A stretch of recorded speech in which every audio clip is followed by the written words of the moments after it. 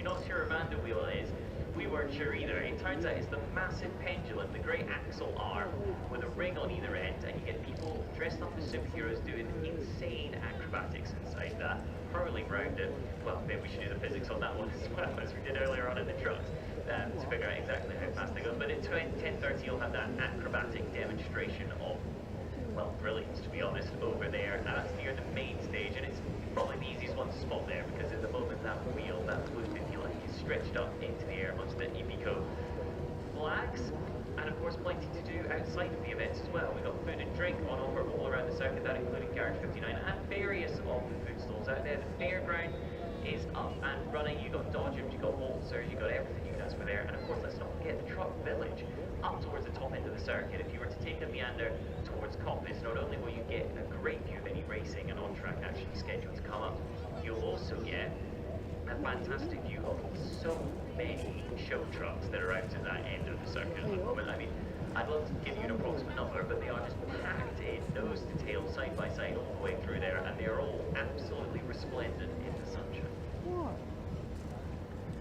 Next up on circuit, we're going to have the British Truck Racing Championship. They're just beginning to queue up round the backside of the kind of the Melbourne loop, actually, isn't it, where we would be using for the GP circuit, but on the national we can use it to make sure everybody's in the right order when they head out on the track.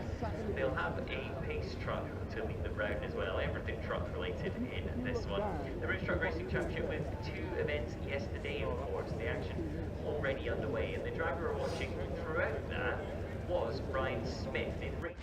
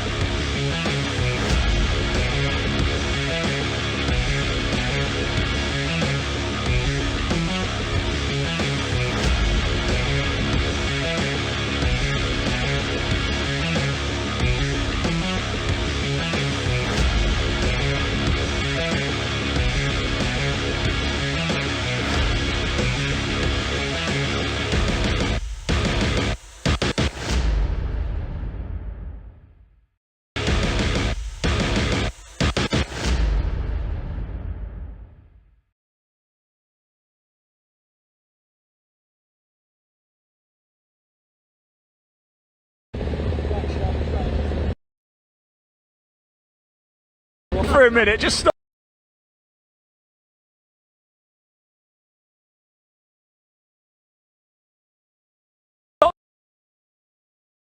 Donington Park, day 2, Convoy in the park. We've got so much coming up for you. You can see.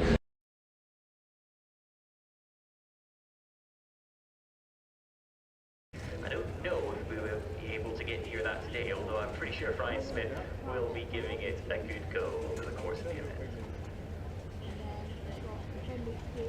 Good morning, ladies and gentlemen. Unfortunately, the way we wanted to open up, not quite going as planned there due to some slight connectivity issues, but we will try and get back with Ian and Pointy to bring you down into the paddock as soon as possible. But welcome to another day here at Donington Park National Circuit. And, well, we are going to cut back down to the paddock there for Ian and Pointy to open up our show today on this fine Sunday, the 11th of August. Yeah, go on. I don't think we can have a quick chance to talk to them, but the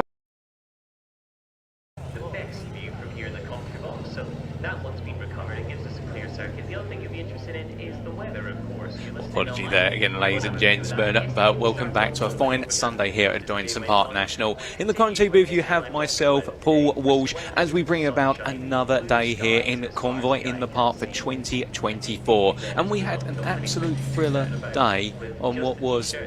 We had an absolutely thrilling day as of yesterday. And I'm just wondering if we're getting a word there that we might be able to get to Ian and Pointy now, because there's plenty going on down the paddock that we want to come to straight away. And, well...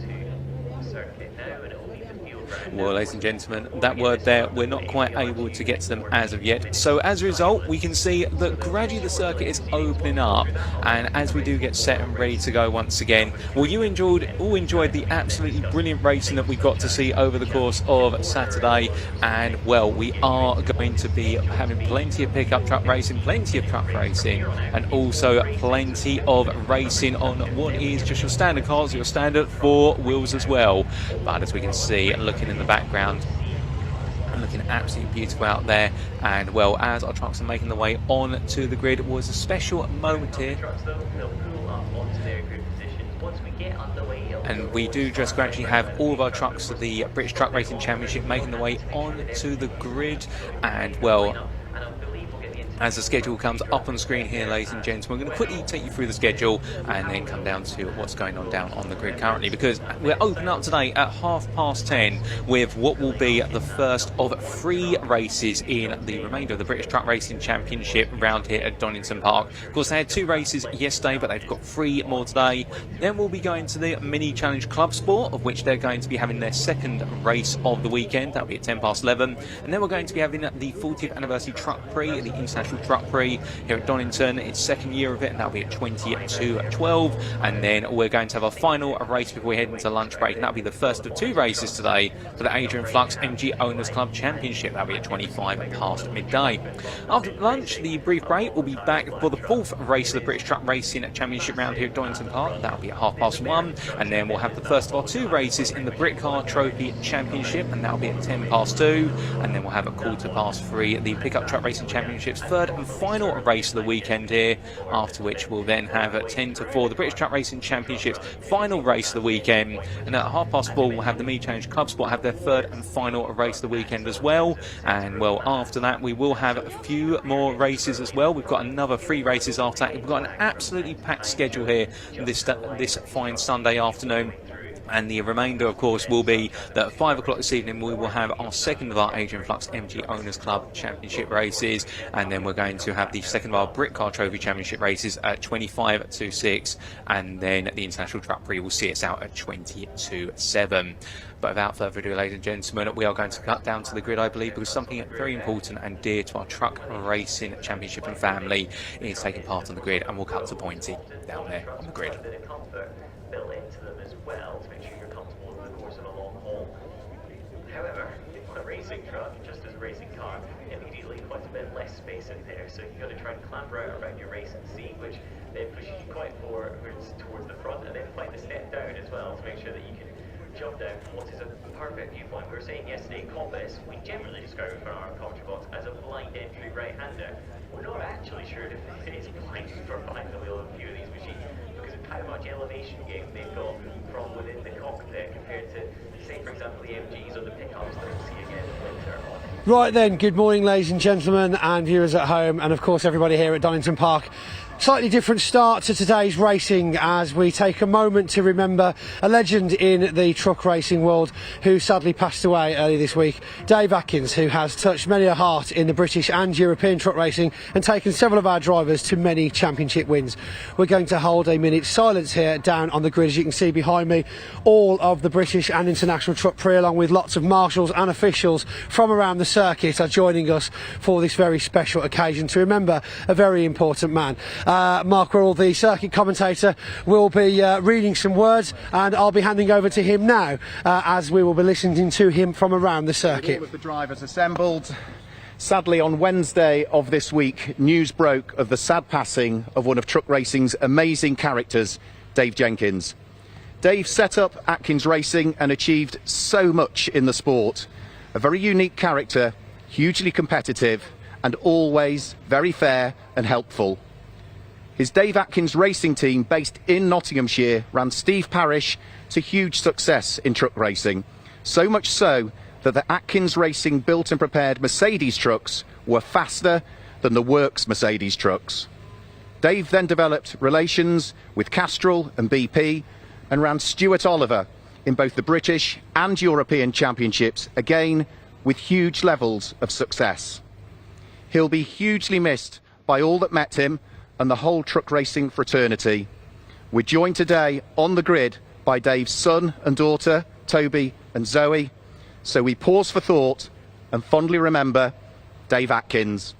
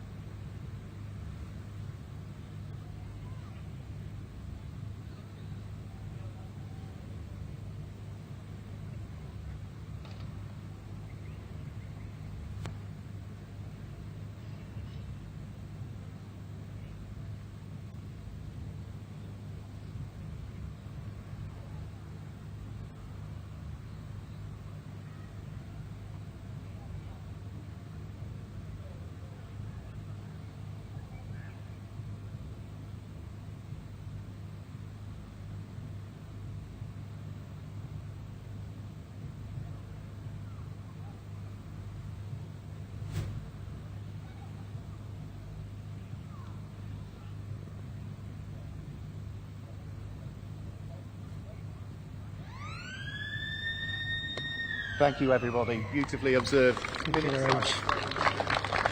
And there we have it, the coming together of everybody in the paddock for a very special remembrance of someone suddenly passing away earlier this week. But of course, as I'm sure he would have wanted, we go back now to the racing. 5 fantastic races today to view, and of course the first stop behind me, you see the British Truck Racing Championship. As the drivers start to disperse and get into their wagons, I think we're going to throw back up to Paul now to run through the starting grid for your first race of Sunday. Over to you, Paul.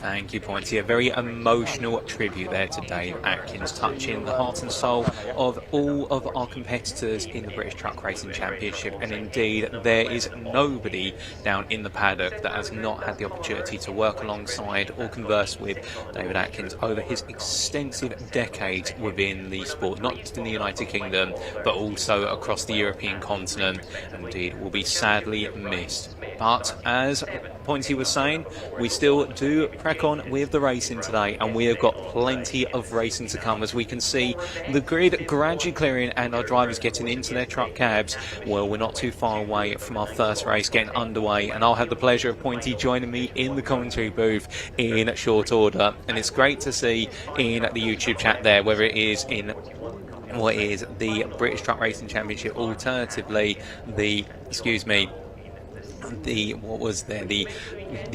British Automobile Racing Club YouTube, also both there, everyone giving their respect. Absolutely fantastic to see. But indeed, as we look to the lovely panning view there of the rundown into the old hairpin, well, all the drivers getting set, and we will very shortly be going racing. But as we do sit there and wait to go racing, well, of course, the key thought being here that with our grid, well, we do have all of our trucks back out in the grid after a few did have some technical issues as of the late races yesterday on Saturday. Well, we are going to be seeing plenty more get underway today, and hopefully those reliability bugbears and whatnot do not strike once again.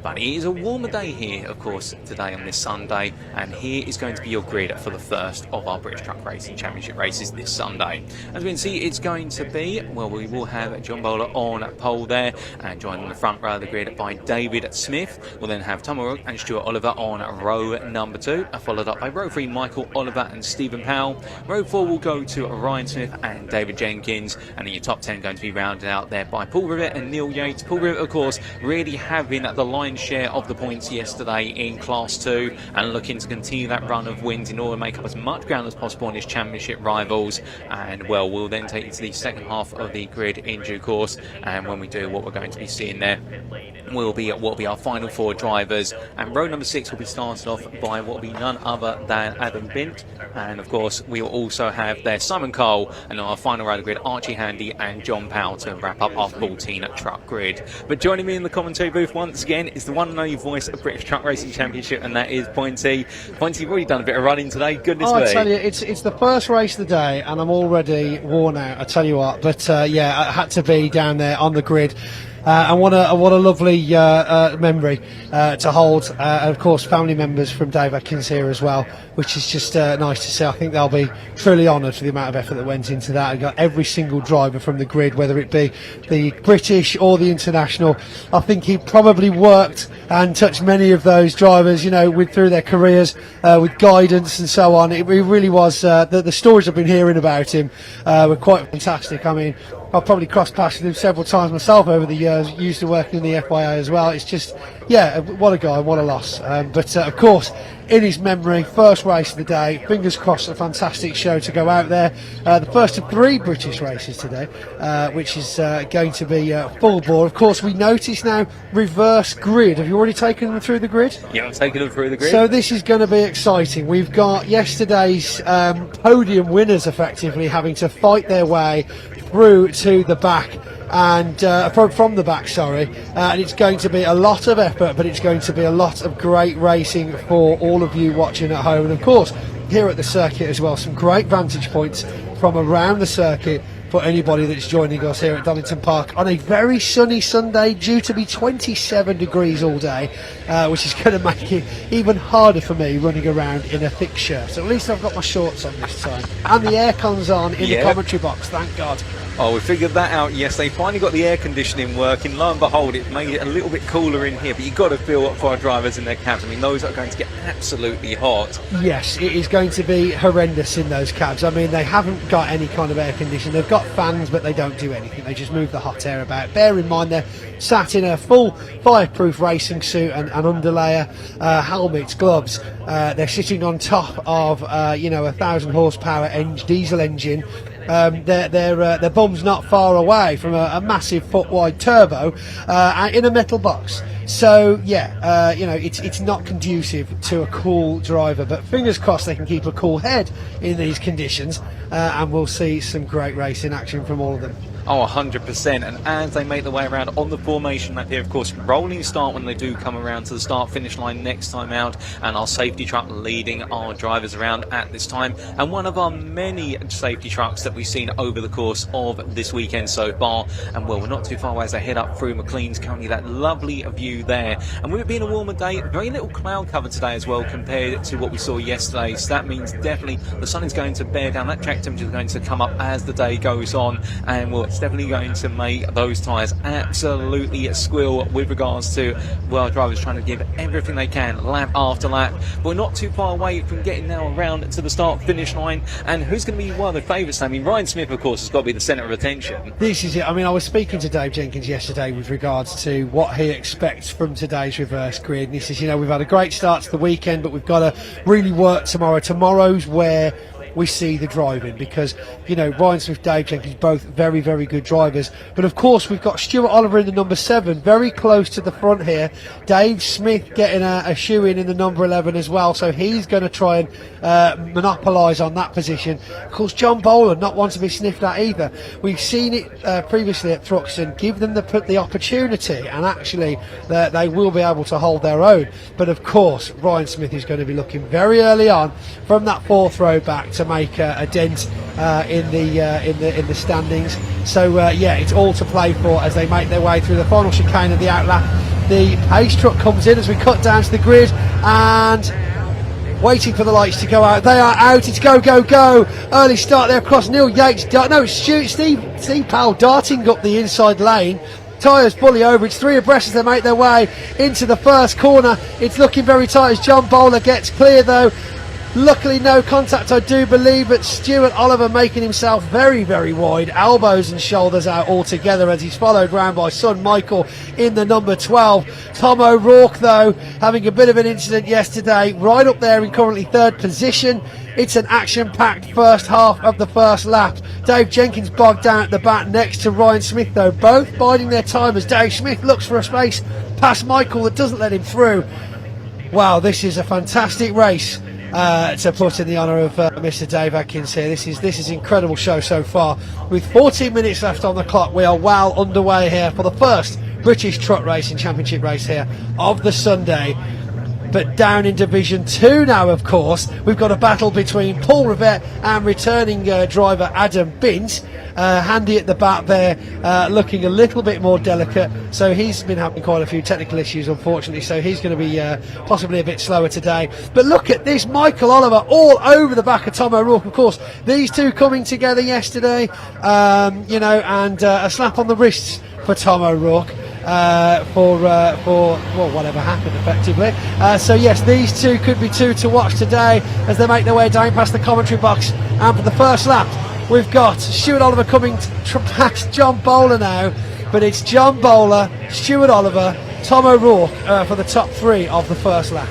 Oh, an incredible first lap, and the fighting just gradually building up here as they make their way on to lap number 2. And with our Class 1 category drivers now already leading the top 9 of the pack, and then the Class 2s all together towards the rear of the pack, it means they can focus on their battles within their classes. But as they make their way down here, a brilliant move there around the outside of Craner being made by the number 12 there, Michael Oliver, moves up to P3, a daring move. And meanwhile, behind there, we can see Ryan Smith finally clearing where's the 69 of Jenkins. It's taken him a lot of time, and interesting enough, we saw yesterday with Ryan Smith starting from the very back in P14, he carved through the field very quickly, but today looks like a bit of a slow approach from Ryan Smith and having to really find a way past Jenkins down that opening lap. Well, this is it. I mean, I think with both of them doing very well yesterday, there's that level of respect among the racers. It's like, okay, is he going to make a move? Am I going to make a move? You've got to kind of judge whether the other driver next to you, which effectively, you know, beat you twice in races yesterday, is that going to be a situation where you go for the same gap and cause a big issue? So shows great racing craft there, just biding his time a little bit, because as well, as we see at the front of the pack here, we've got, you know, some very good drivers, but not ones you want to get tangled with if they're going to start tangling with each other. Oh, 100%. And well, we've got to consider that whilst they may be the two big shows of Saturday's races, or the stars I should say, the show of Saturday's races, meanwhile at the very front we've got Bowler here trying to hold on to lead, but here comes up the inside none other than number 7, away Stuart Oliver going for a move too wide through Red Gate, and it's a lovely move up the inside from Stuart Oliver. And well, to be fair, I think it's going to be the case that once again John Bowler is going to be denied after those 2 third places at Thruxton. I mean, he'd love to take a win, but the Oliver family right now sandwiching him, and well, that's a fill in there that I don't think Bowler wants to be a part of. Certainly not. No, it's looking great though. I mean, you know, GT Bowler GT. It's whoa, here we go. Dave Jenkins to the side of Tom O'Rourke. Will we manage to get him back on? Tom O'Rourke stranded there on the edge of the track. Going to be a virtual safety car to see whether or not he can get himself going. Paul Rivette goes wide around on the gravel, nearly missing Tom O'Rourke there. That was a close one. Will we have chance for a replay here? We see them coming round quite safely now. Fingers crossed we might be able to see the replay of what just happened, but the rest of Division 2 coming round. No replay. Right, so we're back on the racing action. We've still got a go around the circuit as Michael Oliver looks for the inside line around John Bowler. John Bowler still holding him back, but if he's not careful, we're going to see a gap through there.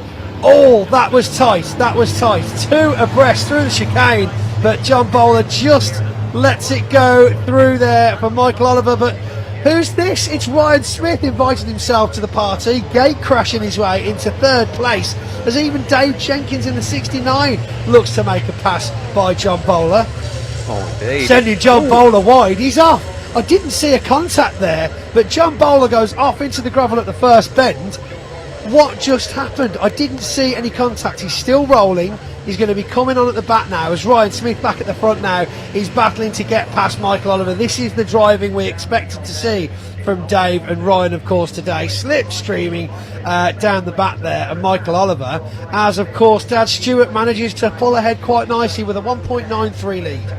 Oh, indeed, and with Stuart Oliver being able to run away, now it's going to be the question of how long can Michael Oliver keep his rubble behind us. Meanwhile, we do see a rejoining number 14 there, gradually coming along. That is none other than, of course, John Bowler, who's just gradually trying to find his way. I wonder whether he may have some steering issues, given the fact the car went in the truck went straight on. And well, that's our first one of the day. Hopefully not too many more of those. But as we do look to the run down the back straight, Ryan Smith once again looking for the move, but you can see there Michael Oliver frying it this way, that way, going for the defence as they head down toward the Roberts chicane. And well, this time I don't think Smith's going to be able to make the move, but he can get a really solid run out of here. And well, by the time they clear turn number 1, he may be able to go for another overtaking opportunity. In fact, there he comes as he gets the exit, and it's going to be Michael Oliver who has to just simply go defensive here as they head in towards the right-hander. 2 wide they go, but who's going to be coming out on top here? It's going to be a battle on the brakes, and will Ryan Smith being made to wait here? Michael Oliver just pitching it perfectly, and in fact a bit of contact there, some bodywork comes off, and look at this, 69. This is getting tight. 69 Dave Jenkins saying, if you're not going to overtake him, I will. This is getting very tight, but look at the distance there between Ryan Smith. Ryan is both attacking and under attack at the same time. Steve Powell there in the background waiting for something to happen. Michael Oliver must be feeling so much pressure, but I tell you what, it looks like he's keeping his cool at the moment. But are we about to see the inevitable? It's got a long way to go with 8 minutes left on the clock. We're talking about 9 laps here at Donington remaining. Tom O'Rourke, John Bowler in the pits now. Tom O'Rourke dead last. I'm not sure what happened to him. He's managed to get back on by the looks of it though, at the very back.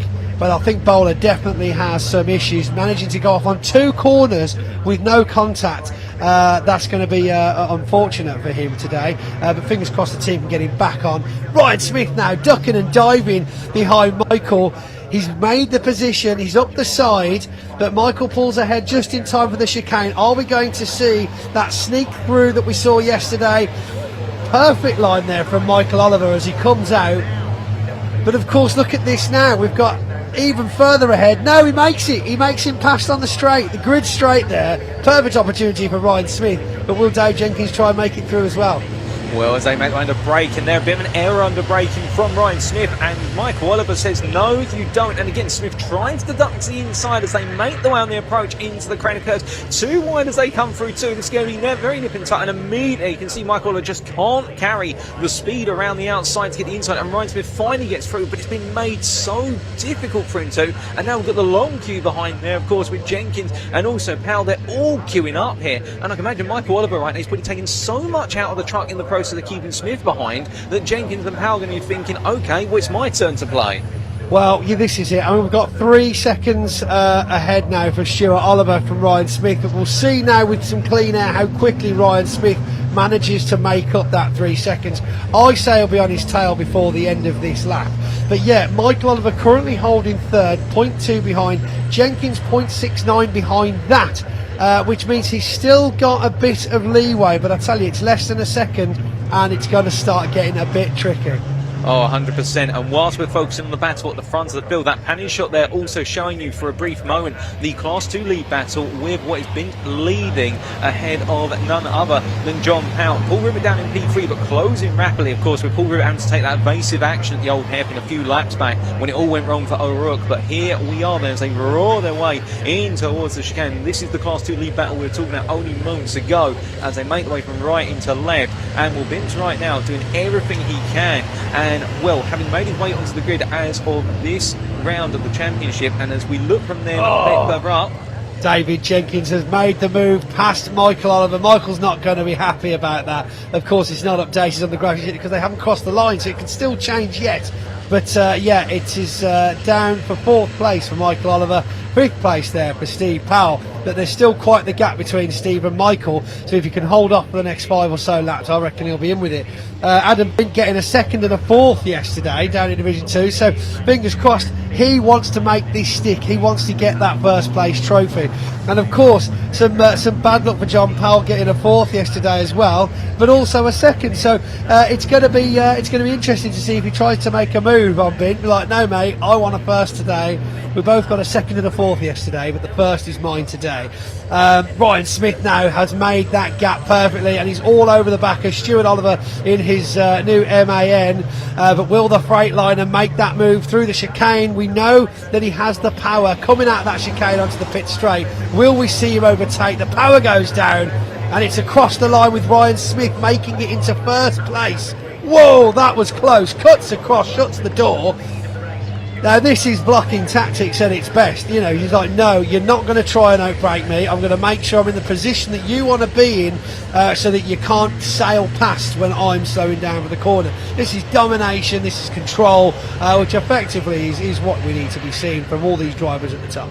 Oh, most definitely. And Ryan Smith there, like you say, really asserting his dominance in terms of that battle into turn one. I think he drew from the experience he had from battling with Michael Oliver to make sure that he couldn't be cut off on the inside and making it count. And with the lead now exchange in hands, we'd imagine that Ryan Smith will try and run away to victory here and take his first victory of the weekend. Interesting enough, because we normally say that Ryan Smith absolutely leading the way race after race.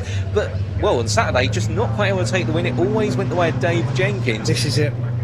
Yeah, no, exactly. I mean, if you're at the front, you've got to get past, you know. And Dave Jenkins, very, very good driver. Been doing this a while now himself, and I think it's great, especially seeing as the guests that Dave had with him yesterday as well. It was nice to see those two trophies going his way. Two more trophies we don't usually get to see, of course, because of the numbers in Division 2. Simon Cole taking 2 third places home with him yesterday, which he'll be very happy with. Because, of course, because of the numbers in Division 2, we've only been doing a first place trophy as BART regulations dictate. But this weekend we've got all 3 Division 2 trophies going out. And at the moment, Paul Rivette not in the place he's used to being, but he is looking for a space past championship rival John Powell. But Adam Bin, look at him sailing away absolutely miles ahead, which is fantastic to see for Adam Bin. Great family team, and yeah, of course, brilliant support from everybody there as well.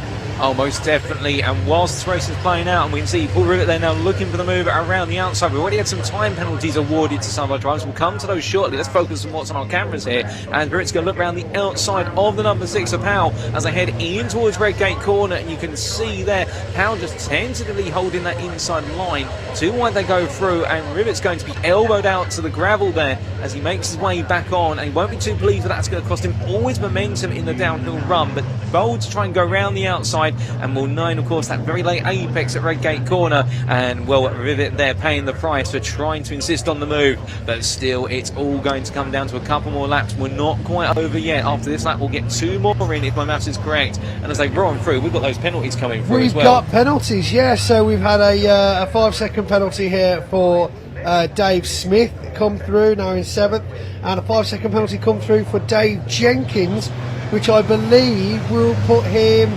behind Stuart Oliver by 0.7 of a second, which is yeah, that's going to be interesting. But what's this?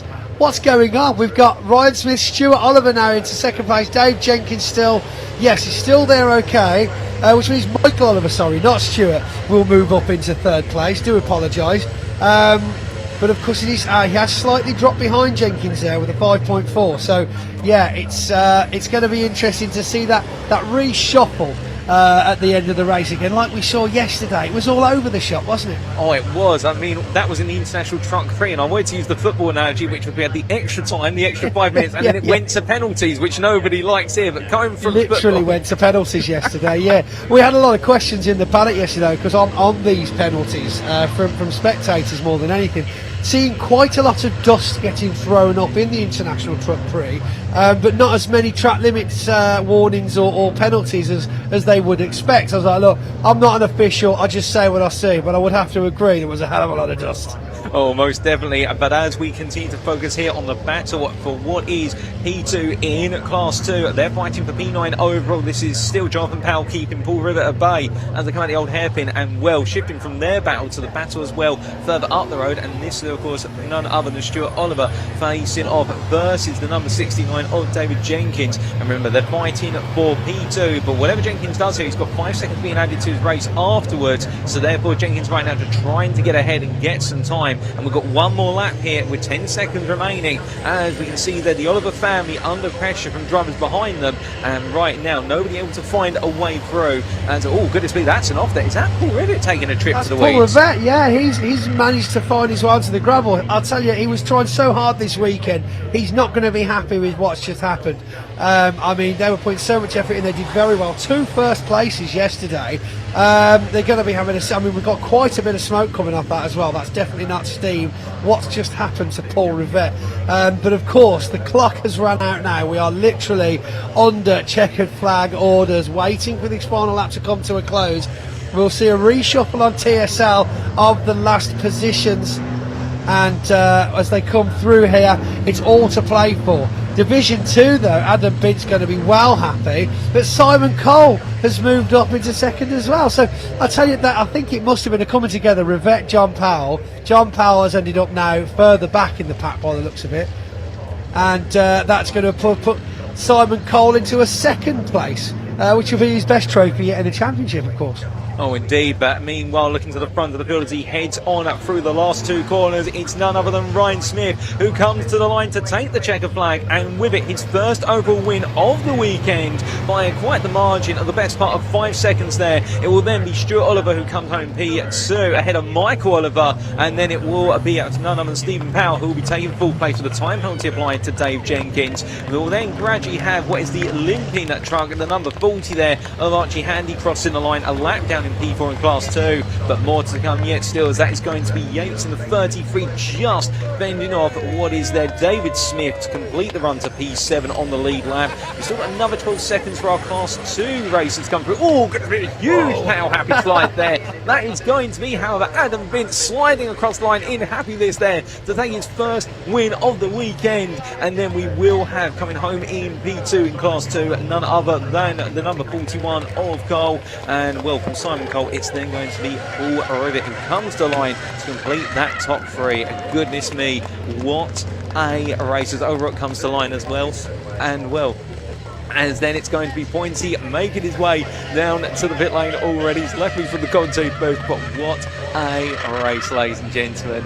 And goodness me, what a way to open up our racing this Sunday, from the emotional tribute, of course. And well, as all of our drivers gradually now wind themselves down, indeed, what better way to honour the memory of none other than Dave Atkins there with that brilliant opening race for this Sunday, the third race at Donington Park for the British Truck Racing Championship.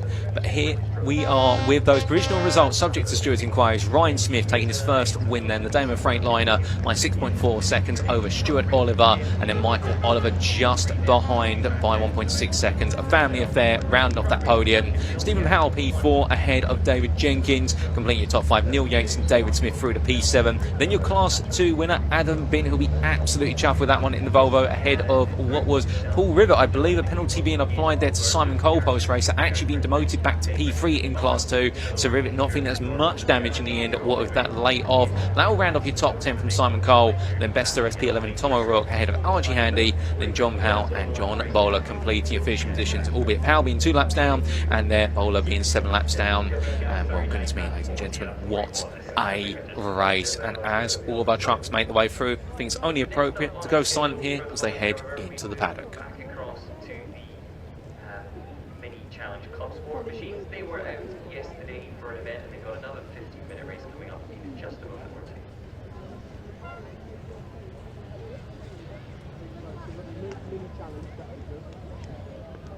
And that lovely view there of Ryan Smith making his way into what's the Parc Ferme area as they detoured off into what was the hairpin section of the GP loop. We can see the marshals going out there to pick up some of the pieces from our trucks with regards to the bodywork that came off. But as they do, again, we can see more of our truck drivers just making their way on down.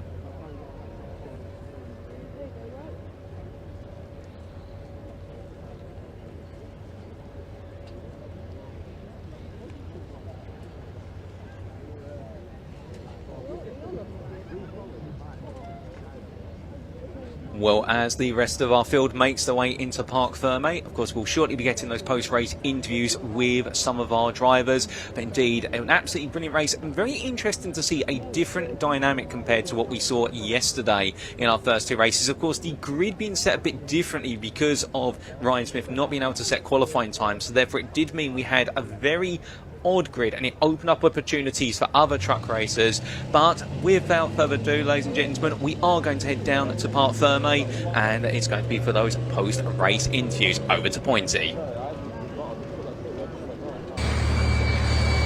Well, what an absolutely incredible race we saw there. My goodness me, what a way to start the day. Ryan Smith, as we suspected, powering through from the back of the pack, but a father-son, second and third for Stuart Oliver Michael Oliver, with the trouble they had with their trucks yesterday, this is going to be an interview, I tell you, absolutely phenomenal. Now, you've been under a lot of stress this week, and I think it's fair to say, with everything on and off track, 3 trucks, 9 races, but you've got to be really happy with that result. Yeah, I'm delighted with that, Pointy. Yeah. Is it, am I right in saying it's your first trophy of the year, effectively, before we've had any incidents? No, I think I knocked a few up at Brands Hatch at the beginning. Oh, before you killed it. Yeah, but there was, we definitely had a major drought after Brands Hatch.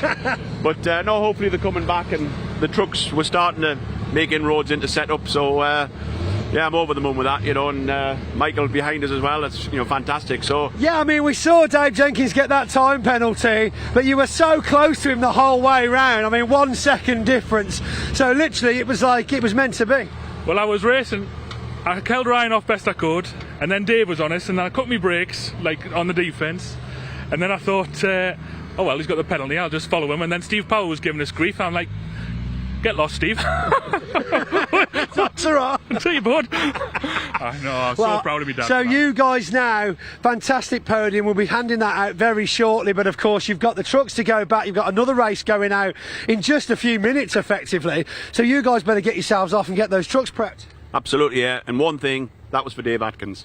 Indeed it was, and what a way to commemorate Dave Atkins.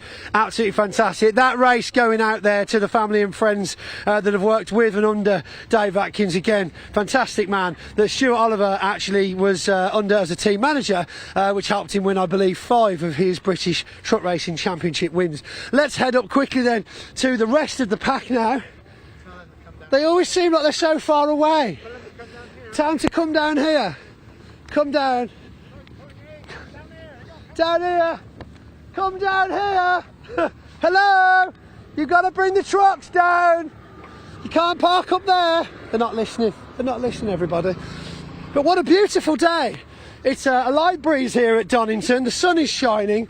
It could get warmer if this breeze dies down. I think a lot of us are going to be in trouble. And of course, we've got to watch out for that tyre temperature. As we will see, things start to get a little bit slippy out there later on. They want you down on the scales. You coming or what?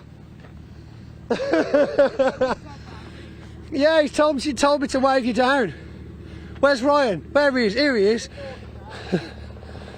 That was perfect timing, that one. Ryan, wow. I mean, look, with all due respect, we knew you were going to do it, so I don't really know what to say here, but well done. You achieved what we knew you were going to do. It's getting harder to overtake because everyone you come up to now wants to win, and every time they're in a straight line, they press the brake when you're on the throttle, so a little bit of front to rear contact, but we were clean. Do you know what? Very clean. I think the pressure you put the drivers in front of you under was just right. I think they reacted well to it as well. And, you know, I don't think anybody from what I was watching would question anything. Yeah, and we're delighted for Stuart, who was like Dave Atkins was like Arnie to me. Yes, yeah. And he drove his heart out there for Dave's memory, and you know, Stuart's had some rotten luck this year, and big time. He probably deserved that one. Probably deserved to win, but. Like I always say, we're here to put a spectacle on, and we'll do the best we can, and yeah. Hell of a spectacle it was too. Shame for Dave Jenkins, of course, though, getting that 5-second penalty in the second half of the race, putting him behind Michael Oliver, which means, of course, it's a father-son podium. And that's, you know, that'll mean a lot to Stuart with the occasion and stuff. So, you know, Dave had a good day yesterday. Share the spoils, Dave. Yeah, this is it. This is it. for in general, for the spectacle for the British Truck Racing Championship, the level, what the clerk of the course, Motorsport UK and Bark and Truck Sport have implicated into the driver standard. Yeah, it really feels like they've switched it on this weekend. It's just improved, and we noticed it at Thruxton, and every time the drivers are being more respectful. Yeah, you're going to get a little bit of fiberglass, the 5.2, but this is it. Everyone knows that you give room and you give respect, and there's a good feeling amongst the drivers in the paddock, which I haven't seen this good for quite a while. But no, delighted with win. Excellent, well done, Ryan. Well, your truck, it looks like it's leaving you behind, buddy. So I'll see you back in the paddock. You are indeed walking, as I believe we all are. Right, let's just see if we've got time to have a quick chat. Of course, though, 11:15 being for the trophies, if we can bring those to you, and 11:40 for the next international race. But 11:10 brings the next race of the day, although I do believe we're probably running a little bit early on the timetable again today. Fingers crossed we can keep it like that for the day. But let's go and find our good friend Adam Bint down here, winning Division 2. Where are we? Adam, what did we get for you yesterday? It was a 2 and a 4, wasn't it? Yeah, I thought so. And a first place now. We just need a third at some point. You have the full set for the weekend. No, we want 2 more. Just 2 more first. Yeah. We're not interested in the third or the second. Oh dear me. So how was that then? I mean, you probably didn't see much of it in your rear view mirrors. Oh, I was watching all of it. You were watching all of it. Were you enjoying the show? Camera screens in there. I can watch everything. So yeah, I mean, there was a lot of effort going in behind you, but of course you were literally just a bystander, weren't you, in your own race almost? Yeah, well, me and Paul swapped places fairly a couple of times on the first lap, and then I was lucky enough just to watch it all happening in the cameras behind me. I mean, you've got to feel for those guys, though. I mean, you know, Jump Out having a few issues technically yesterday, getting back out a couple of times, you know, which was a benefit for him, of course. But then, yeah, it looks like he wasn't quite on pace today either. Well, again, when you're bunched up like that, you can't get the true pace out of the truck in the heat of today. When you're stuck behind another truck, it won't be long before you start overheating, and then your engine gives you less power. This is it. So back to celebrations in the tent.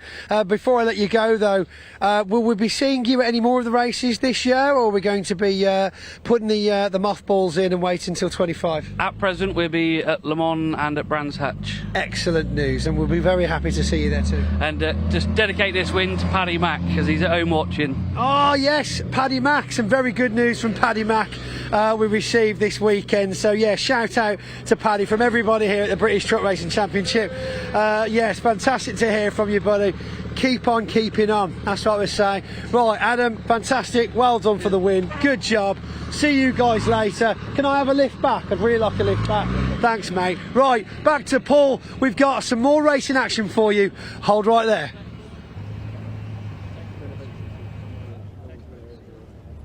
And well, post-race interviews there with a whole multitude of our competitors in the third of what was our British Truck Racing Championship races this weekend. An absolutely opening, a brilliant one. And that key point there, hearing from Ryan Smith's interview about the standard of the racing has got better and better this season. And you can see that in the fact respect is given. Yes, there are going to be some elbows out moments. Yes, we are going to see a truck or two end up on the gravel. But it really is showing how close they can race, but at the same time as well, the absolute standard. And that's what's making the British Truck Racing Championship go from strength to strength. And whilst Ryan Smith may be dominating the headlines, the 8-time champion chasing his 9th as well, there's plenty of stars there and plenty for everybody to get behind, and we saw that over the course of Saturday, and we've seen that today, and particularly with the Oliver family having that brilliant double podium for father and son.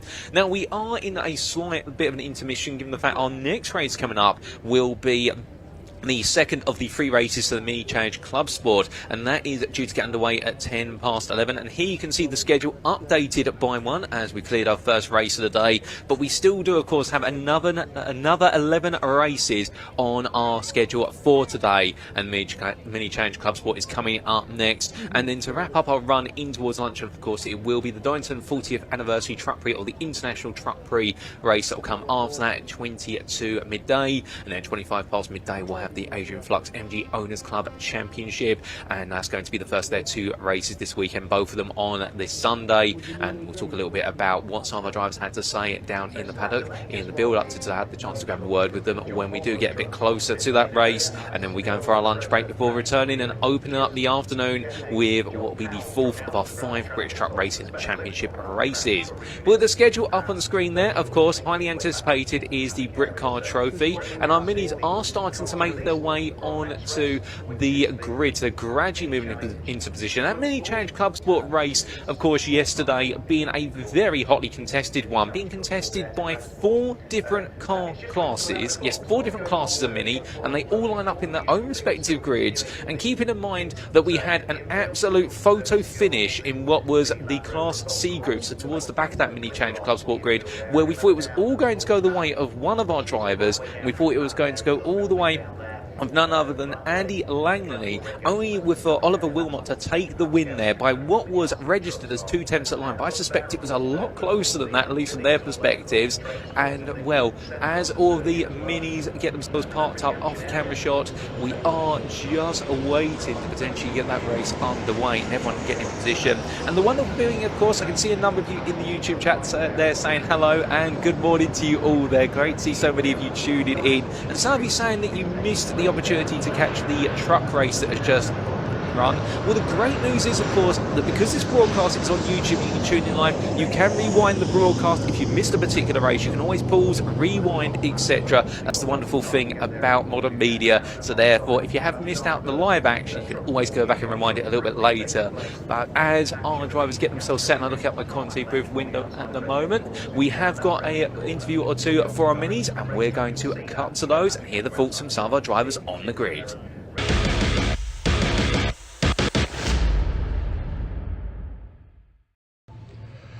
Right, everybody, here we go. It's time for the second race of the weekend for the Mini Challenge Club Sport. And somebody I missed yesterday, I really wanted to talk to them, was Freddie Hewitt. You may remember, of course, Stephen Berry took the win, Ross Alexander a close second, but Freddie, of course, took the class win, 3rd place overall on track. Freddie, I was coming to find you yesterday in Park Ferme and I saw you running out the gate. Was that to get away from me? Oh, I thought you were avoiding me. No, never. No, they wanted us to go to the podium, so unfortunately we couldn't catch up yesterday. Brilliant result for you yesterday. Talk us through your race. Yeah, it was all right. Didn't get a great start. It's something we're struggling with this year. Once again, it's just getting off the line. Jamie got through on us, managed to stick behind him, and then went all out down the craners, go around the outside on the second lap, and then he outbraked himself or looked up. I'm not quite sure, but managed to get the lead and drive away. Things going well for you in the class this season, aren't they? Yeah, going well. Leading the championship. I'm not sure if we can actually win the championship this weekend or not. We've got to go through the points and see where we're at after this one. Got to get the brain matter going for the maths, haven't we? Yeah. We'll leave that for another day. Exactly, but it'd be nice to wrap it up sooner rather than later. So if you do have any issues later on, it just makes it easier. Freddie, best of luck for this race. Thanks for talking. It's great to see you again as well, by the way, mate. Let's just move down, see if we can just grab a quick word. We've got Gary here. Let's have a quick word with Gary, shall we? Gary, how we do? Just getting the overalls on, I see. How are we feeling today? Ready? Excited? Yeah, all ready to go. What did you learn from race one that you're going to take into this one, if anything? Put me on the spot now, haven't you? Well, that's what I do, unfortunately. No, I just had a good race, so just do what we done yesterday. More of the same. We've made a couple of adjustments, so hopefully that might give us a few tenths. So. Yep. Okay. I'm going to keep an eye on you. Thank you very much, Gary. Thanks for talking to us. Right, here we go. Not too long till we get underway here for the second race of the weekend. We've got another one coming up a little bit later too, here at Donington Park. It's going to be an absolute cracker. I'm going to hand over to commentator Paul Walsh. He's going to take you through the action. Enjoy.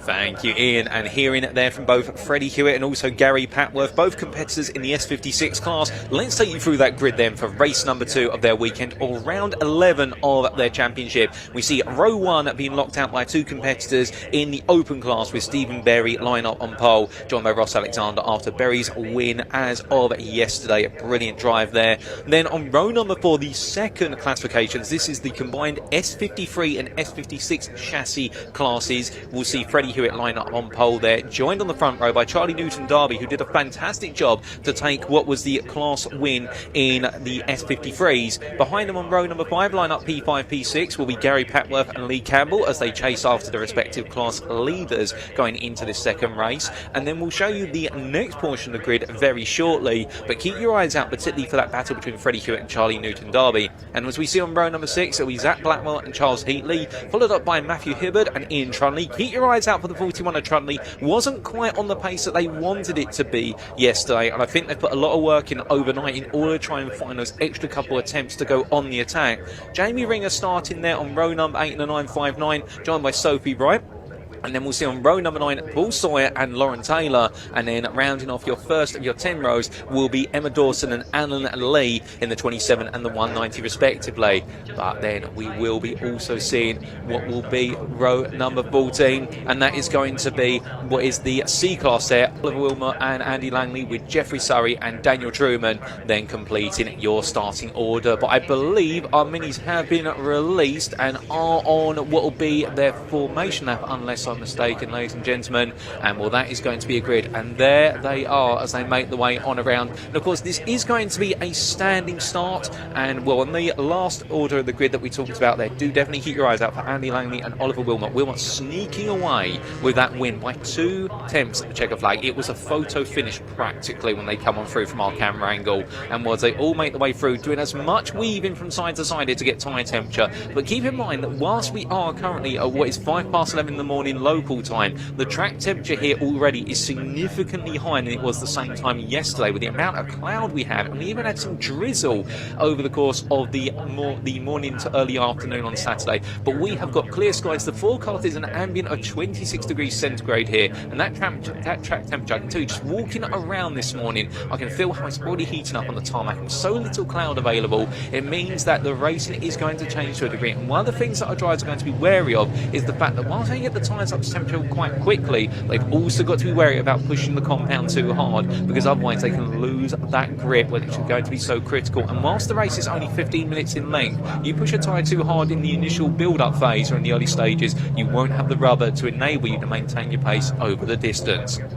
As our drivers make the way on through the last couple of corners on this warm-up lap, all getting themselves absolutely set, and well, heading on down in towards the Roberts S's. And well, as they do, well, here is your pole sitter, and right now just making the way in towards the last couple of corners, Stephen Berry there with Ross Alexander. We do of course expect the 2 open class machines to go bolting off into the distance, given the fact they're not as heavily regulated as the other classes. Remember, the open class, 230 brake horsepower, they're allowed to do a lot with the car. There's very little restrictions on what they can and cannot do. Meanwhile, the combined S56 and S53 running group, it's the S56 models which will be running with their 1.6 litre engines, which are supercharged, and I believe meanwhile the S53s, the model at least, running the 1.6 litre engines with the turbocharge. It's a difference of 15 brake horsepower between the two, but they're roughly equal given the way they are able to deploy the power, with some being faster in the corners, others on the straights taking their time to build up that speed on the straights. And then you have got the club class at the back,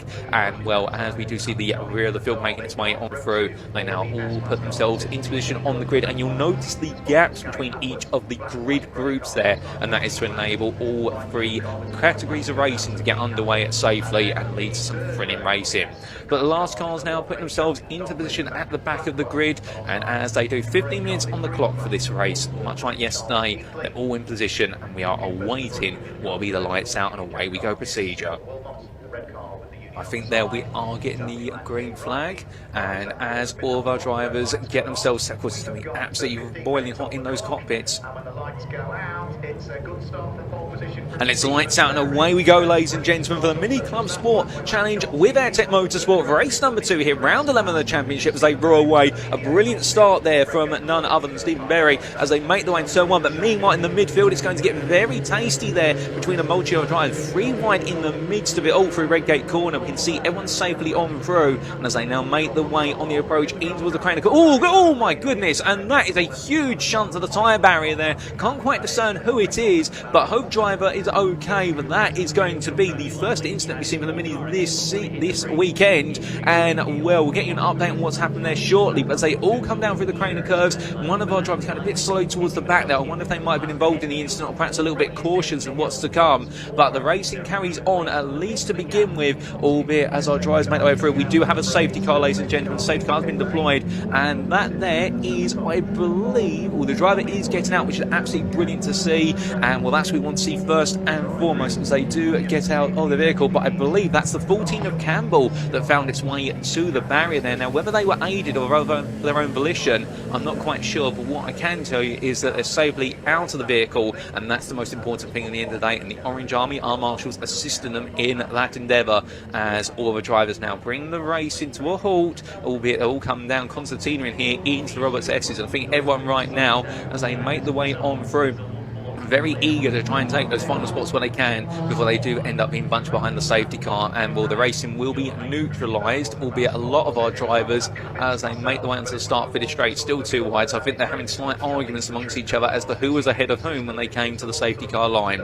But as they all make the way in towards turn number 1, well, we will neutralise the racing, and let's take you through that order after one lap of racing. Well, it is none other than Berry, your leader overall and in the open class, ahead of Ross Alexander. And as we can see there, the forklift already in position in order to move what is there, or the tractor I should say, in position to start moving the stricken car, the number 14 of what was Lee Campbell. And when you see Lee Campbell there stood up behind the tyre barrier, very happy to see that Lee's been able to make it out of the vehicle okay.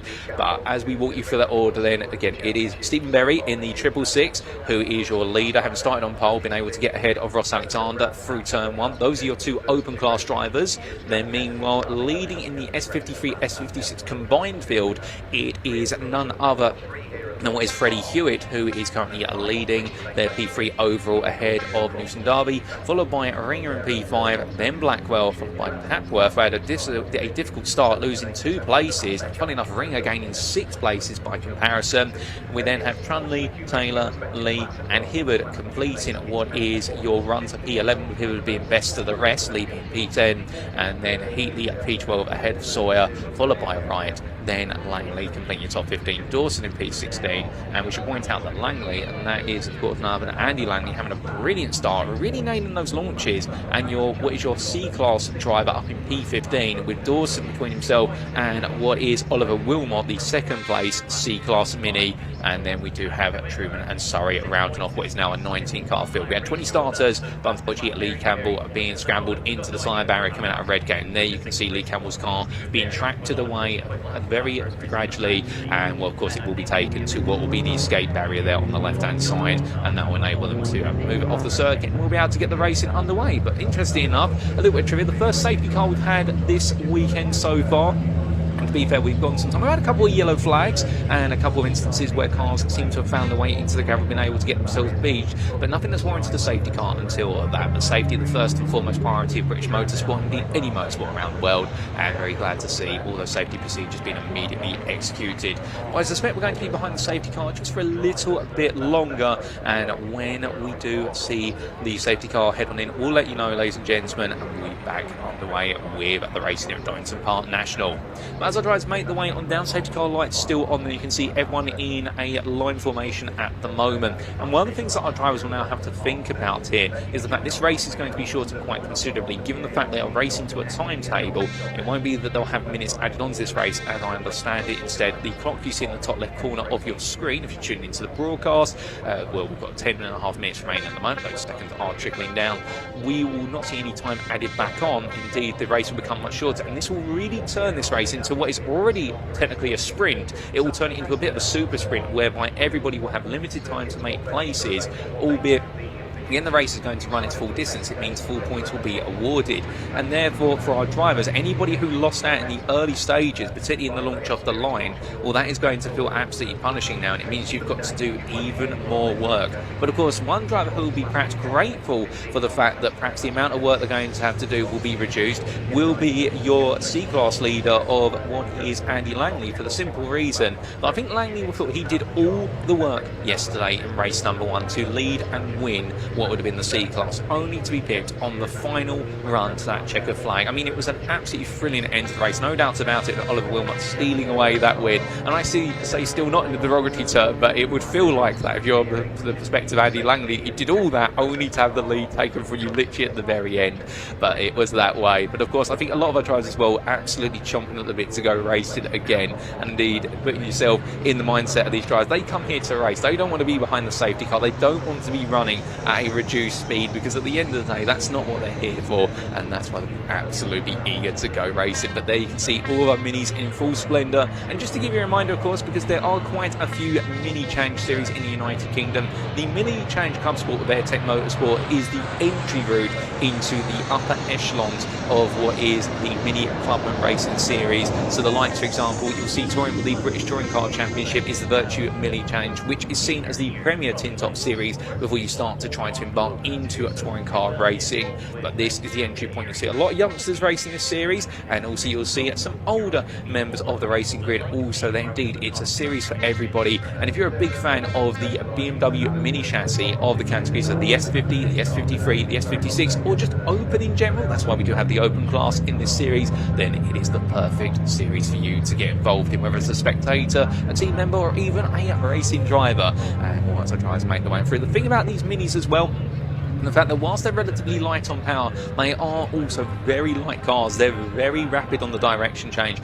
And as we look there to our drivers making their way down the backstraight, I think the safety car lights are off. So we could be seeing a restart here with just over half the race remaining. In fact, it'll be half the race by the time we get down. But indeed, we can see there what is Stephen Berry back in the field up. And well, in doing so, I think now building up a bit of speed. I think we are go as they head on down towards the Roberts chicane. Of course, no overtakes into the safety car line, but Berry gets us back underway, ladies and gentlemen, with exactly 7.5 minutes to go as they make their way into the Roberts chicane, and we are green flag once again. But as they make their way down, a brilliant restart there from Stephen Berry, nailing the restart. And meanwhile, it does mean that Ross Alexander now is going to have to try and close that gap up even more. You can also see there Hewitt doing a great job of noticing when the restart was going to happen, but further back we've got some battling start to kick off into Redgate corner. Too wide there for my driver, a bit further on down, and as they make the way on around there, couldn't quite see who was able to get the advantage over the other, but still you can see how in that midfield everyone now really tucking and tussling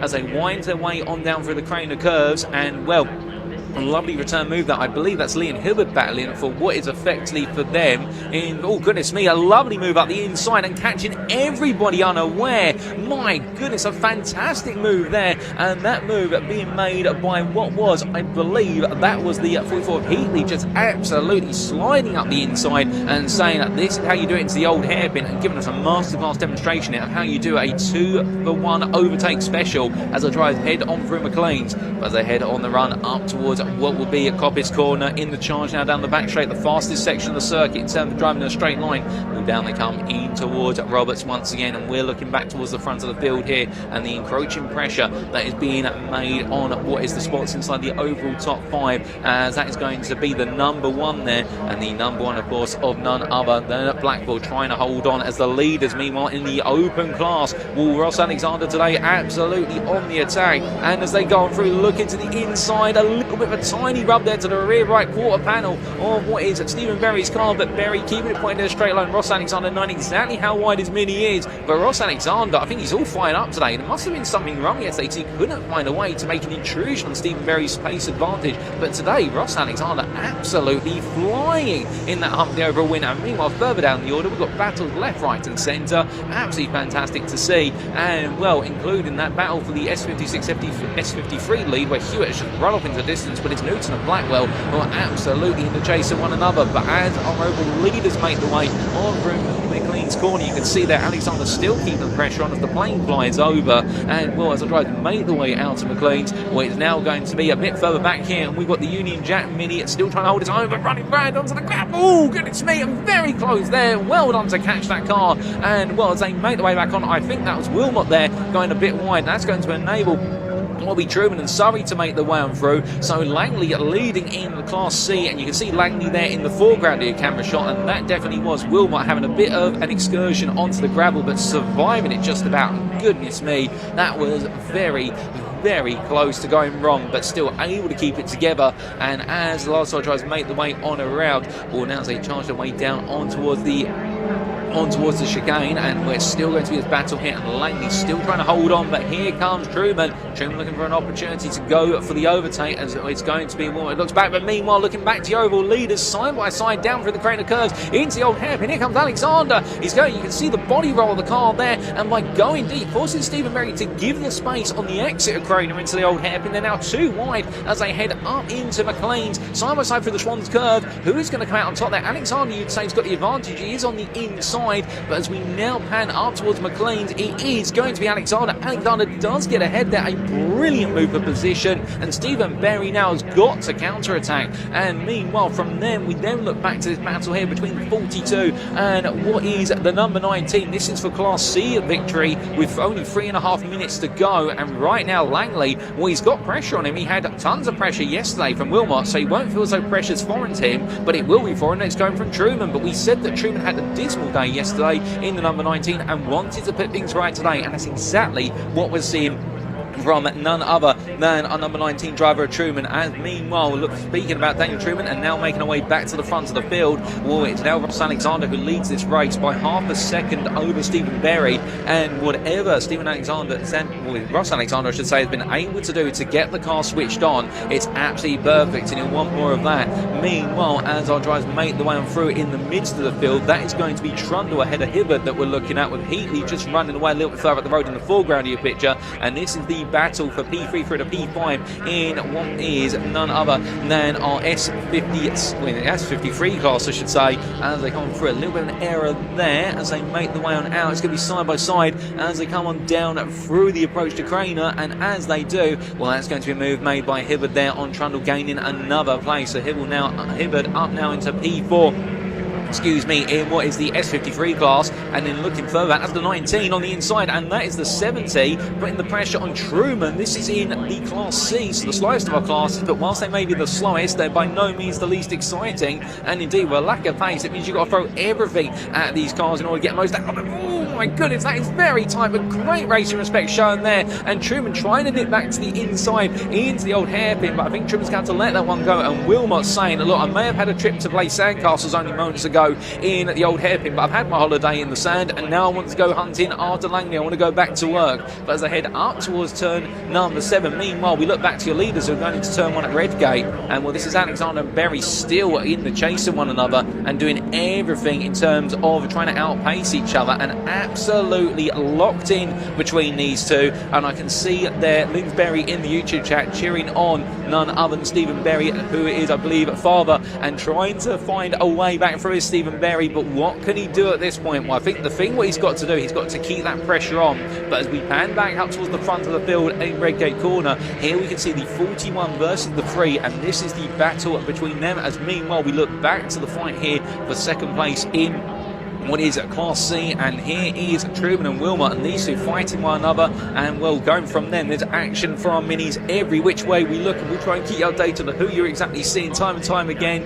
And well, a little peek there from Truman versus what is Wilmot in towards turn number 1, but so fantastic to see, and we love the fact that we're seeing so many different battles all over on circuit as they head down in towards turn number 2, and it's going to be Truman so close here, really trying to latch himself onto the back of the number 70.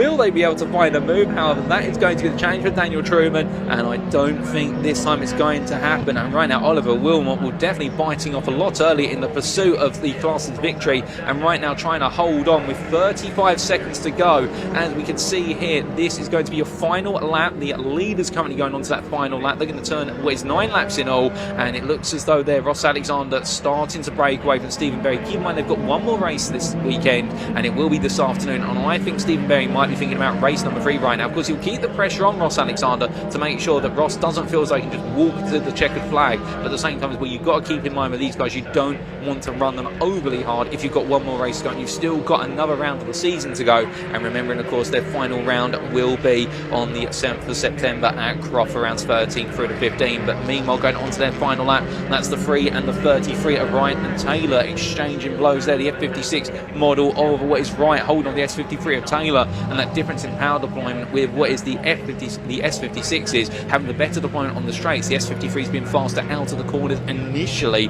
but lose that in the long term. They're really interesting mix up. But meanwhile, speaking of mixing things up here, as they head into the last couple of corners where it's all about just the brakes one last time, and he's going to nail them. And as he does so, coming out the final corner, Ross Alexander is going to come on through to strike back versus Stephen Berry by taking victory here in race number 2 of the Mini Club Sport Challenge. Just ahead of Stephen Berry, that was your open class coming across the line, and now we've got to wait 10 seconds Before we do see the number 5 make its way through, and that is the number 5 there of none other than Hewitt. Freddie Hewitt taking the class win in the S56s and the combined category of S56 and S53. Behind, Blackwell's going to hold on to take the S53 win over Newton by a slender margin. Hatworth just behind them, and then it's going to be side by side here. It looks like it's going to be a drag race to the line, and Maringer just takes off ahead of Heatley with Hibbard behind them, and then we will see a Trundle in the 41. Wright will come on through after that, and that will be Wright to complete the run to P11, best of the rest ahead of Taylor, and then we will have the 190 of Lee coming across the line just slightly off camera there, but here comes Dawson in the 27,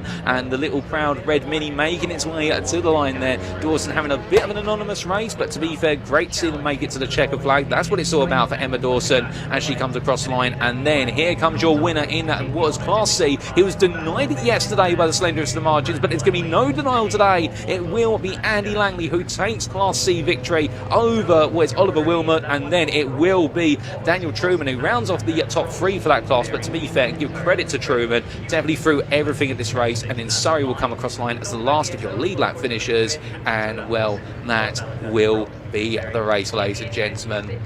We do have one driver in the pits, and that is Sawyer, and of course there'll be a retirement prematurely, 5 laps in the end, and we also did have the early retirement of Campbell after going into the tyre barrier. But here are your results, subject to any stewards' decisions. Ross Alexander, your overall and also class open winner, ahead of Stephen Berry by 2 tenths. Freddie Hewitt taking 3rd place overall, and with it the combined S56 S53 win, albeit particularly for Freddie Hewitt, be very happy of course with the S56 win. Zach Blackwell just behind taking the S53 win, P4 ahead of Charlie Newton Darby, then Gary Patworth, Jamie Ringer, Charles Heatley, Matthew Hibbard, and Ian Trunny completing what was your top 10, with Sophie Wright P11 ahead of Lauren Taylor in the great little exchange, and then Alan Lee and Emma Dawson completing your top 14. Fastest lap overall went to Ross Alexander, set on lap number 4, the 1:19.24, and that really was the signal for Ross Alexander to strike back. Well, a mini challenge club sport with AirTech Motorsport race, that was race number 2, around number 11 of their 15-round championship. And an absolutely brilliant race, but I do believe we have got our drivers making their way down into Park Ferme, and as we can see the marshals making their way out, of course, to check the road surface in order to make sure there's no rubber or debris there. I think we might have some interviews coming up with our drivers down in the paddock, and without further ado, ladies and gentlemen, let's cut to those interviews.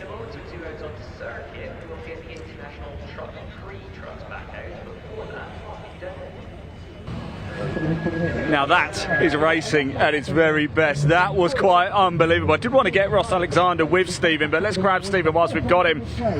Stephen, you and Ross, I mean, we've seen a lot of that this season, going toe to toe. Great race, clearly quite close as well. Very close, yeah. Yeah, great racing. Yeah, we've kissed a couple of times going into some of the bends there, but it was good racing. Do you know what the beauty of this is, right? You took yesterday.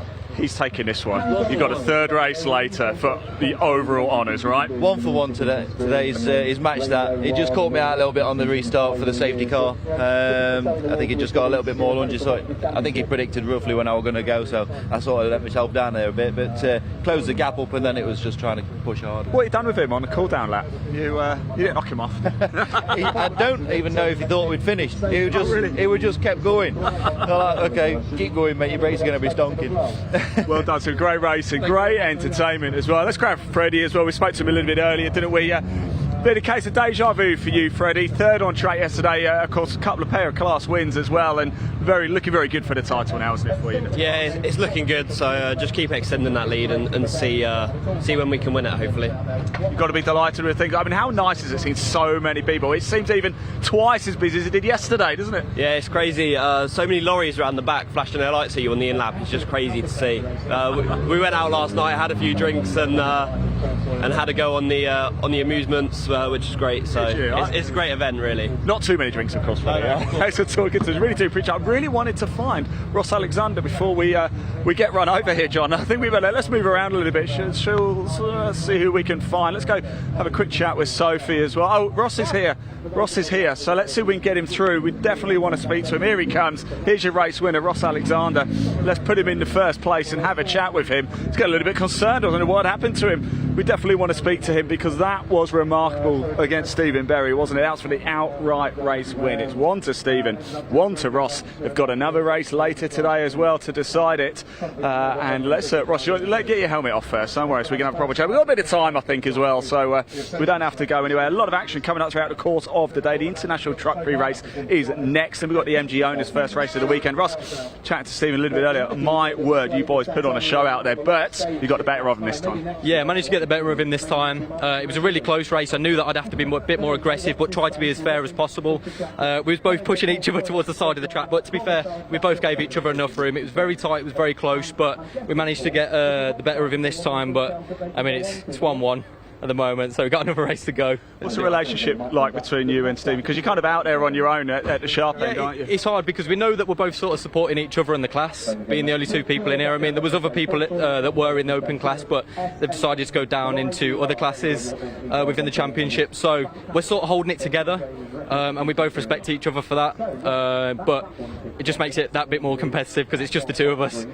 Either one of us has to come out on top, and but yeah, it's good fun. It is good fun. So 1-1. One race left to go. No matter what happens, handshakes at the end of the day. Yeah, I like him. I think he's a good bloke. He's made me laugh. He's called me some names, but we get on with it. But it's all banter. Don't tell us what names, please. No. We have a good laugh. Obviously, on the track, you are different people. You're not necessarily friends, but the second we get out of the cars, we're friends and we have a good chat and we get on with it. Ross, thank you. It's been a great rivalry so far. Thank you very much. Congratulations, Zach Blackwell, as well. Is he over here? I think I'm not too sure. Let's move around, shall we? I think we might still have a little bit of time. Yeah, here's Zach. Zach, just before you disappear, mate, congratulations. 4th on track, picking up another win in class. How was it? Yeah, it was good. Better than yesterday. Yeah. Car behaved itself, so that's a bonus.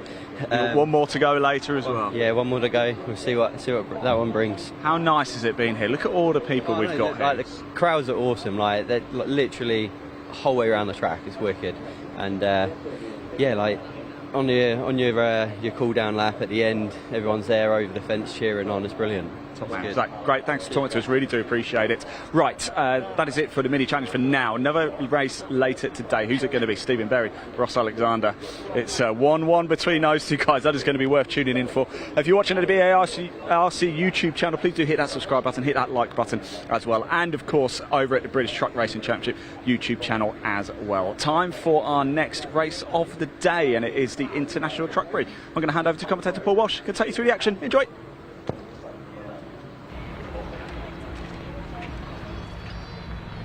And thank you very much, Ian. Those absolutely brilliant post-race interviews with a number of our winners there. And great to see not just that racers mentality shine on through, but also the family and friend style mentality as soon as they get out of the cars and they're back in the paddock. And indeed, the Mini Club Sport Challenge going absolutely well. And if you do want to find out more about how you can be on the grid for the Mini Club Sport Challenge, we'll definitely check out their official website. Quick Google search and you can find out how to be on the grid. And one of the easiest series to entry if you want to be making your first inroads into British motorsport. But as the circuit falls silent for a brief moment, of course, that is our second race of the day. We now move on to what will be our third race of the day in due course, and that is going to be the International Truck Prix, the 40th anniversary of truck racing. Of course, this is a special weekend for Convoy in the Park 2024, in the fact this is a celebration of the 40th year of truck racing in the United Kingdom, and well, that's why the International Truck Prix, which made its debut here as of last year, and is back once again. And then we can see that updated schedule whereby we are only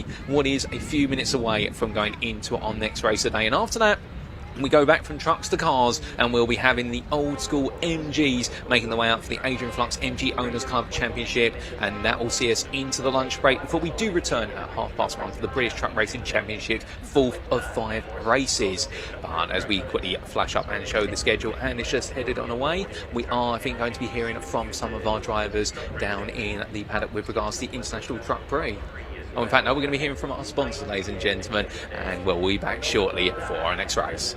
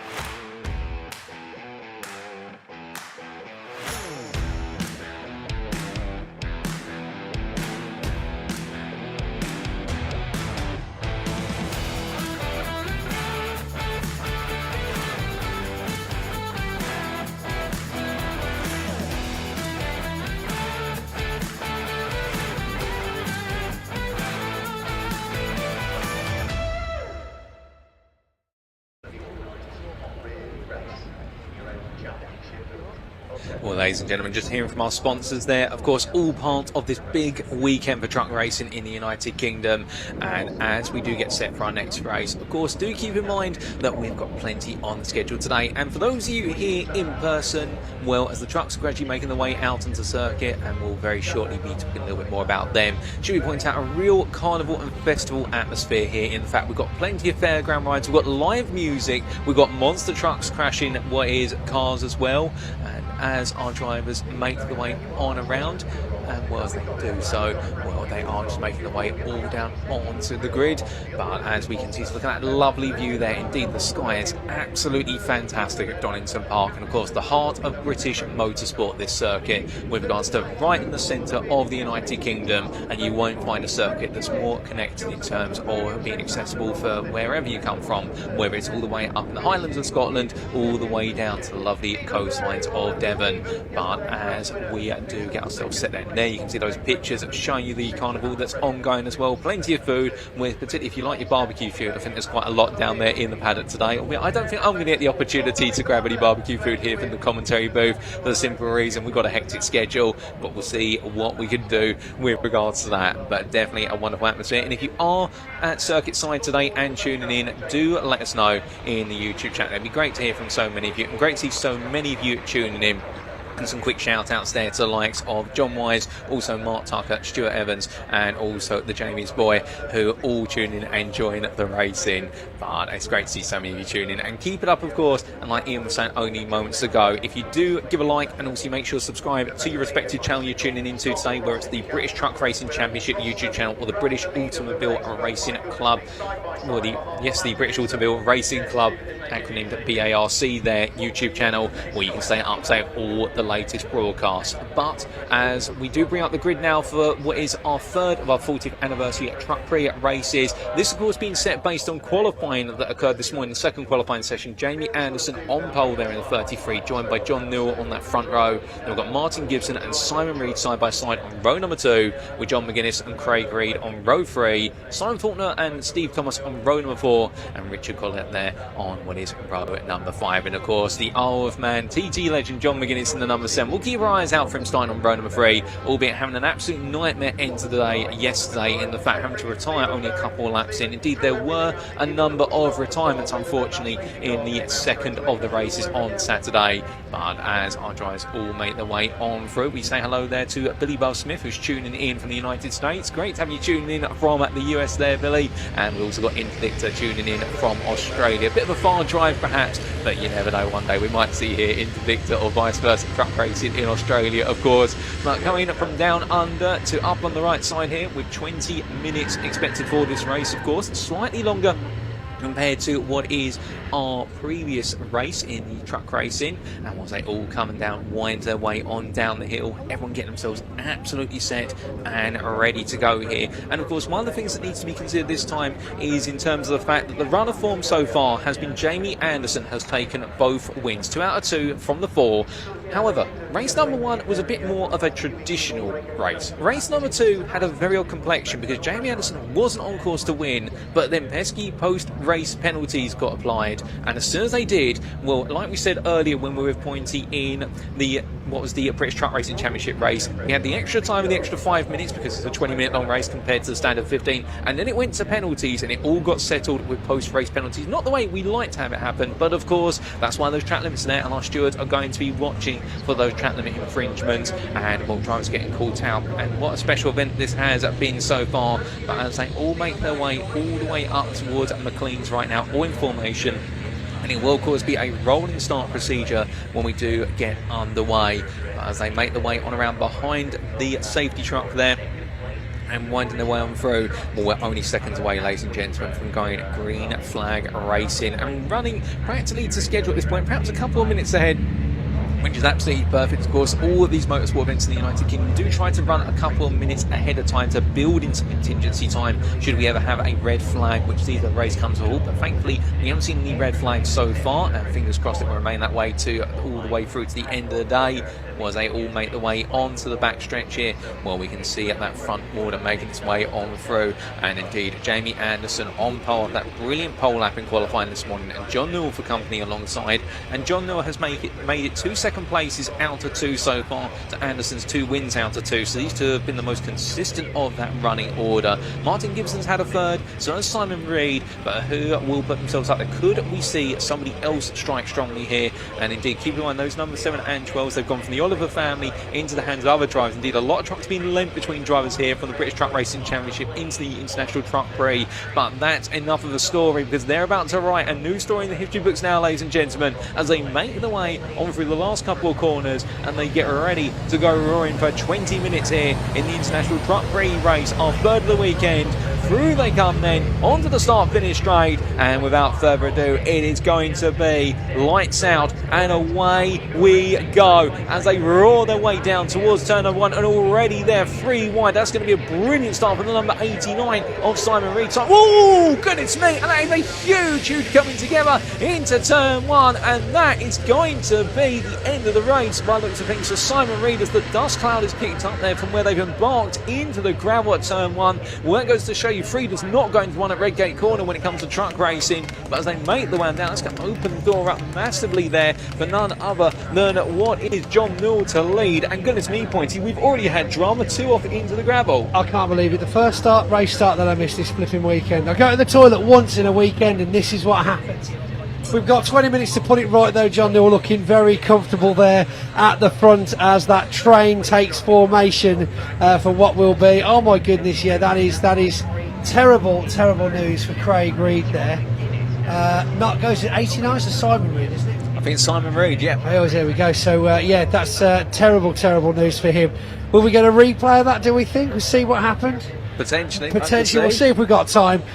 Huge amounts of dust there again from these international Truck Prix. We have got a red flag though for the recovery of Simon Reed. As I joked with the guys from the Legend Championship, Pickup Truck Championship on the way through the media centre, they were like, "You've missed the start." I was like, "Sounds like I'll see another one." As I walked in here, I was like, oh, yep, there we go. And you know the bad thing is, I said just before this got underway, we haven't seen a red flag today, and there we go. So it's your fault. Yep, it's mine. I'll put my hand we up were to just it. talking about you in the paddock, actually. It was like, how's he doing? I was like, oh, yeah, a few people have mentioned he keeps calling them cars. It's like, yeah, a little bit bigger than cars, but still, we'll get there. I was like, yeah, but the most important thing is these things you have to learn. I've been brought up on it before. The commentator's curse, you see. You mention these things, you just shouldn't. Luckily, though, it doesn't look like the worst we've seen. So a snatch recovery by the off-road forklift there is making his way on to drag him out of the gravel. Hopefully no serious damage. Obviously, it looks like Mr. Reed is perfectly fine. He's just going to oversee the hooking up to the tractor unit there.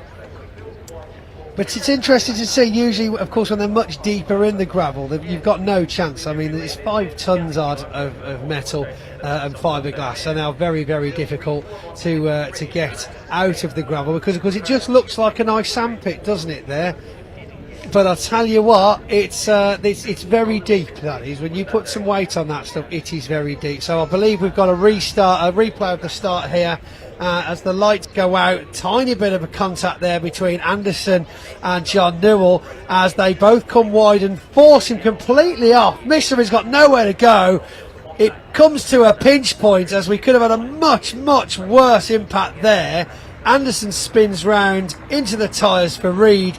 I mean, I don't know how they're going to come down judgment on that, whether who caused what, but they do seems like, should someone have backed off? If you back off in these situations, do you cause issues behind you?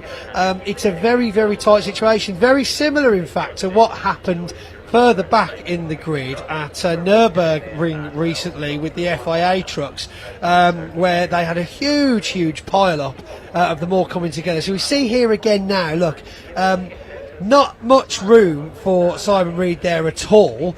right at the back there, a decent sized gap, but yeah, it looks like Anderson just comes across a bit too far. Surely he must have been able to see Newell there. Newell effectively just keeping his line, and then all of a sudden, oh, I've got a truck coming across the front of me, and sends them both spinning off. But yeah, I feel bad for Reid there, because I don't think there was anywhere he could go. I mean, yes, he could have slammed the anchors on. There was a gap behind him, but this is split-second decision, full speed, 100 miles an hour down that straight. It's not the time to be slamming your anchors on without knowing that there's absolutely nothing behind you. Oh, 100%. And like you say, you've got to feel for Simon Reid and the fact that, yes, he was onto the grass as we saw making his way on down, but as well, put the brakes on too early and you don't know what chaos he's going to cause behind him. I think, like you say as well, I do think that Anderson just gradually creeping over a little bit more and more might have just aggravated and led to the freeway contact. But again, as well, when you put yourself in that mentality of being a racing driver, I mean, when you're going down to turn one, if you're in a free line like that, your focus isn't on who's behind you at that point. It's there's a guy to my left, there might be somebody else that I don't know, and I've got to make a corner first and foremost. No, this is it. I mean, looking at the line, you'd think if Anderson wanted to come across the apex of that bend, he would have probably stayed in a little bit tighter. But then if he was thinking, no, this is my racing line, this is where I'm going, it would possibly go down as an unfortunate choice of line, in which case as it's surrounded by trucks.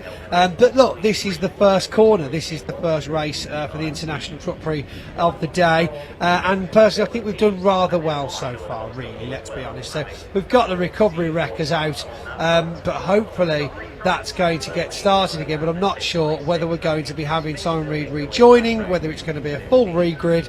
Of course, red flag in the first lap means they will essentially regrid them, but will Reid be part of it? Well, fingers crossed he can be. And I also do wonder, and perhaps you can give a bit more insight here, Pointy, with regards to Anderson as well, as we saw him come across, the fact that in the end having to apply full steering lock one way but being sent the other. I mean, will there be any potential damage to Anderson's car as well that they might need to be wary of? Truck, there we go. I'm gonna hold on a minute. What I'm gonna do is, where's your pen? I'm gonna write the word. Yeah. T-R-U-C-K. There we go. Look, truck. I've written truck. Imagine if I spelt it wrong. Yeah, we're getting a little bit closer to make sure he has had his reminder. Truck. There you go. What's it say? Truck. Truck. Well done. Unbelievable. There we go, ladies and gentlemen. So Reid reversing into the pit lane. I'm not sure we're going to be having a just big cars. They're not big cars. Voices in our ears, getting involved. Unbelievable. So yeah, Reid reversing into the pit lane. We've got no idea whether or not this means he's going to reverse through the pit lane onto the back or wait at the light and join from the pit lane is a possibility. But one would ask the question, you know, being as impartial as I try to be, should he be the one starting from the back of the pack in the pit lane if in fact he was the one who really come a cropper rather than causing the cropper? Well, that's going to be the frustrating thing as well. And I think from the perspective of Simon Reid, he'll think to himself, well, look, I had nowhere to go, so I had to take a small trip to the grass. And in the end, I've come off the worst for it. And now starting at the back of the grid, it's only going to make him feel a little bit more enraged, even more so. I mean, it's one of those things as well whereby you just want to go racing, you want to go fairly. When it goes wrong, you don't want to be the one who's on the receiving end of the punishment if you don't think it was your fault. No, exactly. So, yes, certainly... frayed tensions will be in the cab of the 89 now for the rest of the race, at least, if not the rest of the day. Clean-up crew out on the circuit. You can see, though, take a time now, I suppose. I'm sure you've already mentioned this to the guys at home, but a massive shout out to all of the marshals and the crew around the circuit, a lot of which give their time completely for free just to be part of the race in action. And it really is the Orange Army that makes racing possible. You know, no matter what circuit you go to, we've obviously got a regular set of familiar faces that follow us around the circuits in the year, but it's really nice to see so many people that still want to get involved and support the marshals at Bark, and it's great that, you know, that we can make that happen for so many people as well, because, you know, let's be honest, it's a fantastic experience to be able to be stood track side for these races and getting so close to the action. I mean, it's money can't buy seats. Oh, 100%. And I did speak to a couple of marshals the other day with regards to becoming a marshal and the whole thrill of it. And they're saying on a good day, you get to watch the motorsport action and you don't have to worry about a thing for the simple reason nothing goes wrong. Indeed, you're just sat there, you're waiting for something to go wrong, which doesn't sound the nicest of things. But also the fact you're getting to watch it and you're the closest spectators to it all. But they do have to be ready all the time, and this is it. And this is what we see, you know, people rolling into action straight away. As I'm looking down here, though, we've got the scrutineers now looking over the 89 truck of Simon Reed, making sure there's been no serious damage to the vehicle, so to let him rejoin the race. Of course, the temperature is rising, even though a lovely breeze is in the air here at Donington. The drivers are getting rather warm. Doors open here on the pit straight. John Newell's door open with another previous British truck racing driver, Terry Gibbons, who now works on the spanners for John Newell, going around Europe, helping him, of course, with driving tips and mechanical tips, being involved in the haulage industry for a very long time. Of course, Terry Gibbons, a good friend of mine as well. I've known him for quite some time. Further back, we've got chats at the number 12 truck. We saw a lovely photograph actually getting taken of 3 generations of Oliver on the podium moments ago when we handed the trophies out for second and third of that race. Of course, that race for Stuart and Michael especially getting done in honour of Dave Atkins. Further back, we've got Craig Reed climbing back into his truck, hopefully to get strapped in. Marshals are waving people around. I can see some movement. I'm not sure whether we're going to get him, Simon, back into his grid position. Second row by the looks of the gap, I would say. Yeah, it looks like it, and we might be with a restart within the next few minutes from what I can gather, and I think we are also going to go back to having another full 20-minute race, so that's great news, and that's why we start the schedule early today, so that way we can go racing again, albeit as everyone gets themselves set and ready to go. We can see a few more being reversed into position, so it does look as though they are going to try and fit Simon Reed back on the grid, but with all of our truck drivers there being eagerly waiting. I do have to wonder as well, in terms of the fact that they're stationary, Pointy, obviously when they're racing they're getting cool air come in through the front, through the radiators and whatnot, and that helps keep the engine and everything else cool. But when they're sat on the grid here, I mean, the heat must gradually build. Is there anything they can do besides opening the cabin doors and whatnot to try and cool the whole truck down? Not really, no. It just gets, you open the door, it just gets hotter and hotter and hotter. Of course, some of these guys used to race in Europe quite often, so of course the temperature isn't as bad. What's happening here? We've seen Craig Reed remove himself from the grid. Not sure, they've moved trucks around to let Craig Reed off the grid now, so I'm not sure. We've gone down to 15 minutes for the restart. Seeing as we're 10 minutes late at the moment, I think 15 minutes is fair. And of course, a shame that we'll lose those minutes, but let's hope that we can have a more friendly start from John Newell and Jamie Anderson at the front this time, and no one finds themselves trying to get round the outside of a three abreast battle after the first corner. Oh, indeed, fingers crossed, but it looks as though we're very shortly due for what will be another formation lap, and then we'll be resuming with that 15-minute restart, like to say, Pointy, and everyone getting themselves set. But it is a shame that we do seem to have lost another one of our competitors, so I think we are going to be down now to, if my number's correct, or is that 7 that I can see on the grid? I think so, as they pull away, and well, as they do, we'll very shortly try and get an update for you as to how many. In fact, I've just had it confirmed here, we are down to 7 competitors. So of course we did lose earlier on. What was the number? Well, the number 89 of Simon Reed, after it went off at turn number 1, and since then I think, who else have we lost points here? So it's the Reed brothers. So Craig has pulled off, and it looks like Simon's still waiting to start from the pit lane. So if he's still there, then it's just the one. So I don't really know what's going on. So we'll have to just watch out and see which brothers Reed joins the race as we're on the outlap here. Fingers crossed we'll get some kind of entry list come through on TSL when we're underway. So we've had confirmation that 89 will start from the pit lane, but no idea of what's going on with Craig. So yeah, maybe he's noticed something wrong with the truck that we're not aware of just yet. But I'll ping out the message to the people that know and see if we can get any inside scoops back there from the tarmac.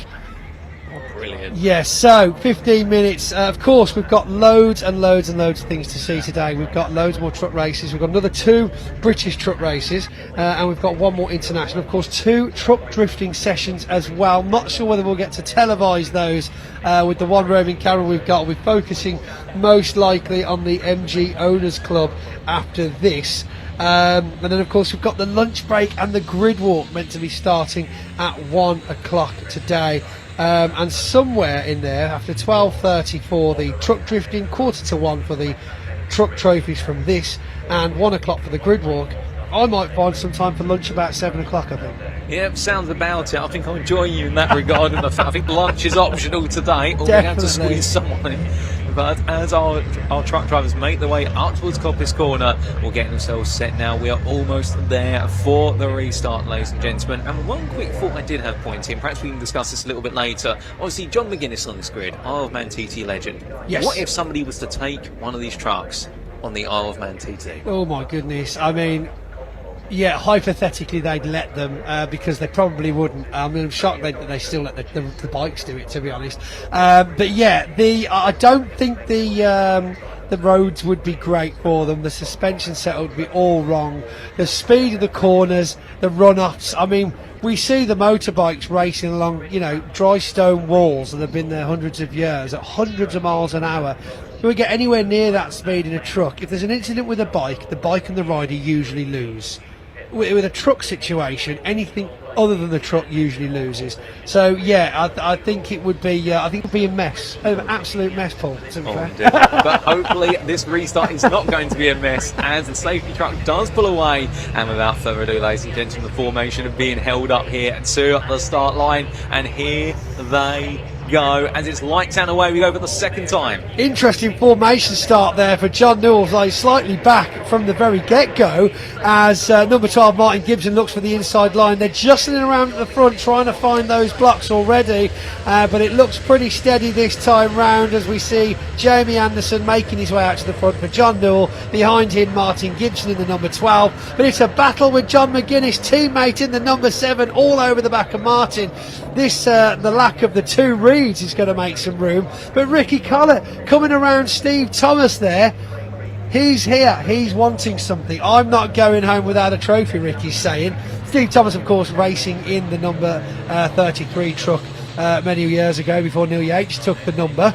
And Simon Faulkner there, and of course Simon Reed bringing up the rear. But of course, even though starting from the pit lane, still catching up pretty quick, I'd say. Oh, indeed, Simon Reed absolutely putting in a lion's effort in order to be able to make his way onto the back of the pack, but doing it quickly. And to be fair, we should expect that, given the fact he qualified quite high up this morning, as they make the way onto the back straight. You can see here number 33 of Anderson still under some pressure from John Newell as they roar their way down into the braking zone for the first time. But as they come on down here right now, it is all to play for between all of our drivers as they roar their way onto the next lap. Nobody looking for a move this time around. I think they're all taking a bit more tentatively this time, but I suspect we head on to lap number 2, and now the taps will start to open, and you can see it already. John Newell getting a little bit close here as they head into turn 1. Yeah, it's going to be for the braking here for John Newell. We see a teeny bit of a twitch at the back end there, but he is all over Jamie Anderson. He says, I might have let you go at the start, but I'm going to make it a challenge for you moving forward.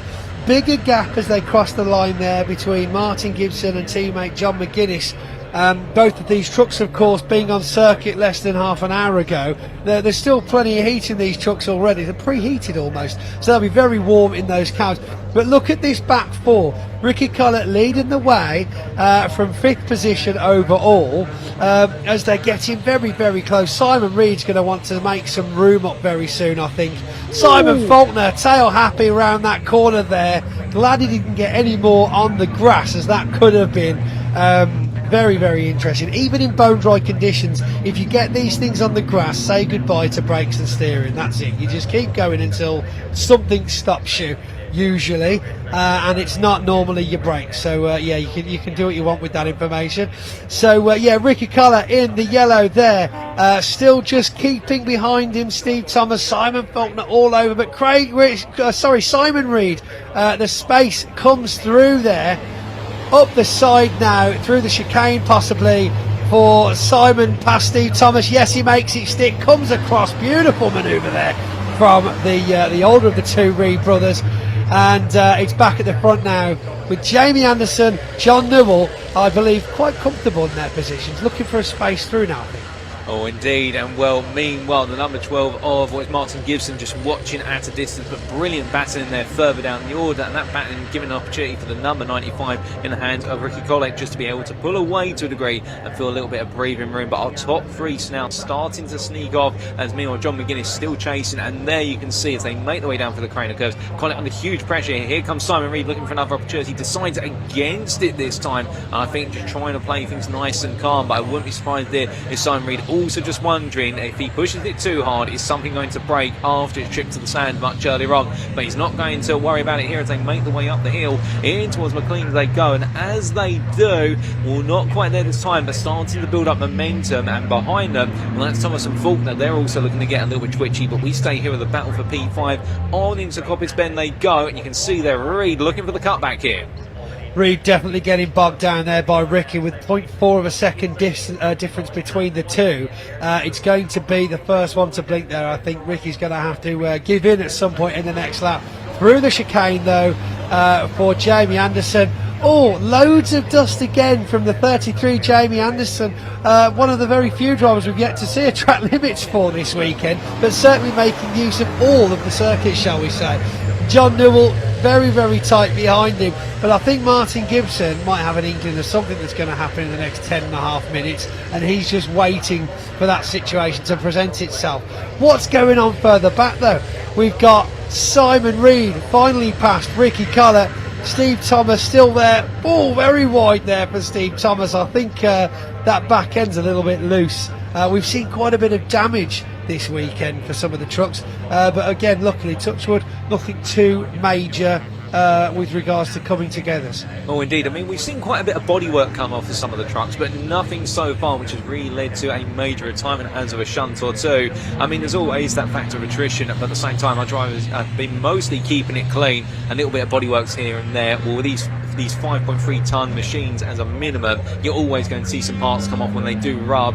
But as we continue to look at this midfield battle, well, now Ricky Collett now having to try and keep Thomas and Faulkner behind him. Faulkner in the number 92 is not giving up here after being insisted out wide by the number 23 of Thomas. And well, to be fair, whichever way you look, where it's the very front of the field or all the way back in the battle for P6 here, these guys are giving it everything right now as they roar their way down towards the Roberts chicane. And we'll come in on down here. You can see Faulkner taking a peek to the inside. He can't quite get close enough here. And I think Faulkner right now just hoping he can find a tenth or two over the course of the lap to be able to make a move, because goodness me, would he love to come back against Thomas. Definitely, yeah. Faulkner, of course, been with us in the British for a couple of years early on. I believe it was Nike SC telling us that it was used to be one of the Reed's trucks.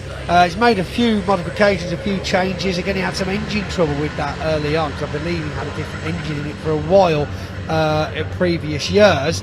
But Steve Thomas managing to gain a bit of room on Ricky there, so it could be an interesting finish for these guys. Almost two divisions out there if you look at the time difference between the pack. But at the front there, 0.8 as Newell drops back behind Anderson. No penalties as yet, which is good. Let's keep it clean, let's keep it going. 8 minutes left, probably 9 laps left, which will disappear very quickly, especially for the likes of Simon Faulkner if he's looking for a space past Steve Thomas. Indeed, and as they push on, it's going to be now all about the second half of this shortened race, down to 8 minutes remaining, and as they head up towards what is Coppice Bend this time around. Well, Thomas and Faulkner always providing us for a bit of entertainment in the battle for the final spot of the running order, where it's P7 or P8. And well, as we do get ready to take a look back towards the front, and there they are, we can see right now Anderson this time has 8 tenths on the previous lap. On this lap, the gap standing at what is a margin of just under 6 tenths. As they come down in towards turn number 1.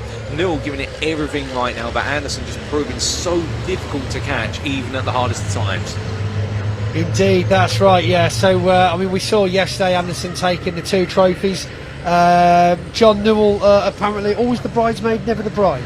But fingers crossed, with another race left for today, and of course several minutes left of this one, we might get to see another attempt at least. Because of course I'm not quite sure, I think he might have maybe missed a gear or he didn't get the boost up in time, but that start definitely wasn't normal for John Newell. Something happened at that restart and he wasn't quite in formation the way he should have been, with the power he should have had. Oh, very true, and those small mistakes, they add up very quickly. But as we do see our drivers continue to push on, well, it's getting ever closer. But I do wonder what we'll see within the remainder of this race. But there we go, as we do see Collett making his way up into the right hand of McLean's, and Collett falling back into the clutches of Tyson Faulkner. But he does do so with a three-way battle here with the toe as well, always proving absolutely critical as they make their way in towards the final couple of corners. And it does look as though their toes now really being caught up by Faulkner. Onto the backstretch they go. You see them in the rear of the picture, me on the front of the picture. Gap opening up once again for Anderson versus Newell, but never making it more than what is there the best part of the second, in fact almost the second now. And Anderson set the personal best now. In fact, the fastest lap of the race now going to Anderson at 26.179. Anderson's pushing it. He really is, yeah. Fantastic lap there also for Simon Reed, as he manages to get one of his fastest laps of the race of 1:26, which is incredible, really. Still 3.5 seconds behind where he needs to be, though, unfortunately. But Martin Gibson in third position, getting his third trophy yesterday. He's going to be happy with another podium, not quite where he wants to be, but of course it's fantastic that we're going to see the GT test driver taking another trophy home for the team. Simon Faulkner looking for a space past Steve Thomas now, very clean overtake, and he's made it through. That's that. I mean, I'm glad we caught that, because that was smooth, that was clean. Losing a bit of momentum is Steve Thomas, but of course slightly older truck, slightly off pace mechanically, to be honest. So of course Steve here, self-admittedly, to just enjoy himself, so he'll be having a great time regardless, as anybody would driving a race truck around a racetrack. But yeah, GT Tyres of course being the tyres partner for the British trucks for several years now, and of course on the majority of the trucks in the International Truck Prix as well. They've got a fantastic stand on the infield today, where they're of course bringing guests and supporters of the sport in, showing them a good time, drinks, freebies, you name it, it's there. I don't suppose you hung around last night long enough to see any of the live music on the main stage, did you? Oh, unfortunately not. It was an early bedtime for me in preparation for all the racing that we have as of today, but I heard it was absolutely brilliant with all the live performances. Sleeping's cheating, mate. Sleeping's cheating. You should have just... at 1 o'clock for me, mate. As you do a few laps around. I mean, you've got a busy day in here, but you want to see us running around out there. Me and John, non-stop, all day. Craziness. Well, speaking of craziness with regards to the broadcasting team, and craziness there with regards to what is Faulkner back in with Ricky Collett, as Collett trying to hold on for now, but as they make their way down the hill, I think here, whilst you're saying, whilst Faulkner may be in an older machine, I mean that he's loving it out there, taking the fight to the more modern machines, and even trying to go for some of these moves. I think for him, if he can take just one or two, he's going to feel like a winner today. He's feeling good now, I can sense it already. On the tail of Ricky Collett, if he can make one more position in the next 3 laps, I think he'll be coming away with a smile regardless. You know, a lot of effort's gone into this truck, and I mean, both the trucks. Ricky having 3 rebuilds in as many months. I think it's been a lot of work to get Ricky's truck out on track. All the teams, of course, putting effort in. But yes, Simon has struggled the last couple of years to really find that groove, and we see some great racing from him this weekend. So he's going to be enjoying himself. Oh, he is, and as they make their way down into the Robert chicane, will he go for a move this time? No, Faulkner's still watching and waiting, but he might try and get the run on towards the start straight if he can get the launch out to the final corner, which he does. It's a beautiful run out the corner as he roars his way past us here in the commentary booth and down towards turn number 1. It's Collett on the left of your picture, it's going to be Faulkner on the right of your picture. Now which one of the two of them is going to hold on? Well, there, it's going to be Collett who just pulls across in time to cover off the potential move, but Faulkner really just trying to edge himself alongside as much as possible. Gets the exit out of Redgate, and noticing there, a drift from Thomas behind. Thomas trying to keep on the pace, but not quite able to, now just over a second back here. But as they sweep the way down in towards the Crane of Curves, with 2.5 minutes on the clock, our lead is a bit further up the road. The battles up the road have calmed down for now, so we are staying with the fight right further down the order, and as they make the way on through the old hairpin, we'll still at nothing from Faulkner this time, albeit still just trying to tease out a little bit of an opportunity here. You can see Collett almost running wide there. Such is the pressure that Ricky Collett's under right now, and well, with regards to that pressure that he's feeling, well, I think if Faulkner can put him under any more pressure, I think a move's going to happen. This is it. This is the time to make it as well. He's running out of time very, very fast. The position needs to be taken now or never, as the famous song once went. And Simon Faulkner, of course, wants to make it stick, and of course wants to do it in a clean way as well, because the last thing he wants is to miss the last race of the weekend by doing something silly at this stage. But these guys are glued together. It's great to see this kind of racing coming around the chicane, a little bit of sideways there, loses a little bit of momentum, a little bit of space, and it looks like Ryan Smith's left him. Ryan Smith, Ricky Collett. You see, we all make mistakes, mate. It's fine. He's not even in this race. Ricky Collett leaves him in the dust, quite literally, powering ahead, as Simon Faulkner drops back 2 whole seconds there.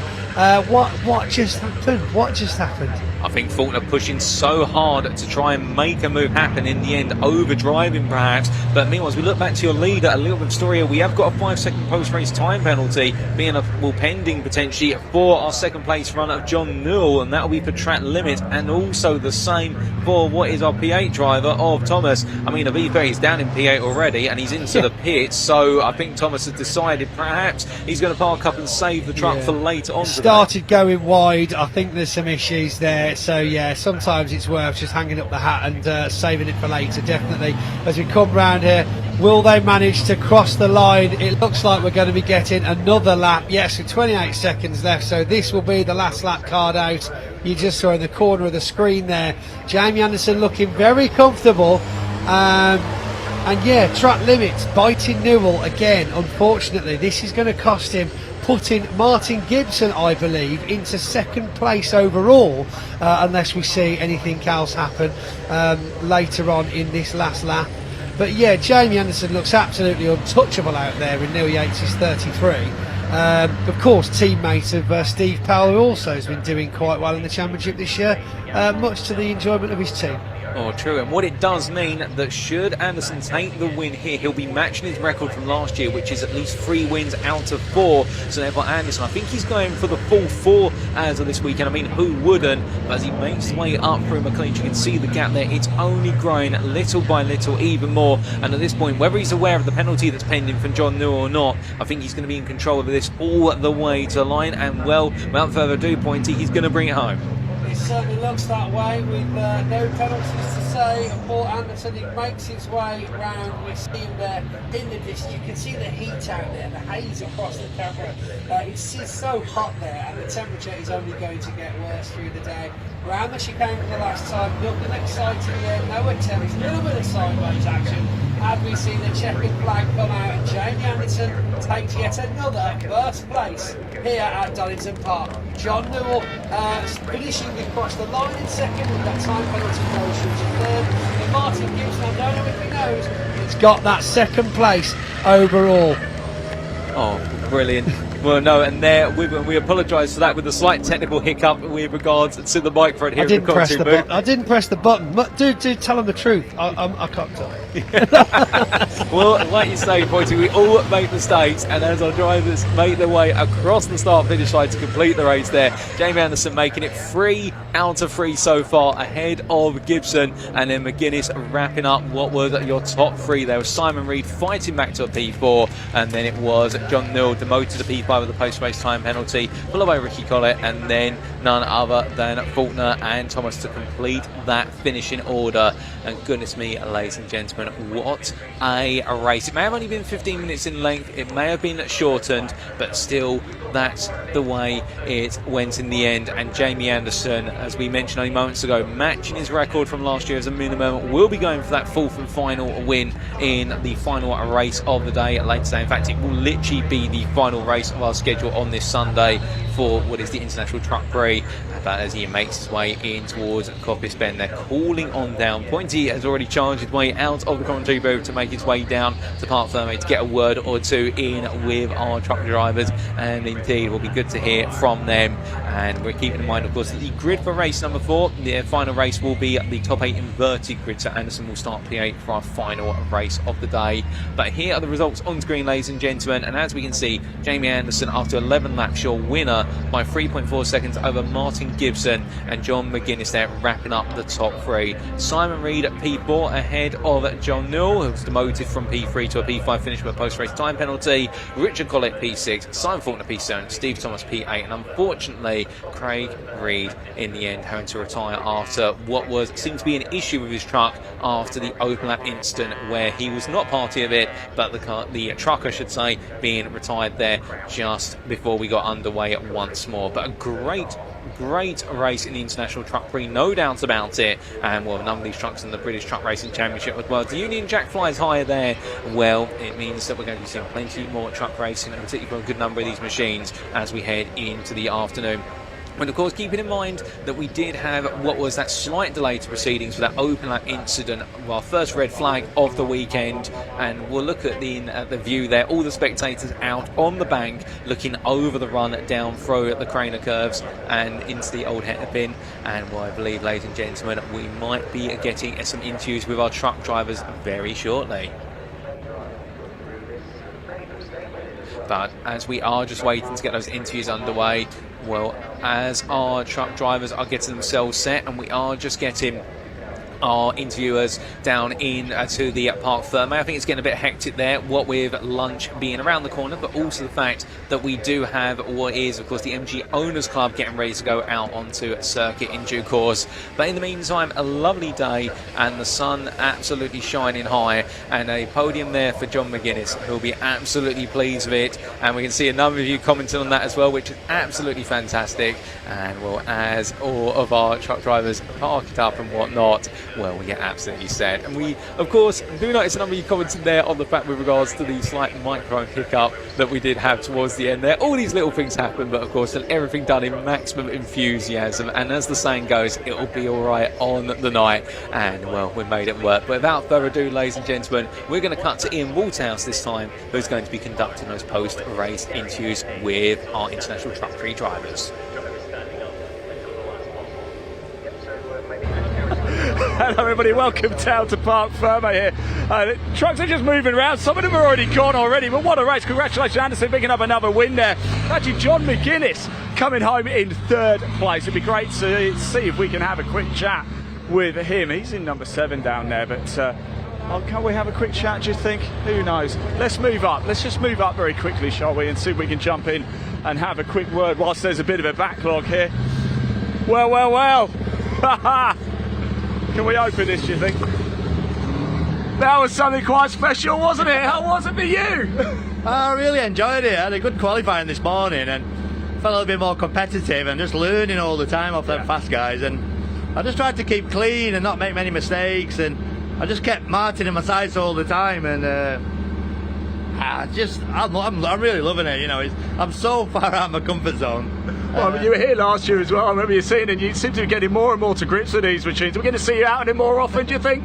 Well, I'm going to have a tug at Stuart's shirt tails and see if we can get to do another round. But, you know, I just want to keep out of trouble, don't damage his truck. And I really love working with the guys. I mean, they work so hard. They're just head to toe in oil and diesel and to get the trucks back out and keep them going. And you think to yourself, I'm in a 5-ton go-kart, and they handle amazing for what they are. But I really enjoyed that. Donington Park on a sunny day, you know, fans out there. To me, I'm just heaven. How nice is it seeing so many people here today? It is, yeah. I had a nosy round last night and been on the fairground with the family. There's families everywhere. Just a nice atmosphere, you know. It's you know, it's different to me, but you know, it's racing, and I'm competitive and I want to do a good job. But that was a really enjoyable race. I've got some good news for you. You've got to do it all again a bit later today as well. Yeah, it'd be lovely when the sun's setting evening, 7 o'clock at night. It'd be stunning. That, yeah, really looking forward to it. So, man, appreciate you talking to us. Congratulations as well. Shut this for you. And there we go. Great racing for the International Truck Prix. More coming up as well. In fact, we've got another race about to go out. The MG Owners Championship. That's a big grid of cars as well. That's going to be an absolute corker. Then we go into the lunch break. After lunch, we've got more British Truck Racing Championship. Another International Truck Prix race taken a little bit later as well. We've got 2 Brit Car Trophy races, 15-minute races with mandatory pit stops as well. We're going to be in the pit lane for that. That is going to be full of excitement. There's another MG Owners race still to come. There's another pickup truck race. And there's also another mini challenge race as well. Wall-to-wall racing after the lunch break a little bit later. It's going to be full of action, full of excitement. As always, if you're watching at the BARC YouTube channel, please hit that like button, hit that subscribe button as well. Likewise, if you're watching at the British Truck Racing Championship, so you don't miss any of the action happening across the trucks and the BARC in 2024. Right, almost time for the MGs to head out on track, so I'm going to hand back to your commentator, Paul Walsh, to take you through the grid. Well, thank you, Ian. And, well, as we do look back to those wonderful picturesque views across the circuit, particularly into the infield there, and well, we've got an absolutely packed schedule still going into this afternoon, and it's crazy to think that we're already making our way towards about 12:30, and the fact we've had so many races so far in a combination of trucks and cars, and well, still on my educational journey to be able to understand what the difference between a car and a truck is, but I'll get there, ladies and gentlemen, no doubt about it, and plenty more chances later on today.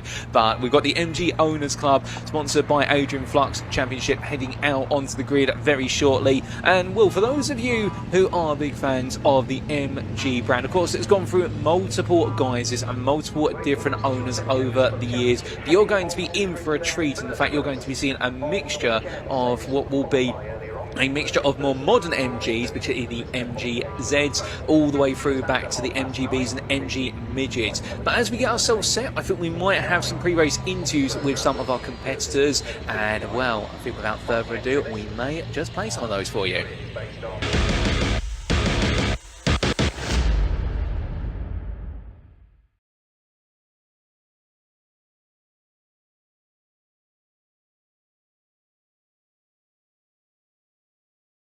Right, everybody, welcome back to the assembly area. It's time for the MG Owners Championship, and welcome to them as well, by the way. They weren't here yesterday, but we are better for it today. A massive grid of cars. This is going to be something special. This man over here as well, Leon Wignall. We say they're only racing today, but Leon, you were here yesterday, weren't you? Am I right thinking you were here yesterday? Yeah, I was here chilling yesterday. You were just chilling out. What did you have a walk around? Did you go on some of the rides over there? Kind of. We've been fixing trucks today, getting them started. Yeah. You're a busy man. Well, brother was a truck mechanic, so he got a phone call from his boss and had to go help on a T-cab start. Well, look, you've got real work to do now. You're about to go racing. Qualifying, are you happy with it? It's well, I've got nothing to prove here. It's not my championship. Obviously, I'm here as a guest round, so I'm not the only. We've got a couple of places to pick up, but you're here for fun, right? We're here for fun, aren't we all? Well, absolutely. We're all here for fun. We all love it. So, no, let's see what we can do. Nothing to prove, nothing to gain. So, let's see what it is. Go enjoy yourself. Thanks for bringing the Pink Panther out to play as well. And you, mate, really is. Let's move around, Joey. I did want to chat to Andy Priest there, but I think he's disappeared. Let's just jump in here, find out how we're feeling. You can't disappear, mate. You can't disappear. How are we feeling ahead of this one? Ready? Yeah, I'm alright. Perfect conditions, isn't it? What do you make of how many people we've got here? Does it make a difference for you guys? I'm very new to this. Yeah? Yeah, this is first time racing it. Is it? Yeah. Right, you're not nervous, you look ready. I'm fine, mate. I'm at the back, it's fine. Can't get much worse. Good man, thanks for talking to us, really do appreciate it. Yeah, massive grid of cars in total. How you doing, mate? You're right, it's good to see you. I see you. Very well. You had a good day so far? Yeah, me and Eddie are sharing today. Yeah. So we had a small 15-minute quali. Yeah. We did 5-6 laps each. So Eddie went out first, warmed my tyres up, and then I carried on. I got a P7 in class, which isn't bad. Hey, that's all right. But Mum and Dad are here today, and we've just finished doing a Parkinson's. They both got Parkinson's. Right. So we did a nice walk for them to raise some money. Brilliant. So this is dedicated to Parkinson's disease. This event. Well done, mate. That's fantastic. So all good. But fingers crossed, it's going to be boiling. Yeah. It's going to be a thinking man's race, I think. Yeah. And just see where we go. Top man, look. But I can't do anything rash because Chase is watching me. He'll take Give him a wave. ChaseSharp.com. Thanks, Top Ian. man. Cheers. Take care. See you later. There we go. Time to go racing. Not much time. These guys have got to get out on track. It's going to be an absolute cracker, massive grid of cars. The MG Owners Championship. It's live. Paul Walsh, over to you to take you through the action.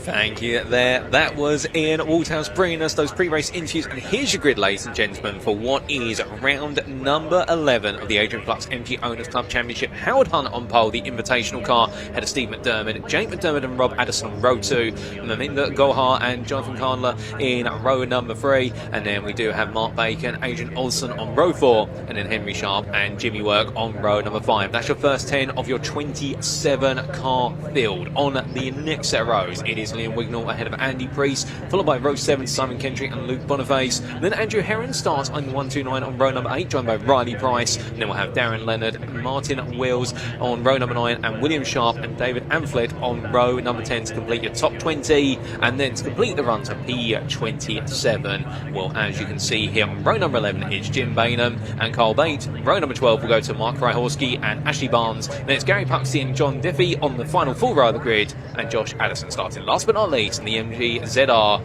in the number 99, row 14. But, well, a whole multitude of cars on this grid, ladies and gentlemen, and we do have what is 3 classes racing. We've got the Class A's, the Class F's and the Class Z's, and to give you a quick summary, the Class A's are the classic cars, those the MGBs, the MGB GTs, and also the MG Midgets and Sprites. Meanwhile, the Class B's are the Maestros, albeit we don't have any Class B's here today, I do believe, but we do have Class F's, which are the 1.8 engine machines.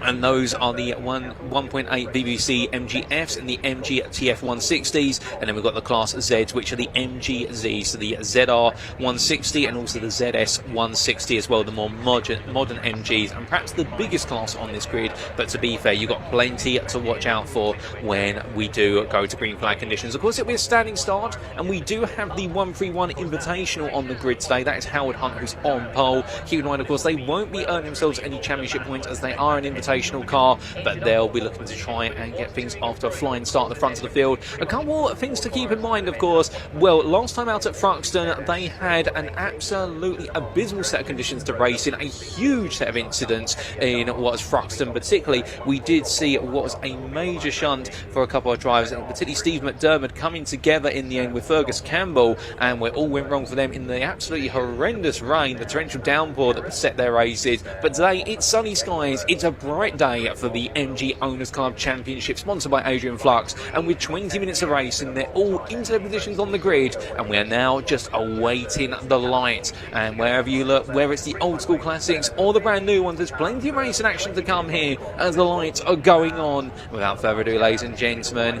well, it is time.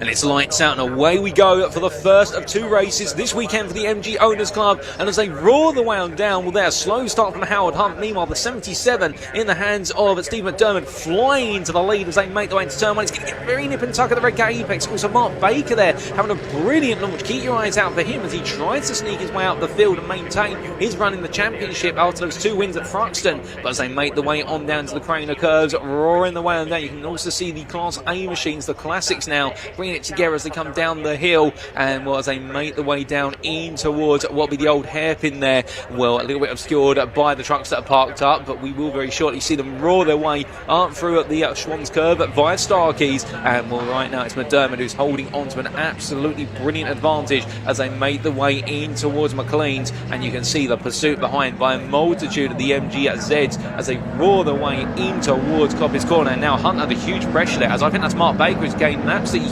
huge number of places since the start of the race. And well, whilst it may only be in a class of what is 3 or 4 cars, I can tell you one thing, that in their class, everyone absolutely eager in the Class F to try and make an impression. A very friendly group when I caught up with Mark Baker earlier, saying the fact that they all operate under the same team manager, and well, they're all private entrants, but in the fact they all race very closely together and very equal machines. But meanwhile, as they make their way through the left-hander, we see a random hair there at the bottom of your screen, that being a rabbit, albeit steered clear of the circuit. And as they make the way down, oh, someone's gone a bit wide there, and we're to bring it back together. That's going to be Baker again in another place. But after one lap of racing, Well, as we can see, leading up the way is none other than Steve McDermott ahead of then Addison, followed by the fellow member of the McDermott family, that being none other, of course, of Jake McDermott, the father and son combination. But let's hold the phone there as they make the way into turn number 1. 2 by 2 by 2 they go. You think it was Noah's Ark, but no, it's a bunch of MGs. And as they come down the run, well, it's going to be side by side there in the wonderful orange machine, which one of our Class F machines, I think that's the car of Simon Kendrick, getting stuck into the battle there and trying to chase after Mark Baker, but having to have the fight with Sharp instead as they come down in towards the old hairpin. And behind them, well, we do see the lovely Pink Panther machine also going on the attack, but not quite able to find its way through. And oh, goodness me, a three-way contact there going on through what was Starkeys and 2 of our MGCs into the grass, albeit I think at least one of them's got it recovered. The Pink Panther carries on, but one maybe beached there, and that could lead to a safety car as our drivers continue to push on here. We'll keep updated as soon as we hear anything, but only 2.5 minutes in and we've seen a bit of a contact in the number 44 of Martin Wills right in the midst of all that. And then little MGF there definitely feeling the pressure as they make the way down towards what is turned 9 and 10 to complete this lap. But as they do, we can also see the invitational machine of Hunt now starting to make some progress as they come out of what is the last corner. Onwards they'll go towards turn 1 once again. Leading is still Steve McDermott, but he's being chased absolutely relentlessly by none other than Rob Addison. And then behind, well, that is Jake McDermott.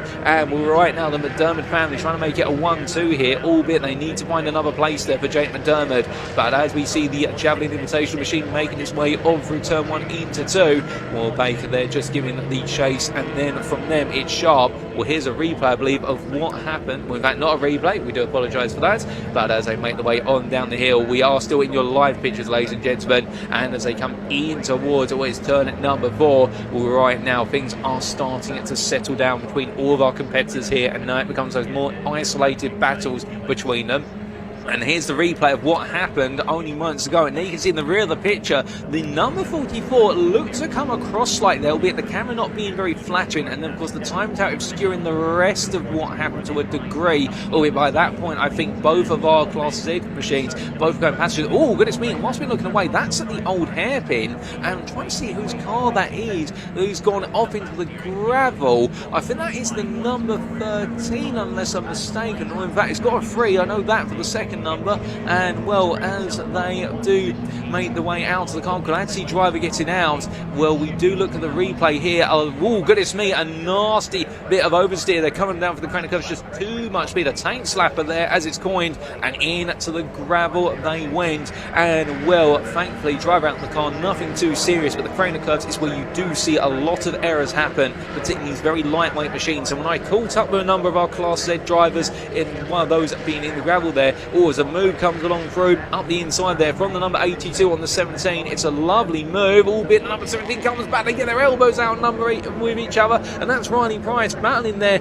with what was none other than Jimmy Work. And Price will get back ahead as they head down the hill. And Price right now absolutely insistent to hold on to the position, holding on to what is P8 in Class P10 overall as they come down in towards the old hairpin. But there will be waved yellows there, and therefore they are going to be wary of the fact they can't chase each other. Well, they can't attack each other into the old hairpin until we have had some clearance. But that was the car that we saw Boniface, I believe, into the gravel, the number 13, and well, that's out the race alongside what is the vehicle of Addison. So therefore we have 2 retirements out. In fact, we've got 3 retirements so far out of our grid. There's still plenty more to come as our drivers make the way on down towards turn number 9 and 10. Speaking of which, here, this is number 84 right now for Jonathan Candler as he makes his way in towards Roberts. And well, the invitational machine of Hunt now starting to try and pick up another position. But looking to the front of the field, McDermott, Addison, and also the other member of the McDermott family, Steve McDermott in the foreground, Jake McDermott in the rear. They are staying still, as meanwhile, we just saw briefly there, it's going to be Hunt up the inside of Candler into turn number 1. So that'll be another place gained. And meanwhile, elsewhere afoot, further down in terms of the battles, will the number 1 of Sharp will right now is continuing to push on. I think we might be able to see what's going on there with regards to that battle for Class A victory in due order, but we'll keep you posted on that as all the drivers continue to wind and weave their way around the Donington Park circuit. Keeping in mind, of course, this is a 20-minute race, and well, there is, I believe, your class leader in what is the Class A, and that is the machine being piloted by none other than Sharp. His full name, of course, being what is William Sharp, and well, absolutely leading the way there in the MG Midget as it comes on down and being chased at the distance, albeit by Jim Bainham, as they head in towards the old hairpin once again. And these cars, they may be the oldest cars of the grid, but I can assure you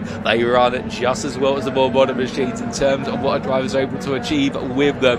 But right now, Sharp doing everything right in order to be running that pace and to be leading the way as they make the way up the rise. But as they head in towards what is McLean's corner, well, right now, as they were, goodness me, such a lightweight machine as well. You can see there the way the car reacted as it went onto the initial red and white curbing and then dropped off onto the green striped AstroTurf, and a lot of squirreliness on that rear end there. But to be fair, they're such lightweight machines with very little weight towards the rear, and as they make their way down towards the end of the lap, meanwhile we look back to your overall leaders. Oh, in fact, hold up a second, there's a change of Class A lead, and that is going to be Jim Bainham moving into lead there. I think Sharp may have an issue because of the fact as they make the way out of the final corner, and in fact he's peeling off by looks of things. Is that going to peel into the pits? We'll have to wait and see. No, he doesn't. So it's just been an error from Sharp, and Sharp losing out unless he's perhaps lost a gear or something along those lines. I mean, it's not uncommon. And as they head in towards turn 1, we'll have to see.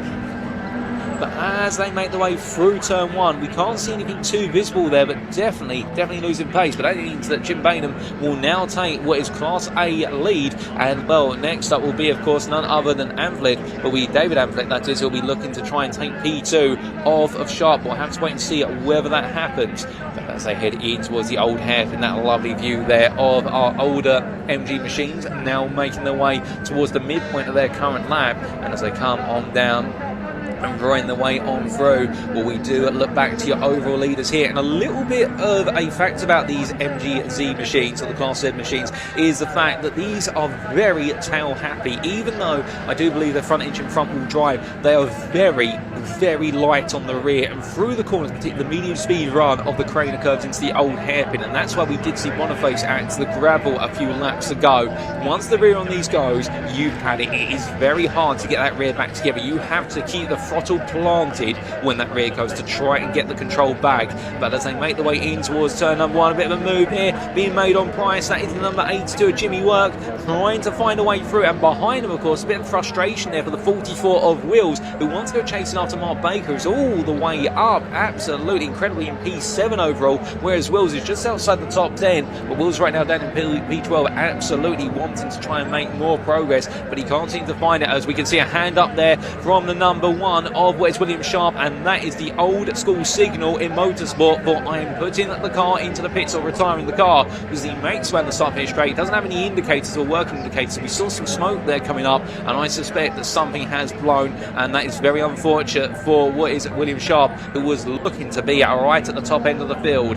But as we do see here, oh goodness me, and that is a very slow run there for the 77 coming out, and well, what on earth happened there? I think he missed a gear as he made his way out of what was the Roberts chicane, but that is going to completely reshape the top 3, and it's almost as if the McDermott family, not saying they had planned it, but it's worked out perfectly, because now they've swapped out Steve McDermott at lead of the pack instead of Jake McDermott, and meanwhile we've now got Rob Addison in P2, is all over the back of Jake McDermott. Can we get a replay of what happened here? In they went into the corner, and as they did so go into Roberts, it was an error. Oh my goodness, I've been up contact to the tyre barrier there at Roberts on the apex, and that's what led to the 77 losing all the speed there. And as they make their way up towards what is turn number 1 afterwards, that battling was absolutely brilliant. But meanwhile, as we continue with the live pictures now, of course Hunt's closing up to the back of this, and he could become a player in this battle, but Addison will see this as a golden opportunity, given the fact he was able to stay ahead of what was Jake McDermott for such a period of time. The 88 in its all blue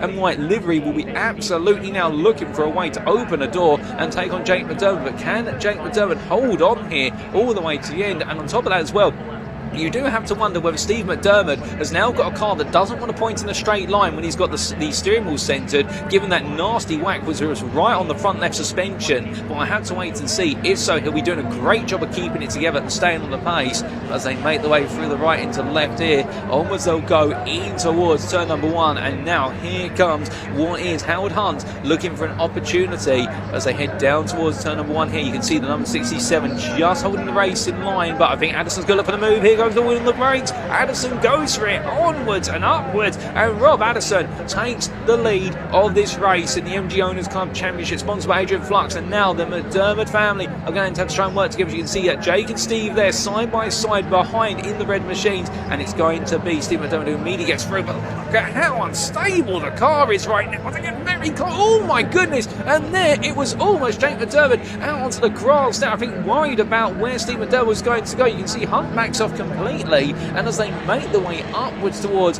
what will be a turn number 7 in towards McLean's, absolute drama there between them. And meanwhile, Mamingo Gohar is just a little bit further behind and just watching at a distance, and Candler and making their way, well, thinking to themselves, when can I make their way into that battle, albeit they're 6 seconds behind and a further 12 respectively, as we've got another car going quite slowly, and that sadly is the number 85 that's crawling along, and that I think currently is in the hands of none other than Henry Sharp, who we heard from in the build up to this race, talking about sharing the car with Eddie Sharp today. And oh goodness me, that is going to be a trip to the pit lane. It does seem as though something's blown on that, but meanwhile with just under half this race to go, we look back to your leaders here as they charge on. This is the closest battle on circuit. We're going to stay with it for a time. It's also, of course, at the top of the spear with regards to the lead battles. They make the way down, and brilliant battling here between the 88 and the 77. And right now, Addison just controlling in that lead. But Steve McDermott as well, I think he's got the bit between his teeth here. He's definitely had a bit of a topsy-turvy race. And as they head down the hill this time, well, who out of these two are going to be the ones who take the victory? And of course, keep in mind, I think Jake McDermott at this point will try and make his way back into this battle in due time, but I thought he'll also be cognizant of the fact that he's definitely had a bit of a shaky last couple of laps, and will just need to try and settle himself back down mentally, which is a racing driver, and that is a key theme here, of course, that you can make one error or be involved in a near altercation, and that can take some time for you to immensely recover your pace from. But as they head in towards McLean's, and there we just see a Candler as well starting to move a little bit closer. In fact, the top 3 have slid back towards Hunt, and Hunt in turn is now being caught by Candler, given the way they're all now running the pace and battling so hard, and those lap times tell the story. But goodness me, ladies and gentlemen, we do have some penalties that have been applied as well, and well, to keep you updated on this, these have just come through. We potentially have a 5-second post-race time penalty for your race leader, the blue and white machine of Robert Addison, as they head down into the braking zone here for the chicane. And meanwhile, we also do have a 15-second post-race time penalty potentially being applied for Jake McDermott in the number 67. Well, more on that to come when we do know more. But meanwhile, as the lead, oh goodness me, in the rear of the pitch, that's a very big run wide down. I think that's Candler who's decided to take a trip to the weeds. Is it going to be Addison versus McDermott into turn 1? As they come through the right hander, well, now it's going to be Rob Addison who will know. If he's not aware of it, we'll know afterwards, but you've got to presume he might get a word to say. The fact he's got a post-race time penalty coming his way, it's pending at the moment, it's yet to be awarded, but if it is awarded, well then that is going to put him all the way down to the bottom end of the top 3 in the class. And overall, we do exclude the car of Hunt, which is just watching a distance, and you can understand why Hunt doesn't want to get involved in this, as meanwhile we've got parked up there, I believe that is the number 129 of Andrew Heron that has just parked up. And well, this is his first time racing this year in the championship. He's been racing a whole multitude of cups and championships this year rather than committing to one, and he was glad to be here at Donington today when I spoke to him earlier on, but unfortunately it's not gone the way he's wanted it to, and I suspect that could be a race brought to an end. But of course there's a second one later on this afternoon with, oh goodness me, and another car that has parked up at the exit of Redgate, and well, that is one of our Class A machines. Can't quite discern the door number at the moment, but it definitely had parked itself in a bit of a peculiar position right on the exit curb. There'll be yellows wave there, no doubt about it, and we'll have to wait and see whether they can get that moving, otherwise that could be an interruption to the race. And here come your leaders once again as they make their way now onto another tour of the circuit.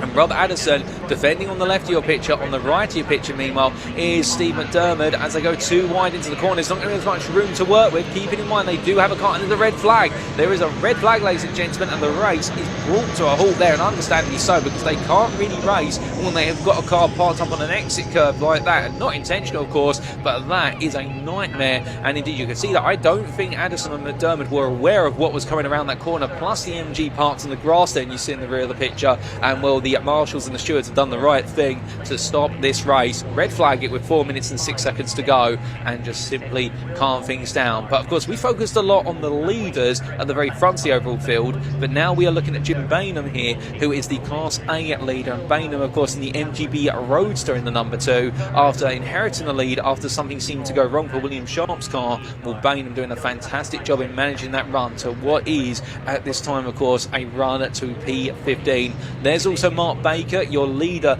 in the Class F group, and Baker being in the MGF. A fantastic drive there. Mark Baker off the back of 2 wins at Thruxton, despite those absolutely inclement conditions.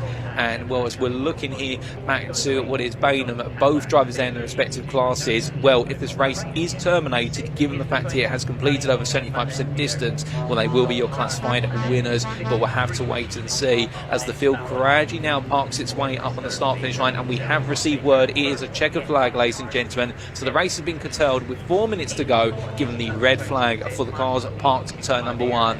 And well, as the field makes its way on down, we have had all the post-race time penalties also added to the mix. And to remind you, it was a 5-second post-race time penalty for Rob Addison, and also what is a 15-second post-race time penalty for Jake McDermott. And well, that has been reflected in the time count on the left-hand side of your screen, and that means that your winner for this race, albeit after penalties applied, Steve McDermott in the number 77 takes the overall win and the Class Z win as well. But we will show you those full results on screen now, and very shortly do so when they come up.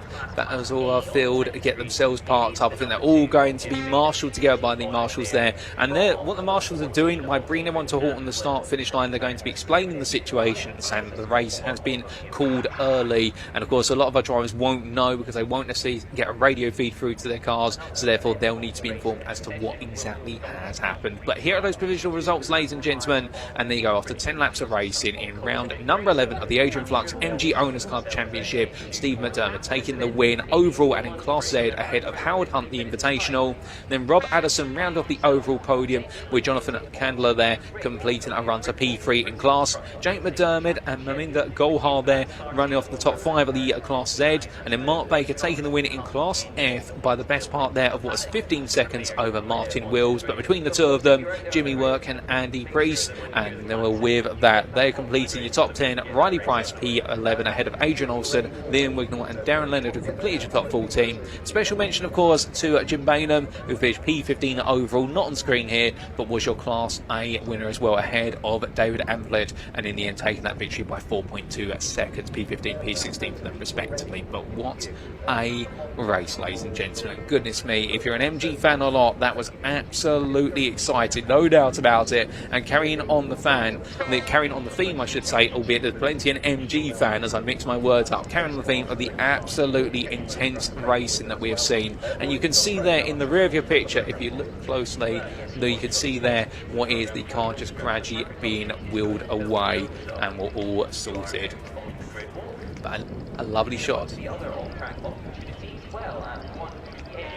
But as we continue to pan the cameras further and further back there as well, you can see the full perspective with regards to all of our spectators out on that infield section. Indeed, plenty of places to spectate the racing here at Donington Park, and we're going to bring the schedule back up for you. And we can see here at 1:30 it will be the continuation of the British Truck Racing Championship, because we now go into our lunch break, and well, that will last approximately 45 minutes, but we'll be back a little bit before that just to get the hype building for what is the full for the 5 races the BTRC. Then we've got the Brit Car Trophy, the first of their 2 races, 2 50-minute races. That'll be at 2:10, and then we will have our Pickup Truck Racing Championship race, the third of them, at 3:15, and then we will be making our way back to the British Truck Racing Championship's final race of the weekend at 3:10. Before then, we do have the Mini Challenge Club Sport wrapping up their proceedings at 4:30. And there's the Adrian Flux MG Owners Club Championship back out for round number 12 of their championship in what is 5 o'clock. Then we have Brit Car Trophy at 25 to 6. 6, and then we bring it all to a close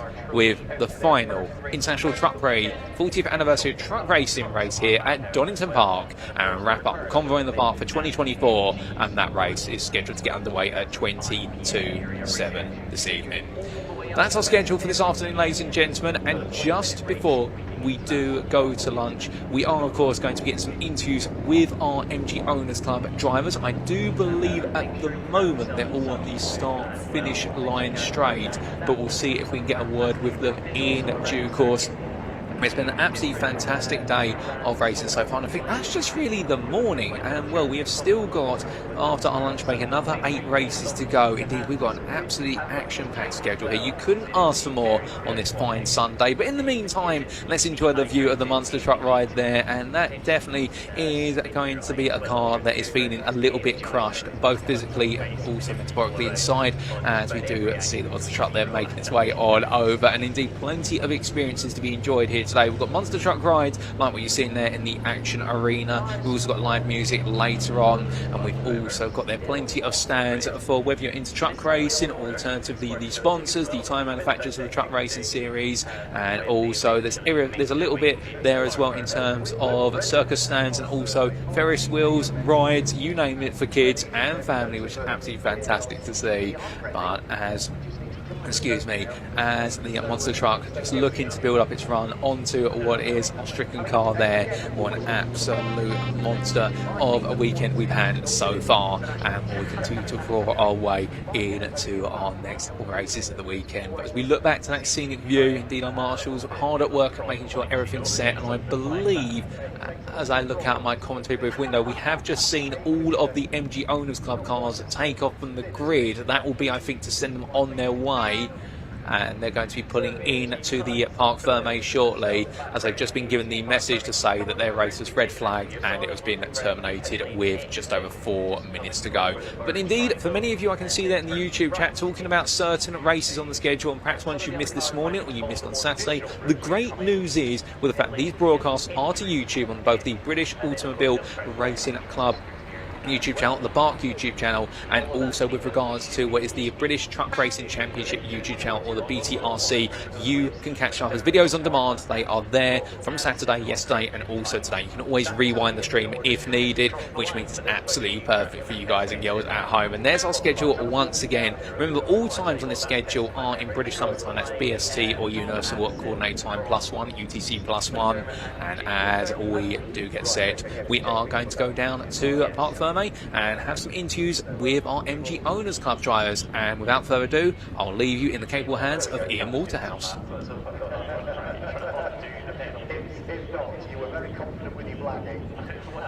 We go, we're in Parc Fermé. A little bit of confusion. You're wondering why there was a delay. It's because the drivers weren't aware that the race had been checkered flagged under the red, so they stopped out on track.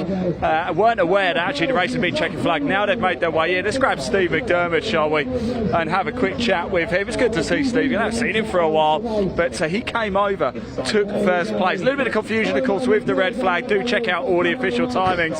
Steve, my man, it's good to see you again. That was a bit confusing at the end, wasn't it? I know. I've got a feeling it might go back a lap, so I might not get it.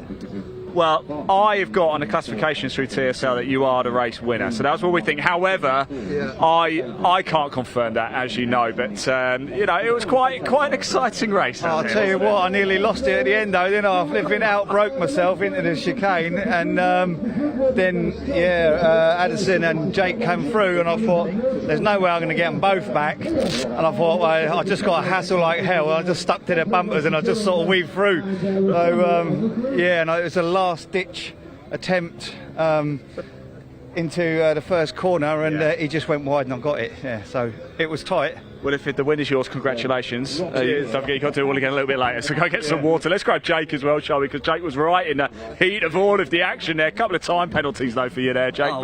But eventful stuff for you. How was it? Yeah, that was brilliant. Never driven so fast. You have to with Steve and of course Rob at your heels, don't you? Yeah, and when I got in the lead, I just thought, oh my god. I didn't think Rob was going to dive down the inside, to be honest, but he did. Tyres weren't on it at the start. They really weren't. That was really scary. I know I hit the gravel trap a couple of times. But yeah. You're smiling. You're smiling. Yeah, brilliant You must race. be roasting in this, mate. Yeah, I Blimey. am. I'm steaming. It's such a nice day. Look, so many people here as well. Have you had a chance to sort of get around and sample and experience anything here other than just hanging around the cars? Yeah, we went down and had the party last night with all the truckers. That was eventful. What time did you get in? About 12:30. Not too bad. Yeah, not too bad. Yeah, good enough though. Just looking forward to the next race now. Fantastic. Thanks for talking to us, mate. Of course, he was on the soft drinks as well. Might add, let's just jump in very quickly, shall we? Sorry, guys. Wow, that was eventful, wasn't it? Yes, it was a little. Yeah, I must say I thoroughly enjoyed that. It's my first time here for 2 years. I've been coming here for donkey's years, but I've not been here for a while. And that's my first race win for a couple of years. So you've picked some event to come to and take the checker over. Yeah, absolutely. Great crowd, great buzz around the place. Really pleased to win that. Okay, Will obviously pulled off with a mechanical problem, and I got past Dave. So I'm absolutely delighted. Yes. Fantastic. That's win number 169. Is it really? Yeah. Not that you're keeping count. No. Somebody asked me the other day, so I did have to check. But no, it's been a good day for us. Yeah. Yeah. And look, good news. You've got to do it again later. That'll do. That'll do. Thank you so much, guys. Really appreciate it. Well done as well to Howard Hunt there. Great racing indeed. Sorry, I'm just getting absolutely attacked here by flies and bugs. Should have seen it yesterday for the British Endurance Championship, actually. We got absolutely mullered by these little bugs up and down our arms. We might have that a little bit later. I hope you can stay with us. We are into the lunch break now, actually. We've got Maninder over here. Let's see if we can go have a quick chat and find out how the race was. So let's just jump in. Here he is. Let's jump in. How was that, man? Oh, that was good. I was on my own, but yeah, I'm a bit sweaty. It was hot. Sticky. It was hot. Look, there you go. Look, and I probably lost more weight here than I do going to the gym, but I don't go to the gym. Well, you definitely lost more weight here then, haven't you? Definitely, yeah. So yeah, it was just it was hot out there. My first time around this track. Great. Your track. first time around here? Yeah, first time around here, and I was just happy to finish and. Just looking around at some of the cars, they're a bit. I'm so happy. The mine's all nice and clean, and happy with. I think I finished 5th in my class, so yeah, I'm happy with that. Just go out for the next one. But it was really hot out there. It's a nice track. Love getting to learn it a little bit as well. So. What's your favourite bit then? Your first time around here, Craner Curves. What do you make of that? I like Craner Curves. I don't like Redgate. I hate that corner for the camera. I like the honesty. No, I like that. Yeah. I like the chicane. Can't stand Redgate. Hate Redgate. Don't like Redgate. The rest of it, brilliant. The old hairpin, way, get it sideways, up the hill. It's a great track. I'd like to try and get a bit closer to the guys in front for the next one. Well, you will now. You're a pro here. You've done one race around Donington. You know what to do in race 2 later. Thank you very much. Yeah, I hope so. Yeah, I'm gonna take the car back, check it over, and then try and go again, and try and be a bit closer this time. So yeah, now I know we're just going to deal with Redgate. Just get rid of Redgate. Get rid of it. I like that idea. Thanks so much, mate. I really appreciate it. There we go. Great stuff indeed. MG Owners race. That was a cracking race, wasn't it, by the way? There's another one to come up a little bit later as well. We are going into the lunch break now. Straight after that, though, we have the British Truck Racing Championship. Another race. How awesome is that going to be? Then we've got the first of 2 Brit Car Trophy Championship races as well. 50-minute races with pit stops. It's going to get very hectic in there.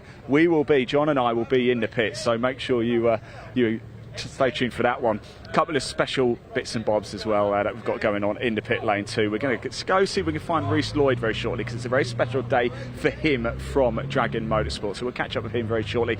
We're going to go to a very short break, but I'm going to get myself into the pit lane very shortly, because there is a pit lane. You see the amount of people who are here. In fact, there's over the other side here of Garage 39. There's a massive queue for people getting onto the track. It's absolutely incredible day. In the infield as well, you've probably seen it on the footage already. There's a fun fair going on. There are hundreds of trucks here. It is an incredible day. The sun has played its part as well. Right, I'm going to go for a very short break. When we come back, I'm going to get myself into the pit lane, and then of course we've got another British Truck Racing Championship race. Paul, back to you.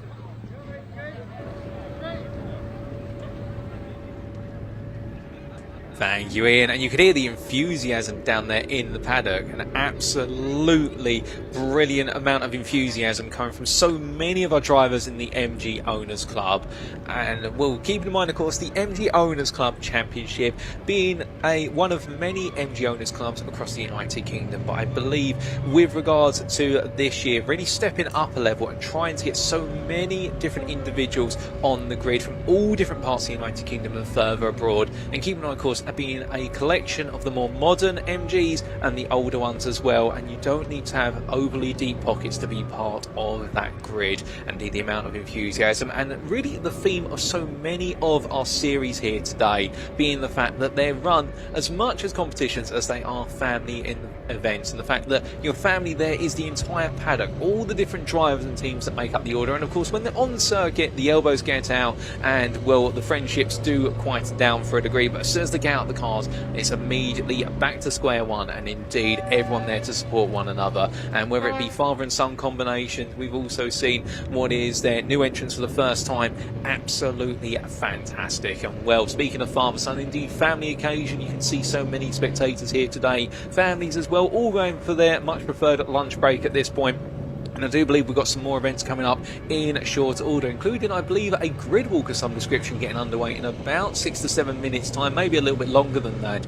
But in the meantime, just to reiterate, of course, we're here at the Donington Park National Circuit, right in the midst of the United Kingdom. This circuit located in the boundary regions of Leicestershire and Derbyshire, depending on your preference of the county, of course, but located near Castle Donington, and one of the older circuits of the United Kingdom, owned by MSV Motorsport, the wonderful organisation that owns a good number of circuits in the United Kingdom, and it has been able to help maintain this circuit, which at one point was the scene of a Formula 1 race or two, and back in the early 2000s was potentially going to be the circuit that would take over the reins of the British Grand Prix on a more permanent basis, due to a bit of a disagreement between the Formula 1 management at the time and what was the management of Silverstone. But that didn't quite materialise, and also Donington would have needed significant redevelopment. But still, that's by the by in the history.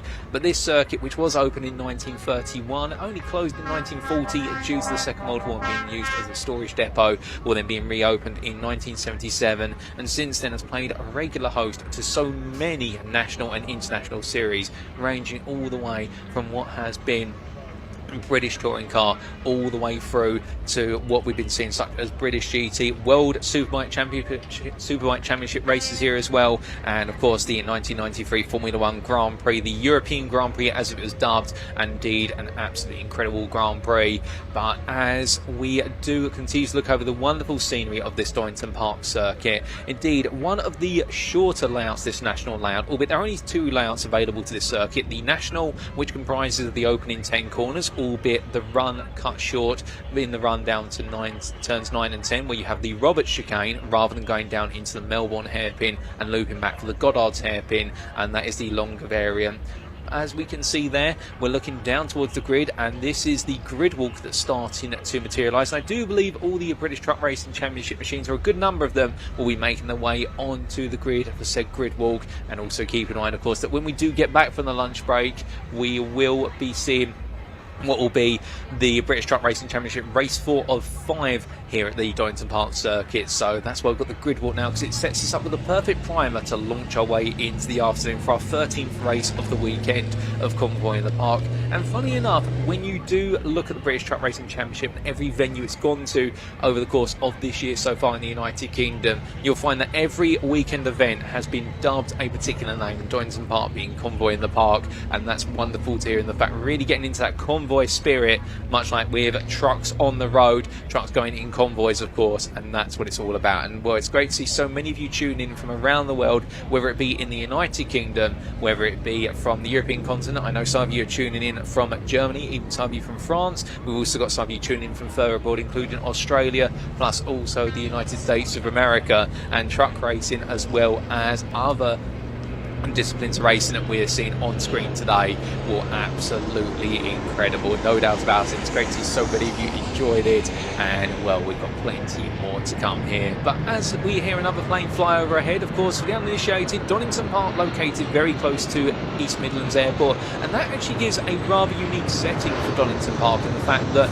it is very close to the airport, so every couple of, well, in fact every half an hour to an hour, you'll have an airplane of some description fly over. What it also means is this circuit not located near residential areas or any particular township or whatnot, and it does mean that the curfews associated with this circuit, where racing has to stop, and also with regards to the noise levels at this circuit, are not as strict compared to other circuits in the United Kingdom. And those noise limits are the reasons why at certain circuits we can't go for 24 hours of racing, for example, such as at Silverstone. I do believe 24-hour events are no longer permitted, or have to have a very particular licence in order to do so, due to the noise levels overnight and the potential distraction to neighbours. But here you only have what is a racing noise limit, and it's a very high one, and the curfew triggers at 8 o'clock in the evening. And well, as our drivers all get themselves gear positioned here, as we can see, and indeed I think right now everyone just being ushered into the right positions for this grid walk. It's why the Donington Park is a very special circuit, for the simple reason it is a circuit technically where there are far less limits, you could say,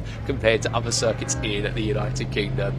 And well, we also say hello there to This Is Cool Games in the BARC YouTube chat, who's saying thank you, Bart, for doing these streams, and it is our pleasure. Of course, we're very happy to bring all this live racing to you on our YouTube channel.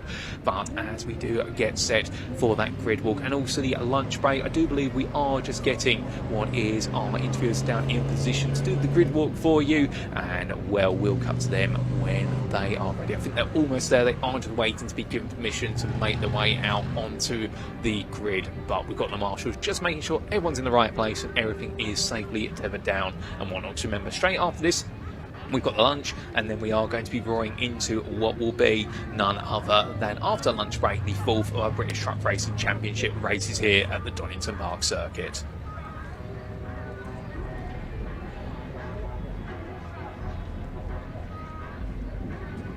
As I'm just getting a word in my ear with regards to what's happening in the background at the moment, I think we are almost ready to give you some closer pictures in the grid walk.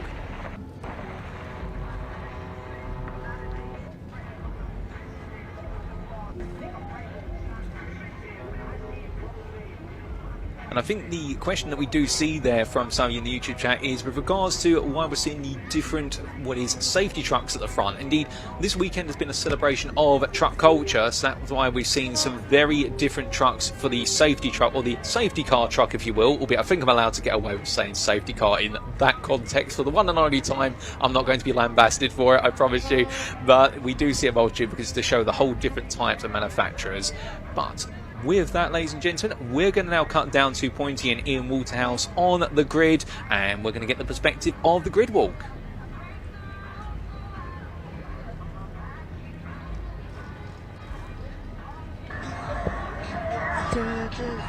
Oh, I can't think without. Oh, you got a feeling? We are live. I know we are. You can stop dancing. That was your idea. So here we are, myself and Ian Waterhouse down on the grid. Of course, most popular part of any race weekend is the grid walk, and we've got thousands of people lined up just outside the pit wall, ready to come in. We've been a little bit naughty, haven't we? Because we've come on before everybody else comes on, so it's going to get very hectic, very busy. But Pointy, what have you made of the weekend so far? What's been your favourite bit so far this weekend? Oh my goodness, so far it's got to just be the cleanliness of racing, I think. Obviously I've been watching the races from up above. We've had no major incidents, touch wood. That's how we want to keep it. That's what the fans want to see. They want to see the cheeky manoeuvres, not the big incidents, and I think that's what I've liked the most. Everything running on schedule, a lot less stress for me, that's for sure. Yeah, we had a cracking 2-minute silence a little bit earlier, didn't we? That was great. Tell us more about that. So yeah, we had someone who was a massive part of the of truck racing in general, Dave Atkins. He had family members here today, of course, Stefan, and who's team manager for John Newell, I believe, and we've also got Stuart Oliver. I mean, he was Stuart Oliver's team manager for many years, took him to several British championships and one European as well. So there's not many people in this paddock that won't have heard that name and won't be affected by that loss. But of course, what a beautiful way to commemorate such a man by having a father-son podium. You know, Stuart Oliver, Michael Oliver, first race of the day. That's got to be, yeah, that's a great memory to hold. It was certainly a very emotional moment for them. If you tuned in yesterday as well in the British Endurance Championship, congratulations to Josh Steed and Bal Sidhu for picking up the championship in their respective category. A lot more still to come throughout the course of this season. In fact, we head to Snetterton next month for that. We've got 2 Britcard Trophy Championship races coming up, but more from these guys after lunch as well, isn't there? What do we? This is lunch. Well, this is lunch. I mean, if we turn around, this is what lunch looks like for the British Truck Racing Championship. Thousands upon thousands of convoy goers heading down onto the grid for the grid walk. We're of course going straight in to the second British race of the day just after lunch. Yeah, it's going to be mega, but of course the points are getting tight. It's all to play for down in Division 2, but we've got another reverse grid, which of course is seeing Division 2 Paul Rivette next to Neil Yates at the very front. So yeah, it's incredible. So I think we're going to go, wait for a few more people to get mingled in and have a word with a few of these punters. What do you think? Go do it now. Go talk to them. Go. Shall we go do it now? We'll go talk to the punters. You have fun. Okay. I'd like to get some birthday cake. Birthday cake is the way forward. Save some for John. I don't need birthday cake, as you can see. Right then, let's mingle. Let's mingle, shall we? Let's have a word with a few people. You there? Hello. Yes. Hello, sir. You waving at the camera. What's your name? Where'd you come Brandon from? Wilson. Come from Shepshire, just down the road. Right, your local circuit then, effectively? Yeah, my local circuit, yeah. Do you come to many of the events here, or is it to the trucks that brought you in today? Not many. I come for the trucks and the drift racing, the Tuna Fest next weekend. I'll be here for that. Oh, really? Yeah, so I'll be here for that next weekend. Is that a big event, is it? Yeah, that's a big event. Me and all my friends, we come in a group of 5. We always love it, all the time, every year. Got any shout-outs? Not really. I come for the touring car as well, really. I like Ash Sutton out of the Napa, so... Oh, well, there we go. Well, here's Napa's driver, Paul Rivette, over here. So make sure you go and say hello to him at some point. Brilliant. Have a good day. Thanks for joining us. You too. Well, that went very well. What a way to break the ice. Right. Oh, someone that said... What? Hello, what's your name? Where'd you come from? Yeah, whatever. How are you? Very good. Yourself? Yeah, it's nice to have a day off. Yeah, I know. I mean, usually you're doing this, the other side of the microphone, aren't you? Yeah, usually busy with the Fun Cup Endurance Championship. We've got next round next week. Proudly supported by GT Tyres, as you know. But yeah, here with Team Brit in the British Endurance and Britcard Trophy, but also one of our co-sponsors, Odyssey Batteries, with Team Oliver as well. So you guys, Team Brit, you had a bit of a win yesterday, didn't you? Yeah, we came third in class yesterday, which was great. Paul and Aaron in the McLaren GT4 car. You've got to remember, they're driving the cars with the hand controls, which is fantastic. We've got Noah out in the 240 today, and we've also got Dom and Caleb out in the 1 Series. Wow, that's a busy weekend for everybody here at Donington, isn't it? Yeah, what an event. This is the first time I've ever been to this event here, and it's just mad. It's a bit different. It's a bit different, yeah, absolutely mad. But no, it'd be great, and you're doing a mega job. Oh, thank you so much. You do a mega job too, buddy. Take care of yourself. Thanks for coming to say hi. Right, who have we got, Danny? Look at this. Hello. The signature. Oh, can I have a signature? Look at this. I pay it $5. I'll give you the $5 in a bit, okay? Stuart and Michael. I will. You hold the microphone then. Tell them what's going on today. Just sticks me right up there. So we're in for a British Truck Racing Grid Walk now. Was that going on YouTube? Yeah, that's live. That is. Well done. Excellent. Well done. What's your name, sir? My name's Ash. Ash, how are we doing, Ash? It looks like the shirt. You've been following us for a while. I have, yeah, I have. And what's your favourite circuit out of all of the? Oh, hello. Oh, hello, Aaron. Donington's a Hi, Jason. In terms of favourite, what's your favourite truck? Favourite. Yeah, favourite circuit. What's your favourite truck? I like Stuart's Volvo. I'm a bit disappointed he hasn't made it here this week. Oh, well, he did try 3 times to make it here this week, but he broke it every time, didn't he? Yeah, he did, yeah. Right, what have we got over here? Who's this? Oh, stop it. I'm going to get, look, it's all right, I've come prepared. I'm just going to put this under my arm here. There we go. I'll go this, like that, thank you. Oh, cheers, guys, unbelievable. Point to the star. Point to the star. You might get 5p for it. Yeah, you might, yeah. You definitely won't get your money back if you try and sell it. Sorry, it's worth less now than it was before. See you guys. Pardon? Do you remember me from last year? No, but hi, thanks for remembering me. So yeah, are you having a good weekend? Yeah. And where have you come from today? Newark. Newark. Was it a long drive? Yeah. Yeah. Which is your favourite truck here? Apollo.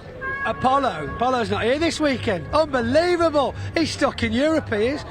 Been racing, isn't it? Apollo tyre. I see. So yeah, I get you now. I'll let you have it. All right, I'll let you have it. I thought you meant, yeah, doesn't matter. Thanks for coming to say hi. Right, look, there's 3 hats over here. They're queuing up for them. Let's have a walk down and see if we can't find someone else. Come on now. Oh, absolutely rammed down here on the grid. It's fantastic to see so many people out and about coming to see these trucks up close. Crazy, it's crazy. We've got, this is the wrong Smith lent up Dave Smith's truck, but there we are. Nathan, who was obviously giving us some technical background yesterday. Nathan, how does this make you feel seeing all these spectators come down for the grid walk? It's great, isn't it? It's what the sport needs, really. You need to get people involved, and what better way to get them on the grid where the trucks are going to start, looking around, weather's lovely, it's brilliant, it's a great atmosphere, it's good. We're all going to go home with sunburn though, aren't we? Definitely. Yeah. I am cooking. Yeah, I'm cooking, yeah, I'm going to be very, very hot by the time we finish home. I'm going to wake up tomorrow, I still think I'm sunbathing. Right, thanks for chatting to us again, buddy, good to see you. We've got some autographs going on here, waiting for Ryan Smith, of course. Dave Smith's in the book as well. Don't forget he's on one of those pages. Right, who have we got here? Let's see, goes like. Oh my goodness! I need someone in my ear telling me where all the celebrities are, like in the Formula One. If you look over to the left, Pointy, you'll see Posh Spice or something like that. Right, madam, hello. What's your name? Where'd you come from? Mansfield. You're from Mansfield. And which team are you here to support by any chance? Obviously Ryan. Obviously Ryan, obviously. Are we all happy to see Ryan doing well this year? Yeah, that was it. Should we try that again? Are we happy to see Ryan doing well this year? There we go. Well, you have to just give him a little G up first, don't we? Even though we don't need it. Even though he doesn't need it. I'll tell you what, what's his secret, do you know? He got me pushing it. Got you pushing it. I didn't see you out on circuit. I tell you, she does well to keep up with the truck. Right, I'll leave you guys to it. Thanks for coming down to the grid walk. Let's head a bit further back then. My goodness, I tell you, just see if you can get a wide over that lot. I mean, look at that. That is just incredible to see. All those people just swelling all over the grid. We've got entrance from the other side of the track as well. Literally thousands of people. Hi, you guys look interesting. Gather round. What's your name? Cassie. Hi, Cassie. You are? Zara. Zara and Cassie and? Jason. Rebecca. None of you are getting away. So, have you come far this weekend? We come from a little village called Great Hayward. Great Hayward. Where's Great Hayward for people that aren't from Great Hayward? Near Stafford. Near Stafford. So they come from near Stafford. What's been your favourite part of the weekend so far? This, walking on the track. Walking on the track. Oh, you got to touch it as well, don't forget. You got to reach down and go, oh, there's been some famous people on this tarmac. There's been cars, there's been trucks, there's all sorts, motorbikes. Favourite truck? You don't have to name it, just tell us the colour. Pink. The pink one. Division 2, Simon Cole, right? Yeah, just nod. She's nodding. What about you? Favourite truck? The pink ones. The pink ones, right. I can see where this is going. Have you done any watching of the truck racing? I've done a little bit, but I've done shopping. Right, are you interested in any of this? Or? Yeah, I bought a truck to show. So. Oh, there we go. We've got a truckist among us at last. With Steve Foster Cranes. Right. We're over at the show side. How's it been over there? Because we obviously so busy in here on the track side. We barely get a chance to see the infield. What's the atmosphere been like on the truck show? Absolutely fantastic, mate. It's been brilliant over there. Like little party town. Oh, that's what we like to hear. And there's 1,500 odd trucks, I believe. There is, yeah, all sorts. Volvos, Scanias, mostly. Mostly. I know, well, you know, V8 never late. Yeah. Never late in a V8, are you? No, that is very true. Right, well, we'll let you guys go. Thanks for stopping to talk to us. Try and watch the race after this. It's really interesting. Honest, yeah. Right. Thank you very much. Oh, my goodness me. Right, let's have a look. We got Dave Jenkins here with a photo op. Dave, come and talk to us for a second, buddy.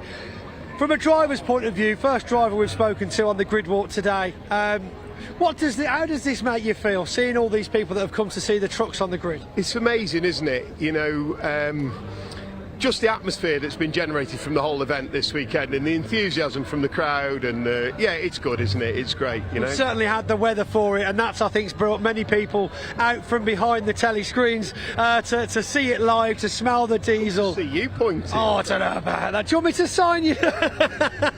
I'll sign your truck on a black bit though, so no one can see it. So we are a couple of rows back, obviously reverse grid. Another battle for you leading into the next race of the day. What are we looking at? Yeah, well, we're going to go forwards, aren't we? I don't.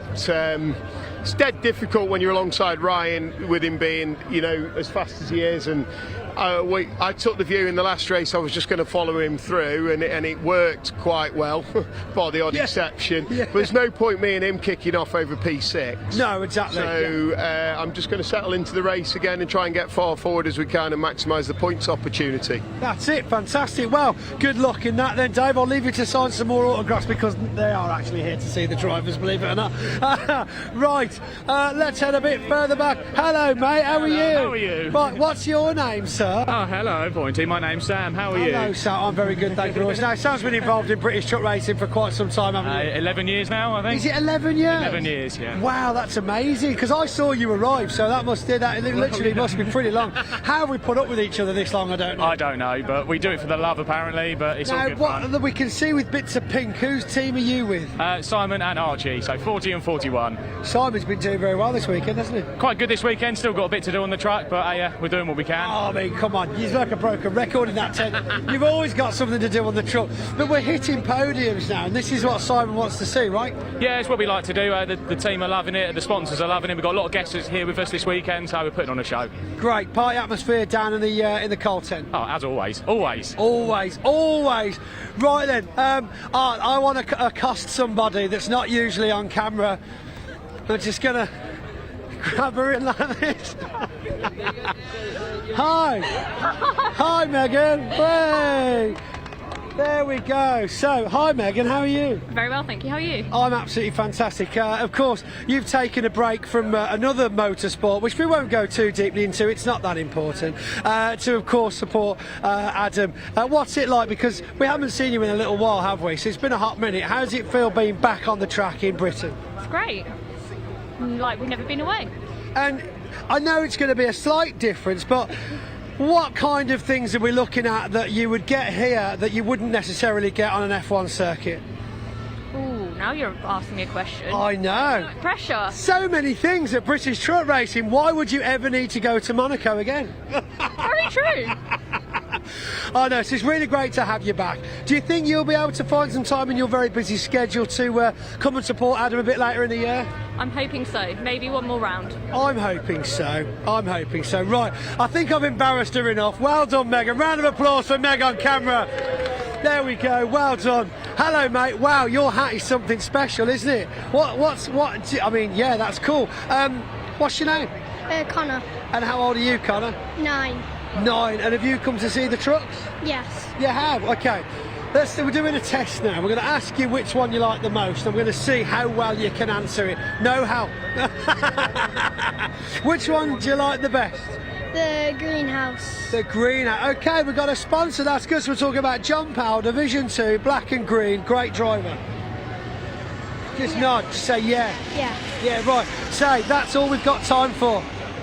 That's all we've got time for. It is all we've got time for. As we hear the siren in the background, I'm going to hand back over to Ian. The only thing I was going to say, anybody watching this, and if you're at Donington Park services around about 7 o'clock, if you're thinking of coming that way on the M1, don't. We've got about 1,500 trains that need to get out of here later, don't we? It's going to be, about 2:30 I'm doing the show truck results on the infield, and once they're done, they're going to want to go home and they start pulling out in a big way. It's going to be carnage on the surrounding roads. M40 north and south is going to be horrendous. I need the M40. Yeah, M1 just as bad. I need the M1 as well. We're racing here until 8 o'clock tonight though, so if you just wait until the end of the day, you'll probably be alright. Top man. Well, look, these guys need to go racing very shortly. They do. I need to go, right, okay, well, it's the second race, the British Truck Racing Championship here at Donington on the Sunday. I'm going to hand back over to Paul up in the eye in the sky, and I'm going to race up some stairs and meet him there myself. Thanks for joining us down here on the grid walk. We'll see you all very soon. Amazing, that one.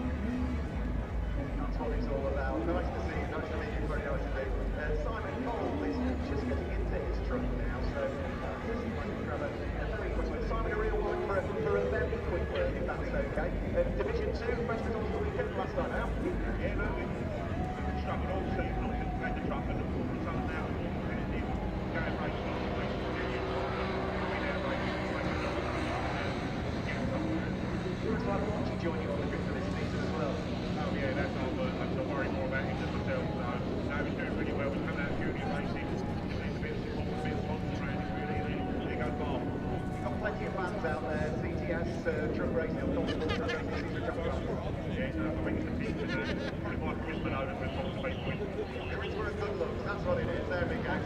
Cole, I think the last driver, the chance to chat to on the grid. The grid is being cleared in advance of our next truck race that's coming up. The British Truck Racing Championship out on circuit in just a few moments' time.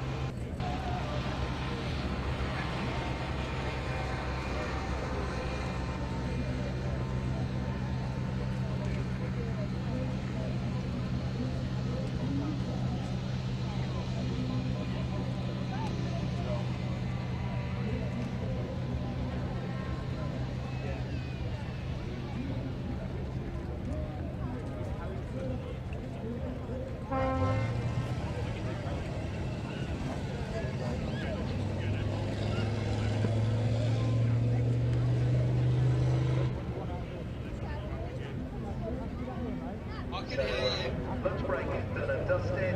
Track activity about to restart. Of course, off-track activity still continuing as well. At 1:30 on the main stage, back the wheel will be going again. And at 2 o'clock, it is Ironman and meet and greet. And I think that's the last chance you get today to go meet Ironman in the kids' zone in the infield area. That's 2:30, so that's about an hour from now. The Show and Shine Truck Prix, sponsored by Northside Truck Club, will take place on the main stage as well. So those are the things going on our main stage or in the kids' zone on the infield. Remember, out in the action arena, which the lots of transport HGV drivers, large American trucks, and the lots of truck riders are there. Remember, the launch pad, which is down near the tarmac lake. And the action arena is the building where you can head to scale extra track with the RC trucks. So the trade village is still open as well. The club there is still open as well. So there's still plenty to keep you busy here at Convoy Park 2024. It was good to catch up with some of the drivers finally, wasn't it, on the grid? It is. There's a couple of jokes there, wasn't there, about the charisma, but they genuinely are very charismatic, great characters, and you can tell that they've got a genuine love for what they're doing. There's some competitions where it's all about the competition, but here it's great to win, but they do just love going quickly in a truck. Yeah, it's not quickly in the truck, and they will certainly roll their sleeves up and slug it out on circuit again in this one. Let's give you the grid then. This is race 13 of the weekend. Well, ladies and gentlemen, we do return from the lunch break, and with that, we are back for plenty of racing action here this afternoon.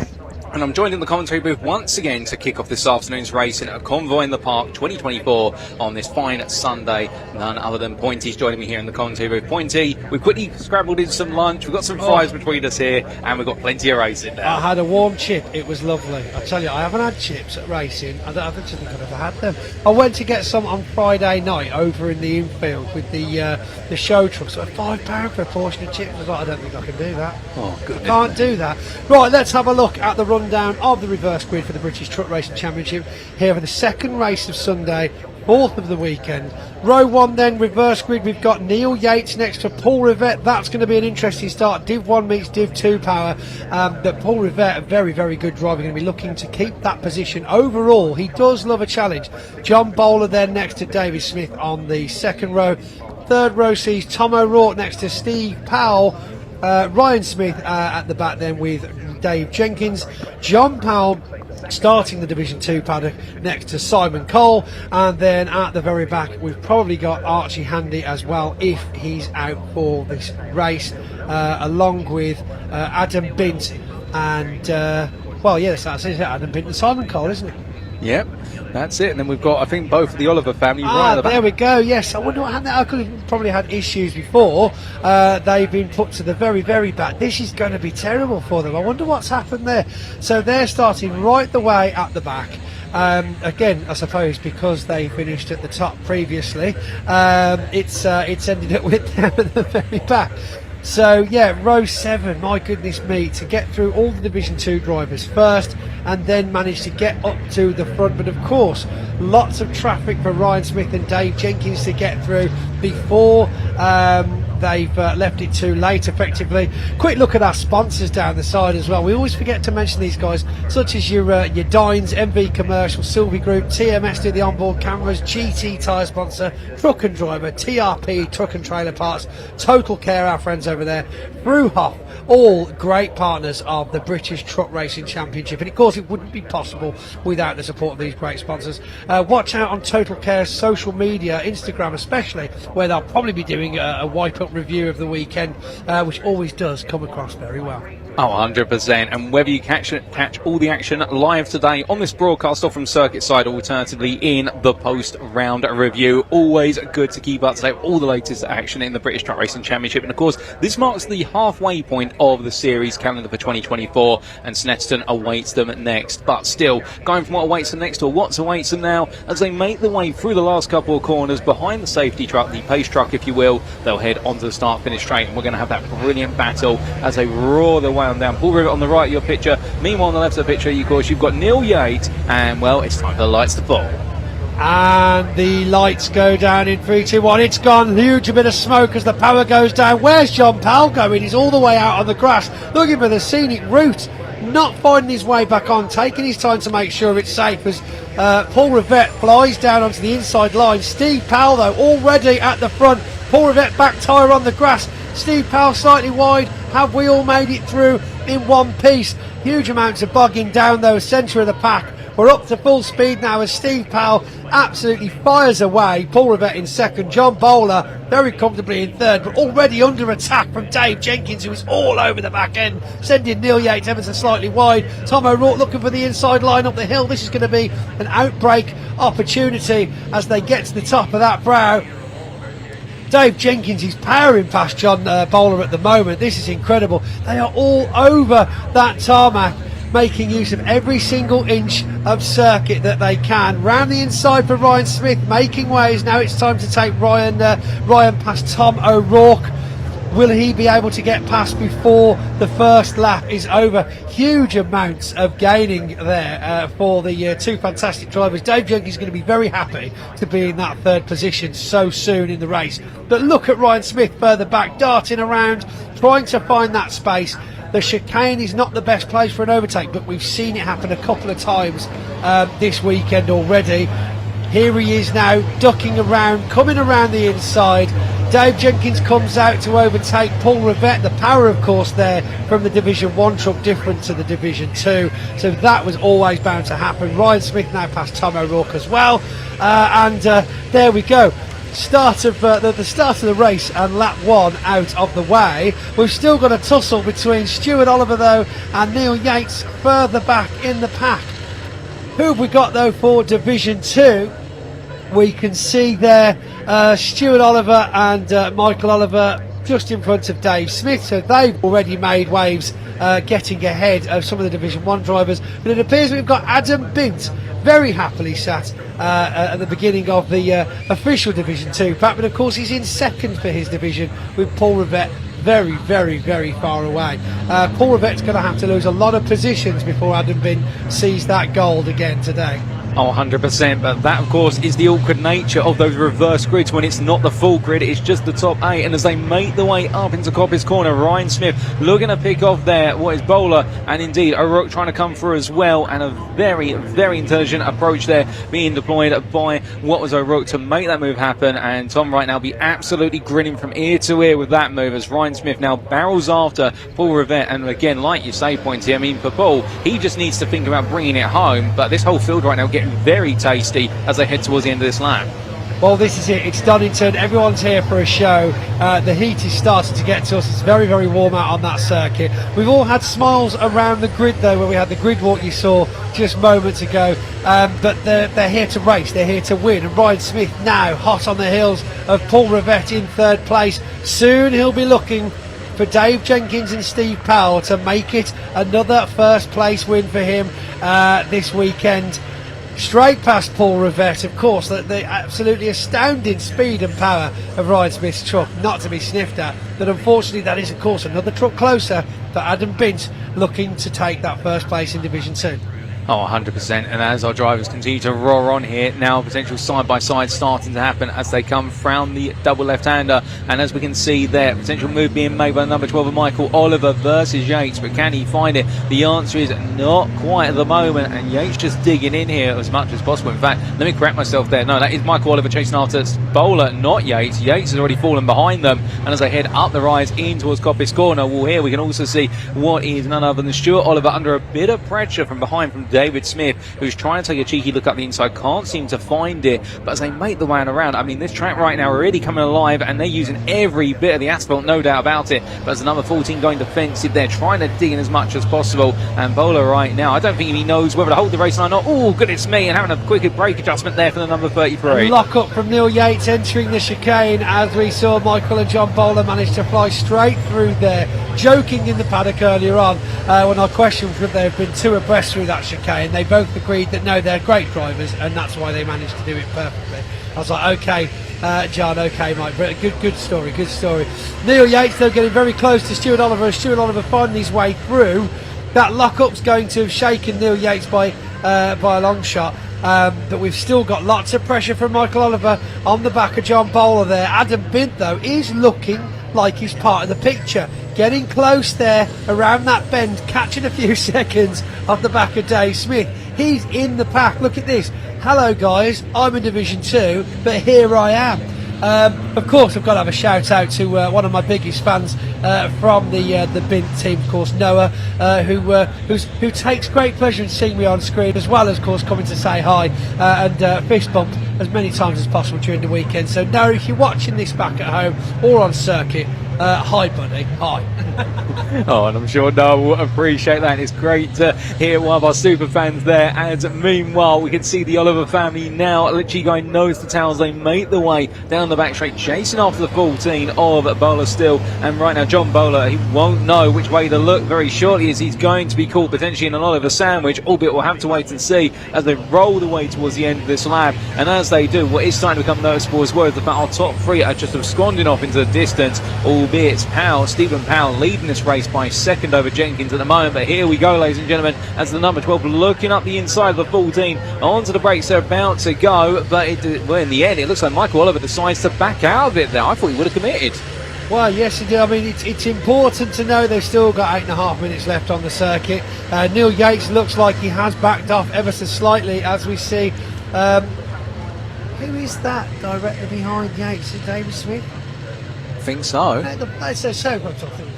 Got my cameras mixed up there. So we've got John Bowler behind Michael Oliver. So Michael Oliver's obviously made it past now, but now Dad Stewart is going to come past as well. Again, it just goes to show, though, from the very, very back row, we're now right in the middle of the pack, not even halfway through the race, plenty left to play for. But Paul Rivette down into 4th overall. He's still got a long way to go, though, before he's under any pressure from Division 2. Oh, true, and he's got Tom O'Rourke right on his heels now as they continue to make their way towards the end of this lap. Albeit, like you say, Pointy, I think for Paul Rivette, he's not going to be too worried about that. His big concern will be if he starts to get too close to Bint, but still many for Bint to pull past or Rivette to fall by the wayside too. But meanwhile, we look towards the front of the field as they go onto the next tour of the circuit, and that is still Stephen Powell leading, but you can see they're right behind David Jenkins, absolutely hugging at the rear as they make the way in towards turn number 1. And then we do have in P3, what is Ryan Smith, who now has found his way onto the back, halfway point of the race complete. We've still got half of the race to go, and Ryan Smith, they're getting a little bit sideways coming out of turn number 1. He's pushing hard now. I think Smith really wanting to try and get in there before Jenkins finds his way past Powell. This is it. I mean, Jenkins is going to want to keep another good trophy. He's having a good championship so far this year. It was great to catch up with him on the grid walk as well. But yeah, Ryan Smith isn't going to want to let him have it. He's really going to be looking the next 7 minutes of this race to get past Dave at any possible opportunity, which of course will then put Steve Powell in peril for his podium win of this race. Doing very well to get to first place the way he has. Bit of sideways action there from the 69 Dave Jenkins as Ryan Smith's right up the side of him looking for that outbreak situation. Will he manage to make it stick, though? We're not all the way out the bend yet. The power goes down for number 1. 8-time British champion Ryan Smith as he closes the door in front of Dave Jenkins. But the chicane is upon us now. This has to be perfect. How close will he get to Steve Powell? This is where we'll see the difference in the cornering and the handling as we see the power go down from Ryan Smith all over the back with Dave Jenkins, of course. Steve Powell looking in his mirrors thinking, oh no, here they come. Oh, indeed, and this is the worst place to be. I mean, if you only had one lap to go, I think Powell would feel fine, but when you've got 6 minutes on the clock, somebody getting a bit wrong, that's Tom O'Rourke, who's just taken a bit of a trip to the gravel on the final corner in the rear of the picture. But right now, indeed, like you say, Pointy, Ryan Smith is charging, he's getting closer, and Jenkins at this point will be sat there, I think, eager to try and simply latch onto the back of Smith and be brought into that battle, because again, if Powell finds a way to keep Smith behind him just for a little bit, he may just very shortly be able to make an opportunity and potentially snatch that win away. And to be fair, Jenkins has had a stellar weekend so far. I think he'll be eyeing up more silverware as a minimum, but he'd like the win. Well, who wouldn't want the win? This is True. it. Talking about stellar weekends though, Paul, other than calling all the trucks cars, how have you found the British truck racing for the first time? Oh, it's been absolutely incredible. I mean, I've never really tuned into the British Truck Racing Championship before today, but you know what? I think you've made me a believer. And convert, that's it. Once you've been in it, you can't get away from it. This is it. And I think this is what happens with a lot of the drivers as well. When they come in, they're like, oh yeah, this is different to what I thought it was going to be, and then they just stick there, that's it. And is that Ryan Smith with his wiper on? Possibly, yeah. So this could be a couple of things. Obviously, these trucks use water-cooled brakes. So, you know, for visibility, if we get a bit of a spray when he's travelling that quickly, that closely rather, behind Steve Powell, down onto the start of another lap with just a tenth of a second difference behind Ryan Smith from Steve Powell. This is going to be a tight lap for Steve Powell. He's going to have to watch every single corner. But yeah, the wipers come on, you know, you get a bit of spray, you get the water coming off the brakes, and of course sometimes you just want to have clean glasses, don't you?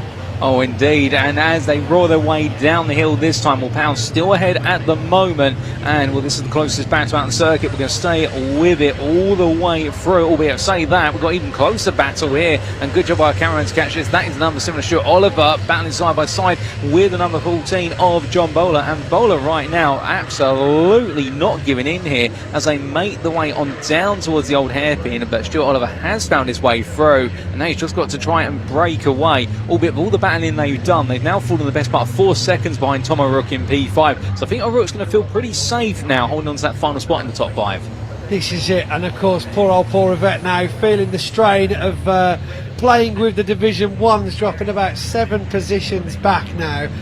Only 2 trucks divide him from the rest of Division 2, but Adam Bint, of course, still looking for a position past Yates and Dave Smith. Ryan Smith now into the chicane, the perfect position, very cleanly, straight past. This is where the power will go down, and look at the gap pull away there as Ryan Smith comes down the pit straight. Steve Powell tucks him behind him to take his second place. It's still a great podium, but he's still got another 3 laps at least, with Dave Jenkins breathing down his neck. Oh, indeed. And whilst Powell wasn't able to keep Ryan Smith at bay, now he's going to have the task of keeping Jenkins at bay, which will be just as challenging for him. As here we're looking at Paul Rivette in amongst the pack, with just in front of him there, that being, oh goodness me, as someone's sprayed up a lot of water vapour by the looks of things. But Paul Rivette under increasing pressure with a 33 of Yates behind, and then there is none other than Adam Bint. Bint is getting much closer now to the Napa Racing truck in Class 2, and this could be where Paul Rivette now starts to feel a little bit of pressure, albeit we've got this lap and perhaps 1 more, perhaps even 2 more, depending on timing. But the key point being here in the fact that Paul Rivette have had a huge amount of comfort at the start of this race, having started on the front row. Meanwhile, Adam Binstein all the way down towards the back due to the top 8 version of the starting grid. Well, now he's going to be seeing his rearview mirrors that he does have a rival getting close. And, well, with Yates between the 2 of them, I do wonder now whether Neil Yates will find his way past Paul Rivette, alternatively, whether Adam Bint in the wonderful Apollo Tyres machine roaring its way on through its distinctive livery, or whether Bint might see this now as the time to push. But as they charge their way up the hill in towards the McLean's corner, you can see that Paul Rivette just keeping it to his guns, what he's done well all day this weekend, and that is just simply keep his head down, keep delivering the laps. And whilst everything hasn't perhaps gone as planned this season, you've got to be fair to Paul Rivette in the fact when he's in the zone, he's absolutely faultless. Yeah, loads of pressure, but he is a very good driver. Of course, doing Clio racing as well, over with WDA, I believe. bit of dust there gets thrown up, but Neil Yates looking now very good. Will Neil be able to put the power down through the chicane? Saw him there lock up earlier on. No issues with braking. Oh, John Bowler's gone off. Not sure what's happened to him. He had a snapped spring earlier on. Apparently they're coming together with Dave Jenkins on the first corner that we saw them, where John went off. Apparently there was a bit of contact that snapped one of the rear leaf springs on John's truck, which is why he had to retire from the race with a very, very loose back end.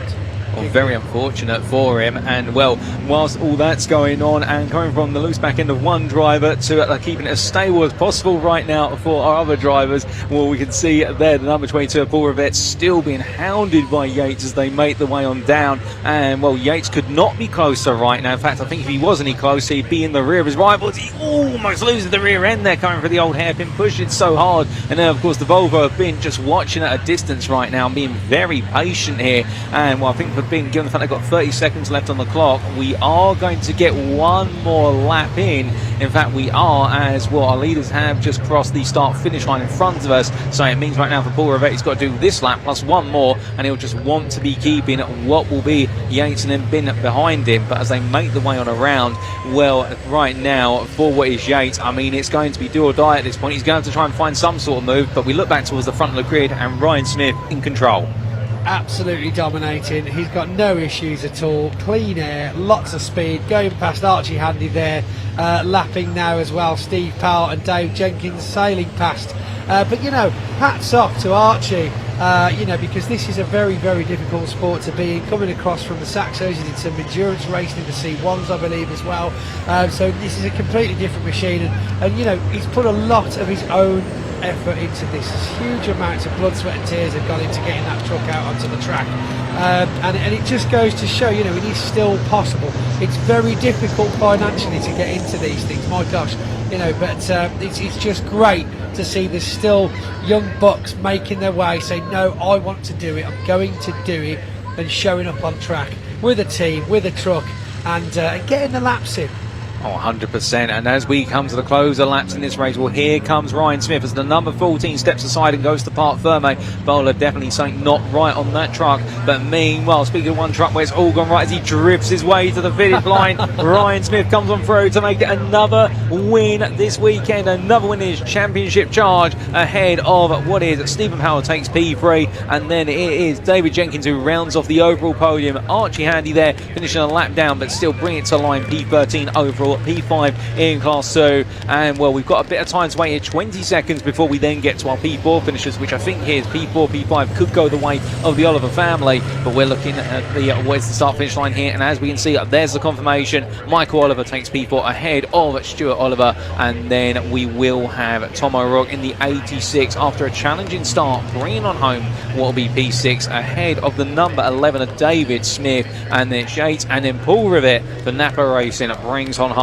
what will be the win in Category 2 or Class 2, just ahead of Adam Bin by only a second in the end, if that. And then we can see what is John Powell's number 6, after its adventure at the start of the race, makes it home for the third spot on the Class 2 podium. And then we will, last but not least, have Simon Cole come on through, albeit and there he is in the 41 as he crosses the line there, and what a race. Unfortunately, one retirement right at the end there, and that was the Class 1 of John Bowler, but that completes your fourth race of this Donington weekend in the British Truck Racing Championship. What a race, no doubt about it. And well, Ryan Smith in the end taking that victory, being made to work for it, no doubt about it. Now his record, 2 second places, 2 first places, not quite perfection, but he's coming close. But he's definitely had a very challenging weekend. What was missing qualifying yesterday, that really put him on the back foot, albeit we say he's put him on the back foot, but the Daimler Freightliner driver absolutely demonstrated just absolute prowess, and the speed he's able to take off of the chicane in particular at the end really being his strong point, and also the natural flow he seems to have in his machine. That number 1, there's a reason why the door number's number 1, and he's an 8-time champion and pushing for that 9th title and looking to chase after the existing record, the 10-time champion Stuart Oliver. Oliver, and well, as he makes his way on down the back straight, we'll look to get you those results very shortly. And here they are, your provisional results for what was our fourth race of the British Truck Racing Championship at Donington Park this weekend. Ryan Smith, your winner by 2.8 seconds over Stephen Powell, with David Jenkins rounding off the overall and Class 1 podium. Michael Oliver and Stuart Oliver completing your top 5, with Tom O'Rourke P6, David Smith P7 in a bit of a challenging race, no doubt about it, not quite making the progress he would like, but we expect more in the final race of the weekend, and Neil Yates P8. Then we see P9 overall, but Category 2 or Class 2 winner Paul Rivette there, adding another win to his tally ahead of Adam Bint, who rounds off your overall top 10 with that second place in Class 2. John Powell completing the Class 2 podium, and then Simon Cole, Archie Handy and John Bowler completing your finishing positions. And our sole retiree of John Bowler there, hopefully he'll be able to get whatever broke repaired, and Archie Handy a lap down but still keeping the spirits high, and that's what we love to see. But an absolutely superb race there, ladies and gentlemen, to bring us back from the lunch break. And as we've roared back into that racing action there, and indeed we've got Pointy already making his way down to the pit lane to get ready for those post-race interviews, well, down to Park Firm I should say, post-race interviews with our drivers. Well, we'll get a word when we are good to go with those, and well, when we do, in fact we are ready to, I think, ladies and gentlemen, so we will cut to those post-race interviews.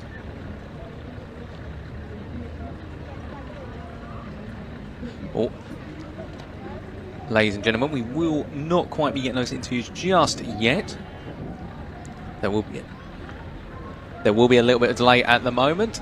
And well, I can tell you at the moment that after all his jogging expeditions yesterday, and you saw him doing the relay into Donington Park's Park Fermate area, Pointy still at the moment making his way. But I think right now we'll give him just a little bit longer. And well, I can see so many of you enjoying the race there in the respective YouTube chats. Absolutely great to see. And also a number of you a bit gutted there for John Bowler in particular, where it didn't quite go the way he wanted it to.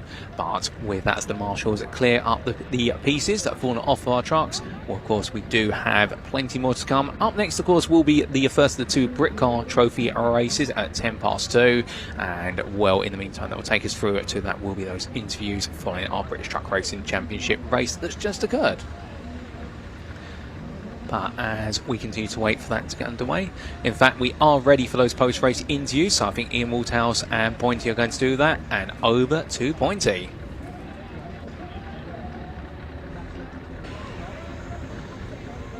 Hi there, welcome to Park Fermate. I'm not breathless because I walked some of that. I tell you what though, I'm getting tired now, ladies and gentlemen, as I'm sure these trucks and these drivers are, but nonetheless, a fantastic effort from Ryan Smith, season overall first place. But we've seen Ryan a lot this weekend. Brilliant job for Ryan Smith. Let's go and have a word with Steve Powell, who's had a brilliant race. Steve, how the devil are we? Hot. I know, it's warm, right? Very warm, yeah. It was a good race. The blinding start went off. The back brakes are very hot. I think we cooked them. Lost a little bit of arse end grip, rear end grip in one bend, and Ryan got me, but no, over the moon with it. That's fantastic result. Fantastic. So we've taken the Homer Trophy today. The team will be very happy. I'll come and grab them from your tent though on the way to the trophy presentation. All right, yeah. Let me know. That's it. Saves me the walk. No, over the moon with it for the boys. It's good pace there. So Dave's had a really good weekend. He goes really well here. So he beat us both yesterday. So to get one in front of him is great.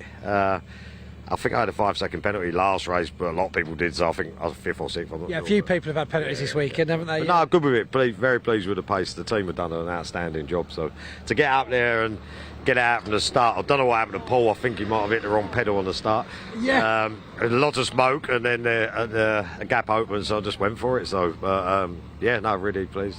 That's fantastic. Well done to you, Steve. Lots left of the weekend. We've got another race this afternoon, and then another international Truck Prix this evening. I will see you for the trophies. We're getting from the trophies. We're getting for the trophies. Yeah. We'll do some more trophies. I'll see you for the trophies. See him for the trophies. Watch your back.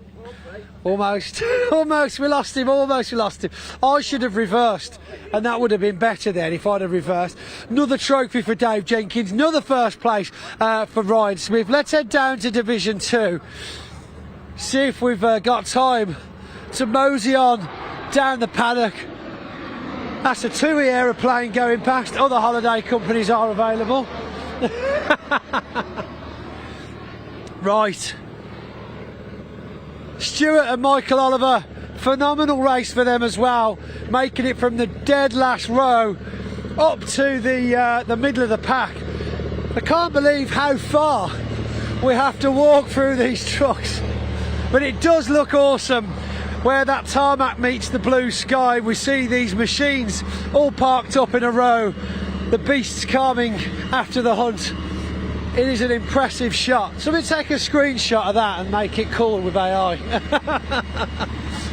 Oh, hell of a walk. Right, Neil Yates here at the back, and then a bit further back.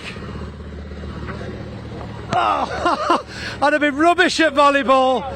Rubbish at volleyball. Listen, am I doing all the Olympics this weekend or what?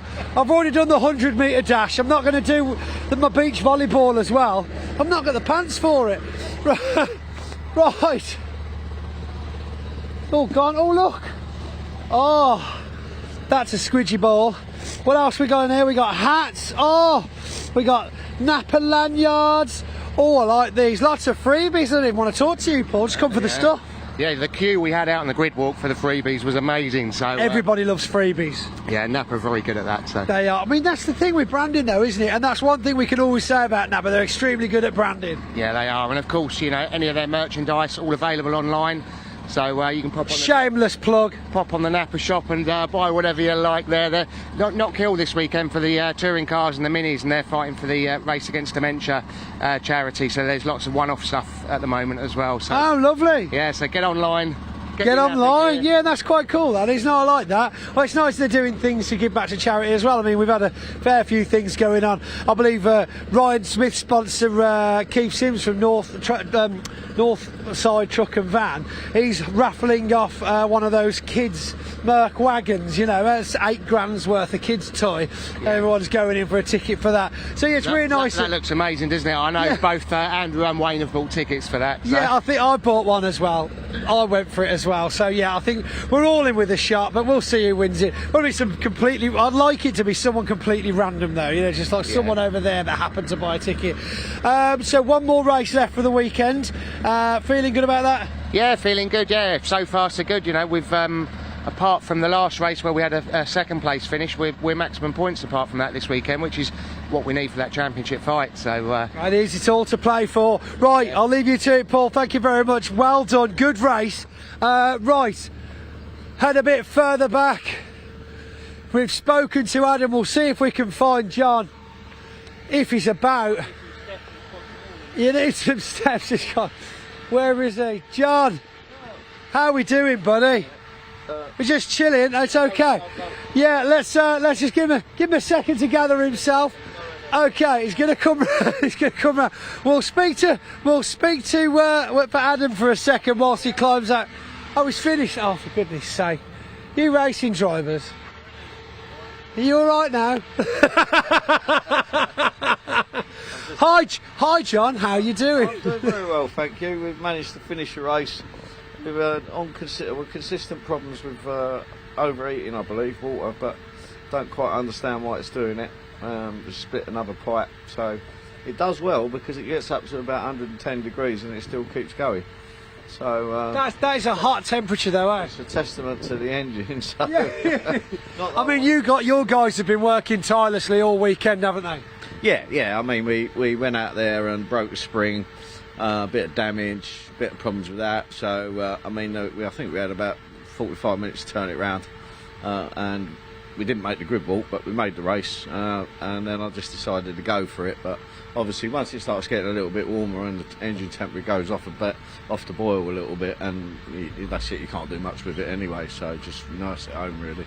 Well, at least we got to finish. That's the main thing. Some points to cling on to. We came here leading the championship, so I don't know whether we will be at the end of it. So it's a shame, really. But the way the year's gone, I mean, there's plenty to play for. He might go downhill biking again. You never know. Oh, my days of biking are over. I think my wife would divorce me if I get a bike. Oh, probably not a good idea. Not a good idea. Not such a good. I'm sorry in advance if I've just lit a spark, by the way.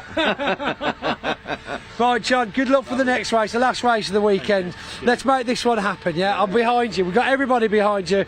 John Powell, the Greenhouse Group. Fantastic truck. Daff, of course, here with Adams Morey as well, who were big supporters of the Thruxton weekend convoy on the plane. I think that's all we've got time for, though, down here on the Parc Fermé. So I'm going to send it back up to Paul, who'll then, of course, introduce the next race and hand back to Ian for some more racing action.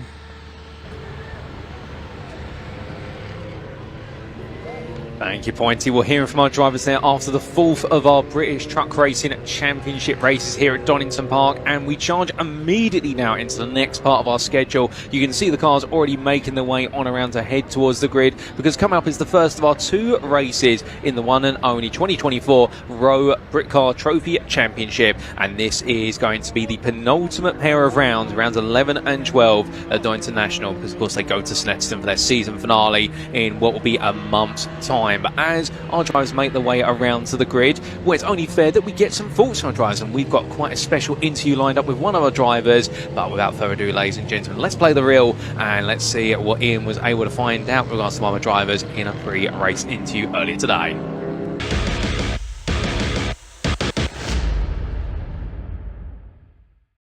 Well, we're certainly continuing the festivities here now. On the grid walk a minute ago, I said I was going to head off and get some birthday cake because it's somebody's birthday today. Reese Lloyd from Dragon Sport, happy birthday to you. I was going to do it in Welsh, but I've forgotten how to do it. Well, how would I say it in Welsh? So you'd say Penrith Hapus Reese. Okay, brilliant. There you go. I'm not going to repeat it. No, I don't want to look silly. But Reese, happy birthday to you. But what a day you've got coming up for you here. Britcar Trophy Championship, 2 races coming up. Yeah. How's the season gone for you? It's been a mixed season. We've as a team we've had a good season. We had a good start of the season. Our second half hasn't been so good. Sam and Jack in car 96 have come on along. They had the first win back at Alton. Alex also obviously still in striking distance for the championship. So it's all to play for. I think it's going to be a cracking 2 races this afternoon. It certainly is. Now look, normally whenever I come down to see you guys, because you're Welsh, you've got somebody out on the circuit with a cuddly toy or something. It was a platypus or something last time, wasn't it? What have we got this weekend? We just got trucks. We've got some Welsh number plates out there. Have you? Okay, we'll keep our eyes peeled. Look, what are your expectations for the race? Race 1 anyway. We got to win. We have to win. Like there's no, it is what it is now. For us to keep the championship alive, Alex and Matt for next meeting, they've got to win, and we've got to try and be up there and help them as well. So yeah.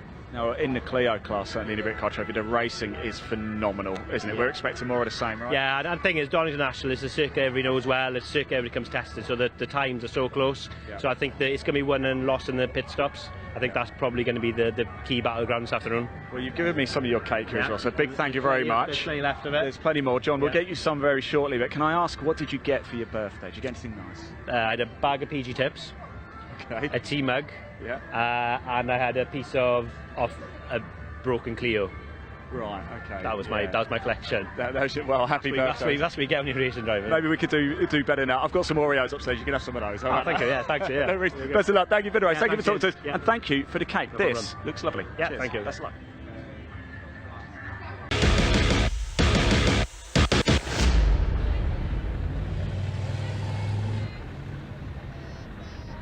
There we go, and I can see many of you extending your birthday wishes in the YouTube chat. Let's take you through this grid for the purposes of our first of our races, and we see on the front row it is going to be Sim Dynamics racing with Jabba Sport, joined by Century and SGM there, the 23 and the 43. Then behind them will be the number 7 from TSR and Datum Motorsports 111. We'll then have on row number 3, it'll be the Intersport machine, followed up by the Datum Motorsport number 4, and then we will have on row number 4 will be the combination of the number 10 from Jeff Steele Racing and Datum Motorsports 47, the Ginetta G56 GTA, and then we will have what will be there the number 68 BMW M240i. That's going to be piloted by Team Brits driver Cosby, and also Henry there in the Renault Clio Cup Gen 488, and that's going to be for High Row Motorsport. That's going to be your first 5 rows on this mixed class grid, and then we've got plenty more to come. In fact, we have got 9 rows on this grid here for the the Britcar Trophy Championship at Donington Park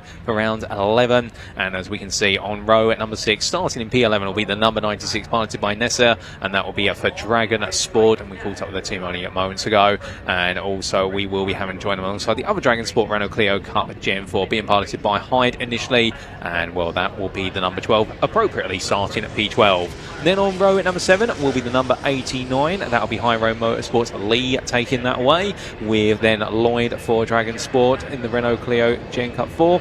And then we will be seeing on what will be row number 8 the car of Spires, the number 14, and that's going to be for Spires Motorsport. And then we will have what will be SVG and Motorsports Alex Turnbull. He'll be starting the number 62. And then on the final row of the grid, it is going to be Caleb McDuff in the 38, the BMW 1 Series, and the Audi TT of none other than Mark Jones, who wraps up our starting order for Team TSR alongside the Team Brent Machine. So we have got 18 cars on the grid, and well, as everybody gets set and ready to go, they've already pulled away for their formation lap. Keep in mind, of course, it will be a rolling start, and the next time they come around, we will be at lights out and away they go. And in these races, there is one mandatory pit stop that must be done within a 10-minute window between the 21st, so when the clock strikes 20 minutes complete, that's when we open the pit window, and between the end of the 30th minute, and that will be, of course, once the clock does strike what will be 30 minutes complete, we will be closing that pit window. One pit stop, and if our teams are made up of 2 drivers, they must conduct the driver swap. And well, the teams that are starting with 2 drivers, well, whoever starts race number 1, set based on results of qualifying in terms of that grid, they are not allowed to start race number 2. They have to be the driver who swapped to over the course of the race. So therefore, whether it's a single driver team, alternatively a 2 driver team, there's plenty of tactics out there. Of course, the advantage of having a 2 driver team is the fact that you do a shorter stint as an individual, therefore you can exert more energy in a shorter period of time, and you can always swap out to a driver who'll be fresher. But of course, the flip side of the coin is the fact that if you're a single driver, if you get in the mood out there, you may just be able to keep banging in those laps, lap after lap, and feeling absolutely confident. Now, as for our classes on this grid, we've got a ram-packed grid, of course. We have got multiple classes, of which there are 4. There's firstly the T1 class. They will have the red sun strips, and they are focused on 2-litre turbocharged touring cars, plus also Ginetta G56 GTAs. We've then got the T2s, the green sunstrip cars. They have got a particular British Endurance Balancing Score, a BEPI score between 85 and 118. And then we do have the yellow sunstrips, the T3s, and they're on a lower BEPI score, BEPI score by comparison. And then we've got the Clio Cup cars, the blue sunstrip cars, and you can see plenty of those out there. But whichever way you look, it's a very close championship, only a single point separating what is High Road Motorsport and TSR at the top of the standings. It's all going to come down to them potentially today, albeit we do of course have 2 more rounds to go in a month's time. But here they come then, ladies and gentlemen. It is time for their first race for round number 11 of the 2024 Row Britcar Trophy Championship here at Donington Park. And as they make their way down the start finish straight, it is time for the rolling start procedure. And who is going to be leading out of turn number 1? Without further ado, it's lights out and away we go as they all build up the speed towards a crescendo, and into turn 1 they go, immediately cutting across there is the number 43 from Century and SGM, making that cover as much as possible, and Green doing a great job there, taking the lead into turn number 1. But as they roar their way on through there, it almost looks as though Simon Mason was caught slightly napping at the wheel. The Sim Dynamics Racing with Java Sport will be, I don't think he meant to, but just did not quite get the run. But they all safely make their way through Redgate Corner, and down the hill they go. You can see the Clio Cup cars a bit further down. They were initially 2 wide on entry, but they've decided to calm things down. This is a slightly longer race. Oh, goodness me. In fact, we do have a car that didn't make it all the way through, and in fact, that is, I believe, the number 89 from High Road Motorsport. We've had 1 go off as well. And as our drivers make the way up to speed right now, well, they roar the way on through here. We've had an off. I think that's why the Audi TTs that have taken a trip to the grass at the old hairpin. But for the most part, the majority of the field has safely made it on through. And well, we'll try and feed you in as much information as we can when we can, particularly if that car can get restarted on the run at the end of what is Redgate. And in fact, there it is. That is the 89, and it's being pushed along. And that is a sad start to the day for those of you who are fans, of course, of High Road Motorsports. And Thomas Lee just not making any progress in this one. We hope he'll be back on the grid for what will be our second race later on today. But as they come towards the end of lap number 1, our drivers roaring their way across the timing line. Well, it is currently what is our leading Ginetta there, number 43, piloted by Green, and was making her way across the line behind Mason in the number 23. And then we do have the triple 11 being piloted by Nadev, and then Sapra and Anastas completing a top 5. Meanwhile, further down the order there, we do see what is a number 88, and that's the Renault Clio Cup Gen 4 car being piloted by Henry, leading the category there in what is P8 overall. We've got Cosby in the number 68, currently in P10 overall, and as they wind their way on through, that is the BMW M240i driver racing in what is their, I do believe, class number 2 or T2 for Team Brit, and then we do have McDuff leading what is the 4th of our classes there in the number 38, and that being the car of what is there, Caleb McDuff in Team Brit 1 Series, and that is in class T3. But we continue on the laps here. Of course, we've got plenty of racing to come over the course of this 50-minute distance. This is a longer race, so therefore strategy is a key part of it, and as they make the way on down in towards what will be the chicane, well, here comes a bit of a battle. The Ginetta having to try and fend off the charge here from what is the white BMW. I believe that is a BMW F80 M3. Well, we were talking about generations of BMW yesterday in the Britcar Endurance Championship broadcast, and what I can tell you there, it's great to see the F80, so the 3 Series, but the M version of it, hence the designation, absolutely going all in here as they make the way on through what is turn number 1. But no move coming forward there. But meanwhile, the number 4, as piloted by Anastasi, doing everything as absolutely brilliant as possible as they make the way down in towards what is turn number 4. But charging on down at this point, all the drivers keeping their heads down, and we have confirmation at the moment, number 89 of what is unfortunately Lee there. The Clio Cup car not pulling off at the moment. It's been pushed away, the High Road Motorsport car, and I suspect we won't be seeing that back out in this race. If we do, it'll be multiple laps down by the time it does re-arrive on the tarmac. But as our drivers continue to push on here, of course, multiple different classes, but we're keeping in mind that our drivers are racing against their own class and also racing the Oval Championship, and it's great to see quite a balance of machinery here, despite different classes, all having their relative strengths and relative weaknesses as well, and that's what really does make the 2024 Trophy Championship such an engaging one in the Road Britcar Series. And as they come down here, battle on the brakes, here we go, as it's going to be a little bit of a rub there between the Ginetta and what will be the BMW, but then the Ginetta does hold on just about, but that was very too for now, as much as you love it. And the Intersport car being piloted by none other than Jasper Sapra, absolutely going the battle for P3 versus Neverd, and that's Axel van Nedveren, in fact, as I try and get his surname completely correct there. We are missing an N at the end, and I do apologise for that, for butchering surnames. And well, we do have a double yellow being waved. Meanwhile, as they go racing down into the old hairpin by the crane of curves and move around the outside there, being made by a BMW driver, albeit having to be mindful of the fact, now was that move made under the double yellow? Because I didn't see a green flag waving there, albeit that'll be something the Sugars will investigate if they think something is a little bit inappropriate, but still something to keep in mind. And as they make the way onwards, well, that was of course the E46 M3 making a bit of a further charge, and well, as the drivers make the way up the rise, we look back here to what is the Ginetta and the number 4 holding on here versus what is a charging form of the number 10, I do believe, as they come to right. Oh goodness me, a bit of going deep there, in the rear cutting loose. In fact, that's the 47. So where's Goldsmith gone in all this? I think Goldsmith's already made some progress, to be fair. In fact, Goldsmith has. That was Goldsmith making the move that we saw coming down to the crane of curves only moments ago. And well, as the drivers make their way down, battle in the rear of the picture there, and it looks as though we will be seeing what will be a change of position between our two Ginettas as they make the way on through. And indeed, there's the confirmation. The 4 has fallen behind what is the number 47, and Maurizio Scigillo has now found their way up a position, albeit it's not over yet, as they make the way in towards turn at number 1.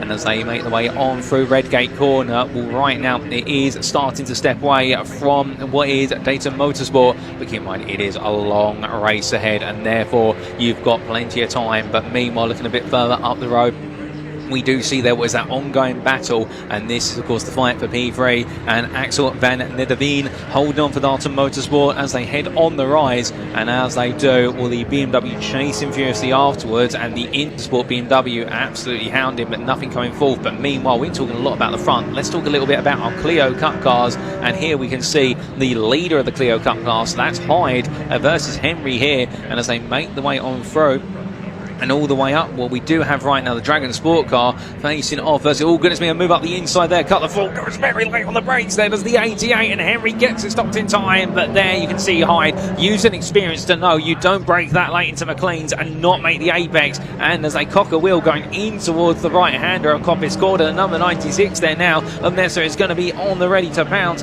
Sam Nessa absolutely on the attack here for Dragon Sport, and they're enjoying this fighting, no doubt about it, and the Hyro Motorsport car right now is absolutely being attacked. They battle weave side to side as they come down into the Robert chicane. Brilliant battling between this trio, and well, of course this is going to give Hyde a little bit of breathing room to run away for now. And I emphasise for now, for the simple point, I think he might be caught up again, but these Clio Cup cars absolutely exciting, as we have had another car retire from this race. I should point out it's another one of our Clio Cup cars in fact, and it was the number 1 under the hands of Reece Lloyd for Dragon Sport that has seen its race come to an end. So right now we have lost 2 cars in the space of the opening 10 minutes, which is sad to say, but we still do have 17 racing, in fact 16 racing right now, and all here to put a smile on your face today as they make the way in towards the old hairpin. But coming on down there, the racing continues to play out, and as they roar their way on the run up the hill, what is going to be a run in towards the McLean's corner. Through the right hander they go,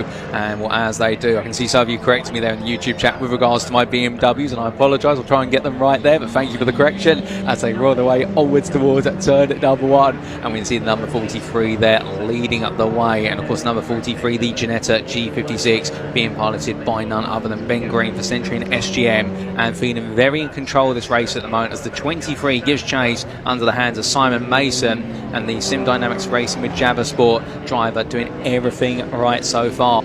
But meanwhile, I believe we may be cutting very shortly down to the pit lane to have a chat with one of our Clio drivers, and Ian trying to catch a word with them. So without further ado, ladies and gentlemen, we'll cut down to the pit lane.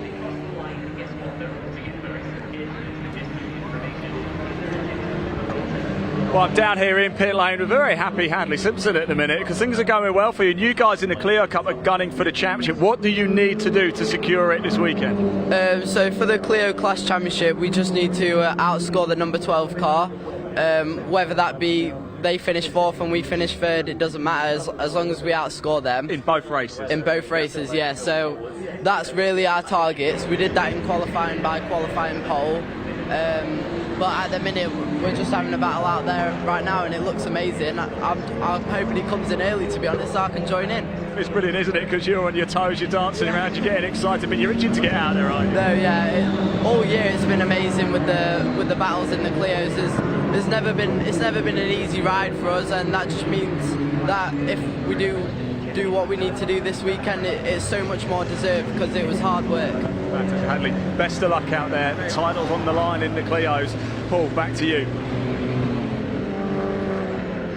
Thank you, Ian. And well, just seeing there literally what embodies the Clio racing spirit as they all battle extremely hard, making their way on to what will be another lap and completing our first 10 minutes. And our top three Clios absolutely inseparable right now. You could put literally a piece of paper between them and you wouldn't have any more room. And as they make their way into the braking zone for turn 1, the 88 this time Henry does make the apex, but again it's going to be a comeback run here from Hyde, and Hyde not giving up as they make the way in the run down the hill in towards turn number 2 they go, and on the approach in towards the Craner curves. Well, meanwhile, if you're in the number 96 and your name is Sam Nessa, you've got to be looking at this tactically right now and thinking, do I really want to get embroiled in this freeway fight, given the fact the only other car that's still on circuit in their class is the car that's all the way down in P4, quite some time away? Well, that's going to be a question that Sam Nessa can only provide the answer, and the team as well. But meanwhile, as we do look there to what is the E46 generation M3 giving chase versus what will be the Ginetta in front as they roar their way onto another lap. Well, that of course is the 111 of Axel van Nederveen, the Darton Motorsport driver, trying to fend off the number 40 of what is Jasper Sapra, and as they come on through, doing everything right so far. Well, the race is on between those two drivers as they come on down the hill, and on the charge they go as they make their way weaving from side to side down through those Craner curves and looking absolutely spot on at this time. But as they do, and making their way out to the corners and up the rise they go once again, as they head on towards what will be the second half of the lap. And meanwhile, we do look from them to what is the Clio's behind. And, well, we can see there the three of them absolutely together. And I can see as they roll their way on through. I think that's going to become a coin turn for this race now, which is the top 3-0 Clio. And I like it there. I think I'm going to copyright that one very quickly as they make their way on down the hill, down towards turns 2 and 3. Our 3 Clios here, all still hustling and bustling and giving chase as they make their way in towards what will be turn number 4. And you can see there the closeness which they're following. And of course, these cars being front engine, front wheel drive, all staying absolutely tooth and nail to each other. Meanwhile, we do pan for a brief moment to the number 68, and well, that was the car of Cosby there. What is the BMW M240i Team Brett machine, but we're looking here now at what is the Janettas. They give chase to one another. Plenty of action going on left, right and centre around this Donington Park circuit.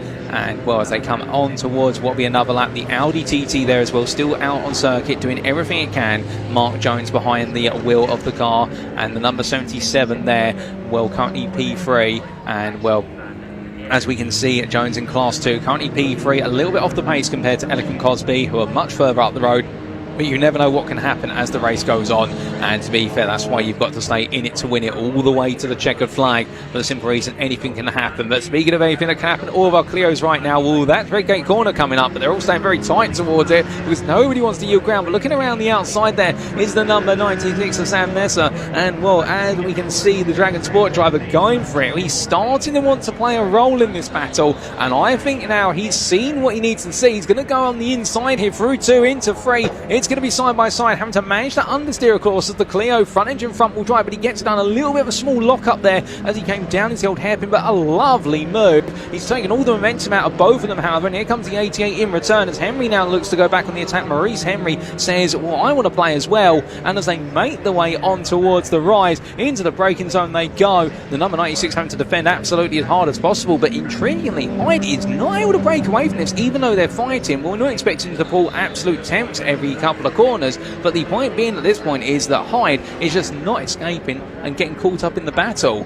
But as they make their way on around and down towards what will be the Robert chicane, well, right now you can definitely see they're pushing each other to the absolute limit. You've got to keep in mind as well, we've got a very warm track right now. We have hit around 26 degrees centigrade on the thermometer with regards to air temperature, so I can imagine this track temperature, despite the fact we have had a bit of an interlude between this race and the preceding truck race, you would imagine that this track temperature now is going to be at some of its highest for today, and therefore those front tyres, they are going to be feeling the heat, and you don't want to push them too hard. So you keep pushing them like this and you may run out of rubber when you need it most. But as they head in towards what will be the old hairpin this time, will we see any change of the position? My gut feeling says no, we won't. I think they're all calming it down now, and of course now we'll see whether Nessa is able to catch up to Henry. And well, as they all rolled up, well, sorry, not Henry, catch up to Hyde, I should say. Henry still playing pursuit in the number 88, the red one, which is slightly different in coloration. You can tell the difference there behind them. But as they make the way on the rise in towards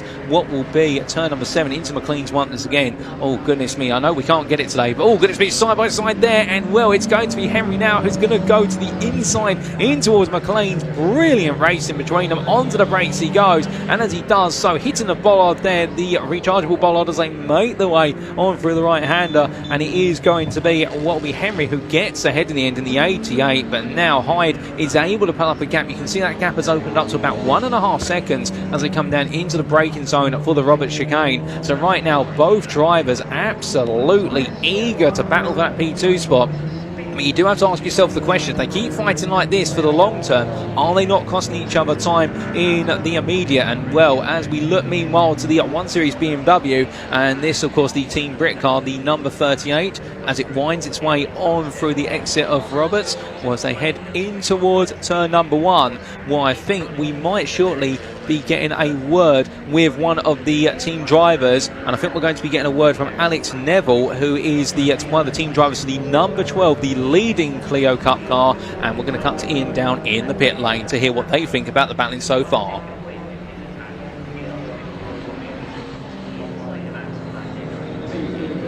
Right, everybody, I've come down to Dragon Sport. You can see things getting really exciting. We've already heard from Hadley Simpson, haven't we, from High Road. We've got Alex here, his teammate to Hyde, who's out there at the minute. Alex, it's very tight out there, isn't it? Yeah, looks like a cracking race. Can't wait to get stuck in. Now, you're some driver yourself. You know you've got to finish ahead of Maurice Henry and Hadley Simpson. You can do it?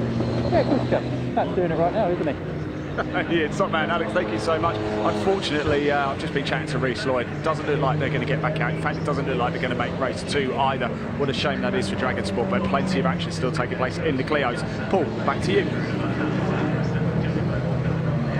Thank you there, Ian. And as the racing continues, well, quick and short and simple words there from Alex Neville, and very confident they can take the win in class today. They want to make sure they stay one step ahead of the 88, the overall championship leader coming into today's 2 rounds, as the battling continues on here. And indeed, unfortunately here, conversely, the fortunes of the number 1, and well, we're not going to be potentially seeing the Dragon Sport 1 of Reece Lloyd and Harry Reynolds taking part at all in race 2 at this point. So something major has gone wrong, but fingers crossed perhaps they are able to subvert expectations and find a way to get themselves back out on the circuit. Now, of course, with the battling that we are seeing here with regards to our Clios, they are starting to now expand apart to a short degree. Of course, we have got some other battles that are starting to get a little bit closer, but here's the 43. That is your overall leader who's putting a lap on the Clios, and that is none other than what is their Ben Green, the pro driver for the combination of Century and SGM, or Ben Green and Stefan Fresley, that they're working together at the moment. And of course, he's absolutely putting in a mammoth stint here in the Ginetta G56 GT in order to try and break away and just keep putting more and more time between himself and what will be his rival, who's a little bit further behind there, Simon Mason, as the Sim Dynamics Racing with Jabba Sport machine is 9.2 seconds behind going on to lap, and will be looking to try and expend it even further as time goes on. But we are almost into the pit window now. We are only 2.5 minutes away from that pit window, which will open when we've got 30 minutes left on the clock, and therefore it's going to be a question of who will we see jump into the pits soon and who will decide to go the longest possible in their stint. And keep in mind, of course, that with the best part of 16 cars on this circuit right now, there is quite a bit of space. The national lap being quite a short one, less than 2 miles, but we'll hold that thought and hold the phone for a moment, as there is the 111 versus the 40. It is BMW M3 versus Ginetta as they make their way out of Redgate Corner, and well, this is the fight that's going to continue to rise to a crescendo for the 3rd spot on the overall podium, and also what is there, the Class 1 podium, as they come down in towards the old hairpin. You can notice there the misfortunate timing of catching up to the Team Brit 1 series that does step aside then to the old hairpin, and that did cost a bit of time there for Axel van Nederveen, as the Darton Motorsport car in fact losing about 3 or 4 tenths of its advantage, and that is going to firmly put what will be at the machine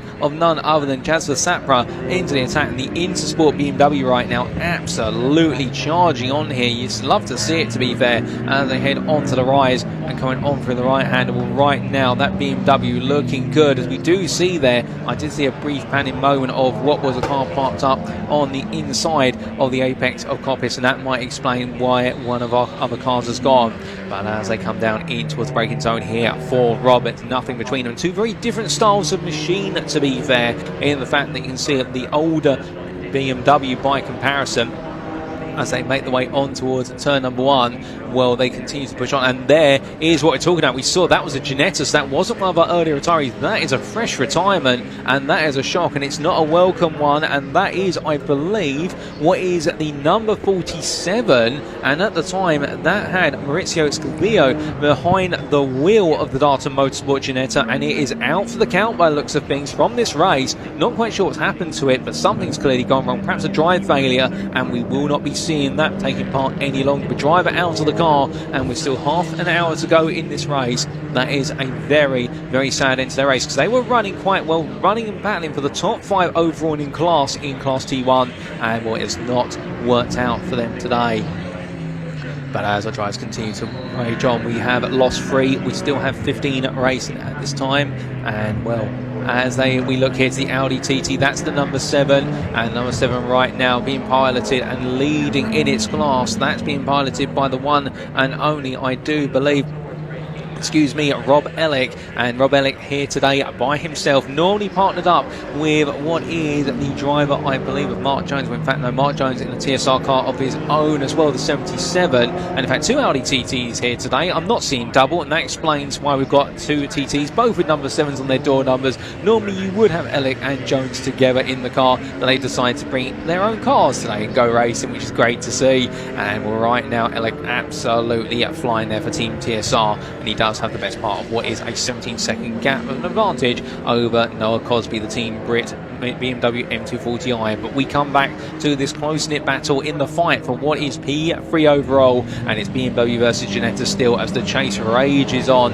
And well, as they make the way up the rise, it's looking good, and right now Sapra gets in very close, looking to try and tease out a move here, and the pressure is building, but we are into the pit window. You can see, look at the lines that are being used here, and Sapra, knowing he's got to turn in a little bit earlier because of the dirty air and the loss of downforce over the front of the car versus the Ginetta, albeit they don't have too much air, but those rear wings have a considerable effect on the balance of the car. Oh, goodness me, as that's oh my goodness, and that is a nasty knock to the tyre barrier there on the apex of turn number 10. The Clio's step aside in order to avoid any misfortune, but that, I think, unless I'm mistaken, that was the number 23 of the Cupra Gen 2 of Simon Mason that went very deep into the corner. And well, here is a replay of what happened, ladies and gentlemen. So takes 1, takes 2 of the Clios in, lapping them onto the brakes, and it's a lock-up there. He goes straight on. You don't see a lock-up smoke there. I think what he's done, he's realised he's locked up, released the brake, and then had to reapply it, but in doing so carried more speed than planned,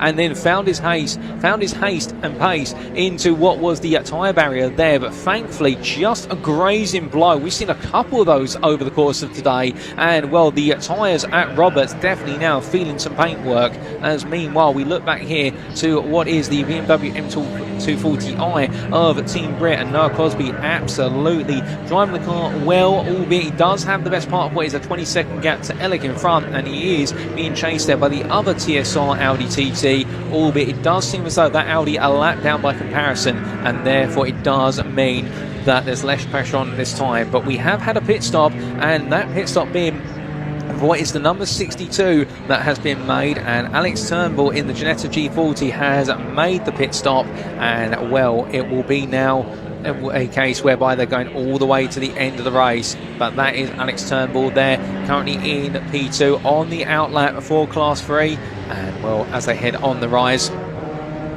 we do have the number 96 car in the pit lane. So Sam Neza has made his way on in their battle, and there they are as they head on down. So pit stop being made. That is going to be a driver change that occurs to Jack James, who will be taking over the car to complete the journey in this race for Dragon Sports number 96. We've also got in there the number 40, and that is going to be Jasper Sapra, changed out for Brian Branson, who will be taking over the BMW. And well, as they get themselves set, it's going to be now all about time. So remember, they were in a close-knit race with the 111 of Axel van Nederveen, and therefore it is all going to be a close-knit one all the way to the end now as they roar off. But meanwhile, we look back to our Clios who are getting closer and closer after the misfortune of what was Mason only moments ago, the driver in the Cupra Gen 2, the Sim Dynamics racing with Jabba Sport Cupra, which you see proudly in the foreground as more pit stops are playing out on what is our timing screens at the moment. We've also got what is,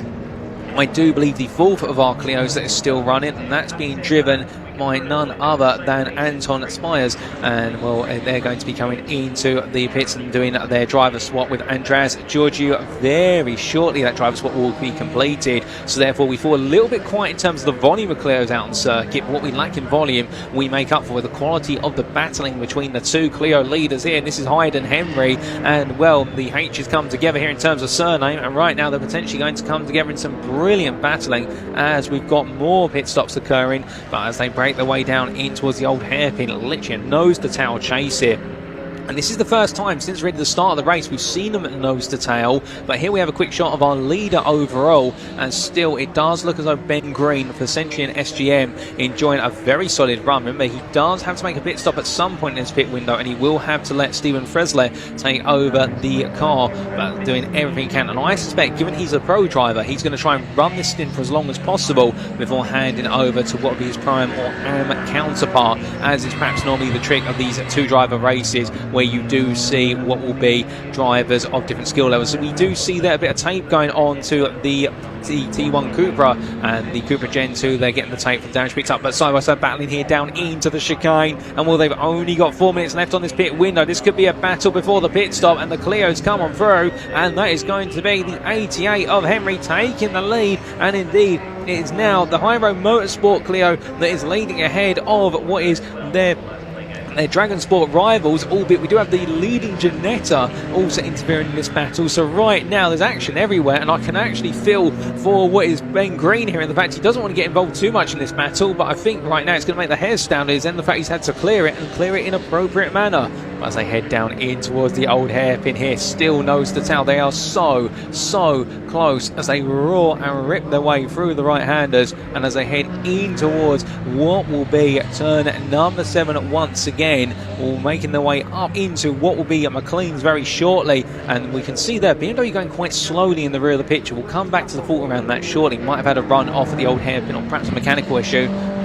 As the drivers make their way in towards turn number 8, well, we do have, I think Ian's trying to grab a word with Simon Mason, who has just handed over the helm of the Cupra for Sim Diamond X Racing with Jabba Sport to Chris Bielan. So therefore we're going to bring Ian in and bring you that live interview.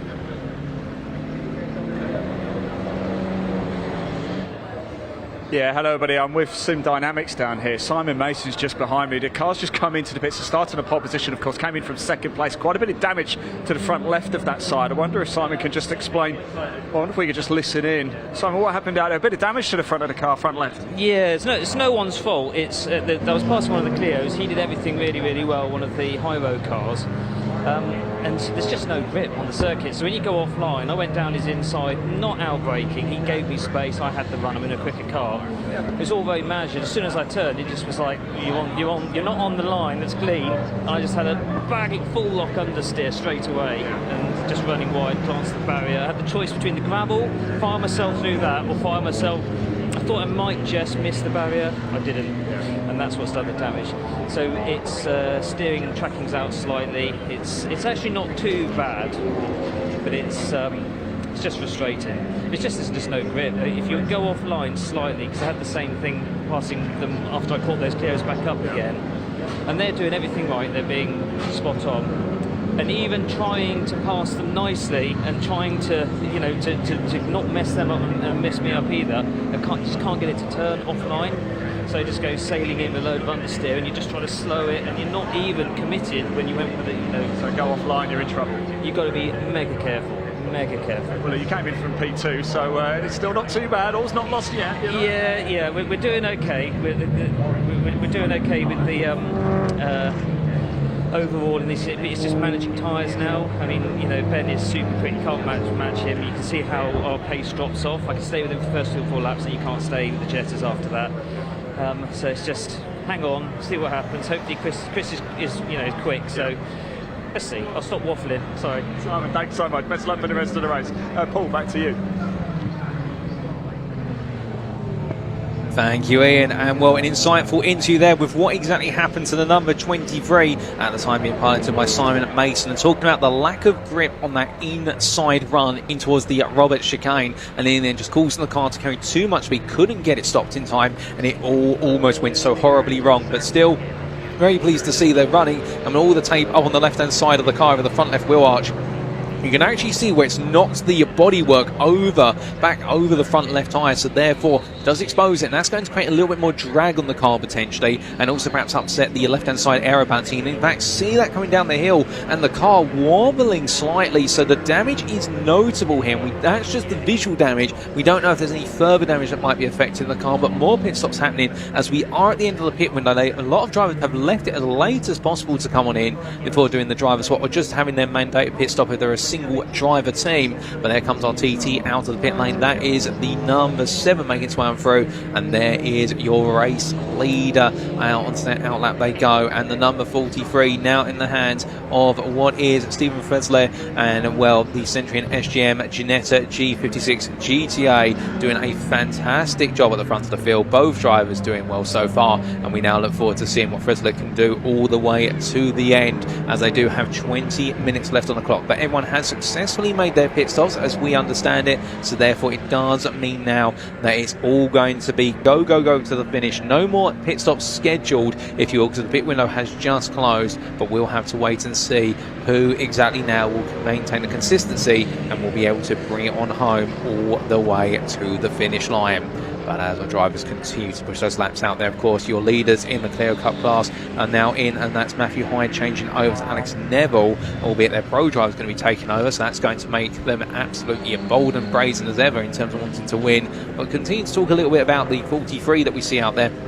The Ginetta making its way on down, an absolutely lovely car, very distinctive body shape to this car. Indeed, you definitely know when you see a Ginetta racing out to the circuit. They're very symbolic for multiple levels of racing, and of course multiple different power plants from 2-litre engines all the way through to full-blown V8 under the hood of Ginettas. And well, as we do see the G56 charging its way onto another lap, we're now going on to what is 23 laps completed and just under 20 minutes left to go. And now it's all about keeping what is, it's all now just keeping it as cool as humanly possible, and we'll see what happens from this point onwards. But as they make the way on around here, we can also see that I do believe that the Team Brit cars, here is the 111, which is bringing itself back together, and indeed that is Axel van Nederveen, the Darton Motorsport driver in P3 in the overall, and also what is the Class T1 classification, coming up on a bit of traffic in front of them, and that is the number 77 TSR car piloted by Mark Jones in Class 2. And coming through there, Will Jones is going to hold his line on the inside. It's going to be a bit of a bold run around the outside, doing it on the approach, to be fair, to the Craner curves.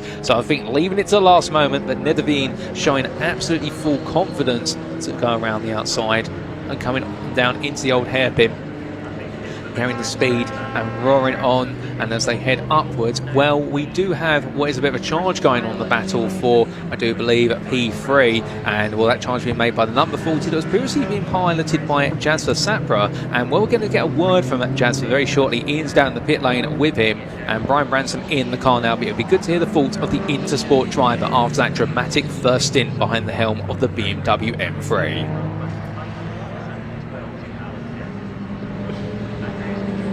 Here we are, everybody, in the garages. It's going quite well. Brian Branson in the number 40 BMW at the minute. Jas Sapra over here. There he is. He's actually watching the stream on his phone. He's just in between my two cars here.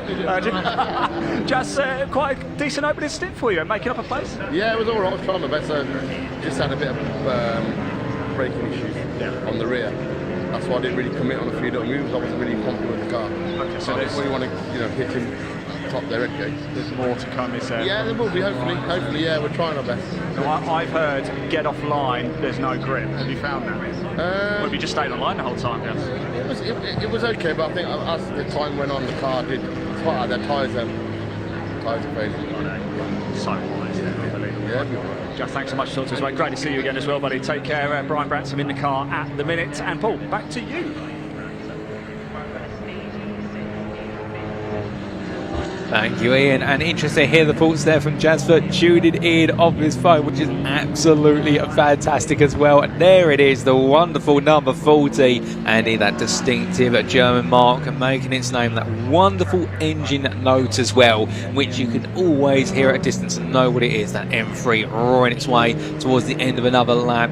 And we're right now trying to chase down what is P3, and to put you in the frame of mind here, Branson right now 5 seconds off of Axel van der Nerven as they made the way onto this lap, but Van der Veen, I should say, as they made the way onto this lap. But as they come on to the next one, well, from the 111, that lap was a 1:16.02, and in fact a personal best. Meanwhile, in response from Branson, it is going to be, what is that? I do believe a 1:16.983, so therefore the gap continued to expand out by a second a lap. But we also look there to what is just in the foreground, making its way past one of our Clios. Well, that was one of our Ginettas, but here is the Clio, and that is, unless I'm mistaken, that's the number 14, and we haven't seen too much of the 14 in this race after the dramatic start, but being piloted at the moment by Andres Georgiou, and the Aspires Motorsport driver, or the Aspires Motorsport driver I should say, absolutely enjoying a good run here in the Clio Cup car and just trying to keep his head down and bring it in, because there's points available just for getting to the end, of course,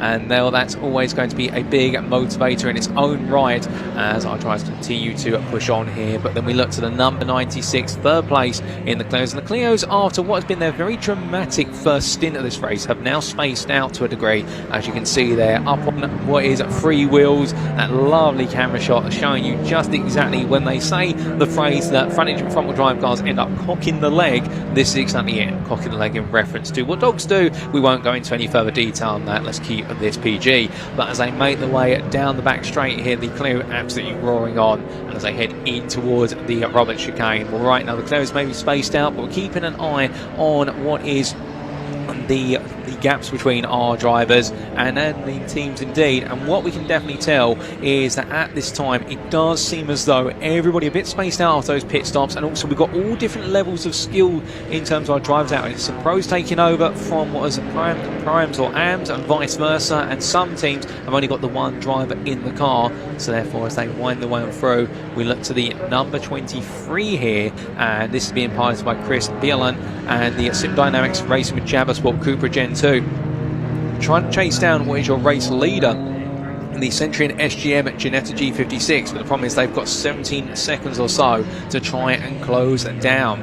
So as they head in towards the Robert chicane here, we've seen some questions pop up in the British Automobile Racing Club YouTube chat with regards to how exactly do you get onto the grid as a racer. We'll hold that thought, as that is, oh goodness me, and the number 23 going straight on there, and well, as they make the way onwards towards turn number 1, an absolute nightmare moment. And well, we'll have to analyse that in due course, but I do believe we might be getting another word with Ian down in the pit lane. We're speaking with one of our drivers there after an eventful moment for the 23, which we'll dissect after this interview.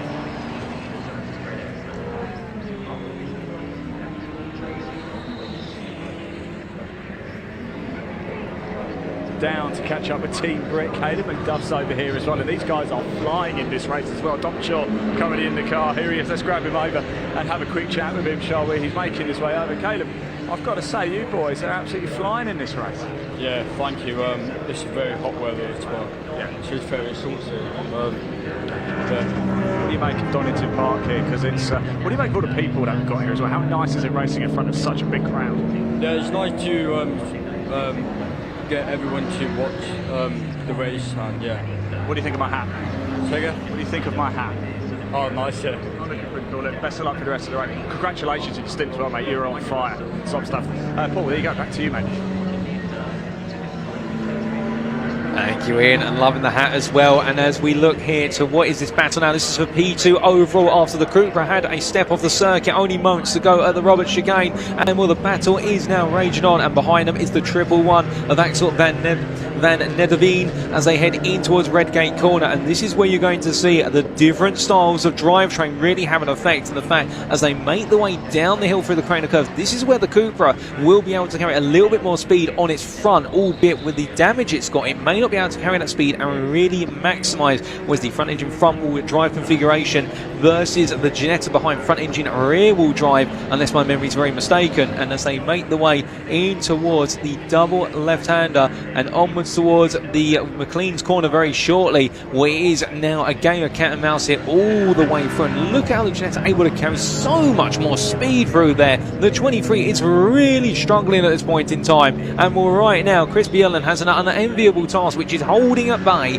a fast charging 111 Ginetta all the way to the end, and still 11 minutes to go, and here comes the drag race down the back straight, and as they make the way in towards the braking zone, well, they looked a lot closer than the initial picture, but when we pan out you get to see the proper perspective, and as they make the way through right into left here, well, right now it's a poor exit out of the corner, and I think they're struggling with those left-handers, and that is going to enable the Ginetta to get alongside. It's going to be a bit of door open there, as you could just fit a piece of paper between them as they head down towards turn 1. It's Nederveen on the inside, meanwhile on the outside it's Bielan as they head through turn number 1. It's going to go, going to be losing the rear, too much speed carried and into the gravel, and the Ginetta goes round. It was looking to be so smooth, and in the end it's all all ended in disaster, and Axel van Nederveen is going to be absolutely head in hands with that moment after what was looking to be a sublime move. It's all gone to the gravel like that, and well, I don't want to say just in time too, because we couldn't have covered both that and what's about to happen here.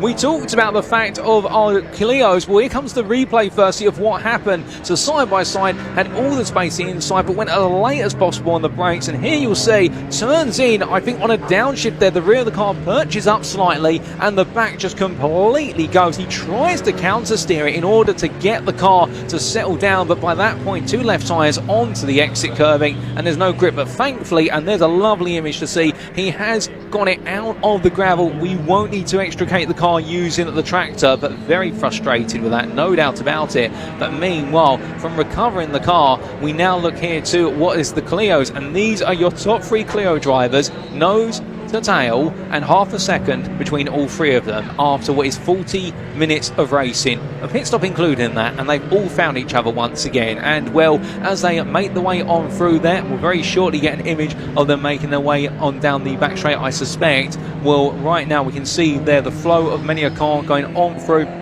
what is the run of, I do believe, oh goodness me, a side-by-side there between 2 of our drivers, albeit on 2 different laps. And that, oh my goodness, and that is the 111, and it has had to park up. Now, has it gone into the barrier?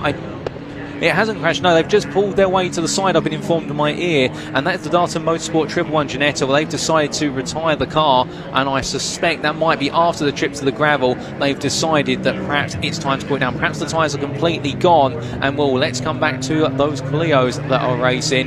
Well, it's number 14 by itself, being piloted by Andreas Georgiou, but where is the big question? Is the 3 that are all together? Well, we will find them very shortly. And as we get ready to see, and well, here they are, ladies and gentlemen, as they make the way on down. Our cameraman and broadcast director fast and furiously at work trying to catch up to these 3. Such is the pace they're delivering here at Donington that we're trying to keep up with them. But they have spaced out to a degree, and the running order of these Clios at this time is it's Hadley Simpson in the Hyro Motorsport 88 who is leading ahead of the number 12 being piloted by Alex Nell with Dragon Sport, their pro driver in the car now. And then we do have in P3 of the Clios the number 96, and that being of Jack James, who is taking it over. But as I head in towards what is the right-hander here, we can see some body parts there on the outside of Coppice Corner, but I think everyone's going to be safe with those. In fact, I think that's the bollard that's decided to be removed, or somebody's decided to give it a nudge in the wrong direction. Flash of the lights there, and that is Neville, I think, deciding to try and be a little bit cheeky and use the good old racing Morse code tactic, which is you flash the lights to the driver in front to try and distract them a little bit, because the only alternative would be if you're coming up behind the driver who's on lap down, you want to make awareness that you'll be coming through.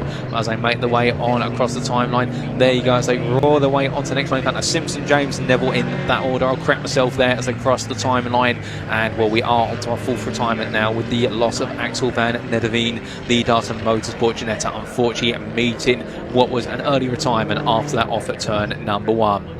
But as we then look to what is the car being piloted by none other than the 40 here of Brian Branson for Intersport, having taken over the car from Jasper Sapra. And when we spoke to Jasper Sapra a little while ago, as they come on through the left-hander of turns 9 and 10. Well, right now, it looks like BMW in a little bit of a lonely P3 in class and overall, but to be fair, I think they'll be quite happy, although notably there, is that just the camera, or is it the case whereby I think the right-hand side of the bonnet from the driver's perspective is just slightly lifting up compared to left-hand side? It could be the camera, to be fair, and also it has been a long day and I'm feeling the heat in the commentary booth here. In fact, I think it is just my eyesight, to be fair, ladies and gentlemen. I might need glasses. But as they make the way down in towards what is there, the old hairpin, in fact I can see that front bumper is protruding a little bit from the front headlight of the car, so I'm not completely seeing things, to be fair. But as they make the way on towards what will be McLean's corner, and onwards they go. One thing we were going to talk about before it absolutely went crazy out on circuit was, how do people get into motorsport in the United Kingdom? Well, the first thing you need to do is earn yourself an art licence, or previously known as UK Racing Club level licence, and that can be earned by simply attending an exam, both a theory exam and also a practical exam where you're out on circuit, and you have to put in a certain number of laps whilst adhering to racing rules and also making sure to respect the traffic around you. But to get to that point, you want to get some time on circuit. A lot of people use track days in order to do so. And once you've got your ARDS licence, then you can look at competing at a club level, in the fact that you can enter in a number of races, and after a certain number of race meets at club level, you can upgrade your licence to an international licence and begin to start competing in bigger and bigger series. So actually, to get yourself on the circuit and starting to consider your racing career, it doesn't take too much, but of course that's when you start needing to look for a series whereby you have a low entry requirement. Things like, for example, what would be the MG Owners Club that we've seen a little bit more of later today, but that is a quick summary. But meanwhile, we come from talking about ARDS licences, which all of our drivers here will definitely have, to talking about the team at Brett BMW 240i as it makes its way in towards Coppice Corner, as it comes from through there, dancing its way delicately through, and well, they're currently in the capable hands of Noah Cosby for Team Brit, and well, it looks as though they're Cosby right now on a run and chasing down the number 77 Audi TT being piloted by Mark Jones, and Jones there, a major lock-up, and Jones on that inside line, well, that is not going to carry any momentum there, but Cosby having to really back off in order to make the way on around in towards turn number 1. But as we then pan back to our Clios here with just under 5 minutes left on the clock, well, right now it is a game of chase, but it looks as though it may be Hadley Simpson who has finally found a way to break away from Jack James. We'll have to wait and see as they come on down through, but well, there is a little bit of traffic there. Could we see another closing up of that battle before this is over? That'll be the big question that's on everybody's mind as they make their way on through the corners here, but we'll keep our eyes peeled on because this is not over yet. And another thing to consider as well, and perhaps something that's happening in the background you won't see because of the gap, is that the battle for P2 overall is drawing closer, with what is Branson right now in the BMW E46 M3 closing rapidly after what is Bielan, and that gap coming down on average by the best part of what is 6 to 8 tenths a lap, and with 3.5 minutes left on the clock, I don't think it's going to be enough, but we just want to keep that in mind as meanwhile we look to your overall leader who is 13 seconds clear, and this of course is none other than the 43 of Stephen Fresley, looking absolutely in control all the way to the end of this race as they make the way onwards towards turn number 1. Of course, I'm not going to sing their praises for too long for the simple reason we put the commentator's curse already on some drivers today, particularly with regards to red flags, and I don't want to end up doing that again. And well, as we look there a little bit further behind there, we can see there's the battle for P2. It's getting closer and closer on our screens, and right now that gap, it was a rather staggering 3.5 seconds. It's come down to 2 seconds. In fact, I reckon that right now, if Brian Branson can find a way to keep up this momentum, he will be there on the attack on the final lap, because it seems as though Chris Bielan struggling with the car right now, and understandably, given the damage they picked up, there's more damage than is visually there on the Cupra Gen 2, and this definitely seems to be going the way of the BMW. But of course, first they've got to catch, and then they've got to pass. As the late great Murray Walker once said, it's one thing catching, it's another thing passing.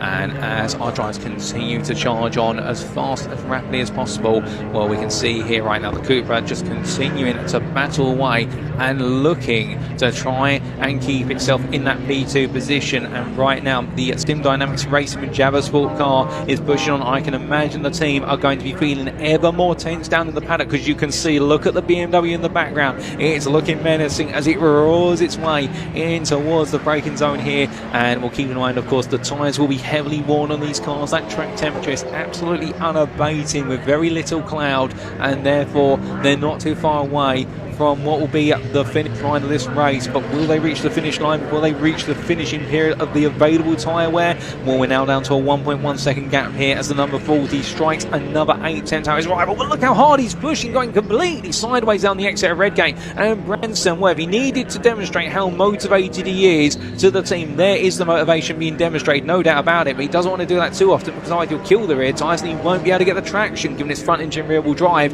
But as he makes his way out to turn number 4, and absolutely on a mission here to try and steal away P2, was ahead on the rise here. It is all going to be about that chase to the very end, but as we can see, the number 23, it's got a bit of traffic in front of it, and that traffic could prove to be helpful, it could prove to be a hindrance. We'll have to wait and see who exactly it's going to benefit. We've got just under a minute to go. Oh, and that's the number 10 that's taken a trip to what looks to be the grass there at Redgate, turn it around, but they've been able to get it returned to the right direction. That's Goldsmith behind the wheel of the number 10. Lee Goldsmith, who's found his way and found his foot back onto the tarmac. But here we go then, ladies and gentlemen. We're going to have one more lap as our race leader has already made their way into what is the final lap of racing in the first of our 2 Britcar Trophy Championship races. But the BMW looking around the outside as it's a good run here from Branson. BLM meanwhile holding the inside line, but it's going to be a drag race here down towards turn number 1. I don't think the Cooper's got enough here. He's going to try on the brakes. We can see a small lock up there, but it's not enough from BLM to stop Branson from going around the outside. And I think there's going to be a huge cheer going up from what will be at the Intersport garage, and the fact they've taken that P2 and they've taken it right at the close there, as I think the Cooper is struggling. I think the Sanker's broken on the Cooper right at the end. We've got what is a very slow running Cooper down through the crane of curves, but the clock strikes 0, and that means we are going to be at the end of this race the next time our leader comes on around. And in fact, the leader's slowing down. There's more drama here. Literally with only a lap to go, it means that the number 40 is not going to just take P2, it's also going to take the lead, because in the rear of the picture there is the number 43 Stephen Fresley for Century and SGM. Well, it's going slowly. Have they run out of fuel? Have they got a problem on the last lap? It's all completely unfolding, and well, it's absolutely unpredictable here. And right now, well, the BMW makes its way on down the run of the back straight in towards what will be the Robert chicane, and through the right to left they go with a little bit of a tank slapper, loses the rear of the car, catches it just in time. My goodness, well, that is drama. Does anybody want to win this race? Well, the answer is yes, and it is going to be Intersport and none other than what will be Brian Branson and Jazza Sapper who will take the win, albeit we got one more lap here because no checker flag has been thrown. In fact, the checker flag has been thrown now. A small glitch in our timing screens. Well, that's all, ladies and gentlemen, because, well, in fact, Branson will be classified as your winner there, and it will be Fresley who takes P2 in the end for what will be Century and SGM. P3 will go to the combination of what will be Marco Anastasi and Data Motorsport. And, well, I think there, Branson, whilst he has taken the win, there might have been just a small timing error with regards to calculating when that win. But there you go, in the fact that in the end, the Sim Dynamics Racing Jabba Sport car crawling to a halt. Just in front of him, of course, was your winner of none other than Robert Ellick in Class 2 for TSR. And we've also going to be having the win, I believe, shortly for what will be Hadley Simpson for Hyro Motorsport in the Clio Carps. We've also had the win already coming through for Alex Turnbull for SVG Motorsport in the Ginetta G40 in Class 3. But here come the Clios, ladies and gentlemen. He's weaving from side to side. He knows he's putting a lion's effort today, and that is going to be a win there for what is Hadley Simpson and Maurice Henry for Hyro Motorsport, just ahead of what will be the combination of Jack James and Sam Neza for Dragon Sport. And then P3 in their class will be the combination of Alex Neville and Matthew Hyde for Dragon Sport. And we've seen there that an extra lap had to be done in the end for what was the BMW to be classified as a finisher in Class 1. And well, in the end, it will be Brian Branson who won't have minded doing that extra lap. But goodness me, ladies and gentlemen, what a dramatic end to the race. You could not predict that end. That was an absolute nail-biter. And whilst we did have some early retirements, well, in the end, here are the results subject to stewards' inquiries, and it was none other.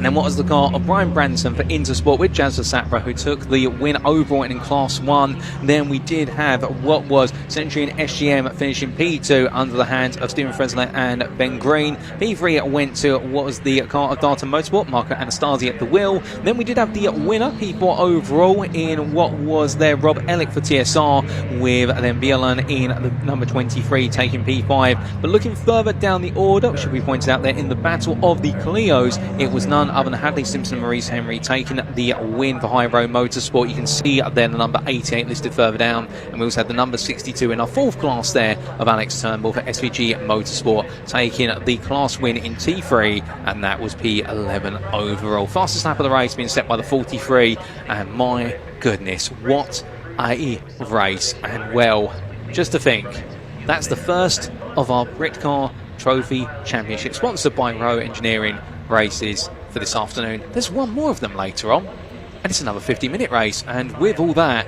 we can expect a double dose of the drama, albeit we don't want to see cars going slowly on the final lap. But my goodness, when it does happen, it creates absolutely unpredictable end to the race. And as the marshals inspect the circuit, inspect the grass nearby as well to make sure there's no debris or sharp objects that will potentially puncture tyres or anything that has dropped on the surface in terms of substances, Well, we've got a lot to unpack from this race, and as some cars are being wheeled backwards, I suspect there might have been a lack of fuel in some of these cars, and that's why they're having to be pushed all the way back into the pit lane. Perhaps just had enough fuel to actually get to the finish line. Again, we can perhaps find out a little bit more about that when we do catch up with some of the drivers after this race, but they're all being guided off circuit right now towards Parc Fermé. But I'm sure Ian might be able to get the inside story for us with regards to what exactly has happened.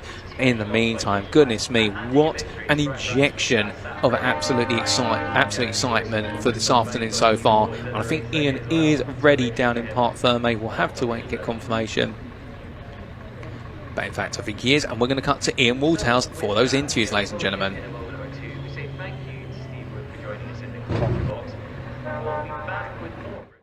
I mean, that was absolutely unbelievable, Jazz. Oh, my word. What a race. Congratulations. Yeah. Congratulations. Do we think it was fuel with Stephen? What do we think? We're not sure. Was it a bit of a fuel issue, do you think, with Stephen running out of fuel? I don't know, but obviously we've got the brakes sorted out right at the end, and obviously got down to a 15, and I think we're 2 seconds faster than the other car in front. So we got them. What did you say to Brian before he went out? I mean, what have you guys been out having for breakfast this morning? I want some. No, we just had to drive what we had got, really, you know. Yeah. So. You must be delighted. Look, he's up there. Go get him. In fact, we'll go get him down very shortly. Let's grab Mark Place. He'll probably be a little bit surprised he came in. He didn't even know. He had to ask me where to line up for. Let's grab a quick chat with Marco Anastasi there. Stephen Frezzel, I don't know if they've actually managed to get in. And Simon Mason, I think that might have been a fuel issue. That might have been an issue, not confirmed. That's what I'm hearing over the circuit PA, and I think that's the case. Here is Marco Anastasi, ended up in 3rd place in a Ginetta. Perhaps didn't quite expect it. We'll hear from Brian Branson very shortly as well. Helmet off, look, and you probably want some air in there, Mark. You need some air in there. It's pretty toasty, isn't it? But you don't know. You came 3rd, do you? Unfortunately, stopped working just after this, to be honest. Isn't this just proof that you just stay in? You never give up. You keep going right to the end. Isn't it? I tell you what, it is sweltering in here, but it is quite hot. Hotter in here, I bet. Look, get out. Well done. Thank you, Marco, for talking to us. Really do appreciate it. Shall we see if I can find Brian Branson? Let's keep moving. He's up here. I can see Brian and Jazz. And let's see if I can get them on, shall we, and have a quick chat. Down to Jazz. Whatever you had for breakfast this morning, I want some. That was incredible. Well done. Yeah, that was really hot work, to say the least. I just want to say a massive thanks to the Orange Army, especially in this weather as well. Yeah. Like, it's a lot to contend with, that is. And hi to my mum.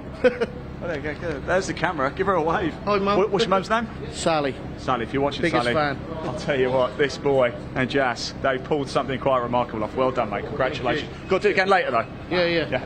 Top stuff. Wow, incredible race we've just seen here for the Britcar Trophy. Let's hope race 2 gives us more of the same. Brian Branson and Jazz Sapra winning it on the very last lap. It looks like Stephen Frezzel and Ben Green had a bit of a fuel issue. That's what we believe. Chris Pyle, Simon Mason also, we believe, a fuel issue, dropping them down. In the end, though, Stephen Frezzel and Ben Green did come home in 2nd place, and Marco Anastasi over there in a Ginetta, he comes home in 3rd place. We're just going to have to digest this and get everything classified for you, but that was incredible. And the best thing is we've got one more race for the Britcar Trophy coming up later this afternoon. Before that, though, we're going to go into the 3rd and final race of the weekend for the Pickup Truck Racing Championship. It's going to be an absolute corker. Paul, back to you, mate.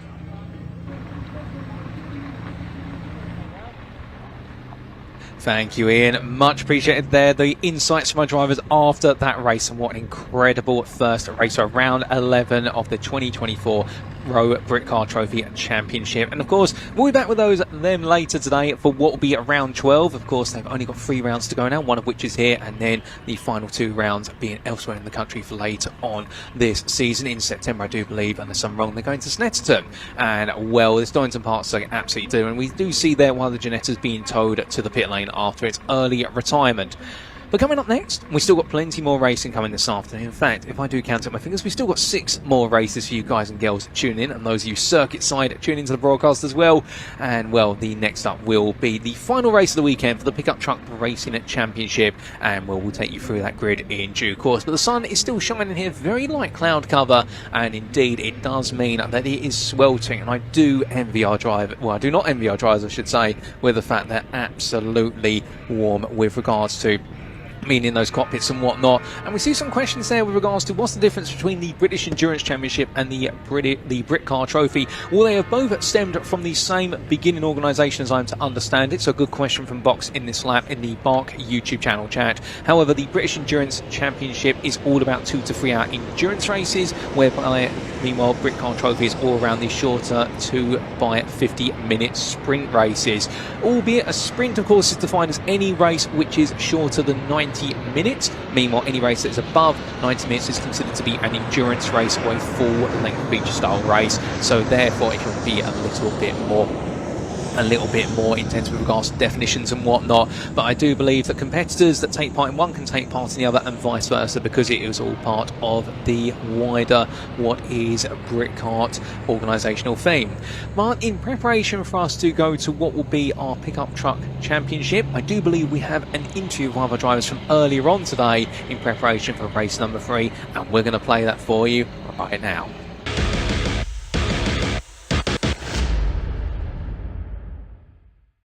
Well, here we are, a glorious assembly area. The sun has been beating down all day. In fact, I'm going to get a little bit sunburnt on the back of my neck. Big thank you to Mark Werrell, by the way, for providing me with some sun cream in the end. Now, final race of the weekend for the pickup trucks. Yesterday, things got a little bit feisty in race 1, didn't they? We saw a cracking race again in race 2. Matt Simpson, so far, has won both races. He's looking to see if he can make it a hat-trick of wins. But we've got Dan Fisher over here. Let's have a quick chat with Dan. How's your weekend been so far, Dan? Mixed. Yeah. Poor qualifying. We had a sensor problem, so the engine was running rich, so we didn't have full power really in qualifying. First race we had a long brake pedal and a broken master cylinder, so all the brakes were at the front, but we set some good lap times with it. Next race we had a broken wishbone, so yeah, mixed. Third time lucky. But the lap times are good. When we've set good laps, the times have been good, so I'm hoping we can make some ground up, but really the starting position doesn't reflect how quick we are. So. Are we concerned about tyres at all? Because it's so hot. I mean, it's a fairly short race, isn't it? But it's so hot. Is that going to have an impact? Yeah, it definitely will. I think the race we did yesterday, the truck seemed to get better as the race went on, which was good, but we're still learning on these tyres because we've only just started with them this year. So, yeah, it's a bit of a concern, but we've adjusted the pressures to compensate for the temperature, hopefully. So, Dan, thanks for talking to us. I'm expecting big things from you in this race. I'm going to enjoy it. Thank you so much. There we go. Pickup truck final race of the weekend. Race 3 for them is about to get underway. I'm going to hand over to commentator Paul Walsh to take you through the action. Everybody, enjoy.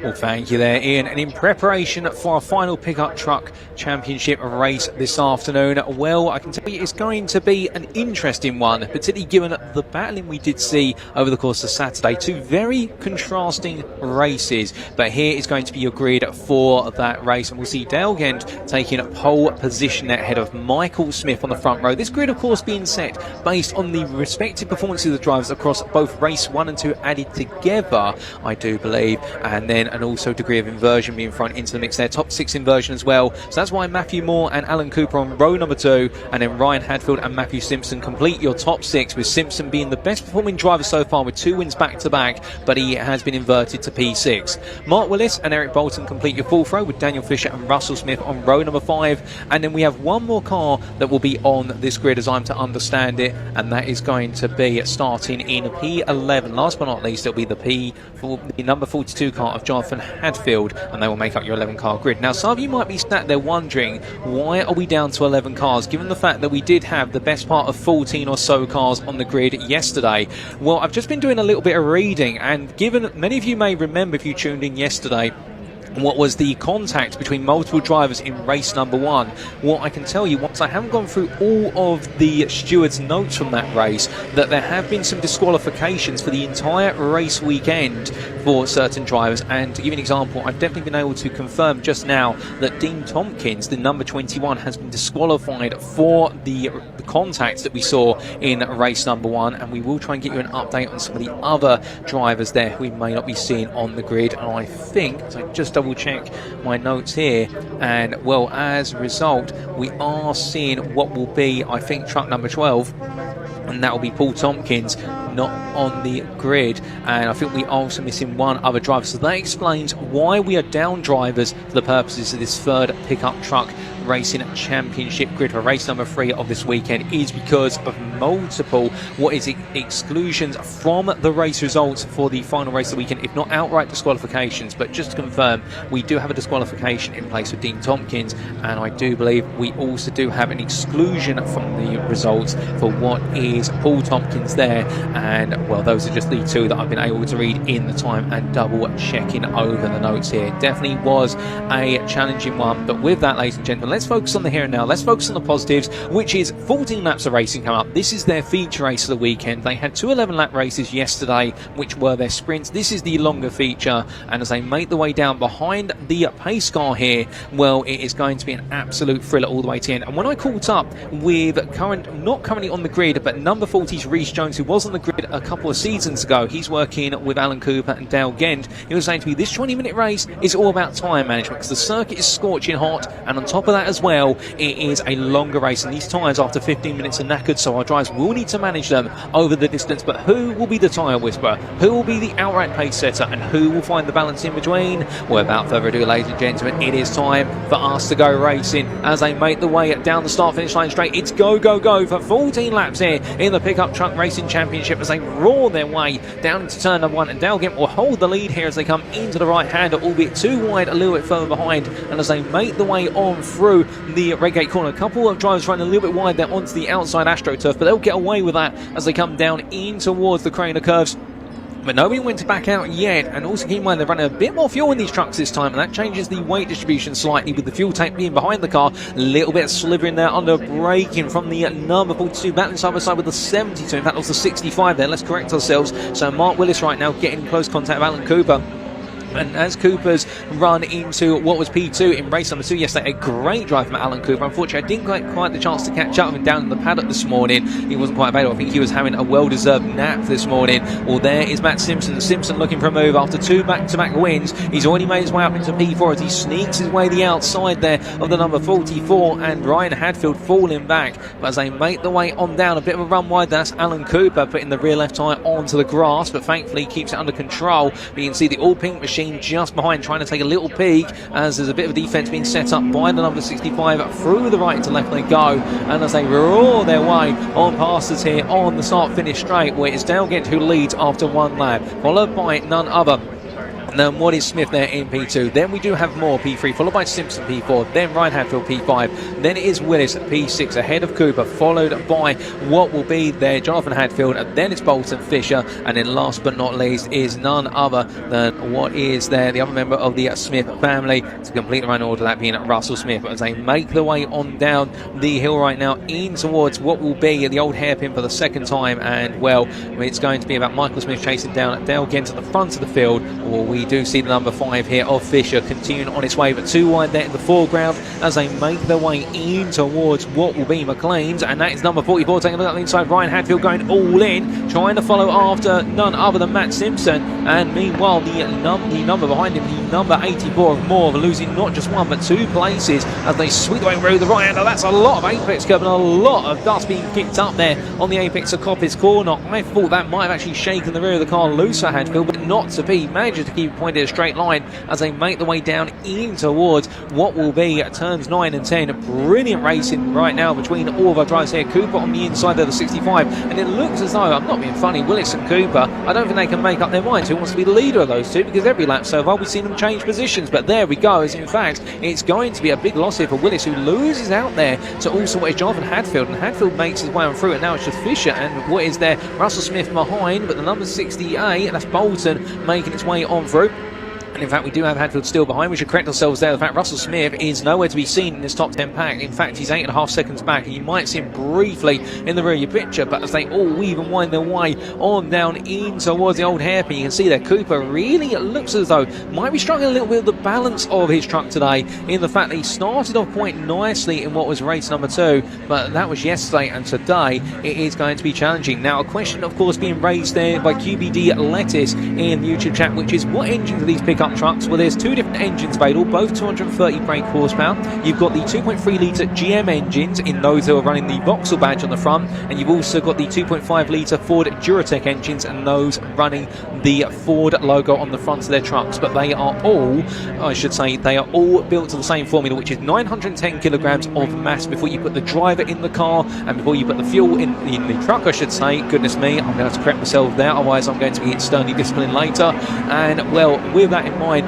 it means it's an equal formula, two different types of engines, and as they roar their way all the way down in towards turn number 1, we can see side by side here between Cooper and what is there more. They're fighting for P5 still, and as the number 72 driver looks for his way around the outside, the number 84, I think Moore's going to feel as though he took a bit too much apex with him then. Perhaps could have given himself more room to play that defence, but in the end couldn't quite make it happen, and Cooper fights his way back up into P5. A very, very well-driven race so far from Cooper, even though it looks as though the truck just does not want to comply with the conditions of the circuit. The conditions have evolved considerably, plus also you have to consider here that they're coming into today with only one race. So right now they've got to get it right in this one race of what is 20 minutes in approximate length of 14 laps. We do it by laps, but they do have a rough time of 20 minutes. And I suspect if the race reaches a certain point, we see a safety car, a red flag, we might see the race brought to a halt, much like we saw with the MG Owners Club earlier. But as they make the way on through Coppice Corner once again, well, at the front of the field we see the number 83 of Ghent just running away and still being chased there by Michael Smith in the 93, but intriguingly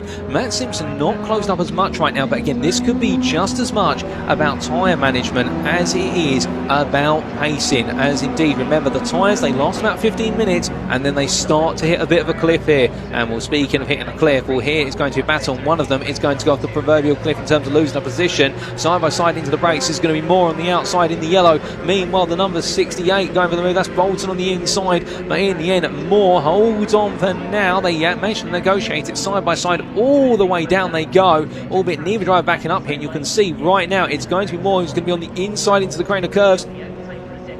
And as he gets it done, well, he's going to hold on to the position. Meanwhile, behind everybody queuing up there, the number 65 of Wes Willis, also Jonathan Hadfield, deciding that he wants a slice of the action. And the draft they'll be getting off each other at this point is going to be huge as they make the way up the rise in towards McLean's. But as they come by the Schwann's curve, the number 42 takes a little look on the inside. In the end, he has to back out and take a little bit of grass, though. You can understand what Hadfield was trying to do there, but it's going to cost him some time, as now it's going to be Fisher who looks for an opportunity to sneak up the inside into the right-hander. And as they make the way on through, well, Fisher, with an absolutely pleasant move there, makes it work out, and indeed an absolutely succinct move to make that position a classic. I can imagine it won't be long before we will see a counter-attack potentially come. So there's one going slowly, and I think that might be Moore. He's perhaps got an issue. We can see him there going very slowly in the rear of the picture. And well, meanwhile, we've got the 2x2 pack here as they make the way across that timeline once again. And well, confirmation is we can see Moore plummeting down to P10. I think Moore's got a problem, and well, we'll have to wait and see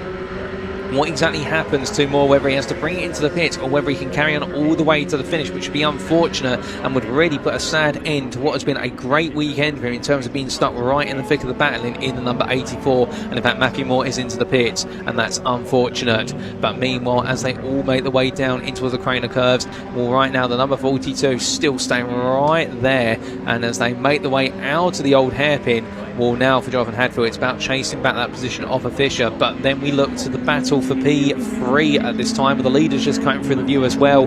And one thing that's worth noticing is the number 72 of Alan Cooper. They were misfiring yesterday in the build-up to race number 2. There was an issue with the number 72 that stopped it delivering its optimum pace. They've been able to get that repaired since race number 2. But right now, Alan Cooper will see him at his full potential here, and we're looking for an opportunity. Can't quite find it.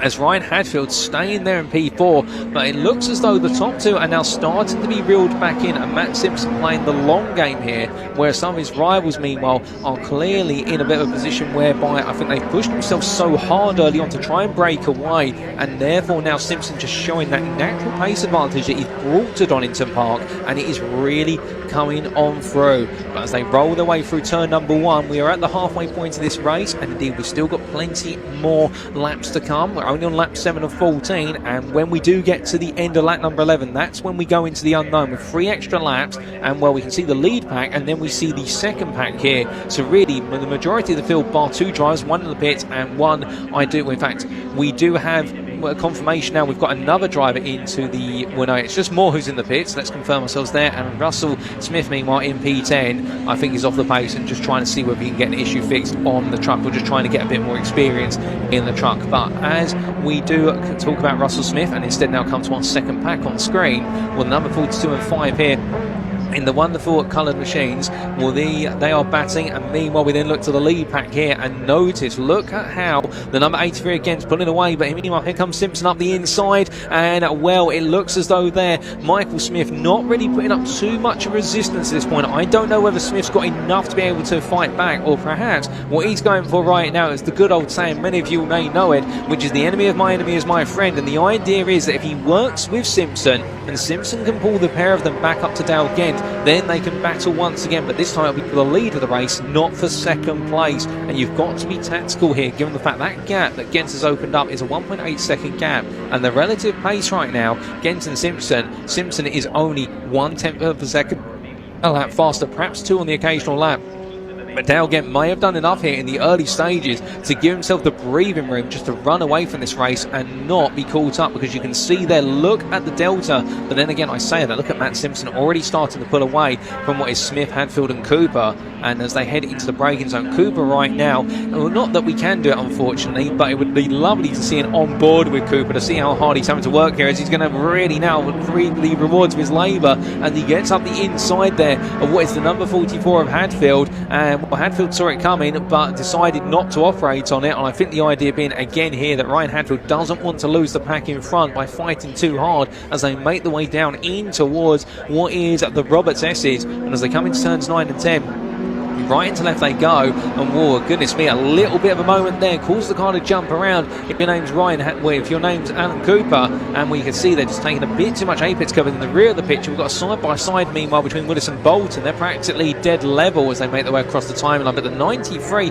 now, what is there, Michael Smith really under huge pressure as Alan Cooper looks at the move. He doesn't get it done, however, and here comes the 44, and this is what Ryan Hadfield's been best at all weekend, which is just simply watching and waiting in the wings and saying, right, you know what, now it's my time to pounce, because you two are too busy fighting one another. And Ryan Hadfield showing that tactical nuance and doing it exactly right there as he makes his way on the run on through the run of Starkeys and in towards France. But as they do, this battle for the final podium position absolutely coming to life on our screens here as they come in towards McLean's once again. A lot of grass being picked up. Oh my goodness, and Cooper there. Now how on earth he caught that, I do not know, but well, I can tell you one thing, they don't normally let pickup trucks and Strictly Come Dancing, but he's making that truck absolutely dance on its axle right now as he makes his way on out of the right-hander of Coppice and down the back straight. And Alan Cooper will take your hat off to him in the fact that right now he's absolutely going for it, and Ryan Hadfield's giving him all the space to operate with. But I think again Ryan just looking at this and going, well, you can do that all you want, but you're just going to shred your tyres. And we're now into lap number 10, and well, the gap at the front of the field, there they are in the foreground of your camera shot.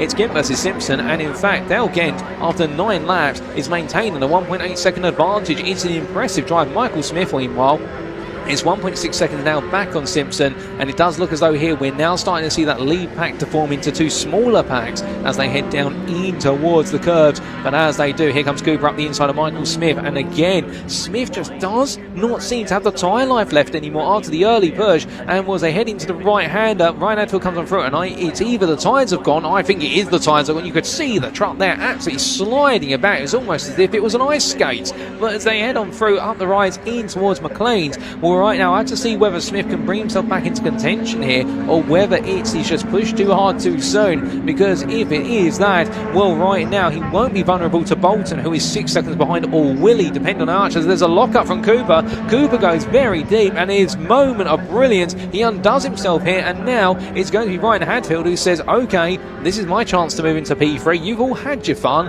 I'm going to look up the inside here, but I don't think Cooper's going to back out of this, or is it? It's too wide under braking. As they go right into left, it is Ryan Hadfield. It's a lovely move, and he makes it into position in the number 44, and Ryan Hadfield roars on here as they head across the line. I can definitely look out my commentary booth window, tell you there's some people up on the pit wall cheering him on, and right now I think he's going to be smiling a little bit to see some thumbs shoot up in the air and to say that he's been doing a great job, albeit he's got 3 seconds between himself and Simpson up the road as we move on to lap number 11. As they make the way down through the right hand and in towards the old hairpin charge they go. Well, keep in mind now, we are now entering the unknown. They're on to what will be the final lap of the sprint races that we saw yesterday, and after this we'll have 3 more laps to go, where the trucks are going to be incredibly light on fuel, but the tyres as well. And now the question is, did you save any tyre going into these laps? Because if you didn't, you could suddenly find yourself lose all that life in the vehicle. But as they make the way on through turn number 7, well, right now the number 44 is doing everything right to keep pushing on and holding on to what is P3, albeit Alan Cooper there again, way too much apex, and the rear just coming loose, and Michael Smith now glued to the back of it. And Cooper, I can tell you one thing, if those tyres have not fallen off the cliff by the end of this lap, well, Alan Cooper is either a tyre whisperer and we don't know about it, alternatively he's working some magic. You can see Hadfield now struggling a little bit under braking, and you could see the front wiggling from side to side, and well, the brakes not quite uniformly wanting to stop. Meanwhile, in that lead battle, a quick update there, we can tell you that Gent and Simpson, the gap has come down by 2 tenths, but it's not enough, and unless Gent can really fall away towards the end of this race, not saying he will, but if he falls away or Simpson pulls out some magic, nothing's going to change. Also, a quick update further off the camera, albeit we can stay focused on this battle for P3. We can tell you that at the moment it's still Bolton holding off Willis with Fisher behind, and Jonathan Hadfield completing the run to P6, and this lovely shot as they make the way down in towards the old hairpin, and you can see their number 72, Cooper. He's trying to make that thing take flight potentially over the apex curve, but as they make the way up the rise, well, right now as they come in towards what will be the McLeans, where it's then going to be this run of the pack behind it. You can see we are going to take a little bit of a look at the battle for what is P7 here, and that is number 65 of Willis with Fisher and Jonathan Hadfield behind, and they've really been caught up together. Bolton has been allowed to gradually pull away from this battle over the last 5 to 6 laps, albeit it's only by hundredths a lap, given the fact they're so close on pace. But I think as well now, everyone's pushed each other so much, it's about who has got the pace with the increase in tyre wear, and I think that's where we are seeing what is the number 68 under the capable hands of none other than what is, I do believe, Eric Bolton, just keeping on there and really repeating something that stood out in what was the run of American Speedfest at Brands Hatch earlier on this season. But as we then look back up to the battle for P3, we're on to the penultimate lap. Elsewhere in the battle for the lead, it's still a 1.23 second gap between the top 2 and Gent and Simpson. They're getting closer, but not at the rate of knots that Matt Simpson would like. And here we can see Hadfield right now, Ryan Hadfield. He has literally had Alan Cooper glued to his backside. Oh my goodness, as they come on down to the braking zone, and that is going to be an elbow to the grass. And well, and then Alan Cooper is sent wide there, and I don't think that was Ali Malice meant, but it was Alan Cooper trying to look for a way through. He manages to stop it from getting beached in the gravel. That is a brilliant bit of car control there, or truck control I should say, from what was Alan Cooper. And well, Michael Smith now will look at that and think, okay, I picked up P4, well that's a win for me, because it's not the way he will have wanted to do it, and well, that brings an end to the battle for P3 there. But it was hard and firm racing, albeit definitely I think some of you may raise the eyebrow and go, well, Ryan Hadfield did give him a bit of an elbow out there, but I think given the run down through the crane occurred, I mean, they were going to come to blows at some point, and well, thankfully it did not end in tears between the 2 of them, and they're able to both carry on racing.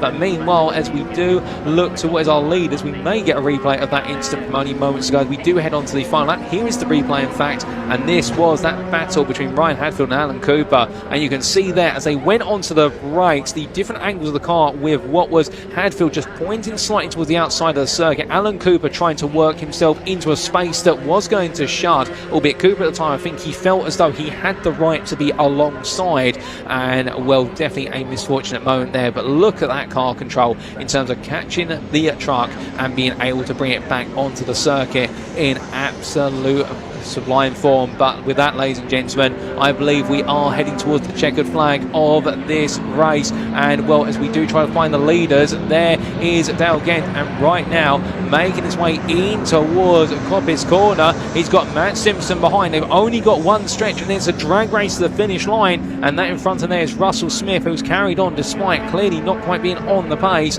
But good to see Russell Smith still there, not going to fall lap down come the end of 14 laps. But Dale Gent started at the front of the field, and he managed to break away, but Matt Simpson right there behind him. It's going to be a drag race to the line, but Dale Gent has done it. He's going to bring it home in the 83 to take the win in what is the feature race here of the Pickup Truck Racing Championship, ahead of Matt Simpson, who finishes P2. We will have Ryan Hadfield finish P3. Well, in fact, no, it's not. It's going to go to Michael Smith, who takes P3 at the line of Ryan Hadfield. P5 will go to none other there than what is Bolton, ahead of Cooper, followed by Willis, Jonathan Hadfield, and then it will be Fisher who completes your top 9, and your top 10 will be then rounded off by not quite being a lap down, but he's still on his final lap of this race, and it will be none other than Russell Smith who will come through. We had one retirement in this race, and it was a sad retirement from what was Matthew Moore in the 84, where the truck had to be brought into the pits clearly for a technical issue of some description. But my goodness, ladies and gentlemen, what a race to complete the weekend of racing in what is the Pickup Truck Racing Championship, and that was rounds none other than 13 through to 15, the midpoint of their season. And we have had 3 absolutely distinct and incredible races, and well, that feature race really taking the crown for what have been their triplet of races over the course of this season. And you can see them all forming into formation and indeed all heading around, and they've put on an absolutely incredible show. It may have only been 11 cars today after the altercations of race number 1 and a number of our competitors not being permitted to take part any further this weekend. But to be fair, whilst we only had 11 drivers on the grid, you've got to say that the quantity did not take away from the quality, and that is what it's all about. And as the 30 and 83 run side by side, they're exchanging some words for the fact they had a brilliant race, and credit where it's due to Dale Gent in the fact that he managed that race from the start and did everything right from the start to open up enough of a gap. And whilst he didn't quite have the life towards the end, it was all about, in the end, just making sure he had enough of a gap to work with and not let Matt Simpson, who really has been the tour de force over the course of this weekend. Well, Simpson needed one more lap, but unfortunately we didn't have 15 laps available, we had 14 available, and that's exactly what Dale Gent did the job in, and all the hard work deserved. And also a massive mention there to third place finisher of none other than what was Michael Smith in that brilliant freeway battle between himself, Ryan Hadfield, and also Alan Cooper. Ryan Hadfield and Alan Cooper coming to blows in the end on the final lap, but to be fair, when you're racing that close for big points, it's understandable. And well, ladies and gentlemen, let's get those provisional results on screen for you, subject to any steward inquiries. And there we can see Dale Gent taking the win after 14 laps by 4 tenths or thereabouts over Matthew Simpson, with Michael Smith completing the podium, Ryan Hadfield P4 ahead of Eric Bolton. That was your top 5. Then Alan Cooper P6 rejoining at the very end there ahead of Mark Willis, Jonathan Hadfield, Daniel Fisher, and then Russell Smith completing a top 10, while sole retiree from 11 starters being Matthew Moore. And well, ladies and gentlemen, we're going to cut straight down to Ian Waterhouse down in Park Ferme, because he's going to grab a word for us with some of the drivers who just took part in the Pickup Championship. Well, it's no hat-trick of wins for Matt Simpson, but a second place anyway. But we've got a very, very happy Dale Gent here. Let's we'll jump in and have a quick chat. Just got to check tyre pressures, etc., etc. Of course, these tyres looking a little bit second-hand here, it looks like, doesn't it? Dale, sorry to interrupt the conversation, guys. I'm awfully sorry, but come on, that's how you do it, isn't it, mate? Look at it. How does that feel? It feels very good, the way the weekend's been going for us. I nearly put it in the lorry. After that, from what went on with yesterday, I come back from a meeting earlier. I said to the boys, put it in the lorry, we're done. And spoke to me partner at home, and she's like, no, don't do it, you regret it. And then the team said, you regret it. I was like, right. Who's at home? Sorry, my partner Jo, she's at home. Is she watching now? Yeah, she should be watching. Well done, Jo. Well done. This wins for you. Yeah, it is for her. She said, don't do it. She goes, go out there and do it. So Yeah. Guess what, Dale? You did it, mate. Congratulations. Thank you. Never give up, mate. Brilliant stuff. Congratulations. Matt Simpson's just coming over as well. It's been an almost perfect weekend for you as well, Matt, hasn't it? 2 wins in a second. You've got to be delighted. Yeah, listen, we missed the last round, so obviously been out of the truck for 6 weeks. So to nearly score the maximum again, I've got to be happy with that, and I really 2 wins in a second. So no, we was cashing down at the end, whether he was sort of preserving his tyre a little bit or he backed off a little bit, but truck was just starting to get better and better towards the end. So, but yeah, we'd take second for sure. Talk about tyres a little bit. They're starting to look a bit second-hand, these tyres now over the course of the weekend, aren't they? But holding up all right for you. Yeah, I mean, I don't think they're as good as the Avon early on in the sort of the first 3 or 4 laps. They take a lot longer to come on, but on a race run, these are definitely better. Nice one. Matt, congratulations. Great to see you. You've always got a smile on your face. I love talking to this guy. He's always so happy, isn't he? Let's go have a chat with Michael Smith as well, shall we? What a great drive from him. Michael, do you want to stand out the sun? You look absolutely roasting. You're right. Yeah. How was it? Absolutely knackered, yeah. Look, you're on the podium though. Worth it, yeah? Yeah, definitely, yeah. We had a good race there. I think Matt and Dale got away, but there was me, Alan and Ryan having a bit of a race towards the end there. So that was quite good, so just happy to come out on top of them 3, really. We love seeing the close racing of these pickups. Thanks for coming out to play, Michael. Congratulations, mate. Well done. Great way to end the weekend, yeah? Yeah, spot on. Thank you. Top man. Thank you very much. There we go. Pickup trucks are done for this weekend. Not done for the season, though. They've got another meeting coming up in a month or so. More racing action to come at Donington Park, though. I mean, can you believe that? It's, what, 25 to 4 or so. We've still got minis coming up. We've still got British Truck Racing Championship coming up. We've still got Britcard Trophy coming up. And another MG race and one more International Truck Prix as well. So much still to bring you here at Donington Park. But next, it's the British Truck Racing Championship. Paul, back to you.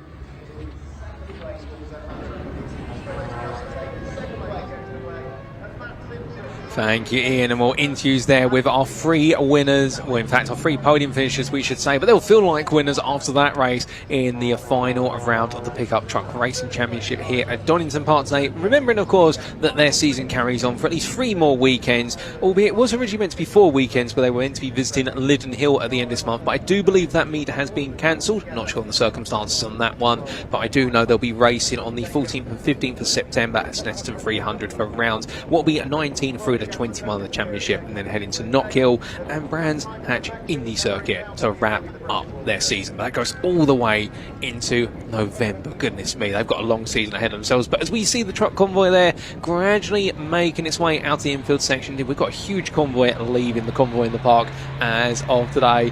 Indeed, we're going to be hearing those horns blaring, and well, I think it's going to be a night to remember, no doubt about it. But we've still got 5 more races to come, and like Ian only mentioned only moments ago, we've got what will be the 5th and final race of the weekend for the British Truck Racing Championship coming up in short order in approximately 10 minutes time, after which then we'll be having our final mini challenge club sport with AirTech Motorsport race at 4:30, and then at 5 o'clock we'll be getting the MGs back out, and then the Adrian Flux MG Owners Club Championship. We're having its 2nd and final race of the weekend. Red Flag, the first race of the day, albeit we did complete 3/4 of the distance, and then we will have the Britcar Trophy, and we'll be at 25 to 6, and well, that'll be another 50-minute special, and then afterwards we have got our concluding race of the day, and that'll be the none other the International Truck Prix, celebrating 40 years of truck racing here at Donington Park. For goodness me, ladies and gentlemen, what a set of races so far, and we still got all those experiences and all those monster truck rides going on here, and well, our unfortunate card there being taken away with regards to the monster truck once again. But it's good to see so many fans out there enjoying themselves. It's good to see so many of you enjoying yourselves with respect to all the racing action here at Donington Park. And like we say, coming up is more of the British Truck Racing Championship, and the big question, of course, will be there is that can Ryan Smith make it 3 wins in a row, or will he find himself thwarted? Well, here is the grid, ladies and gentlemen, for what will be race 5 of 5 of the British Truck Racing Championship here at Donington Park, and it is on row number 1 the combination of David Smith and Adam Bint. And well, the class 2 posted there, Adam Bint, he'll be absolutely pleased with that. Neil Yates starting P3 behind with Stephen Powell on the 2nd row of the grid, then David Jenkins and Michael Oliver, followed by Stuart Oliver and Ryan Smith. That's going to be your top 8 there, and then Paul Rivet and Simon Cole completing your top 10. From the first 5 rows of the grid, we're then going to be looking outside what will be the top 10, so a little bit further on down the order, and we can see on row number 6 is Archie Handy and John Powell, and then both John Bowler and Tom O'Rourke will be starting on the final row of the grid. And after their difficulties in race number 4, hopefully they've been able to get those sorted, and they'll be back out there in full force. And I do believe I may have Pointy joining me in the commentary booth in due course, ladies and gentlemen, but as we do get set, all of what is our trucks are already out onto the start finish line straight, all getting into their gridding positions. Indeed, these trucks, they'll be warm, they've been worked very hard, and keep in mind that some of these trucks, they won't be their final race of the day, because some of them will be needed for the International Truck Prix, the 40th anniversary of truck racing in the United Kingdom, at the very end of today. And the sun's not setting by any means yet, but it's definitely a slightly cooler feel in the air compared to, say, midday, but it's still very much warm out there, there's no doubt about it. And I do not envy our drivers in their respective cabs in the fact that they're definitely going to be feeling that heat, and we are not too far away from going on to the formation lap. But we have got another, what is 15-minute race coming up very shortly, and well, it is going to be a thriller. And keeping in mind as well, there's plenty of narratives here, including what was the race for second place for Adam Bint and the class winning race number 3 for him. Meanwhile, Paul Rivet making it 3 out of 4 wins in class 2 with that win in what was race number 4, and meanwhile in class number 1 looking towards the front of the field, Stephen Powell taking that second place in race 4, and what has been an upgrade compared to his third places he's had throughout the weekend. And also we are going to see a bit more, hopefully, from the likes of what will be David Jenkins following what was that third place finish in race number 4 as they pull away for the formation lap, gradually now making the way on around. And as they head in towards Redgate, well, it is going to be a gradual formation lap, but indeed many of you here excited for more British Truck Racing Championship. And well, the big question will be, how quickly can Ryan Smith make his way through the field, and well, can he do it? Will he be able to, of course, because we have seen there's been absolutely stoic defences from a number of drivers over the course of this weekend in trying to keep Ryan Smith at bay, and well, he has really been an absolute monster out there, no doubt about it. But at the same time as well, you've got to give credit where it's due in the fact that whilst he is definitely looking to be on course to that 9th title come the end of this season, he is having to find a way on through, and well, man and machine just seem to be completely in sync at the moment.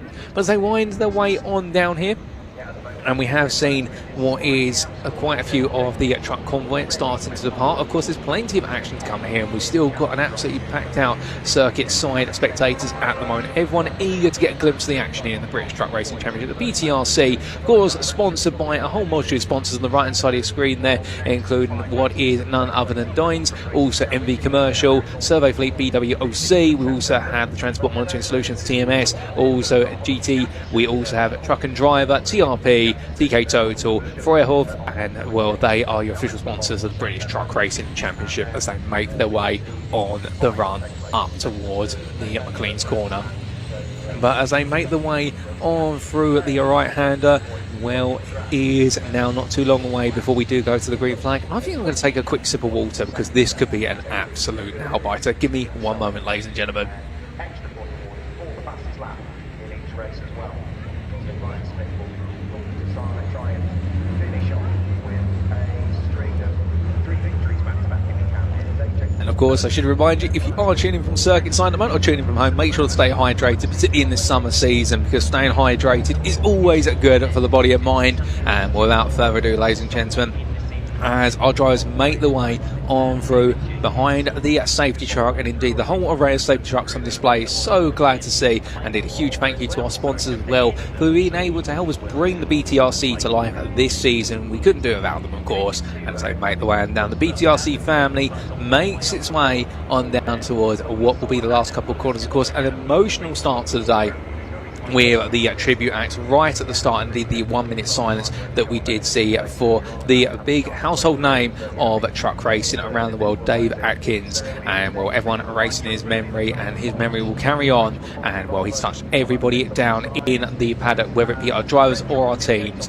And right now, everyone will be challenging their best possible pace and their best step forward. As here we go, ladies and gentlemen, the final race of the BTRC at Donington Park. They head through the last couple of corners. The safety truck will be peeling away very shortly, and here we go for the final time. It's the 11th on the left, The number 5 on the right, can Adam Bint take victory in Class 2? Can the number 11 roar away to victory in the hands of David Smith? Well, it's lights out, away we go as the number 3 launches very quickly, and it's a lovely start from Stephen Powell, who manages to go all the way around the outside, and everybody else just seems to be sleeping at the front. Stephen Powell absolutely nailing this start, and as they go too wide on through, when everybody's safely on through, it is 2x2, and they show you that they can go 2x2 all the way through. Turn number 1 down in towards turns 2, 3 and 4, and as they do, Ryan Smith already up to P5 there. You can see him already looking for a move into P4. Can't quite find it at this time. He'll think about it into the old hairpin, but I don't think it's going to come alive. Well, what an incredible start to this race. They make the way on through what is turn number 4 through the old hairpin, and everybody right now absolutely nailing it as Paul Rivet goes a bit wide out the old hairpin. So Rivet had a dismal start to this race, and therefore he's going to have the hard work cut out for him in terms of trying to recover his way up the order. And well, for Rivet, it's going quite slow. In fact, I think he might have been slowing down there. We'll have to double check on that very shortly. But as all of our drivers make the way on through McLean's, Rivet is slowing down. He's at the back of the pack now. I think there might be an issue on the Napa racing truck, and if so, we're going to have to try and find out what's exactly happened there. But meanwhile, those are able to carry on at full pace right now, while they continue to roar their way on down the back straight. And as they do, well, here's the number 3 in the capable hands of Stephen Powell. That is absolutely running away. But meanwhile, the number 1 on the inside there, and that's going to be Ryan Smith looking for the move on the 33. And well, for Yates, he's going to be claimed by Smith, and Smith gets that exit, that absolutely powerful exit coming out of what is the final corner, and they roar the way onto a second lap. And after one lap of racing, it is Stephen Powell ahead of Michael Oliver, followed by none other than David Smith, then Ryan Smith in P4, followed by Jenkins, and then we do have Yates, Bint, and then also there what is Stuart Oliver, who completes the run to P8 bowler, and then it is none other than John Powell who completes your top 10. But there is Rivet, Paul Rivet just crawling along.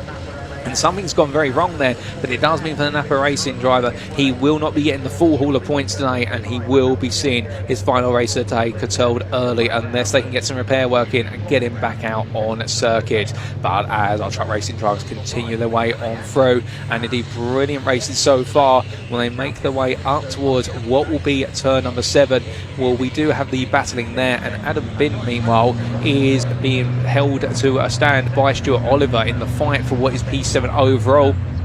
And there you can see them there, as meanwhile Ryan Smith also trying to make a bit more progress onto the back of none other than what is David Smith, and already up into 3rd place almost, or is he? Yes, he is going for it here, so that's going to be David Smith on the right of your picture, Ryan Smith on the left. Side by side they go, and the Daimler is going to roar its way up the inside. The Daimler Freightliner versus the MAN TGX, and then the Daimler Freightliner, it just absolutely roaring its way out of each and every corner. And well, to be fair to Ryan Smith, it's the perfect combination of driver and machine, but now his next target will be to deal with Michael Oliver. And well, Michael Oliver, some of you may remember from races 1 and 2, was one of our truck drivers who managed to keep Ryan Smith at bay for a sizable period of time. As being on side by side here, that's Stuart Oliver up the inside of the 33 of the truck, I should say, of Neil Yates. And Yates right now not quite able to hold on there, and it is going to be Stuart Oliver makes his way through.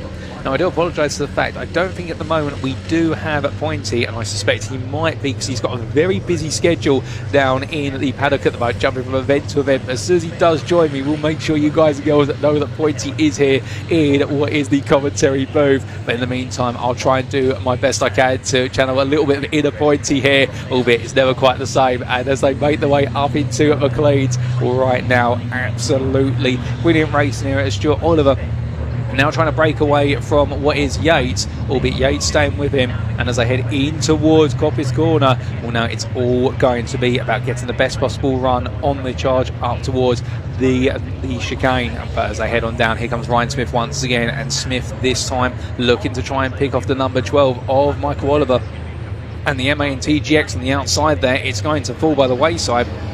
With just 4 minutes this race complete, and we've still got just over 2/3 of distance to go. And now Ryan Smith up into P2, and well, the number 1 will go hunting after Powell for what will be the win. And Stephen Powell will know when he looks at his rearview mirrors this time, or indeed the rearview camera, he's going to be seeing what is a very fast charging number 1, and it is coming for him with only 2.5 seconds being the gap.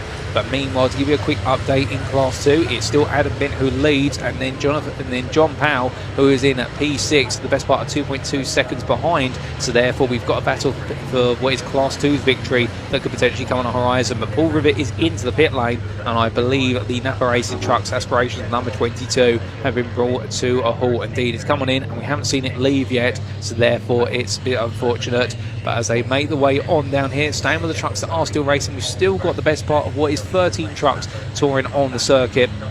And as we can see, they're looking to the very front. Well, right now, Ryan Smith on a charge, and well, trying to bring the gap down a little bit further this time. And I think the gap's already down to about 1.5 seconds, and barreling on forward as they make their way out of Coppice Corner. You can see that as much as Stephen Powell is doing everything in his power to try and stay clear of what is Ryan Smith. Ryan Smith is an inevitability at this point. Indeed, as they make their way into the braking zone here, we can see how Ryan Smith has closed up so much as they make their way from the right into left. Gap was 2.5 seconds going onto this lap. What's the gap going to become the end of this lap? Well, here we go, we're about to find out. And as they make their way across the line, it's a gap now that's come all the way down to none other than, as we get the times updated after 4 laps, of 1 second. So it really has come down, and will still more to come as they make their way onwards towards another lap, going on to lap number 5.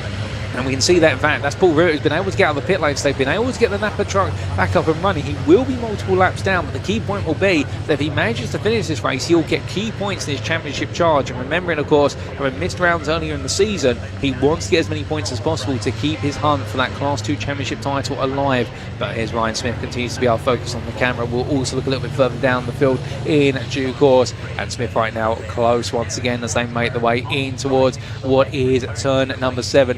Through the right hander they go, and as they make the way on out, well, having a word there, I think, to say, Wolfram Stuart Evans there in the YouTube chat, suggesting a point he may have gone to judge the show trucks, which is absolutely fair, given there is a huge truck. There's a huge truck show special on this weekend, including multiple prizes for the best trucks of different categories and whatnot. And meanwhile, battling side by side here, albeit Ryan Smith looks one way, he then looks the other way, and it's going to be a move here onto the brakes. He gets ready to go. The number 3 is Stephen Powell being made to work overtime to try and keep the number 1 at bay. But as they make the way on out here now, will Powell be able to use all the nuance he knows in order to prevent Smith from getting on through? Well, Smith looks around the outside, but Stephen Powell seems to have done enough this time to keep Ryan Smith at bay as we reach the halfway point of this race. Onto brakes go. Smith defers to the inside here, and well, Powell's going to turn in. He's going to find Ryan Smith right there, and Smith decides, okay, if I can't get it done in a straight line race, I'll get it done under braking, and gets it absolutely nailed on there. And Ryan Smith taking the lead. Meanwhile, just behind, that is, I believe, the number 12 of Michael Oliver, with what is Jenkins started to close up. A brave move there from Ryan Smith, but an absolutely brilliant move. And to be fair, needed respect given from Stephen Powell to make sure they didn't come into contact.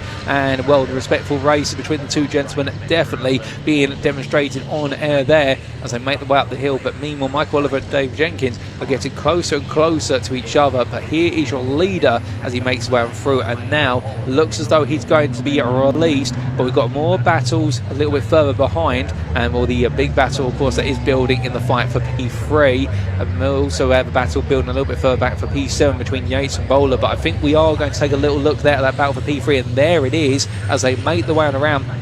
And this battle, of course, between two drivers who've both had very good weekends, albeit they perhaps haven't been able to have as many points as they would like. But as they held them down, that's Michael Oliver in the number 12 on your right, albeit the time and tower will have the surname as Olive, but I promise you it is Oliver, it's just been concatenated. And as they head in towards what will be the next lap, well, Michael Oliver just trying to fend off David Jenkins, who took the wins, of course, in races 1 and 2 yesterday, and also in race number 4 today took a P3. Didn't quite have the result he wanted in race number 3, but still a very consistent run to podium so far. And as they make the way on through the right-hander, going through the red gate corner, well, Michael Oliver right now just not being able to keep his rivals at bay as they make the way down the hill.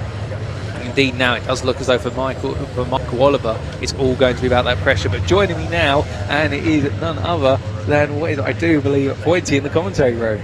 Hi Paul. Sorry for my late arrival. 5 minutes left on the clock. Have I missed that much of the track race? Unbelievable. I've been over on the infield handing out trophies to the show truck drivers. Fantastic turnout from Convoy in the park there. But of course then I saw a special face out there in the audience. My wife and son have come to see me, which is terribly nice. And let's just say I got distracted. Say hello, Henry. There we go. I'm sure we broke every speaker in the UK with that announcement, but there we go. Henry's probably going to be a commentator like Daddy one day, but until then we've got 5 minutes left, just over 5 laps left of this race. Yes indeed, that is number 12, Michael Oliver, in what Henry likes to call the Batman truck. Of course last year's livery saw these trucks in black and yellow, and of course any young guys out there would understand that that is synonymous with the Caped Crusader himself. Dave Jenkins all over the back though of Michael Oliver, looking for a gap through. Will he be able to make it? Swerving around, but he thinks better of it just before that turn. Still about 2 seconds behind that third place, but I tell you what, it's going to be a phenomenal result there again for Michael Oliver and Steve Powell if they manage to take another podium, and I'm sure I'll be happy to see them down in Parc Ferme. Oh, 100%. I appreciate that, Pointy. But Pointy's going to have to depart once again. He's quickly popped in to make sure that you guys and girls at home know he hasn't disappeared. But he's got such a hectic schedule right now, and also spending a little time with family as well. I mean, who could blame him given the fact that he's been pulling in an absolutely huge stint this weekend? The voice of the British Truck Racing Championship. And, well, as we continue our battle here for P4, I was going to ask him the question that some of you asked, which is, has Archie Handy been able to take a podium in Class 2 over the course of this season? I'm not aware of one. I think he may have, in fact, a little bit earlier in the season, but don't quote me on that. But meanwhile, we continue to keep our eyes here on the battle between the 11 and the 7. The 11 being piloted by David Smith, the 7 meanwhile being piloted by Stuart Oliver. And as they make the way on through Coppice Bend right now, nose to tail they go. And, well, it's much like from one member of the Oliver family to the other. Michael Oliver in P3 fending off what is Dave Jenkins, and meanwhile here we do see what is Stuart Oliver on the attack versus the number 11 David Smith. But as they head down towards the braking zone, well, Stuart the father, I think Michael the younger, unless I'm mistaken, well, as they head on through what is turns 9 and 10. Right now 3 minutes left on the clock, and behind them it's number 14 of John Bowler, who is getting closer and closer. Bowler not picking up any podiums this weekend, interestingly, but meanwhile, speaking of picking up podiums, picking up, oh my goodness, that is a big way to time out, and that is Dale Bent. That is there, not Dale Bent, that's Adam Bint, I should say. Absolutely put himself up with 2 wheels there, hitting the inside tyres at turn number 9, and well, as they make the way down, that's a change for the Class 2 lead, and that is going the way of John Powell. Well, Powell right now absolutely pleased, I'd say, given the fact it all went wrong at the start of the day yesterday. Race number 1 on Saturday, so I'm having to come into the pits with problems, and here's a replay, ladies and gentlemen, what exactly happened. Side by side they battled the way down, and this was for the leader Class 2, and you can see their Powell going around the outside, sweeps on through, and in the end Adam Bint turns in a bit too early, ends up clipping the tyres, and well, it sends the tyres sideways, sends the rear of the truck also sideways as well, and will brilliantly captured there by Adam Bint, bringing it back together. What a slide. And well, as we return to your live racing pictures, 2 minutes left on the clock, and well, now we're looking back here to the battle of the 12 and the 69 for the final overall podium position, the final podium position of the Class 2 category, Class 1 category I should say,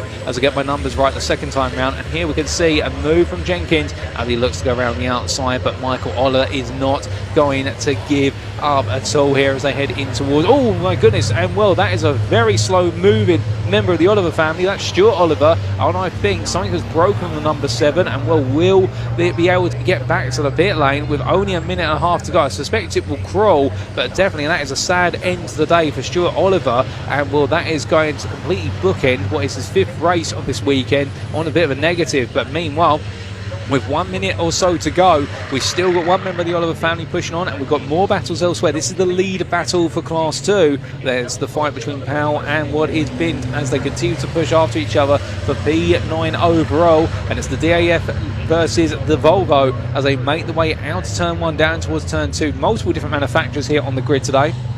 And as they make the way onwards, well, here is your leader. He's going to have one more lap after this. Ryan Smith, your overall leader, just running away right now. as we've also got some post-race time penalties pending, including 5-second penalties for both. What is there? I do believe David Smith is running P5, and also none other than Simon Cole in P11. And well, as they come across the line, it is going to be here the number 1 of Ryan Smith that carries its way onto one final lap today as he heads down in towards the braking zone for Redgate Corner, comfortably in lead. But meanwhile, we can see here that battle for the Class 2 lead doesn't look as anywhere near as comfortable for none other than John Powell as he would like it to, as they head through the right-hander and onwards towards what will be their final lap. Paul Rivet going slowly there. Has he got the recurring issue from earlier, or has he decided just to back off to let his fellow competitors who are a lap up on him through? Albeit that will be heartbreaking either way, given the fact he's competing with these drivers who just passed him, of course, for championship glory. Well, as they make the way through, I think that is a slow-moving Paul Rivet in the number 22.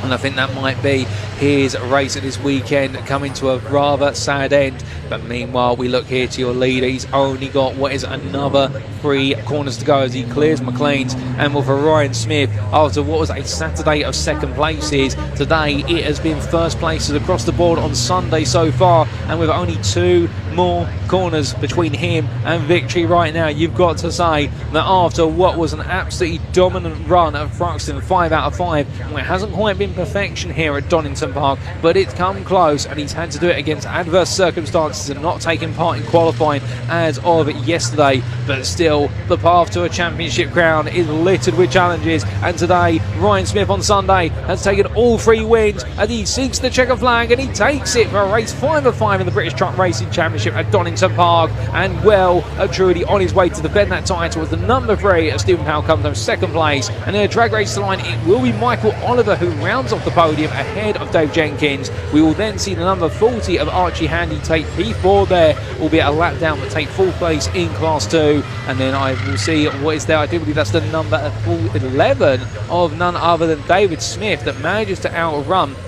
Well, in fact, no, that's the number 14 of Bowler that's come home in P5, because we've got to keep in mind those post-race time penalties. Our apologies, with Tom O'Rourke in P6, and then it will be a Yates in P7, and we do have David Smith in P11. But what about the battle for the Class 2 win? And well, here he comes, ladies and gentlemen. Give him a round of applause. John Powell is going to take the win in Class 2, and that, I believe, is his first win of the weekend. And what a result there. And well, given the fact that he had come off of a run of 5 out of 10 wins in the last couple of rounds, will now back to winning ways for John Powell, with Adam been just behind. And then it will be none other than the 41 of Simon Cole that will come through to complete that finishing order in what will be P3 in Class 2. Even with a post-race time penalty, it's not going to stop him from being on the Class 2 podium.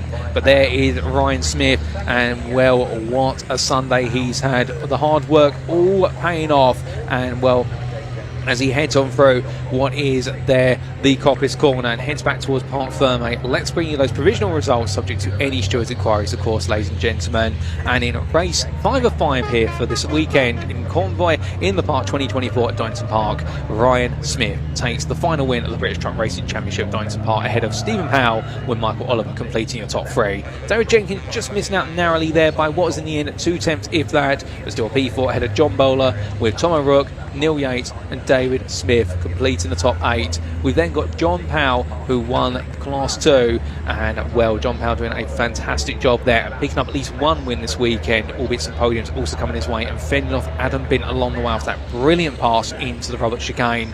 Simon Cole, best of P11, but 3rd place in Class 2, and Archie Handy a lap down, but bring it to the checker flag. An unfortunate retirement for Stuart Oliver and Paul Rivet. And still, I think they managed to carry on in the end, albeit at depleted capacity, but what a race, ladies and gentlemen. And that brings our BTRC race to close.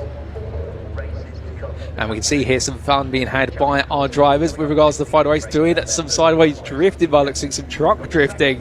And well, given the fact it's the final race of the weekend, you can imagine that those tyres will have been spent, and therefore their logic will be here that they can afford to burn those tyres because they won't be running that set again for the purposes of the upcoming weekends. And well, as we also do see the Convoy making a bit of a departure there, we go from the replay, I think, to what is our live pictures, and apologies for the rapid transition, but there we go as the Convoy continues to make its way out. Of course, a lot of the show truck classifications and indeed the judging complete, and Pointy working on that with me, and I did appreciate him making a quick cameo over the purposes of this one, and it wouldn't be the BTRC without the voice of BTRC being was good old Pointy.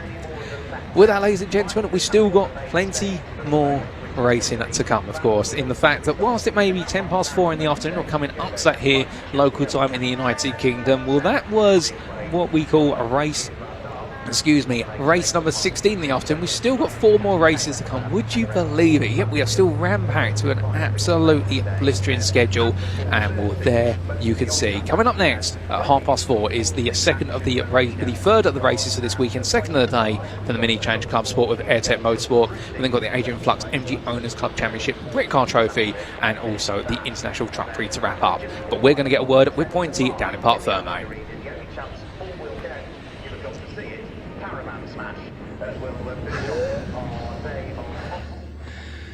Betty Swallows. I said that, I'm allowed to. Bit warm. Sweaty Betty. That's it, very, very. Very warm. Oh, my gosh. You know, full credit to the driving standard again, I'll say. 30 degrees external, it must be at least double that in there. Yeah, it's 60 degrees, but we load up on water. Steve Powell's had a fantastic weekend, drove very well. You know, everyone's been fair with each other. We didn't have the great start in qualifying, but it's ended well, and you know, the team and the sponsors, and I know everybody wants to come here, and I'm always mindful that everybody wants to win and there can only be one winner per race and stuff like that, but we do work hard and we do put a lot of effort in. Yeah, everybody does, definitely. But everybody does, and you know, like you said it, you hit the nail on the head. People are away from their families, helpers, yourself, you know, your son and partners come this today and to see. Just left him in the media centre. and it's what we do because we love. But Dave drove extraordinarily well yesterday, and you know, I think the championship as a whole, you know, I've won the 3 races today, so it's going to look like on paper that I've stole the show, but that's not the case, because Dave Smith flying, Michael Oliver's standard of driving and his results are starting to come. Stewart's in a new truck after the dismal season he's had. Still takes the trophy home. Powell and first Dave Jenkins are fighting, and you know, credit to my team. I believe I've got the best team, I've got the best truck, and I'm not bad myself. You're all right yourself. People have said it. I'm starting to believe them. Absolutely. But again, it's been a great weekend. Thanks to all our sponsors. Too many to name. Yeah, but definitely. you know, being at the front, I hope that we've networked their name quite well. And yeah, thanks to everyone who's come and supported the championship and us as a team. Fantastic. Ryan Smith, thank you very much. Talk about turning it round. 2 struggles yesterday, see 3 incredible podiums today. Let's go and find then Division 1 second place, Steve Powell. Steve, another fantastic trophy for you. You've got to be happy with that. Yeah, over the moon, yeah. Had a great weekend, yeah. He's got so much pace. So it's crazy, isn't it? It's really crazy, yeah. It's a little bit frustrating, but we're getting used to it. No, but like, we're closing the gap really for us, so like, yeah, I'm over the moon with it. It's really, really good. We'll get away, you know, the inevitable, but we're keeping the likes of Michael behind us, Dave behind us, Stuart.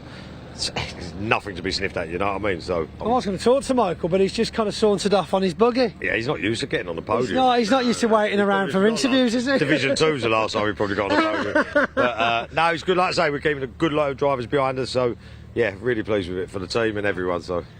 These naughty boys behind you. I was going to shout out my wife though, because she's been brilliant this weekend. She's helped me as well, setting the trophies up. Yeah, I mean, she gave all the first place hats away, you know, the first race. Cheese and ham toasties to die for as well. No, I will vouch for the cheese and ham toasties. They were phenomenal. Yeah, they were phenomenal, and I'm not allowed to say that word. You're not allowed to say phenomenal? No. Oh, well, I'll say it, phenomenal. Oh, cheese and ham toasty, or they call it. I'd like to say one more thing. Go on. Well done, Matt. Matt. It's a private joke, but they all know what I mean. Okay, well done, Matt. There you go. We'll leave that there. I'm not allowed to reply to that. I can't. Yeah, they won't have heard you say it. Don't worry. Yeah, wait until the podium. Well, we've lost Michael. Obviously, Paul Rivette having some serious issues with his truck there. Lost pace, but just about finished the race, of course. So that made it worth it for him. Paul, what happened? What happened, mate? We lost the top 2 gears, unfortunately, so it was a case of limp it home for some points, then that was all we could do, and do my best to stay out the other guy's way. So, you know, I was waiting for track limits then, the amount of time I was on the grass getting out of their way. Well, maybe they let you off because you killed your truck. Yeah, unfortunately. But look, at least it happened in the last race of the weekend, and we've had a great weekend. You know, the crowd have been great, the racing's been great. So yeah, I'm going to run off and go and see him, get some guests in our hospital. Right, nice, I like it. Have fun, Paul. Get it fixed before we see you again. Right, let's see if we can't find Dave Smith here chilling as well. Last race for the BTRC this weekend. Last race for you then, of course, as well this weekend. How have you found it? Yeah, I think we've improved every race. So last race, I think we finished 5th on track. Got some penalties for track limits, but yeah, I'm happy with that. Been a good weekend, really good weekend. Good, love it. This is the positivity we want. We'll see you again at Snetterton. Of course, Snetterton only 2 weeks before we go over to Le Mans in late September. It's going to be a very tight few weeks for us in the British Truck Racing Championship. John Bowler, good to see you on all of your races. Unfortunate issue earlier on, of course, but you got it back out. Yeah, we did. Yeah, we started in back of the grid. I think we were 14th and we finished 5th apparently. So, yeah, we've hell of a way to turn it round. Worked our magic. Me and the team. The magic men over in Team Bowler. That's what we want to see. Good job on you, buddy. We'll see you at Snetterton as well. Now, fingers crossed, we can see. We haven't seen Neil Yates yet this weekend, so we'll have a quick chat to Neil Yates. Neil, how are we doing, buddy? We've seen, I feel like you've come into your own a little bit through this weekend. We've started to see taking positions, we've started to see better lap times. How are you feeling? Do you think it took someone like Anderson to say, no, just leave that at number 3 and crack on? There's a mixture of, without a shadow of a doubt, he's been my mentor for the weekend, and an amazing mentor, I have to say. The truck is amazing, but understanding not only why you do things, but how to do things, and the reason of doing it is a massive help this weekend. I've loved every minute, lost about a stone in sweat. Haven't we all? And I've not even been in a truck. I mean, I've done running though, I've been running, yeah. Well, no, it's been an amazing weekend. Love the truck, love the help. Thanks to Jamie and the team, they've pulled it off. We worked till midnight last night after a few problems yesterday, and it's been absolutely amazing. Fantastic. Well, great to hear you enjoying yourself, because that's what we do this for, believe it or not. So I've heard. Yeah, actual pleasure. It'll be fun, they said. Yeah. It won't cost you much, they said. Well, I go away smiling, so there we go, as per. Yes, exactly. As much as anything in life, if you leave smiling, you've done a good job. Neil Yates, ladies and gentlemen, thank you very much to him. I think we've just got time to speak to Division 2's. Where's he gone?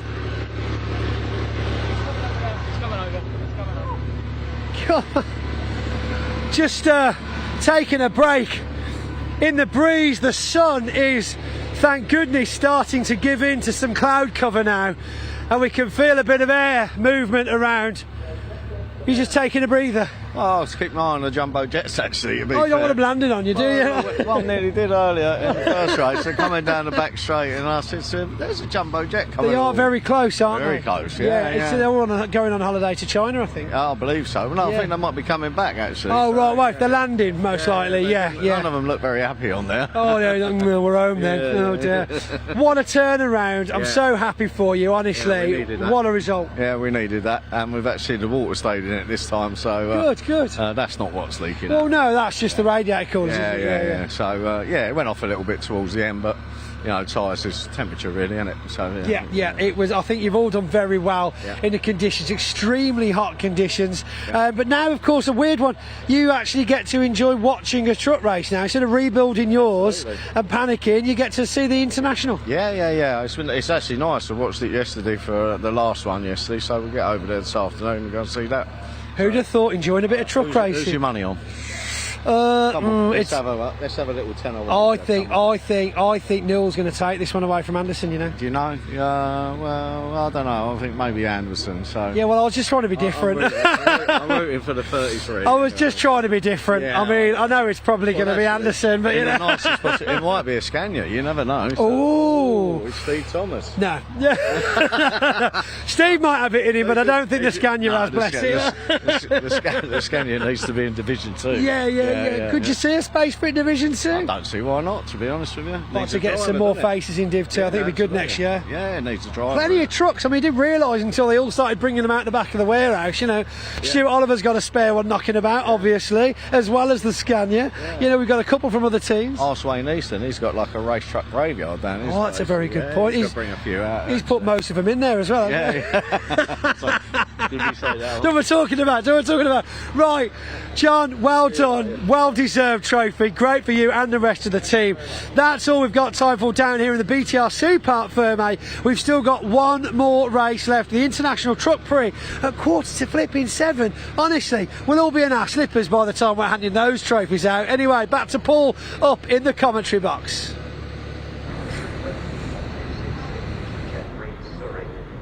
Thank you, Pointy. And well, without further ado, ladies and gentlemen, they're already on the grid. And whilst it's busy in the infield with the truck convoy gradually making its way on through, we have got an absolute plethora of minis, because this is going to be the third race of the weekend for the Mini Club Sport Challenge with Airtech Motorsport. And as they make their way away on what will be their formation lap, let's take you through that grid rather rapidly indeed, because we haven't got too much time. But as we do look to the lovely scenic view on the back half of the lap, we can see taking pole position based on the results of race number 2, Ross Alexander fighting with Stephen Berry in the open category. The two Mini Coopers there. They then do have on what will be the second group on the grid, starting in row number 4, Freddie Hewitt in what will be the Class S56 machine, and he'll be joined on the front row by what is Zach Blackwell there on row number 4, but the front row of their categorisation. Remember, we do have 4 classes here, albeit there'll be the S53 of Zach Blackwell, and then we'll have Charlie Newton-Darby and Gary Patworth behind them. We'll then be coming on to what will be row number 6 shortly, as everyone makes way into position. And keep in mind that the greys are the open class minis, the yellows are the S56s, and then we do have the pinks, which are the S53 class, and meanwhile those in the blue coloration will be the club class. But we'll carry on with those shortly as we come to Jamie Ringer and Charles Heatley, who start on row number 6. Row 7 goes to Matthew Hibbard and Sophie Wright. Keep your eyes out for Sophie Wright, plus also Emma Dawson and Paul Sawyer behind, who had a big fight in what was race number 2 earlier on today.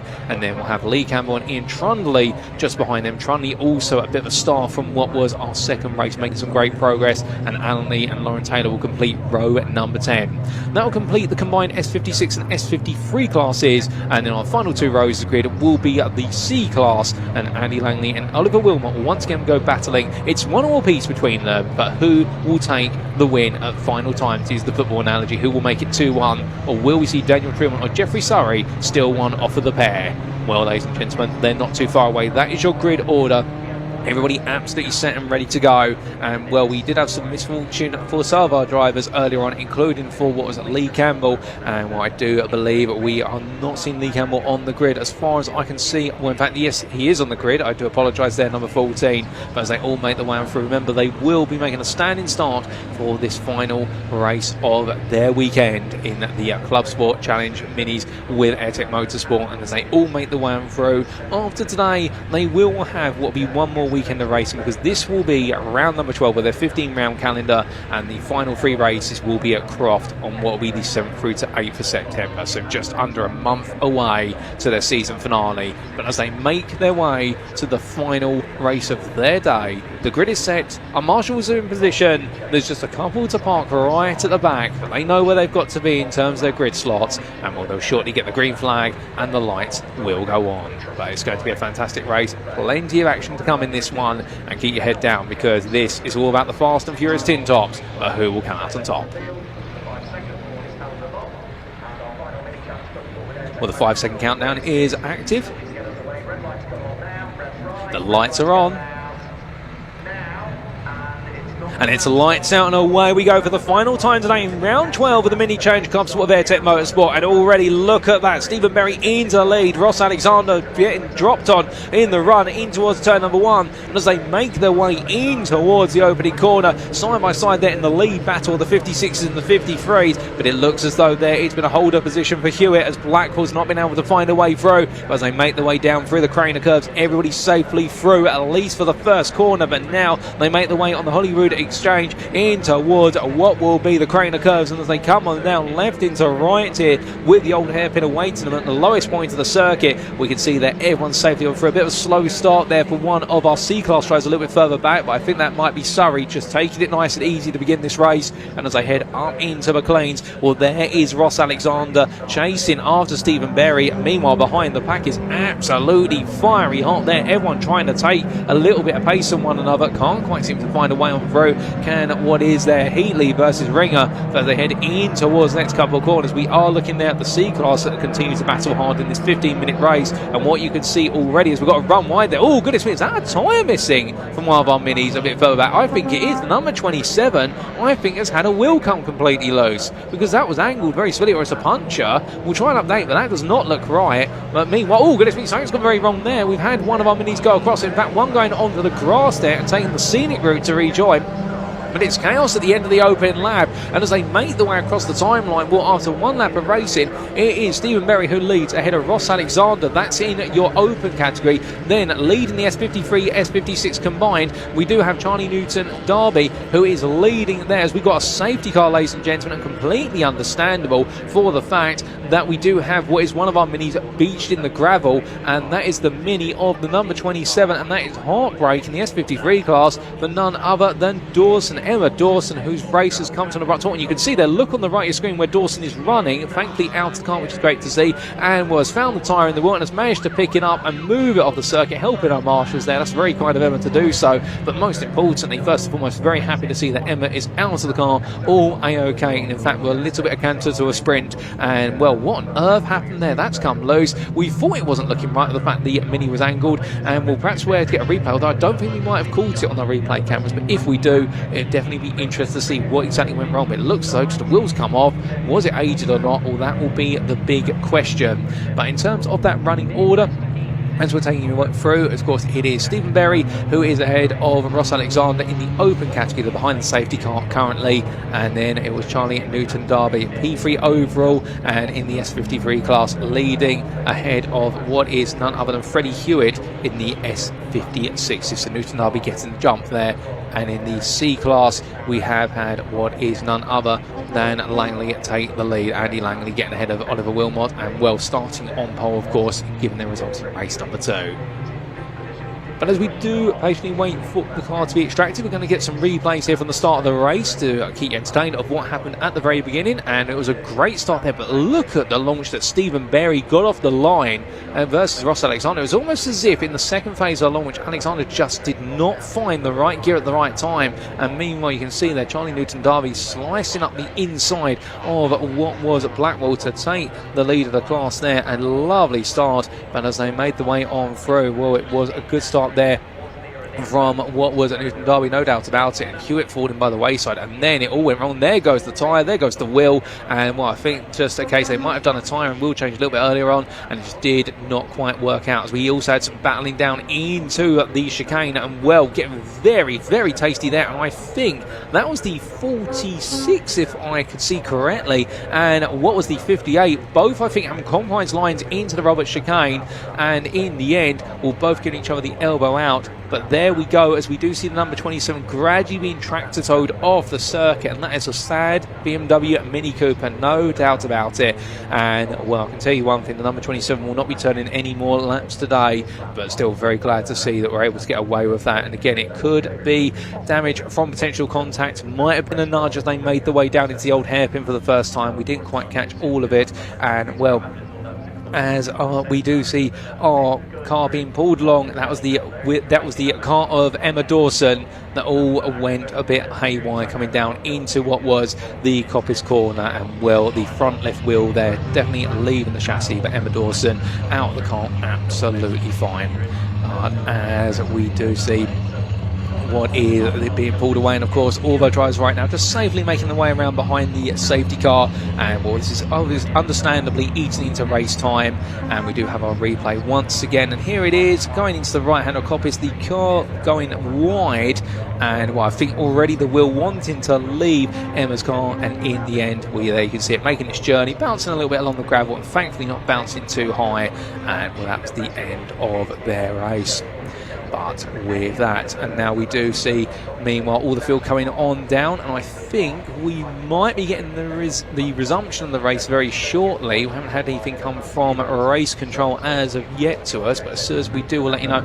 In fact, the lights off there in the safety car? No, they're still going, so we're going to get at least one more lap behind the safety car, so I suspect we'll spend another 2 minutes there, but then we will be going racing, and well, this is going to turn what was already a short race into a very short sprint. Indeed, we could call it a super sprint for the fact our drivers will only really be getting about 8 minutes of racing if you include the opening lap, but still that's only going to galvanise them to go full grunt and hunt each other down as much as possible as they make their way down. A bit of tyre warming going on from a few drivers here. I think some of them wary of the fact we should be seeing the safety car pull in soon, but goodness me, what a start. And it almost all went wrong for a number of our other drivers going on through what was the Roberts chicane right at the end of the lap.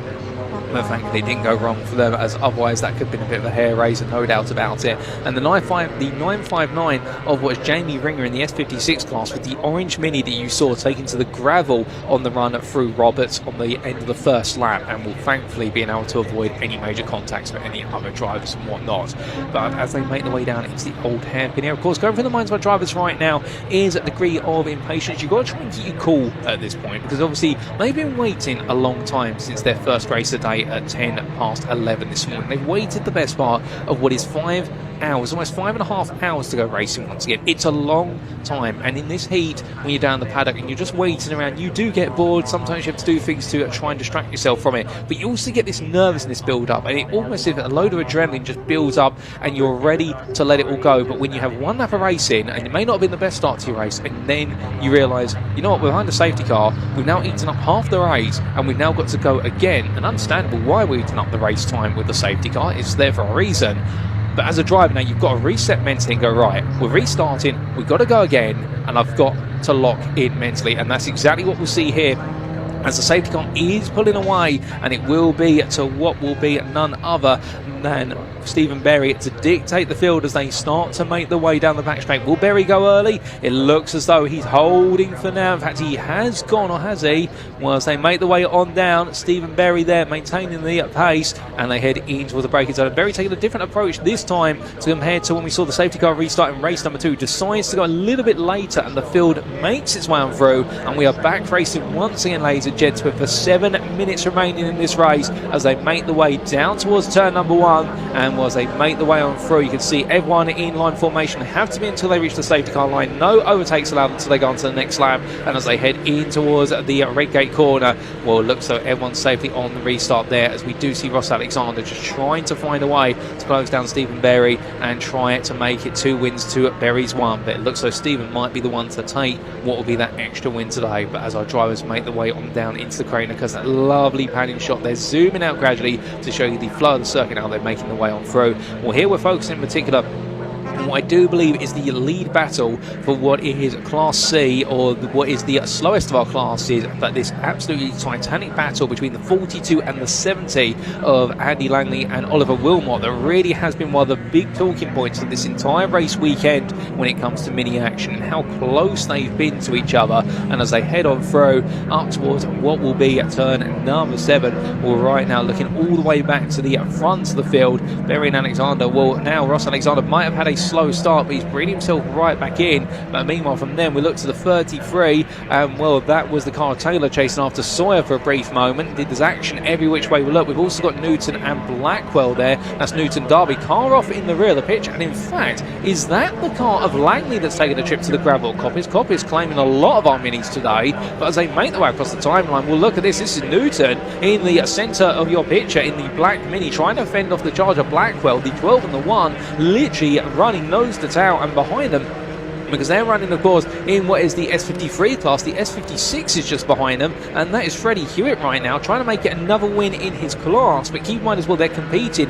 in the AirTech Trophy Championship, which is the merger of the 56 and the 53s. But as they head onto the brakes here, in towards the old hairpin, well, right now, you've got Newton, who's trying to keep everybody at bay, and the number 12 driver right now, well, Charlie Newton Derby, really doing everything in their power to try and keep them there, albeit not quite able to break break away, and therefore it means that the elbows are going to have to be unleashed here and do everything with only 5 minutes to go in order to make sure no moves happen. But this pack of 4 right now, everybody dicing for an opportunity, and that's we haven't even talked about Gary Papworth, who's right at the back of this group. And well, his goal going into this weekend, when I caught up with him yesterday, was just simply get the car home at the end of each and every race, keep it safe, keep his head down, and keep it on track. But right now, definitely looking as though he's got some higher aspirations than that, as we're looking for the move here side by side in the run down in towards the Robert chicane. Will he be able to find it, however? And the answer seems to be no, as meanwhile you have got the 959er Jamie Ringer moving close to this battle. As they come across the timing line,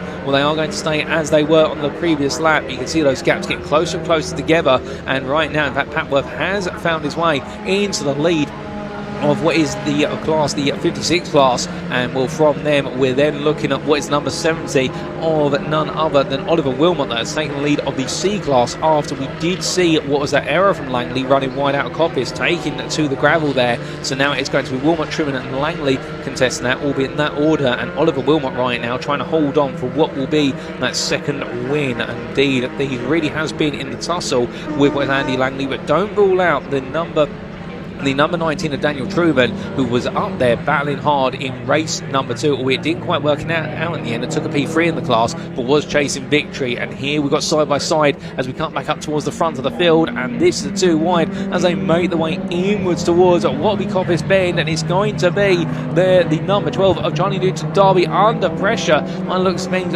from what will be the number, I believe that is the number 55 of Papworth, unless I'm mistaken. And as they come on down, we've also got the number 5 in the mix. So I think the number 5 is trying to run away right now. And look at the 959. That's Ringer, who's going to make it 3 wide for a brief moment. And in the end, as they all head onto the brakes, well, it's going to be right into left they go. A little bit of a tank slapper there. Meanwhile, the front of the field is all blowing up here with regards to the fact that's Berry versus Ross Alexander. Stephen Berry, contact between the two of them. They just about survived that. My goodness, that was incredibly close. And as they make the way onwards towards what will be turn number 4, well, right now we'll have to wait and see what happens there as we do look down to what will be Starkey's into Schwanz and McLean, and we'll shortly see Berry and Alexander arrive. But who out of the two is going to be leading? That could have been close to curtains for the two of them. It's still Stephen Berry leading, but right now they're giving each other no quarter. It's fair but firm racing, and meanwhile behind them, if you're excluding what is the top 2, we've still got plenty more battling ongoing, including what is the 55 still in pursuit there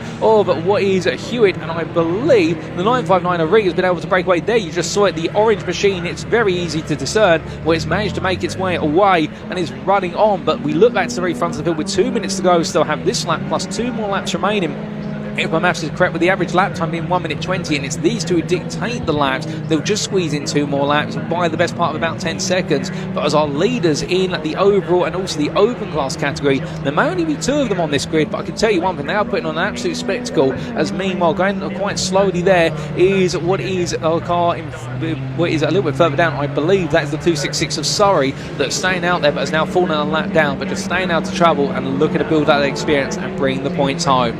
But on to the penultimate lap we go, and Berry and Alexander still close together as they make the way on the run down the hill. But this time no side-by-side coming out of Redgate or into the crane of curves. Indeed, they stay in a line as they make the way in front. I can imagine that Ross Alexander at this point is just waiting for an opportunity to go on the attack, going on to that final lap, and being absolutely patient every step of the way. Meanwhile, as we do look there to what is the battle for the C-class lead, that is the 70 ahead of the 19. That's Wilmot ahead of Truman, and Langley's there as well. And in fact, I think there's been a class change. Indeed, Langley has got ahead of Truman. They've swapped places over what has been the last lap, and as they head in towards Redgate, well, now it is going to be there what is a challenge for Oliver Wilmot to try and hold on, given the fact that Andy Langley has really been the thorn in his side. They've both been the thorn in each other's side, but Andy Langley on paper has had the greater consistent pace, whereas it seems as though Wilmot has had the greater outright pace, but not necessarily the consistency to make it count every time. But from them, we look back to your leaders here, the overall leaders,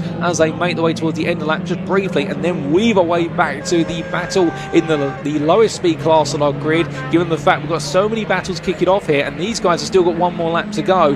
Whereas we have to keep in mind, of course, that Berry and Alexander are on to their final lap, and they will set how many laps the rest of the field do. It's absolutely enthralling stuff every which way you look right now, and as they head upwards they go in towards Coppice Corner. Right now the number 70 holding on here, and Wilmot doing everything right so far. As the exhaust has come loose on the 42, you can see it bouncing around there, and I think after that excursion off the circuit at Coppice in the early stages, well, right now that exhaust rattling around is not a good thing, as meanwhile we've got a car deciding to pull off there and go to what will be the Marshall's barrier to get out of the way of the racing and prevent what could be a safety car for recovery. But then we come back to the lead battle here, as they've only got 3 more quarters to go, and this is Berry versus Alexander, and Alexander was very close there in the run up in towards McLean's. But do we have a yellow flag here that may interrupt the ability for these two to go racing? I think it's only coming through Coppice. There it is, but we might have a green flag in the run all the way down to the last 2 corners here, so it's going to be Berry and Alexander. Alexander getting the better run, but too far back to be able to go in towards a move here. So unless Stephen Berry makes an error, this is going to go the way of Stephen Berry as they come through the right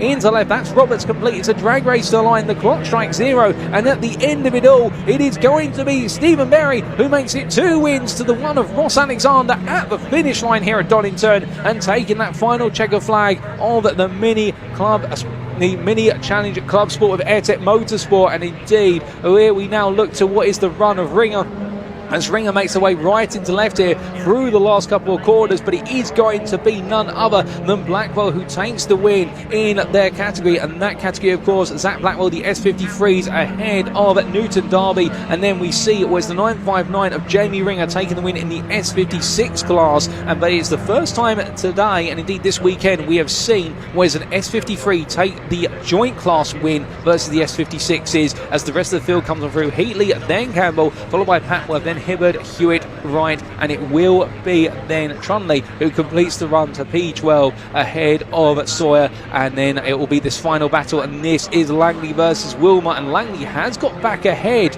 in this all, and it happened on the final lap. We haven't quite seen how the move was made, but it did get made in the end, and it is Andy Langley who manages to snatch back that win versus Oliver Wilmot after being denied in race 1 by a hair on the final drag race to the line. But in the end, he was able to make it 2 wins to the 1 win of Oliver Wilmot, albeit I can imagine that exhaust rattling around may have taken away some of his confidence right at the end. And Truman just behind them at P3 in their class, and Lee and Surrey are wrapping up that finishing order.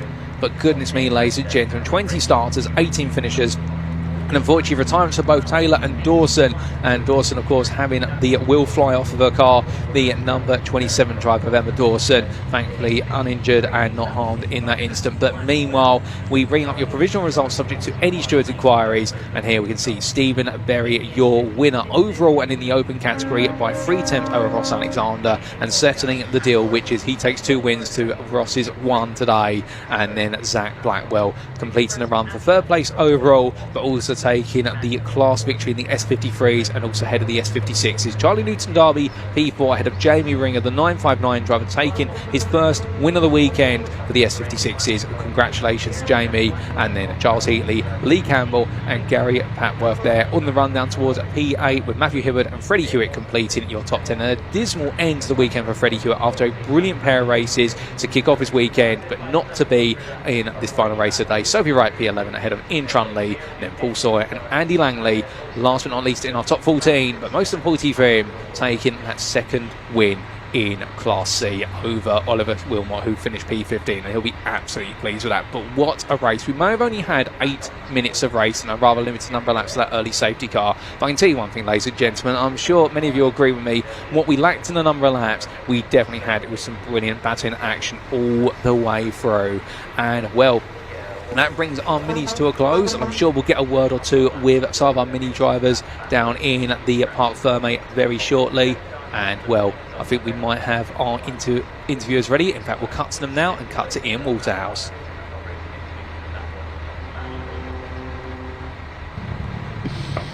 I'm in a very happy Parc Ferme right now. We've got to Zach Blackwell, delighted with that. I'll come to you soon, Zach. Let's get these two guys, because Stephen Berry and Ross Alexander, this weekend, these boys have put on some show. Boys, can we keep you together, actually, because you two have put on some show for us. Stephen, you've picked up a pair of wins. Ross, a win for you as well this weekend. It's been quite remarkable. Have you enjoyed your battles with Stephen? Yeah, it's been hard fought. For the ones I've won, they're hard fought. For the ones that he's won, I'm sure they're very hard fought. But bloody hard, mate. That was hard work. we make each other's lives difficult, and that's the fun of it. Very difficult. But isn't that the best of it? Like you two, there's clearly a lot of respect There was between a lot the of moments in there. I think where both of us went, what the, and I won't swear. Yeah, we've brought it back. Just, I think we've had a lot of fun. Yeah, you two are going to keep pushing each other, aren't you? This is what we like to see. Look, guys, congratulations, Thank well you done. very You much. really have If I could entertained just us. say another thank you Yeah. to all my sponsors that's made this happen: CCF Fiberglass, SDL Minor Firm, BC Racing.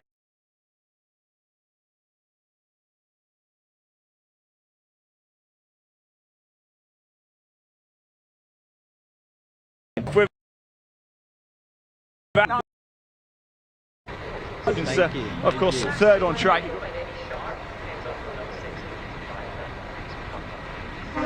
Well, ladies and gentlemen, do apologise for that. Some slight technical issues with regards to the camera work and whatnot down in the Part 5 area for those interviews. If we can get back to those, we will. But here instead is a replay of that race start and some moments of what was an absolutely incredible third race of the weekend with regards to our mini Club Sport Challenge. But I believe we may be getting back to the interview shortly. Well, indeed, we are going to cut back to those. We finally got one. I'm so happy for you, mate. Well done.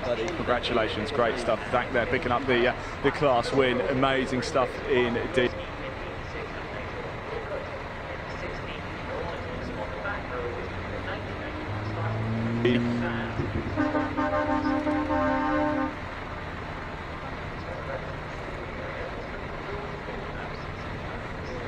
Well, ladies and gentlemen, those technical issues continue to prove absolutely annoying, but still, we press on all the same. We're still here with regards to the stream, albeit the little technical issues do creep in every so often, but we're looking back at some of those brilliant moments from this mini challenge race. And as we do, well, those are some of the moments there, and well, we now look to the scenic view, and we'll still plenty more racing to come. We've still got 3 more races to come with regards to this weekend. And well, including those races, we've got the Adrian Flux MG Owners Club Championship coming up next, but we then got the Britcar Trophy, the second of those 2 50-minute races, coming up a little bit later on, and the International Truck Prix. We'll bring that schedule up on screen shortly, but I suspect there might be a little bit of hot equipment as well down in the paddock, and that's why we might be having those intermittent technical issues. But still, really appreciate your patience, ladies and gentlemen, for those of you tuning in, and the fact, as always, these little things do happen, the little gremlins do come along, but one thing we can promise you, the one thing that isn't going to break is going to be the fantastic racing action around the circuit, no doubt about it. And well, at 5 o'clock we will be expecting what will be the MG Owners Club Championship race, sponsored by Adrian Flux, to be getting underway. So we do have the best part, of approximately 20 minutes before we do go racing once again. Of course, we'll be building up to that race in Georgia for race number 18 of this weekend, and we'll just a special mention, of course, once again to all of the Orange Army, our track marshals, doing a fantastic job in making sure things move as swimmingly and according to schedule as humanly possible. Indeed, all the stewards, everybody that makes it happen, and a big thank you to all the guys and girls in terms of the broadcast team. Indeed, our cameramen furiously at work out there in the sun. I think Simon getting a little bit of a tan, and of course our broadcast director. I can only imagine how hard the work is going on right now, but indeed it all makes the magic happen. And well, also a huge thank you to the most important thing, which is our spectators, as I do believe we might have some more footage upcoming. Oh, and well, a little nod being made to me for our broadcast director by here to say thank you for the commentary team, myself and Pointy, but we're just helping to bring it to life, of course, ladies and gentlemen. It's all the hard work done for our races and you guys and girls tuning in that make this truly special. But we do have some interviews queued up for what will be the second of our MG Owners Club Championship races, sponsored by Adrian Flux, and indeed I think we are going to be cutting those interviews now.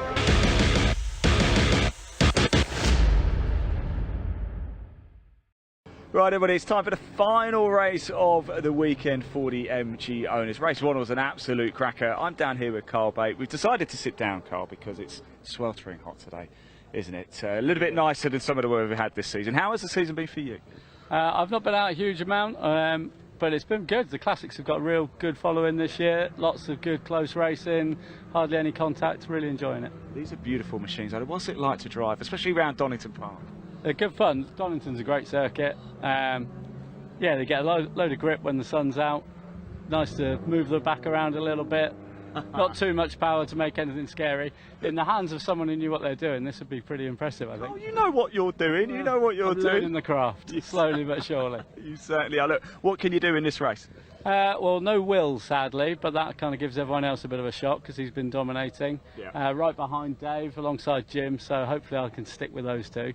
I think on a good clear run I can kind of match them for times, but they've got a bit more racecraft than me, so I shall stick in there and see what I can do. We're going in for a pot in this race, aren't we? That'd be nice, mate. That'd be nice to be my first one.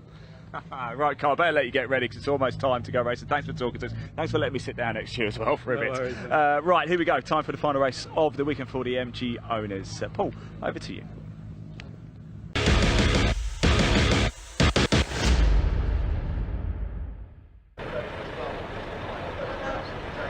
And a big thank you to Ian Walthouse there for that interview. But here is your grid then, ladies and gentlemen, for the Adrian Flux MG Owners Club Championship and what is their second and final race of this weekend. Howard Hunt lines up on pole position there in the MG ZS 180 Invitational. Then starting off the Class Z positions, it will be a class leader Steve McDermott ahead of Jake McDermott and Rob Addison on row at number 2. Keep your eyes out for some fireworks between that triplet of drivers. We saw plenty of that in race number 1 earlier today. Jonathan Candler starts P5 ahead of Maninder Gohar, had a fantastic race number 1. Expect more from him in race number 2 here. Liam Wignall completes the run down to the 4th row with Mark Baker joining him in the MGF, leader of Class F on this grid. And then we have Jimmy Work and Simon Kendrick completing your top 10. Outside the top 10, as we continue to march our way down the starting order, on row number 6 we have Eddie Sharp and Andy Priest. We'll then have Luke Boniface and Riley Price in this absolutely packed Class Z grid with Adrian Olsen and Andrew Herron together on row number 8, and then Darren Leonard starts in what will be P17 with Martin Willis being a bit of a lonely Class F MGF starting P18 and the 44. Row number 10 will then be occupied by our classics, our Class A machines, and it will be the number 1 of William Sharp. They'll be looking for redemption after a dismal end to race number 1 with that late technical issue, and David Amphlett alongside completing what is the run of the top 20. But there's more than that, of course, because on row number 11 we have Jim Bainham and also Carl Bate, and then we do have Ashley Barnes and Gary Puxty on what is row number 12. We then have Mark Ryhorski and what is Nigel Walcott on row number 13, and starting last but not least, but having to do all the work from the back of the grid, Josh Addison completes your starting order. And remember, of course, this is for round number 12 of the Adrian Flux MG Owners Club Championship, and we have 2 more rounds of this afterwards, albeit those are at Snetterton in what will be a month's time to wrap up their season. So this is the penultimate pair of rounds this weekend. It's their final race of the Donington Park weekend, and then they'll be heading to Snetterton to wrap up the championship, and this could be a decisive one in terms of the key points they take away. We saw plenty of action in race number 1. We also saw that red flag, but we are coming to this race a little bit sooner than originally envisaged. It does seem as though we're moving ahead of the schedule, as the intention always is, of course, with the Marshall's trackside here. We do apologise if some of you have been called unawares with the fact that this race is going to be starting a little bit earlier than planned, but we do have what is a absolutely packed grid. The best part of 27 cars in this grid. It's our biggest grid of the weekend, and that's because it's the MG Owners Club. It would not be the same if we didn't have the MGs all racing out here, and as they get all ready and set to go, we're making their way up towards what will be the start-finish line to have their standing start, of course, and well, as they get set. Some nice words there being said by QED Lettuce in the Bark YouTube chat, saying that the commentator still works as well as the stream. Indeed, I'll be here, and well, the only time I'll stop working is when my voice gives way, and they've been feeding me plenty of water and even giving me the chance to have a little bit of food at lunchtime, so I can definitely say to you that unless this race in action completely goes to the stratosphere, I think my voice is going to hold it together, although I don't know how. But I tell you, ladies and gentlemen, here we go. Enough about me. The stars are out on your screen, they're out on the circuit, they're all almost in position. We're not too far away here from which round 12 of the MGOC Championship sponsored by Adrian Flux. They're all in place, and now we await the lights. That you guys take for the next 10 minutes, please do share them on social media. Make sure you tag us at the official BTRC, Donington Park, and of course MS4. The lights are on. Really happy to see all the videos And it's lights out and away we go for the second time today for the MG Owners Club, and already a good start there from Howard Hunt, who holds the inside and this time does not bog down into the field. It's going to be too wide into the opening corner, but the 77 does get ahead. Steve McDermott actually nails the run into turn one, and with him is Addison as they come on through the right hand. Free abreast a little bit further back. Mark Baker has a slow start, and in fact under pressure from one of the fellow MGFs there in class, and as they come down through turn number 2 and roar the way on down the hill right now, Mark Baker definitely having the slow start compared to an absolutely gallant run in race number 1, but they all safely make it through the first 3 corners. Down to the old hairpin they go, and everyone now tentatively 3 wide. They're a little bit further back, but Baker still fights as the 44 tries to come back, but Baker does get ahead using the MG ZF there in order to be able to hold on, the ZR I should say, as they make the way upwards they go in towards the what is McLean's, and as they do, well, Hunt may have dropped 2 places at the start, but to be fair, he's got a whole pack of cars behind, eagerly salivating the prospect trying to pick him off. We see the Pink Panther a little bit further behind there, chasing after the 44, but the 44's got its own ideas, looking up the inside as the MG. It's going to get very tight, the apex there, not quite contact, but almost a little bit of a rub, and as they make the way on through, well, I can tell you that right now, it is going to be a charge trying to come on through from the 44, trying to get back into position, versus what is Mark Baker, but indeed, Martin Wills right now will be absolutely frustrated at the fact he wasn't able to put the place over Baker, given how well he had started versus Baker, but come the end of lap number 1, it is Steve McDermott who leads, followed by side-by-side battle between Hunt and Rob Addison. Then it's going to be James McDermott in at P4. But as they come through, Hunt does get ahead of Addison, but Addison's going to try and look for the run on the brakes here, hard on, and meanwhile in the rear of the picture, that's 5 or 6 wide we briefly saw there. Will we focus on the lead group as they make their way through initially, and Hunt does the switch back there as they make their way down into the crane of curves, albeit on the run down, and Hunt's going to get ahead using the power of his machine there to scream ahead. Brilliant fight going on, and behind now Addison versus Jake McDermott. Well, these two were really 2 of the big stars in what was race number 1, and they're back at it once again as they make the way, weaving and winding their way on through the old hairpin. Behind them you have Candler as well, and the number 84 driver, don't count him out for the simple reason he may be a driver we don't talk about too much, but Jonathan Candler has really proven with that 3rd place in race number 1 that he is an outside contender to really sneak these podiums off of the drivers in front of him, and the pace is coming on through. Also Gohar the same as well, who's staying with this pack this time. If they continue to fight like this, there's no reason why the relatively newcomer to the grid, as I understand it, could not potentially swipe a podium off of them. But right now, Addison under huge pressure. You can see they're looking from left to right is Jake McDermott, and the younger member of the McDermott family absolutely on the attack here, looking to go around the outside. Side by side on the brakes, they go into the Roberts chicane. 2 wide on entry, but it won't be 2 wide on exit there, as number 88 of Addison does a fantastic job of just simply keeping the position. And now as they drag race their way down towards turn 1, remember this is a 20-minute race. It's one of our longer races of our schedule for today, and well, as they head into the braking zone, meanwhile behind there you can see the number 42 of Simon Kendrick, leader of the MGFs. Well, right now he's got Mark Baker closing up, and after Baker that very slow start, well, right now Baker not letting it go, and Mark Baker an avid sim racer just as much as a real life racer. I've had the pleasure of covering his sim racing experience and using all the experience in real life for the simulator and vice versa, and well, the man is a man of many talents. But speaking of talents, here, here's Jake McDermott trying to take a little sneak peek up the inside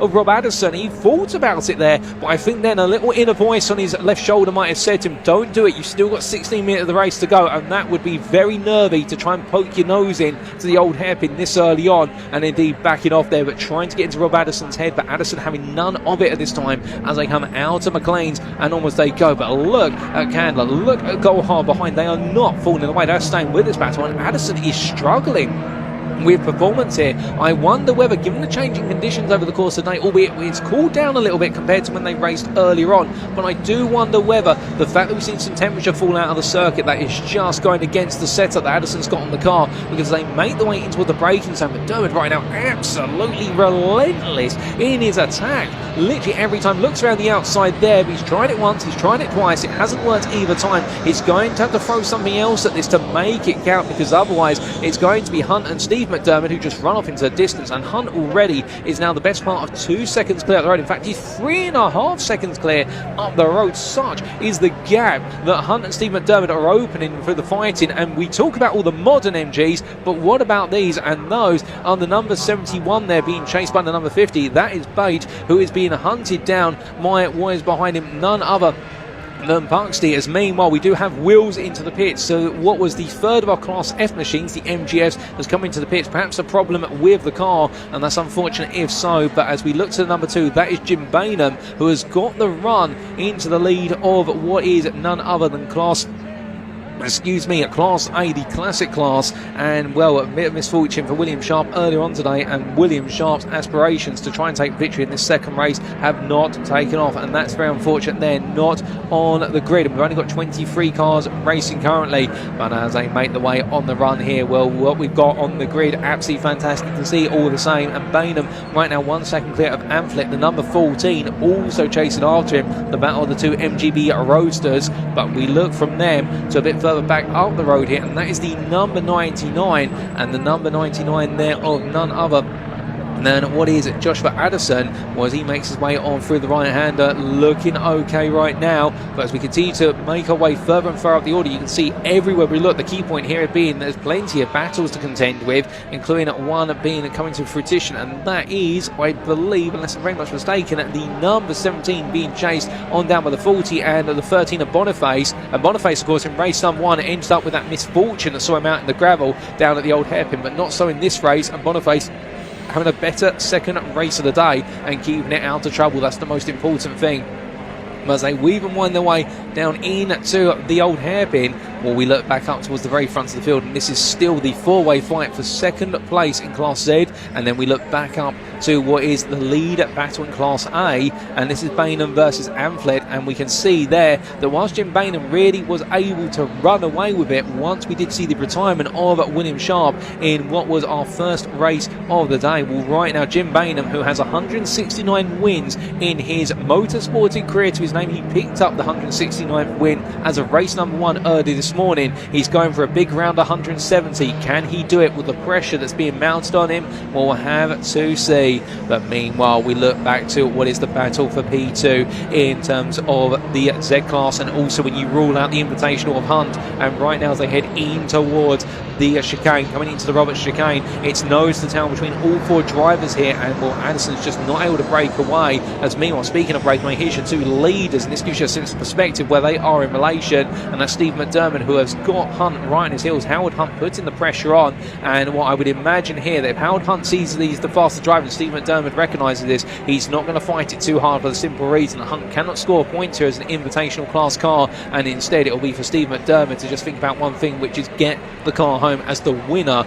of what is his class's race, because that's where all the points will be, and he won't want to see some key championship points go completely astray. Albeit it's not to say they won't probably do a little bit of racing, but I suspect the level or the intensity of the racing will be much more gentle compared to what it would be if it was a driver of his class. But as they head in towards McLean's, you can see there the different run of the machines. The MGZR ahead of the MG ZS 180 there, and well, that lovely rear spoiler as well. An absolute car to stand out is the Invitation machine. I'm glad we can have it on the grid today and see it in its full splendour. But as they make the way on through what is there, the Coppice corner, right now the nose to tail chase. But as well as that, of course, we do have plenty of other battles out there, and I'm sure we'll be looking a little bit further down, including that lead battle in Class F in due course between Kendrick and what is Baker. But the 131 here absolutely shining bright as they head onwards towards turn number 1, and you can see there that perspective, and look in the rear, you'll see the orange and blue MGS. But here we've got that lead battle for a brief moment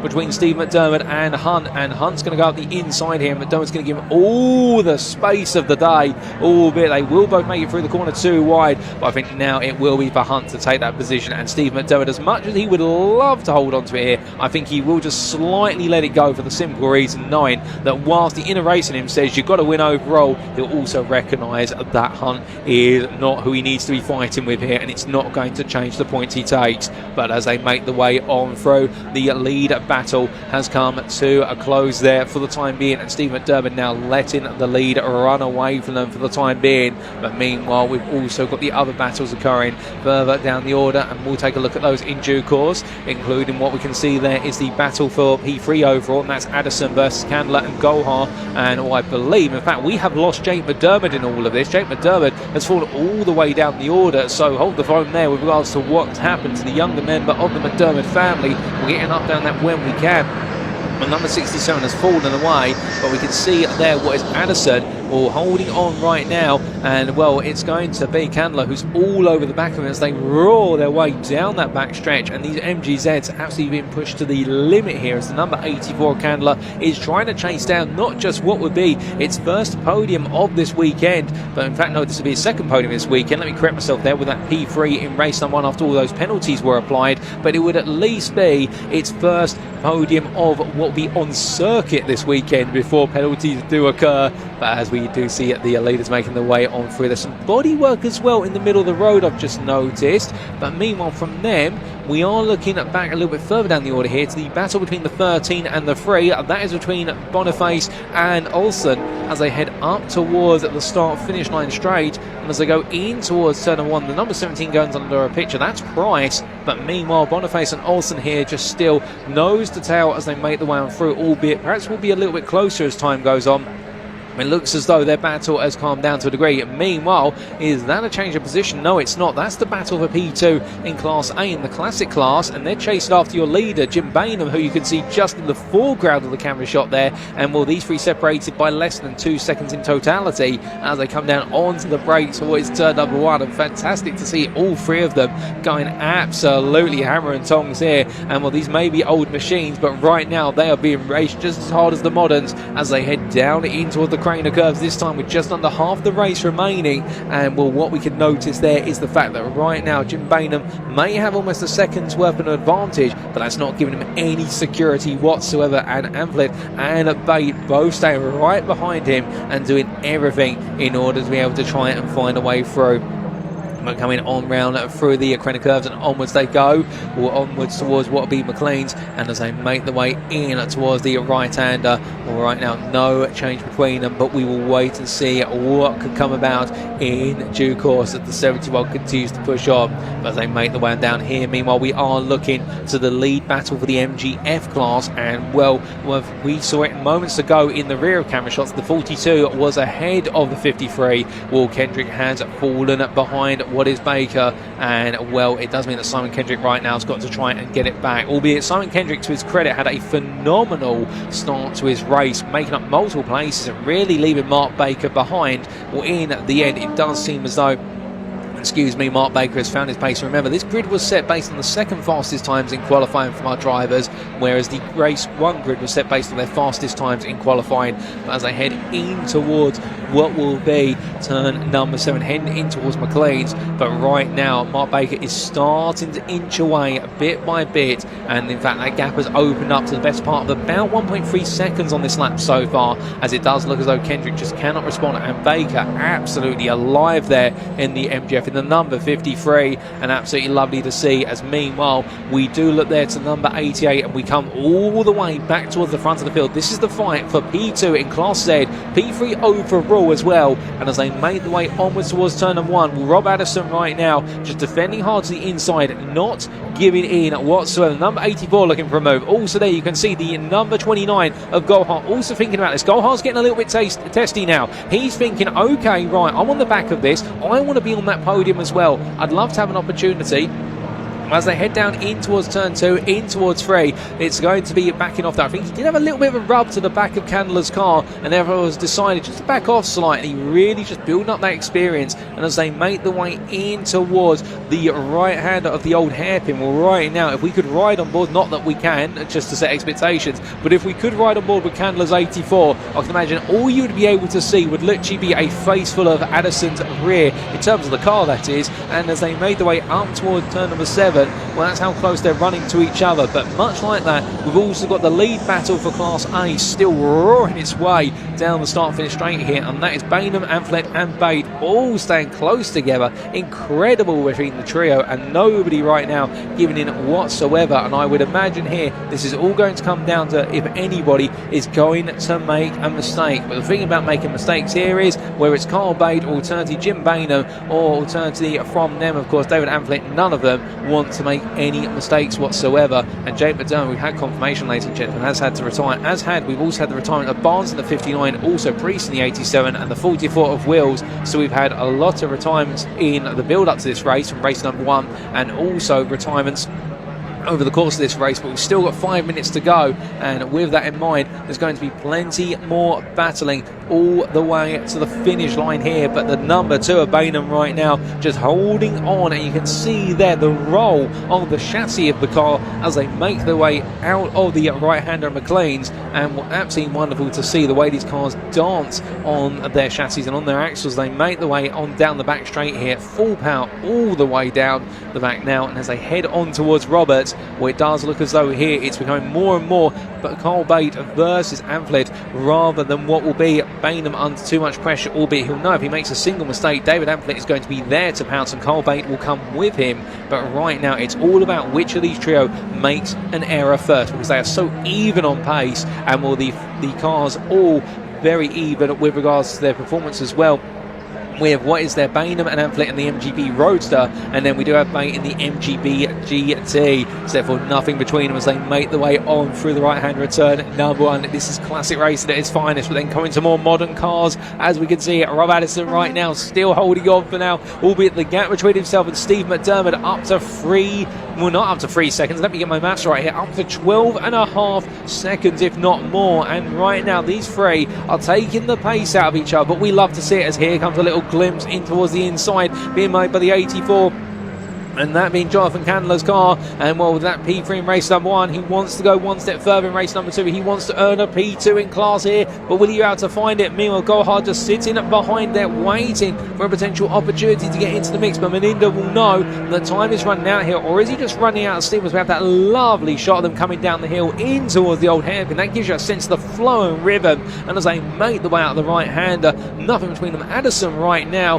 well, to be fair, for a man who's literally had one of his rivals glued to his backside lap after lap, he has not shown any sign of any errors whatsoever, and he is putting Candler under the utmost intense pressure to try and find a way to just extract an extra attempt, an extra couple attempts even, in order to be able to look for that move. But the thing is, Addison just having to respond every time, and Candler just cannot find enough speed to be able to think about making a move, and that's why this is really going to come down to a game of who is going to make the first mistake out of these two drivers, as meanwhile Gohard just sitting behind and having to watch. But meanwhile the question being asked there, which is what category are the white cars in this? So the ones towards the bottom, well, the ones in white, those are, you can see on the bottom of your timetable, those are cars which have not made it to, well, in fact they've been retired, I do believe, so they're not in the pit lane, they've retired entirely from the race, or they didn't make it to the grid in the first place. And I can definitely confirm that it was the number 85 of Sharp and also the number 1 of William Sharp did not make it onto the grid, just to clarify. But on the timetable, those with the grey number backgrounds, those are your Z class, those with the yellow backgrounds, the Invitational, so that will be Hunt, who we can see here. We also do have the purple backgrounds, the F class, the MGFs, and the blues are for the classics or class A. But giving you that quick recap with 2 minutes left on the clock, and as they roar their way in towards turn number 1, well, we look back up to what is your invitational leader and your overall leader, as he's going to now make his way in amongst this Class A lead battle between the number 71, the 14, and the number 2. And as they make their way through the right-hander, well, right now the 131 of Hunt, the beautiful looking car, and it's an absolutely sublime drive here from Hunt after finding his way past Steve McDermott, who you can see that in the rear of the picture, obscured by the timing tower. But we then bring our attention a little bit more to the lead of the Class A battle, and the number 2 of Jim Bainham right now. It refuses to budge, and to be fair, its driver as well doing an absolutely stellar job, albeit I say that a little bit of poor run out of the Roberts chicane this time. And well, when I say a poor run here, it's literally by hundreds, but you can definitely see with 2 more laps to go here as our leader laps this battle, you can see how right now it's looking as though Bainham is being reeled in a little bit more by David Amphlett, and it may just end up becoming a bit of a side-by-side battle on that final lap. Although one thing that's also noticeable there, I don't know if you guys and girls noticed at this moment, it looks so a little bit of the front bonnet of what is Amplett's car is now starting to lift slightly, or some bodywork has actually lifted clear of its position, and we'll have to wait and see what that affects, because that could lead to a bit of aerodynamic drag, and given the fact they're quite limited in the amount of speed they can carry on the straights by default, that may cost him 1 or 2 miles an hour, the 1-2 miles an hour needed to be able to make a potential move. But still, here comes Steve McDermott and looking to also siphon his way through this battle on a different lap. Of course, Steve McDermott a lap up on the Class A field. And as we do see there, the MGZS making its way up the rise here and in towards what is turn number 8 into Coppice Corner. Well, there'll be one more lap for it, or will there be? They're going to have to try and squeeze that lap in. If so, with 20 seconds left to go, so we're going to stay with them in case this race does end after 14 laps being turned. But we'll see it very quickly, ladies and gentlemen, if it does so. But right now, Howard Hunt making his way towards the very end here. 10 seconds left to go. It may get called here, or we may squeeze in one more lap. We'll have to wait and see. It's going to just about get one extra lap in. It's going to be very close. The clock strikes 0. And do we get an extra lap? Yes, we do. We get one more lap just in, so we'll get a 15th lap and a 15th tour of the circuit, and just about squeezed in there by Howard Hunt. And thank you to Howard for giving us an extra lap. We always love to see more and more racing, no doubt about it. Who would deny us that as he makes his way on through? But as he does so, Steve McDermott meanwhile in the rear of the picture there as they head on down. And as they wind their way on down in towards the braking zone, we're coming in towards the old hairpin here. And well, for Howard Hunt, whilst it won't be any championship points for him, he'll still be very happy in the fact getting the better knowledge compared to what was race number 1, where the car fell all the way down to P5 and he had to pick his way up through the order. Well, now making his way up towards what will be turn number 7 in towards McLean's. Now he fell to P3, quickly picked his way back up into second place, and then just gradually managed to find a way past Steve McDermott. And we're coming into the last couple of corners as he does cock a wheel there into the right hander, or as close as possible to doing so. And now only 2 corners between him and what will be a victory as he makes his way down. Elsewhere, no more changes of position currently. We are keeping an eye on it for you, including the Candler versus Addison battle in the fight for what is P3 overall. And well, we'll keep you abreast if something should change there. But now the final corner he comes. It's been an absolutely superb drive, and for Howard Hunt, it is going to be victory overall in the Invitational class. Behind flashing lights there, so you know he's done it. An important win. Steve McDermott will take the Class Z win, P2 overall, and then a lap down, but at the finish line, Jim Bainham will make it a 170th career victory in his motorsport career in the number 2 in Class A, ahead of what is the number 14 of David Amphlett. And then behind them will be Carl Bate, and crossing the line there, Rob Addison holds on for P2 in the Z class, just ahead of Candler, with Meninda Gohar in the end falling back. But meanwhile, as they make their last couple of corners, here comes Mark Baker. Is that a move right at the end from Mark Baker? We'll have to see here, as he's going to take Class F victory regardless of whether he's made that move count or not, and he is from Baker. That's another move versus Wignall to take what will be P7 overall, and a brilliant moment there right in with Jimmy Work just finishing ahead of them. And then it is going to be Simon Kendrick who finishes P2 in MGF, and that will be P9 overall. And then we will have none other than what will be Riley Price completing your top 10 in the MGZR. And then we will from them have in P11, where is going to be the Machine of Olsen, who comes on through there for best of the rest status, ahead of what will be Joshua Addison. And then we are going to have behind them, that will be, I do believe, Leonard. No, not quite in fact. I think that was Heron in fact coming on through just behind in the number 129. But we are still, in fact, we've had Leonard come into the pits, so something's gone wrong there right here, so that is going to promote what will be Luke Boniface to take a position. We've still got more cars to finish, and here they come to the finish line, ladies and gentlemen. That's going to be Puxley there in the number 50, taking 4th place in Class A, and will then cross the line is Boniface. But that is it for this race, ladies and gentlemen, as the field cools on down, and indeed an absolutely brilliant spectacle put on by our MG Owners Club racers. And well, after what was a grandiose 20 minutes of racing, we went the full distance this time after 15 laps complete. Howard Hunt taking the win in the MG ZS 180 Invitational car, ahead of Class Z winner Steve McDermott, the MGZR driver, pulling away from Robert Addison and putting a 20-second gap over them almost in the end, with Rob Addison fending off the charge, Jonathan Candler and Meninda Gohar, with then Jimmy Work finishing just behind him. Mark Baker taking the MGF class win there, P7 ahead of Leon Wignall, with Simon Kendrick runner-up in the MGF class P9, and then Riley Price completing your top 10. Adrian Olsen, Josh Addison, Luke Boniface and Darren Leonard completing your top 14, and a special mention must be given to Jim Bainham, P15, not listed on there, but taking his 170th racing career victory in what was the win in Class A, and that of course being the Classic class. But with that, ladies and gentlemen, we're going to cut down to Parc Ferme, because we've got Ian Waterhouse there, and well, he's going to be getting some interviews with our drivers after an absolutely thrilling race.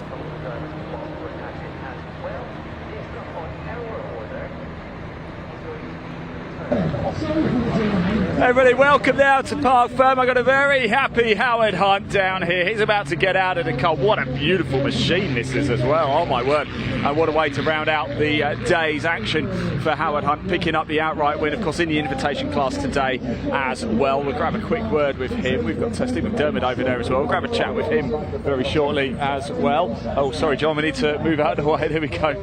We've got Rob Addison coming in as well. Good weekend for him as well. They've just been racing today, haven't they? Let's have a chat with Howard. Didn't really get a chance to properly catch up with him earlier. There you go. I've got a door for you there, Howard. I'm holding the door for you. Congratulations. Come on, what a race. Bit hot though. it looks it out there. Thanks for bringing this out to play today. It's a fine looking machine. What's it like to drive around Donington? Sorry, what's what? I say thanks for bringing the car out today. It's a fine machine. What's it like to drive around? I have to thank Martin Slingsby, again a friend of mine that lives in France, who does all the Congratulations, Howard. Well done. You've picked up the outright win and, of course, class win. Congratulations. Well done. Let's move around and grab. He's got everything off. Rob, it's been a pretty impressive day for you.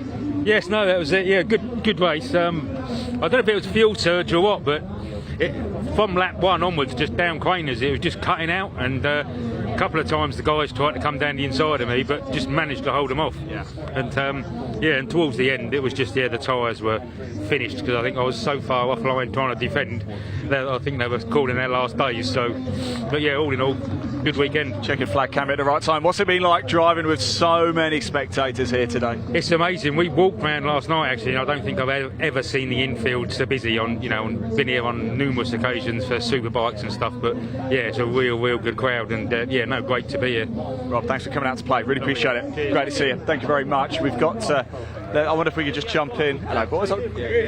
Sorry, I don't mean to interrupt your conversations there, Steve. Sorry, guys. Sorry. Well, here again. Yeah, here again. Here we are. Look, P3, how was it? That was good. 3. Yeah. Two.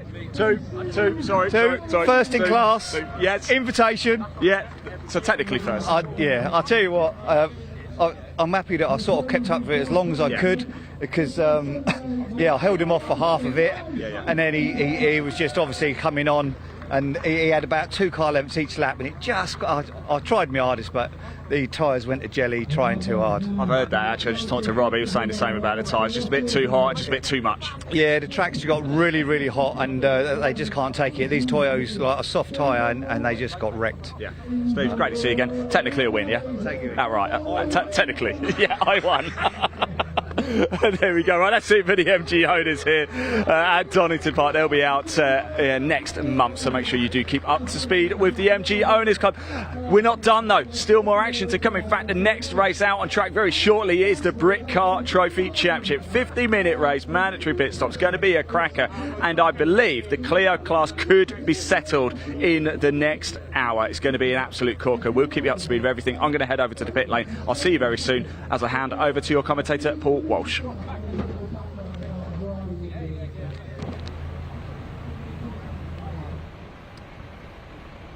Thank you, Ian, and we're hearing from our drivers there after what was an absolutely brilliant MG Owners Club race, but we've still got 2 more races to come this evening, ladies and gents, and we are almost at our checkered flag, albeit not without firstly the 50-minute race coming up.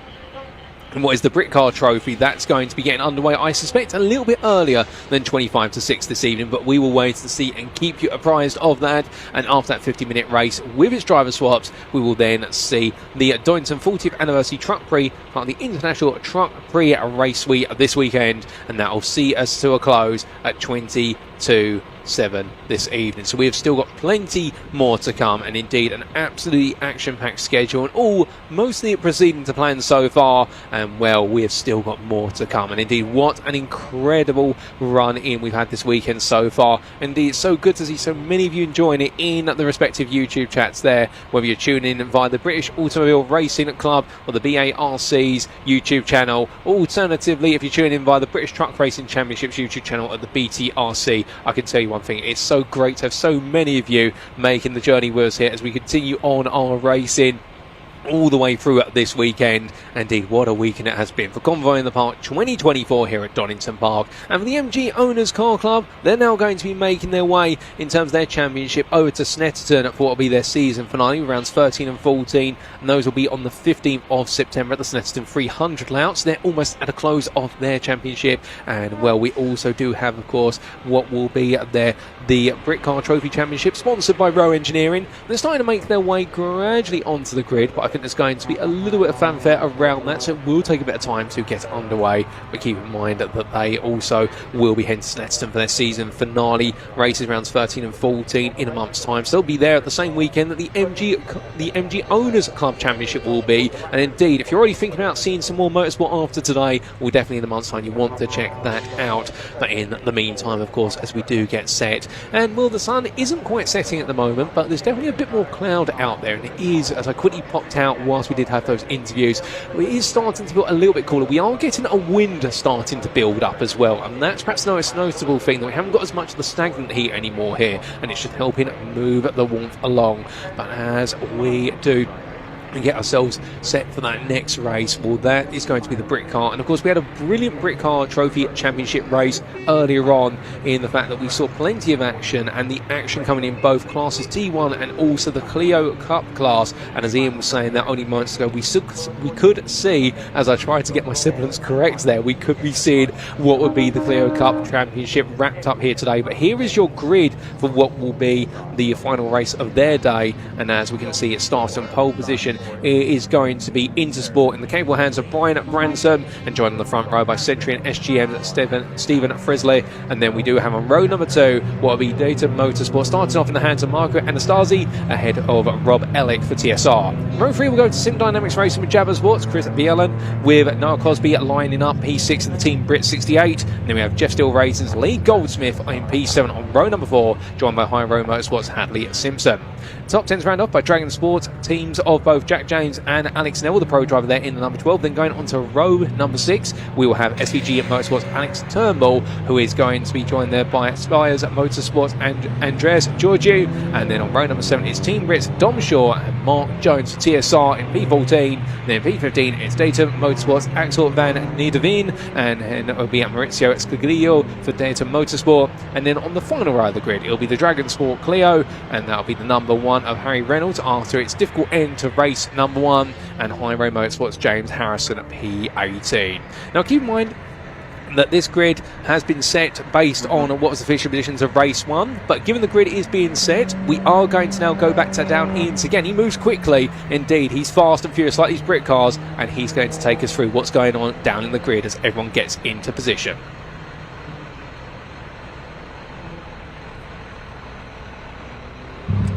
Right here, I'm back in my favourite place on the start-finish line here at Donington Park for the Brit Car Trophy Championship. Second race. What happened in race 1? Well, what didn't happen? Jas Sapper and Brian Branson won it on the last lap, if you remember. Ben Green and Stephen Fresnel looked like they had a fuel issue, and it was Brian Branson who actually took the checkered flag. Bit of a surprise. Wow, what a race. Now, here we are with the Clios. This is number 12.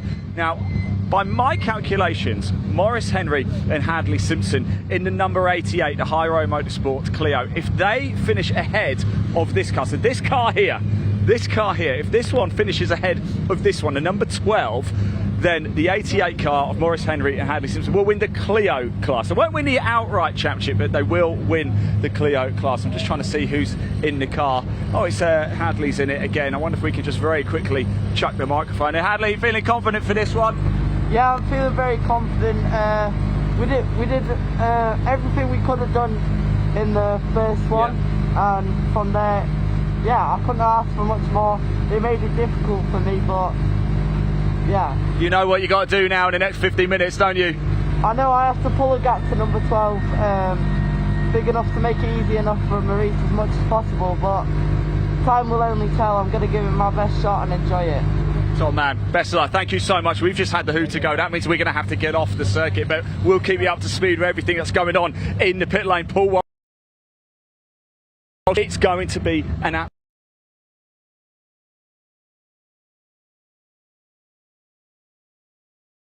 iced tea or something. It's absolutely baking, isn't it? Strap yourselves in, everybody. 50 minutes of Brit Car Trophy Championship action coming up. Paul, over to you.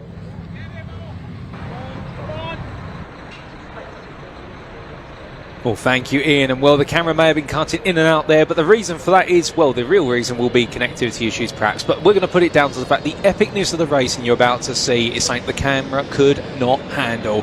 And indeed, as we get ready to go, that grid is already there. They'll be putting off shortly behind what will be the safety car that will set the pace. And well, the next time they come around, of course, it will be green flag racing. Now, keep in mind, of course, the drivers who start the cars, so the two driver team pairings, it will have swapped round. So it will mean whoever started the car in race number 1 now is in the pit lane currently, and the alternative driver starts the car for race number 2, and that way it keeps it fresh. And it means that the drivers who have to pull different stints. It can't always be the same driver starts the car and the same driver finishes the race in the car, besides it wouldn't mix things up, and it means that drivers could get into a particular strategy that proves overly effective to them.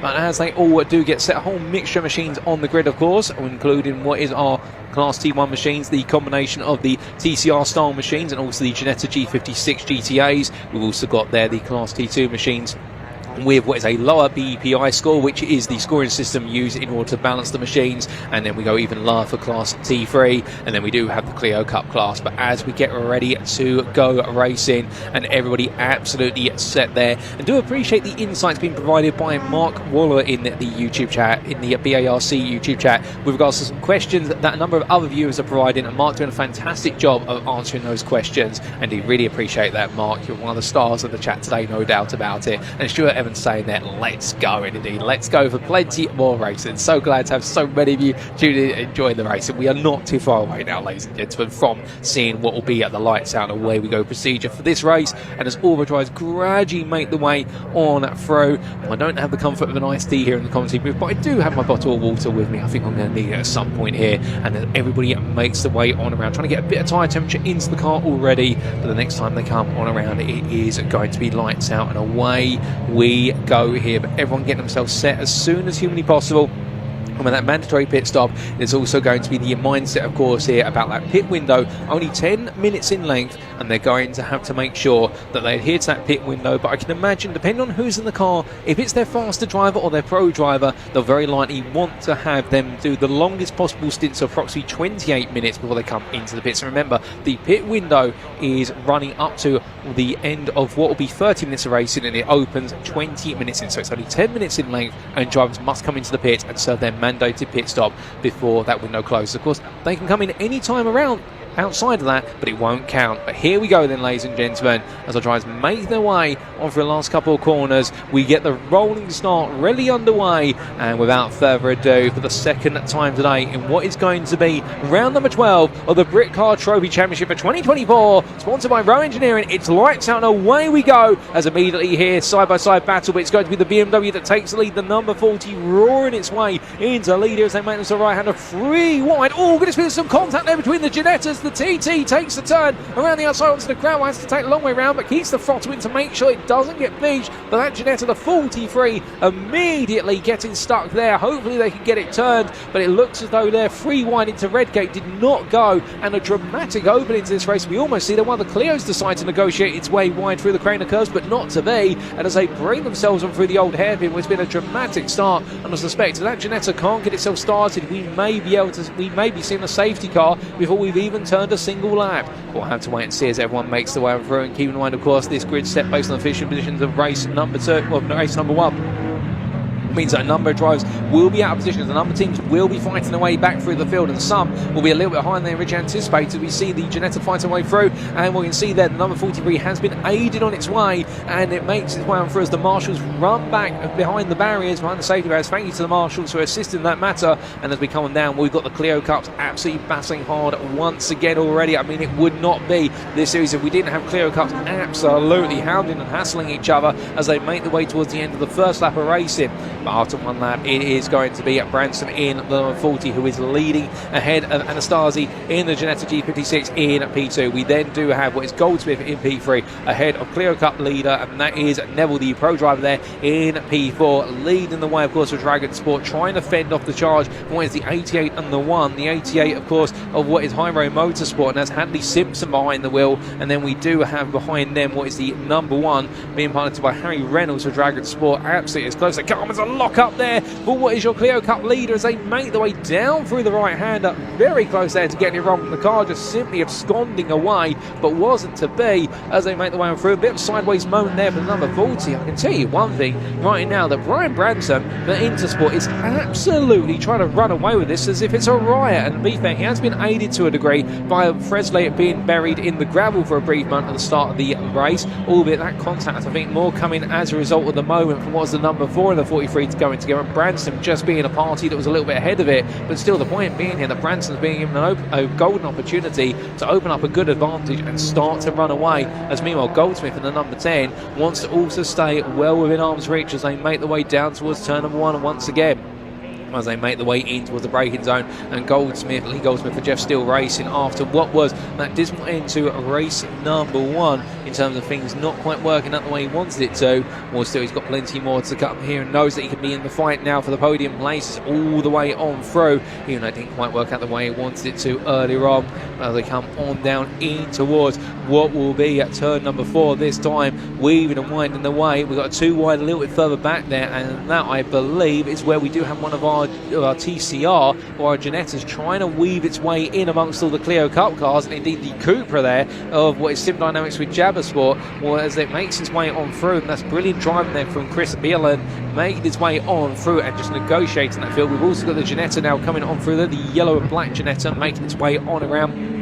But the Clios are being interrupted to a degree by the other class competitors. But the one thing that isn't being interrupted by the Clios is how close they're going to run to each other. And I think right now there's a little bit of mindset here as the number 47 looks to go up the inside to Coppis. Ben has to back off there, and it's very tasty as I think there number 47 being driven by Scaglio was hoping that he'd be allowed to make a move, wasn't allowed to, and in turn James got close up behind in the 96 Clio, and was they make the way down there. You can see in fact the Clios do not want that Ginetta getting through. They're getting frustrated the fact they're not being allowed to race. Ginetta looks to go around the outside, doesn't quite work, almost ends up going straight on there and trying to take its way onto the GP loop, and in turn that means that right now the number 88 is being given a little bit yellow wide, and as they make the way onto the next lap, well, meanwhile we look back up here to the number 23, and the 23 being piloted currently by Chris Bealey under a bit of pressure, but that's there, and here's towards the front, and right now it's Goldsmith going around the outside for the Craner curves versus what is Anastasi, and well, as they make the way onwards towards what is McLean by the Schwann's curve,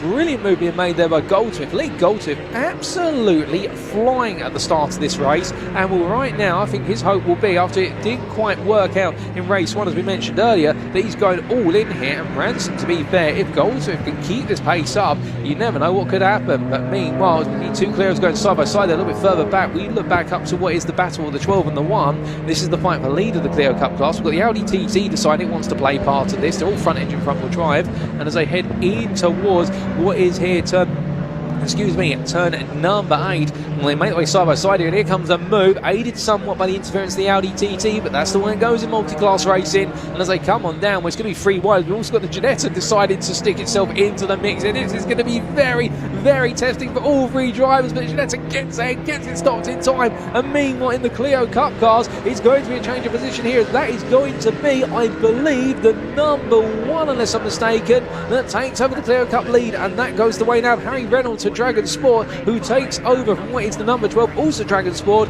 but he's going to be Alex Neville now, who instead sits in P2. Meanwhile, further behind them, we've got side-by-side battling between what is the number 96 and the 89, and well, it's going to be Jack James, who's fought his way back ahead of James Harrison as they head down in towards the Craner curves this time around. And a thrilling opening 6 minutes this race, no doubt about it. Well, race number 1 was absolutely exciting, and they've decided this one to up the ante completely more, albeit there a bit of a hop and a skip and a jump over the apex, the old hairpin for the number 12, and we won't want to be doing that too often, as that could lead to a puncture of a tyre. But as they come out of the double left sequence up into the right hander of McLean, they go more from our drivers here, and the Clio's absolutely razor tight between them without question. I think there is going to be a little bit of calm for now, and we'll have to wait and see what else comes out about it. If we do see some more battling over the course of the opening 20 minutes or so before we do end up going into what will be, of course, understandably, the run of those pit stops. But coming on down towards what will be at the chicane this time, coming into Roberts, you can definitely see now how things have calmed down to a degree between the drivers. And I think everyone now settling into a little bit of a rhythm and as they head up towards turn number 1, well, right now it is all starting to move into a bit more of a longer term strategic view, although I say that it's not going to be too long. I get the feeling before we'll see those Clio Cup cars once again go fighting, and I suspect it will be an absolutely brilliant fight when it does kick off, and Reynolds and Neville will be the two who are going to be the lead protagonists. The Dragon Sport teams are the 1 and 12, both absolutely will be going and hammer and nail against each other. But as they make their way on through, I think we are going to be getting a word from what will be Maurice Henry down in the pit lane. Ian Walthouse is with him, and we'll be hearing the story from High Road Motorsport of what has been a challenging opening 7 minutes for them.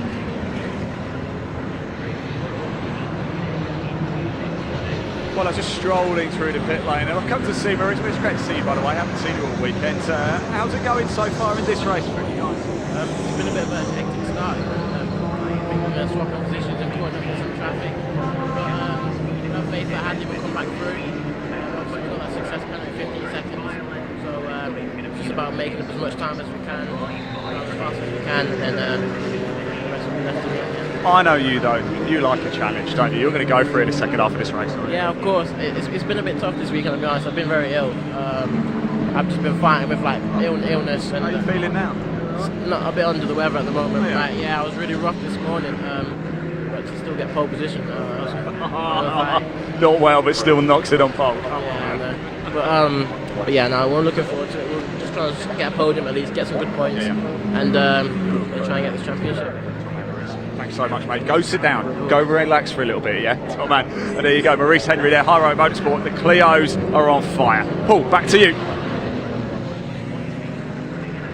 Thank you, Ian. And hearing there from Maurice Henry talking about the fact he hasn't been feeling too well this race weekend, but despite feeling quite poorly this morning, still putting it on pole in the Clios. I mean, that's absolutely incredible. And Maurice Henry there in the number 88 from High Road Motorsport. But as we come back to the race and also talking about the interference of other cars in those battles earlier on, a little bit quiet there, the interview, but just able to make it out in those main points, which we've just stated to you there. But as our drivers continue to race on, we have got the battle of the Ginettas. We've also got the Cooper at Gen 2 now making its way in towards turn number 1. As it does so, well, the number 10 having to hold on Lee Goldsmith here in currently P2, but losing time on none other than the Branson mobile. Brian Branson, your leader with the Intersport BMW running away. So out of the two BMWs, it is the one behind that's now going to be under pressure, and you're seeing it here, feeling that pressure right now as they head onto the brakes in towards the old hairpin. And as they come on out here, it's going to be Chris Bielan for Sim Dynamics Racing with Javasport, whose Cooper absolutely hustling along.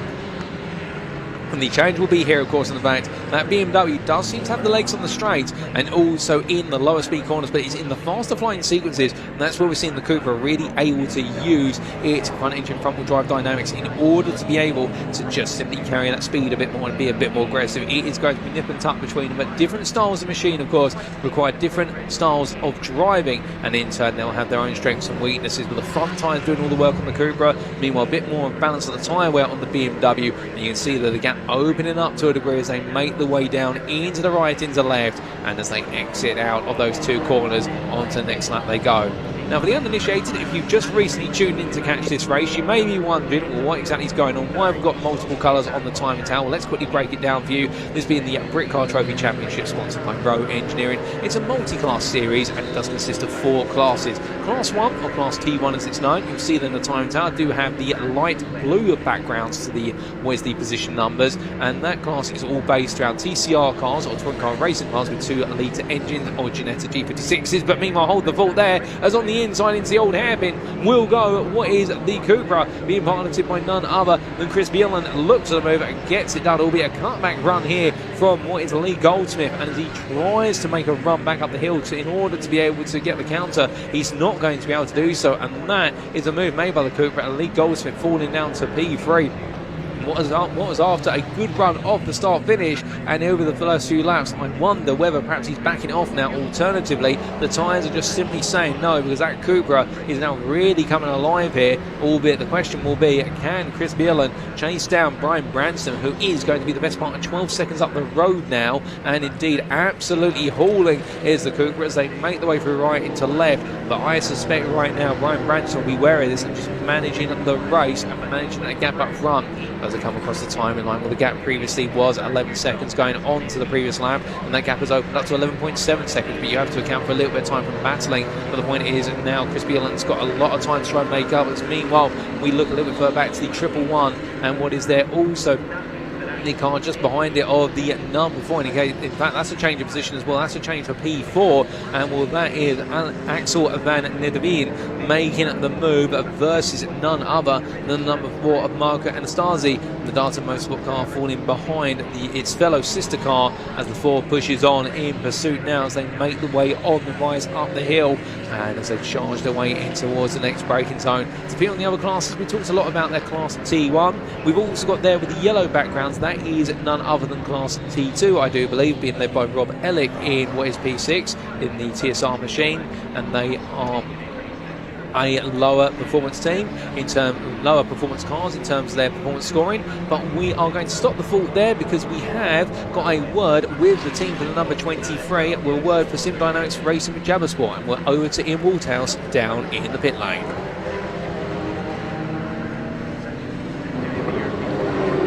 Well, a minute ago I was in the garage next door, and then I just heard this big roar and cheer, and that's because Chris Bylan is on the move. He's just gone up to second place. Let's just quickly grab a quick chat with the team. Simon, you've got to be a very happy man, eh? Good move. I didn't realise. Yes, yeah, Chris is driving a blinder, absolute blinder. We've made some changes to the car after the first one as well to help the handling, and Chris is working it. You got that front left sorted? Oh yeah. The car's fully repaired.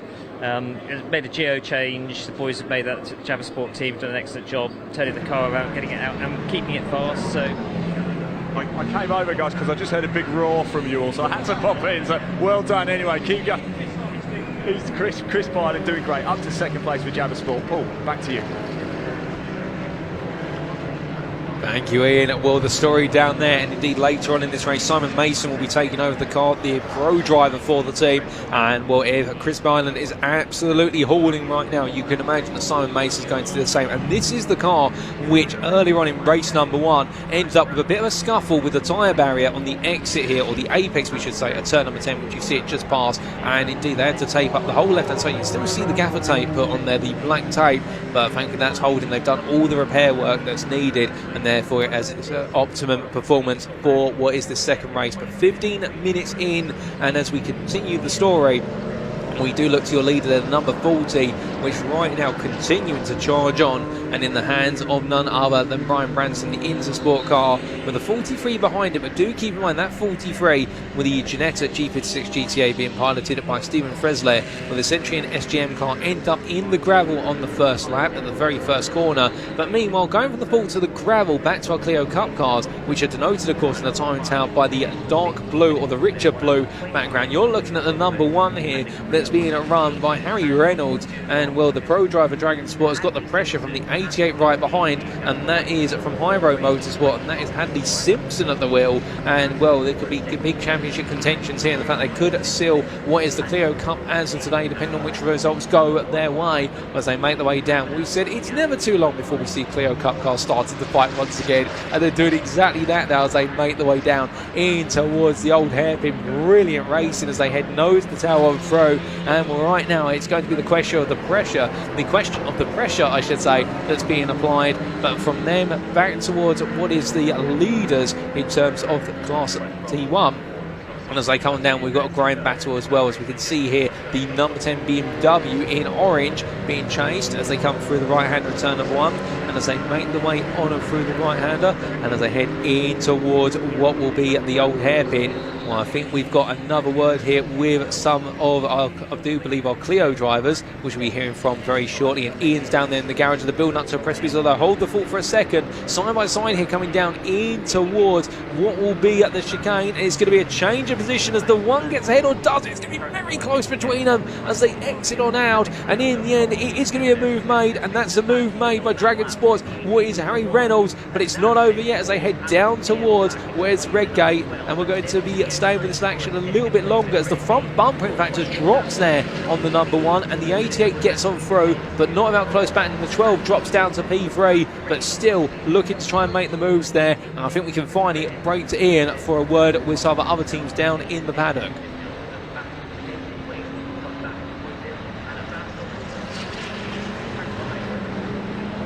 We won't be cutting quite in just yet. In fact, we will be cutting to him now as we do pick up the feed.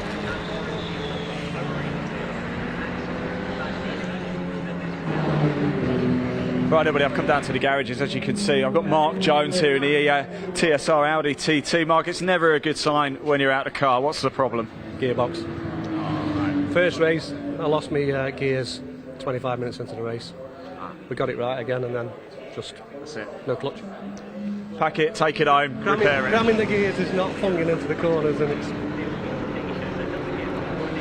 That's right. Put it back in. See you next time. Thanks for talking to us. Let us know that as well. There you go. Gearbox. Paul, back to you.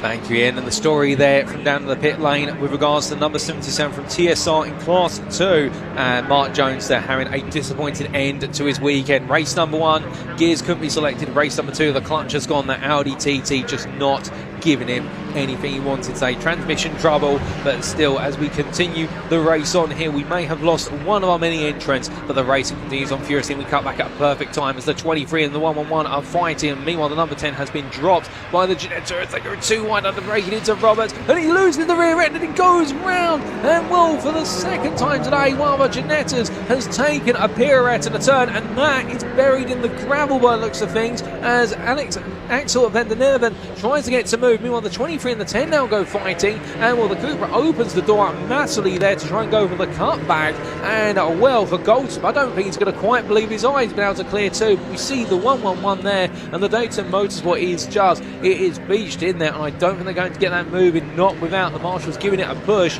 or alternatively that could be the end of its race. We'll have to wait and see, and also we'll keep you updated if that does mean safety cars or just yellow flags.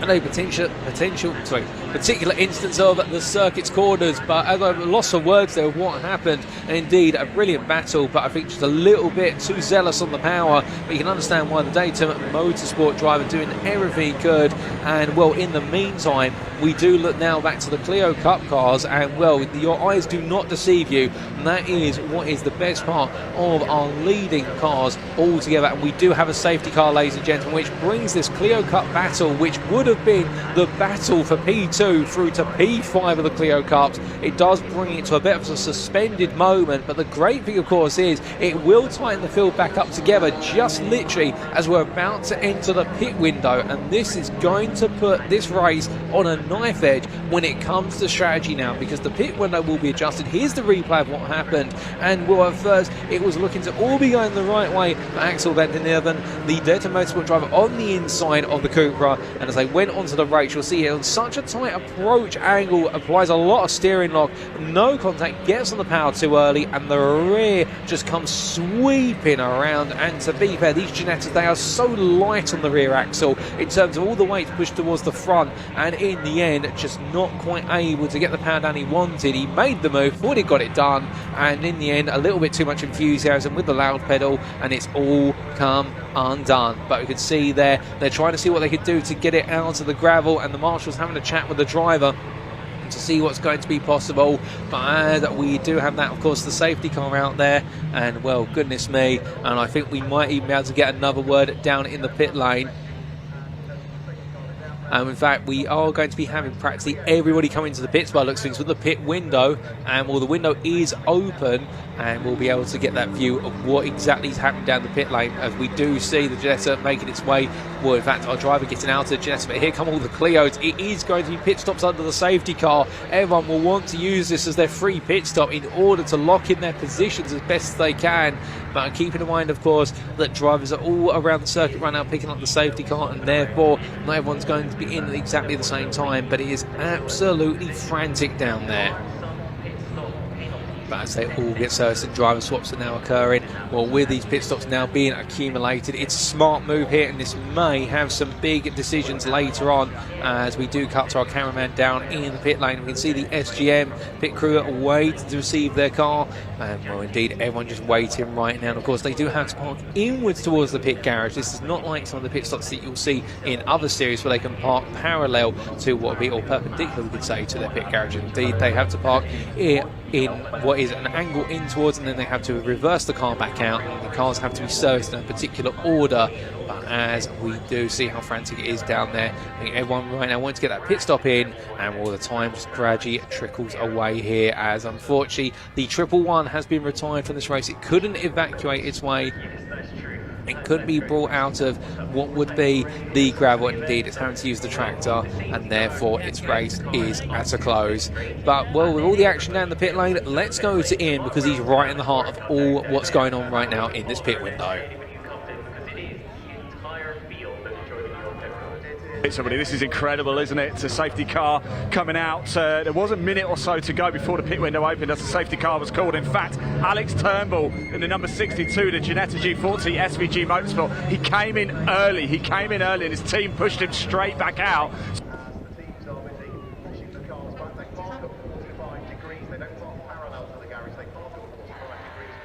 So he's had to come back in right now, but here we go, plenty of action. I can see the Dragon Sport Clios are going out as well. There goes Maurice Henry now. He's just taken over that 88 Clio. A little bit of work for them to do. Remember, they got that 15-second weight penalty as well through the race. I've got Brian Bransom's here. Brian, very quickly, how was that? Fantastic stuff from you again. Yeah, really good, thanks, mate. Yeah, car feel. Kevin and the team have, whatever we've done, we've made it definitely better. And over to Jas now to take it home, right? Yeah, that's right, yeah. Top man, thank you so much. Best of luck with the rest of the race. There you go. We're going to stay in the pits, of course, but because there's so much going on. Here is Jas Sapra now taking over in the 40. They won the race earlier today as well. There's Chris Byland. What a race he had as well. We spoke to Javersport just as he took second place from Goldsmith. Now Simon Mason is going to take over the running of that car. Hive of activity. This is the best place you could possibly be at a racetrack. Out goes Alex Turnbull now. There he is, the number 62. That's his second trip into the pits after coming in too early and having to make another stop. And now we're getting up close and personal. John, be careful, don't get yourself run over there, our cameraman. We see Jas Sapra just giving a thumbs up. They're about to head out. The number 40 were leading the race, of course. What a surprise from Axel van Nederveen as well to beach the car. That is what has caused this madness in the pits right now. The pit window opened a minute or so after the safety car was called out, hence the reason why there's so much activity. The Team Brit number 68. With the tyres. John, be careful where you're stood. Look at this.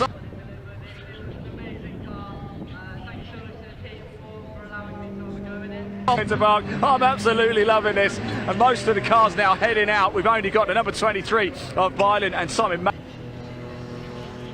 ATT yet to leave the pits, and that is it. That is the chaos of the pits. Probably done now, unless something else happens in this race. Paul, back to you to make some sense of that. That was insane.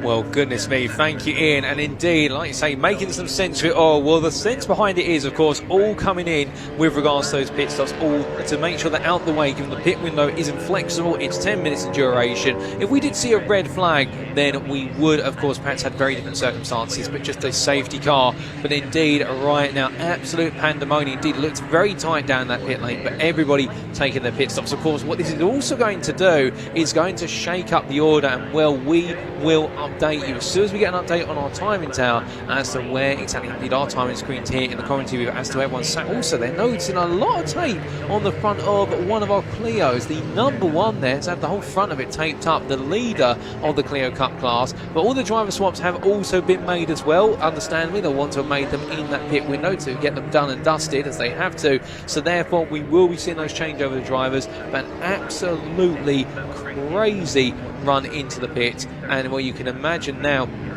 with all of that as well, now it's going to really be a sprint to the finish, albeit with Axel van Nederveen coming out of the car, and well, the car being towed away by our marshals, and also with the unfortunate retirement of Mark Jones and TSR, and well, we've had 2 retirements so far. We should be getting back underway very shortly in regards to the racing, now that we have seen the car, the stricken Ginetta, removed from the Exeter Tournament 10. Well, when we come around next time, we'll also get to see exactly how much the field has been shaken up, but it is going to group everybody back together, and particularly in that Clio Cup class, we are going to see what is the top 5 separated by no more than 2.5 seconds between all of them, presuming they haven't got any interfering traffic many of the other cars around them, and that is going to be absolutely incredible between all of them. In fact, we're going to see 5 Clios all fighting for outright glory here, and well, let's not forget as well, Class A all battling, not Class A, Class T1 I should say, all battling, also Class 2 and Class 3 also enjoying their racing as well, and it's going to be absolutely tight. But here we are, and well, it looks like the Team Brit 1 Series there in the lead of it all after everything that's played out, albeit it could be a lap down, to be fair. We do have to consider that, but when they come on through, we'll get the update. Safety car light's still on at the moment, so is it going to go another lap here as we form everybody together? I think it might, because it's trying to get the whole field bunched back up together.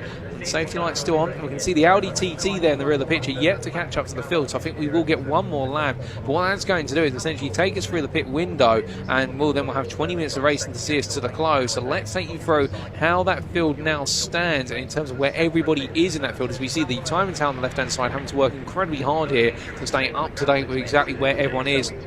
And well, it's no change with regards to what is the leaders overall, albeit they find themselves in the middle to the back of this pack, intriguingly enough. And well, it is in the Class 1. You've got the number 10, that is the Jeff Steele Racing BMW M3, monitored by Lee Goldsmith, is your leader. And then in P2 in all of this, would you believe it, the number 47, the Dayton Motorsport, the Ginetta, piloted by Maurizio Sciglio, has moved into P2 for all the madness of the pit stops. We also had Anastasi move up to P3. We've had Sapra fall down to P4 there after taking over the car from Brian Branson. Remember, they were towards the front of it all before all this happened. And then in P5 we do have what is Simon Mason now taking over from Chris Bielan, and well, again the Cooper dropping to P5 in all of this. Meanwhile, just a little bit off their heels, we do have the car of Rob Elliott, the TSR Audi TT, the Class 2 car in a world of its own versus its rivals, the number 68 a bit further down, the only other one running for Team Brit, albeit almost a lap down effectively at this point. And then our Clio Cup class with what is there, Lloyd behind the helm of the Dragon Sport number 1. Well, he's number 1 by door number, and he's number 1 right now in terms of position in class, but he's going to have the 89, the 12, the 96 and the 88 all right behind him. You can see them all there. They're all together as a pack, and they are at the front of the entire racing pack behind the safety car, with Class 1 and Class 2 behind them looking to put a lap on them. That's how it is. It's going to be a thrilling opening couple of laps when we return to the racing, for the simple reason it is going to be absolute bedlam when we resume, and the safety car is pulling away. It means we are going racing, ladies and gentlemen, and it's lights out and away we go once more as the Team Brit car steps aside to the outside. The Clio Cup cars will all want to try and find their way through as quickly as possible. It's too wide into turn 1, as meanwhile it's getting very tasty there under braking. None of the Clios want to give an inch to one another, let alone to their rivals behind and the other classes. And as they make their way on through turn number 1 and coming in towards turns 2, 3 and 4, well, right now it's almost side by side. They're coming on down in towards the Craner curves, albeit got to be careful here in the fact they've got to get those tyre temperatures back up. They won't be fully up to temperature again, but as they make their way now, a bit of a lock up there from the P4 Clio. That will be the number 96 piloted by Sam Nessa of the Dragon Sport at this point, but as they roll their way on around, absolutely crazy right now with regards to the fact we've got the field trying to reassemble itself with all the battling that's going to unfold. And you can already see there the number 10 BMW M3 with Goldsmith for the Jeff Steele Racing BMW trying to pick its way through as quickly as possible here, and he wants to try and get as many cars between himself and the rest of what is his Class 1 rivals. But Sidney was the number 47 Scaglio before he's able to clear the field as well. He doesn't want Scaglio or anyone to be able to pick their way through, but look at this rewind behind. This is going to be absolutely as tight as it comes. We've seen this already from one Ginetta and they've gone round there, but they managed to make it through, and that's absolutely crazy as the BMW there, our leader overall, gets elbowed out to the outside there by one of our Clios wanting to come on free, finally finds his way through. They all somehow survive that run, and as they all try to pick their way past one another, well, right now it's pandemonium out there, but they're working it through. The Cooper also looking for a move in behind what is the BMW there, or being run by none other than Sapra. But as they head on through, we look back here to your leaders overall, and you can see now the fact that number 10 and 47 are so close together, and well, anything could change at this moment. But as they roll their way down the hill, in fact I think that might be the 43 trying to unlap itself there unless I'm mistaken. We'll come back to that very shortly. I think it is the 43 trying to unlap itself. How it's ended up a lap down the Century and SGM car, well, that's all because of what happened on the open lap at turn 1. as they go through Schwanskirchen and in towards McLean's once more. You can see here coming into the right hand of the Clio's all bunching together, and well, it is the P2 Clio there that right now is breaking away as Sam Nessa holding on, but there we can see the 40 using what is number 12 Clio as a bit of a defensive tool there versus the 23 Cupra as they come around through the right hander of Coppice. And going down the back straight here, onwards they'll go towards turn number 9. You can see the Team Brit as well. The 2 Series looking left, looking right. Nick's good mate to look around the outside. He'll clear both of the Clios there as the 2 Clios are 2 more engrossed in fighting each other. Team Brit car goes very deep, and that is absolutely as tight as it comes. As you see, one of the Clios had to take an excursion to the grass. The Cupra tucks in behind it. That's going to be 4 wide in the rear of the picture. In fact, it turns into 3 wide in the end, but that was very, very close. And how they're all safe and negotiated it. It's testament to our drivers' goodness me. It's absolutely incredible here in the fact as we do have a car off. That's why our Clio's decided to take the sandy line as they make the way through turn 1 down towards turn number 2. It's absolute chaos, so we love to see it, albeit as long as they keep it clean as they make the way on through here. Keep in mind you've got the Class 1 cars trying to lap their way past the Clios, and the Clios are all trying to fight each other here in amongst all of this. It's absolute chaos, but as they roar their way up the hill once more, right now you can see nobody wants to give ground to anybody, because if they do they risk losing a class position to their rivals, and that's what's making this so difficult right now to try and tease out. As we do see the number 68 Team Brit car in the hands of Cosby there yielding to the 23 Cupra, and well, the Sim Dynamics with Jabba Sport car now making its way through and starting to find itself some clear air to chase after the number 40 and the car of Sapra right now. You would have imagined that right now Sapra is going to be grinning a little bit. It's been able to make some progress, but as they head down in towards what is turns 9 and 10, well, it looks like we're starting to get a sense of stability with regards to this running orders. 2 Clios, they get very elbows out once again, and well, it looks as though that is the fight between the 88 and the number 12, as that is going to be Nessa also creeping in. The 96 now moves up another position, and as they come in towards turn 1, it's free abreast there, staggered diagonally free abreast, but it is what is the 96 that does move its way up the field. But meanwhile, in all of this, of course, we do have the number 1 Clio that's fallen down to P6 in its glass and looks to try and find its way back on through. And I do believe whilst it's being piloted by Reece Lloyd, we do have Ian down in the paddock with Harry Reynolds, the driver who jumped out of the car, looking to get a word in shortly, and well, we will get that into you very soon. As in fact, it's going slowly here. What's gone wrong with the number 1? And well, it's just crawling along here. Is that coming into the pits? I think it is, and that could be a dismal end to the day, but we'll get a word from Ian on that one.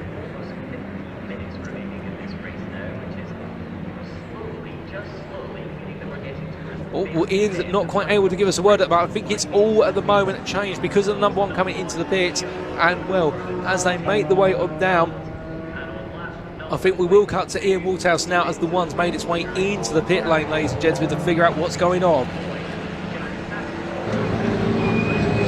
Right, I'm here with Harry Reynolds. Harry, Reece has just come in behind you in the Clio and the Dragon Sport. What's the problem? I don't know. It's not planned, so yeah, I have no idea. We've been having problems all day, all weekend really. So it kind of just sums up the weekend, but. It is what it is, isn't it? So it's motorsport, isn't it? It is. You had a decent first stint though out there. Oh, I loved it, honestly. You know, we started back row of the grid. By I think it was lap 3, I was leading the Clios. So what more can you ask for? What more can I'm going to ask Reece. Thank you, Harry. Thanks for talking to us. Reece, what's the problem? Just overheating again, mate. Just overheating. Not sure what's happening really. I hope you can get back out, mate. It's not been a great day for you personally. It's slow. It's okay when it's going slow. It's just when it's going fast. It's just everything's going off. All right, mate, thank you very much. Reminder, it is, of course, Reece's birthday today. Perhaps a birthday on track to forget. Right, Paul, there you go. Back to you.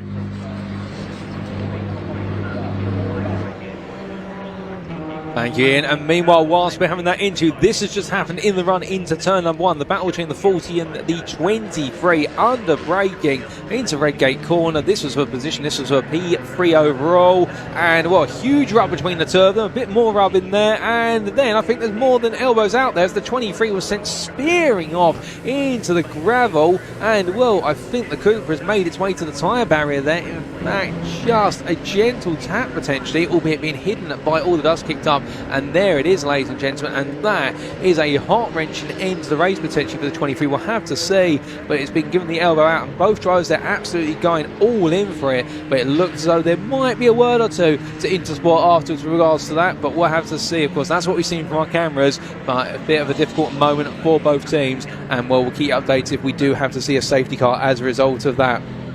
But of course, the number 40, you see the BMW, one of the two belligerents involved in that contact between the two of them, but it does mean that unfortunately the 23 will now drop a long way down the order. And if we do manage to get it racing once again, well, our drivers will definitely be looking to try and make their way back up for the order for the 23. But a frustrating moment there for Simon Mason, no doubt about it.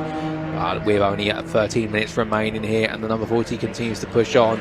Well, of course, a little bit of a wobble there, goodness me. And in all of this, look at this, ladies and gentlemen. Class 2 car, Rob Ellick's TSR Audi TT is P2 overall. Keeping in mind, of course, that whilst this car may not have the performance of what is its Class 1 peers, putting in an absolutely valiant drive right now, and one of the small stories of what is this race that really is coming alive right now. And well, at this rate or not, whether he's going to be able to hold on or not, that will be a question in of itself. But I get the feeling that if Elliott can hold on here, this could be a brilliant overall podium, let alone a class win, and really would be a great way to wrap up the day for TSR and their weekend here at Donington Park National.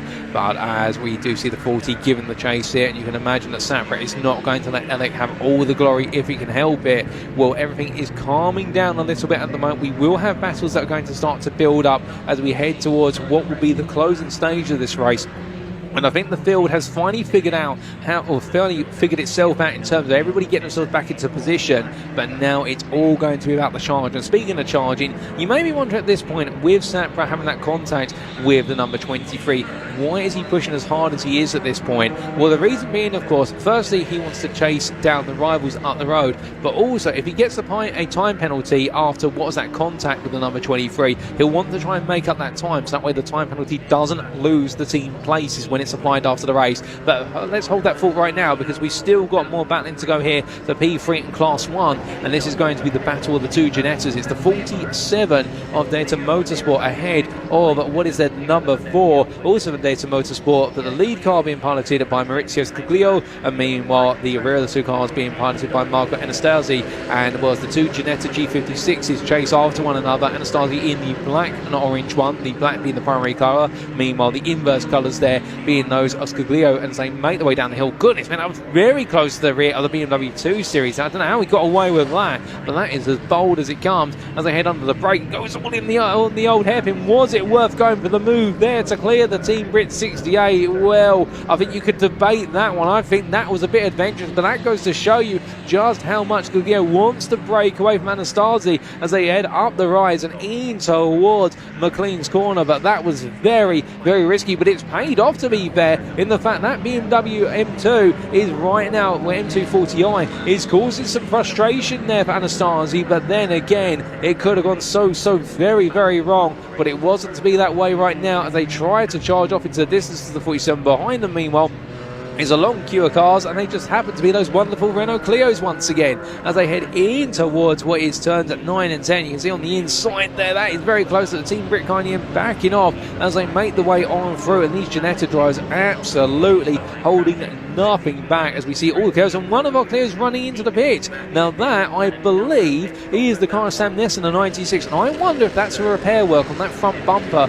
which has started to drop and drag onto the track surface, which you can see the number 1 there is hanging a little bit low, albeit Lloyd, it should be pointed out, in the number 1 is a lap down on his peers around him, but I don't think that's going to stop Reese Lloyd from enjoying a little bit of battling here, albeit I say that he has to step aside immediately with the blue flags waving, and I think they're being cognizant of the fact he may incur the wrath of his fellow drivers and also the stewards if he doesn't show respect to the blue flags eventually as they make their way through the old hairpin. But as Sam Nessa in the pit lane at the moment, well, that's going to give an opportunity for Lloyd to get a lap back on what would be the Dragon Sport car, if they are able to, one of the many Dragon Sport cars here. But as we see the 89 there, and that rear right tyre going for a spin as it's raised up into the air, and well, his front and front wheel drive at Clio's absolutely bringing the surface to life and giving it everything. We look from the Clio's back to what is here your overall leader, and this is Lee Goldsmith, the Jeff Steele Racing BMW M3 just making its way on down through turn number 2, being chased by Ellick, interesting enough. And well, speaking of which, checking our lap times, the last couple of laps, we have seen Rob Ellick in the TSR Audi TT, the number 7, is closing. It's only by on average a 10th and a half a lap, but he is very gradually closing with 8.5 minutes to go. If he can find a bit more time out there, or Goldsmiths to make an error, could we see one of our Class 2 machines potentially snatch the win overall, not just in class, but overall from one of our Class 1 cars? And on paper, you would imagine those Class 1 machines are the faster class, but right now, our Class 2 driver here of what is Rob Ellick put on an absolutely superb demonstration, which is, it's not about what you've got, it's about what you can do with it. And there are the lap times, and as you can see, that gap gradually trickling down. And I wonder here whether the tyres are starting to go away from Goldsmith. He's worked this race very hard, particularly in the opening 15 minutes, pushing as much as possible. And then with the absolute chaos of what was the pit window, well, I think in the end, everybody investing, getting that pit stop done and getting themselves back out on circuit. But this battle is getting closer and closer. We also do have what is, I do believe, a run of form coming up from Sapra a little bit behind, who's running in P3 and trying to close up in the run. So therefore it's getting close. And well, we have had an update there, and thank you for whoever pointed out in the chat. We'll just double check. We just had that car up on our race control screen here, and it was the number 96. So Sam Nezza, piloting what is the Dragon Sport Renault Clio, had to come in to the pits for a stop and go 3-second penalty, and that explains, and thank you to H there in the YouTube chat for that, also corroborating that. That explains why we did see the Renault Clio duck into the pit lane. But as our drivers make the way on through turns 1 into 2, well, right now very close there between our Clio Cup drivers, and this is the lead battle between the 88 and the 89. There may be consecutive numbers and they're in consecutive positions on the circuit, and Henry and Lee, well, they're both absolutely giving it everything. But at the moment it is Thomas Lee who right now is in the chaser, and meanwhile Maurice Henry just holding on for High Road Motorsport, both from the same team, High Road Motorsport, 2 different cars. And of course there is a little bit of sister car rivalry down in the paddock. So the first point, of course, you want all your team's drivers or driver pairs to make it home and bring home the best possible result, and a 1-2 would be great. But the flip side of that, of course, is you want to be the driver pair or the driver who is the better of those down in the team. It's that little inter-team rivalry, if you will, and as they make their way on down the back stretch here. 6 minutes still left on the clock. We're keeping our eyes on everything that's playing out here, and well, as they head in towards the braking zone, is right now going to stay as is for a little bit longer, but it could all change at any moment, of course. Indeed, one mistake and tyre wear now being a key factor as the circuit gradually cools compared to what it was a bit earlier in the day, but one small mistake and that could all be it. As meanwhile, we do look to a little bit of a different machine here, something we haven't really talked about, and that is your Class 3 leader, and that is Alex Turnbull there in the SVG Motorsport Ginetta G40, a car that is more synonymous, if you will, with perhaps a Ginetta GT5 style machine. The number 62, the Ginetta Juniors racing in the G40, I do believe, at least in recent years, and as it makes its way up towards turn number 1. Great to see as he heads in towards the right-hander here, and we'll put in an absolutely solid stint right now, and has a sizable advantage there over McDuff, and that being Caleb McDuff, the Team Brit in the BMW 1 Series, who you can see up there just making the way on down the hill. The 1 Series looking smooth as ever, but the best part of a lap down there on its rival, which is trying to get the car to the end at this point. As they head in towards what is turn number 7, meanwhile, we look back to number 40 here, and this is none other than Jasser Sapra in the Intersport car, and I do wonder whether the stewards are still looking over that instant that we did have between what was the number 40 and the number 23, or whether that will be resolved after the race, and we'll have to wait and see. But we're looking back to your Clio Cup cars here, and of course at this time it's all looking to be all secure for High Road Motorsport. They do have the chasing presence of the number 12 for Dragon Sport being run by Matthew Hyde. Alex Neville handing the car over to Hyde a little bit earlier on, but it does look as now they're establishing some sense of stability here all the way to that finish. As meanwhile there we do have a little bit of a look, albeit something's gone on, not to know right now. We indeed look instead to the run on through what is Starkey's, as meanwhile there is your race leader, and on the last lap, the last couple of laps, in fact on the previous lap, Goldsmith setting a personal best of 15.878 and extracting an extra second over what is the number 7 of Ellick behind. So it looks as though that potential dream of seeing the Audi TT opportunity, bring home the overall win, not just the class win, well, that dream is going to be made to wait a little bit longer. As you can see, that gap has really now opened itself back out, and I wonder whether perhaps Goldsmith just decided to turn the wick down a little bit and has decided to push a little bit more towards the end in order to make sure that gap doesn't come down too far and give an opportunity, particularly if we were suddenly to see a load of traffic and Goldsmith struggle to negotiate it. He wouldn't want that extra pressure and therefore maintaining the gap at a nice round 5 seconds.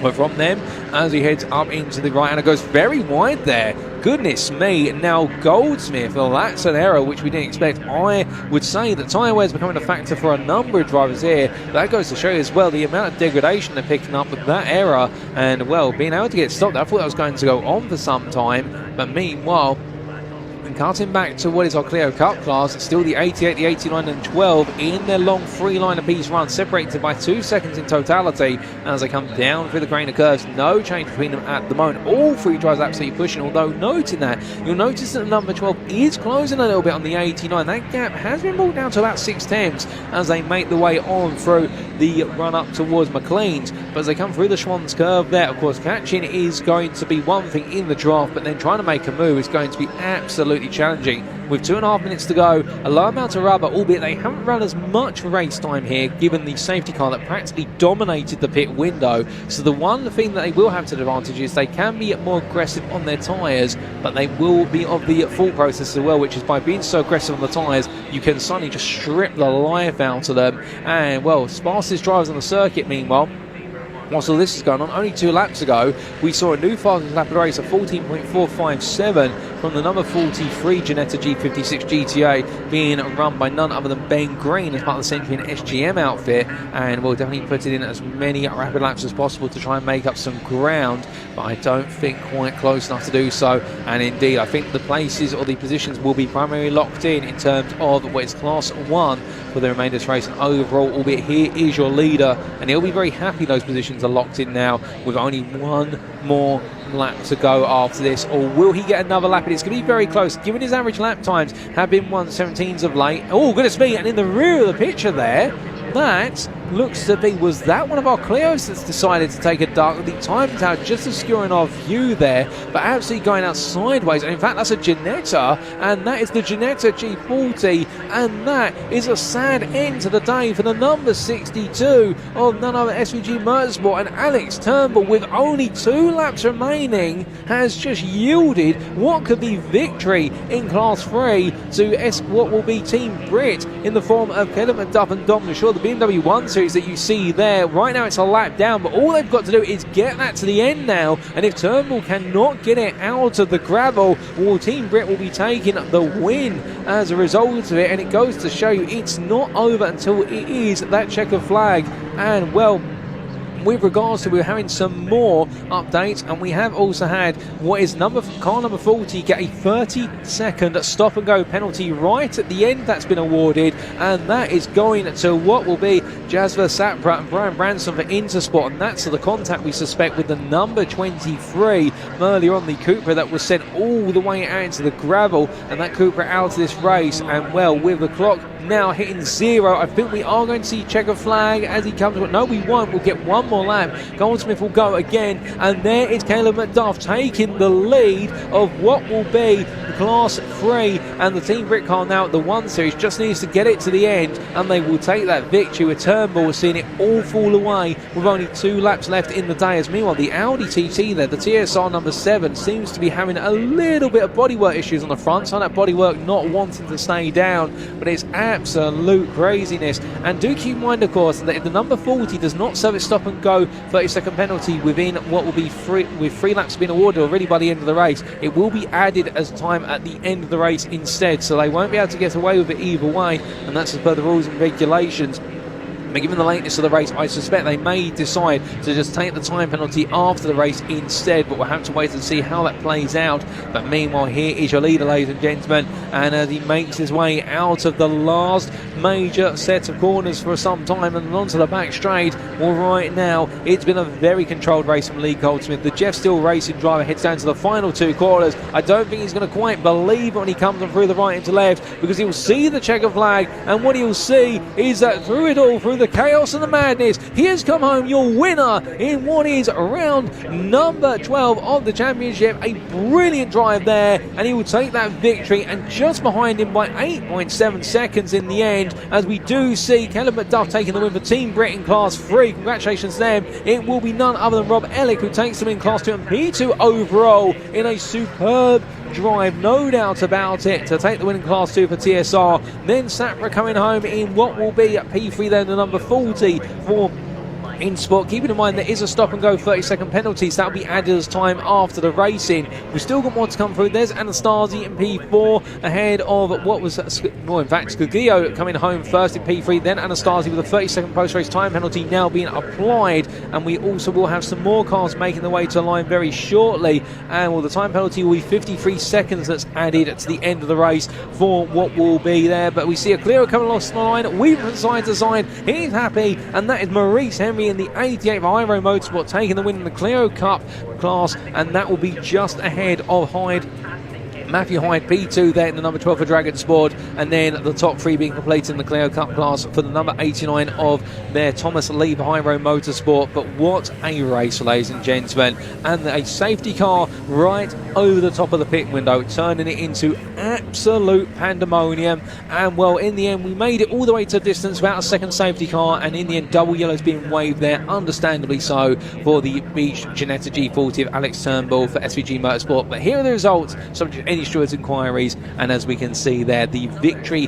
for none other than what was Lee Goldsmith and the Jeff Steele Racing Team, ahead of a win in Class P2, in Class 2 and P2 overall for TSR's what was there, Rob Ellick. And then we did have Maurizio Scuglio for Data Motorsport ahead of Anastasi there, Marco Anastasi for Data Motorsport as well. And then we had our Pro Drive Ben Green bringing it home P5 for Century and SGM. Looking outside the top five, we do see there the number 40 demotes the P6 at the finish, and indeed a difficult moment there for Intersport. But more importantly, perhaps for the Clio outfit, we can see there taking the Clio class win, the number 88 of High Row Motorsport. Maurice Henry and Hadley Simpson putting off an absolute sublime drive, winning their class ahead of the number 12 there of Dragon Sport and the number 89 of what was High Row Motorsport. And a special mention as well to the number 38 there in the hands of Caleb McDuff and Dom Shaw, Team Brit, taking victory in Class 3. And what an end to their weekend in that late turn of what was a drama with seeing the race leaders go into the gravel on the last couple of laps.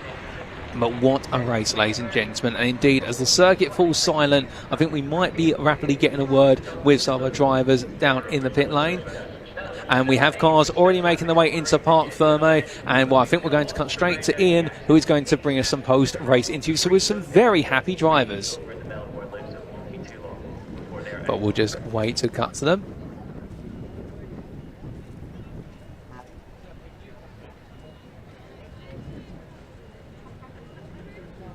Very happy Lee Goldsmith. Let's let him get out of the car, shall we? Here he comes.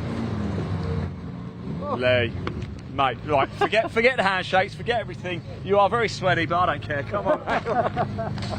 not second ever win, I believe. Season, so really happy, really pleasing. Safety car came out, of course, and once you got back out, you just never looked back, did you?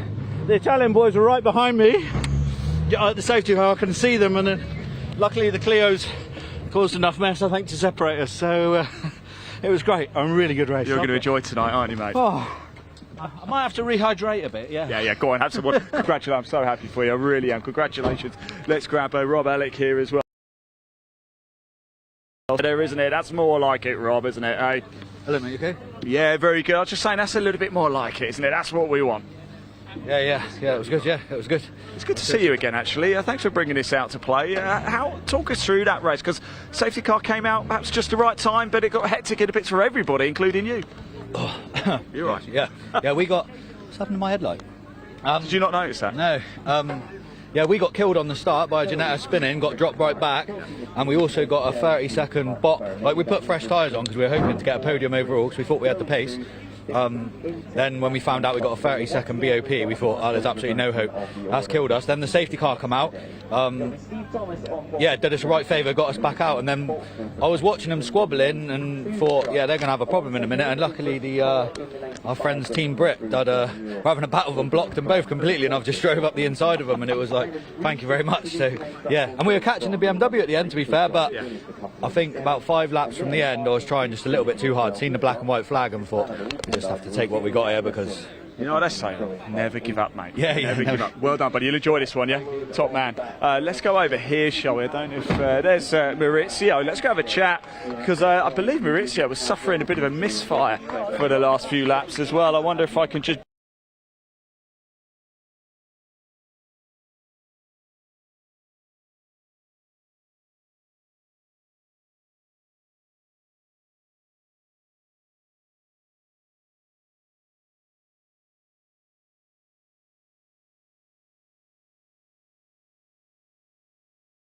Thanks for talking to us, mate. Good to see you again as well, by the way. There you go. And that is it. Britcard Trophy Championship finished here at Donington Park. I know we're having 1 or 2 issues with the camera here. A couple of pictures breaking off, but don't worry, we're not going anywhere because there's still one more race to come as well, and it is the International Truck Prix. Me and John are going to go get ourselves over to Parc Fermé for the end of that one, but Paul Walsh and Pointy are going to take you through the action. Enjoy it.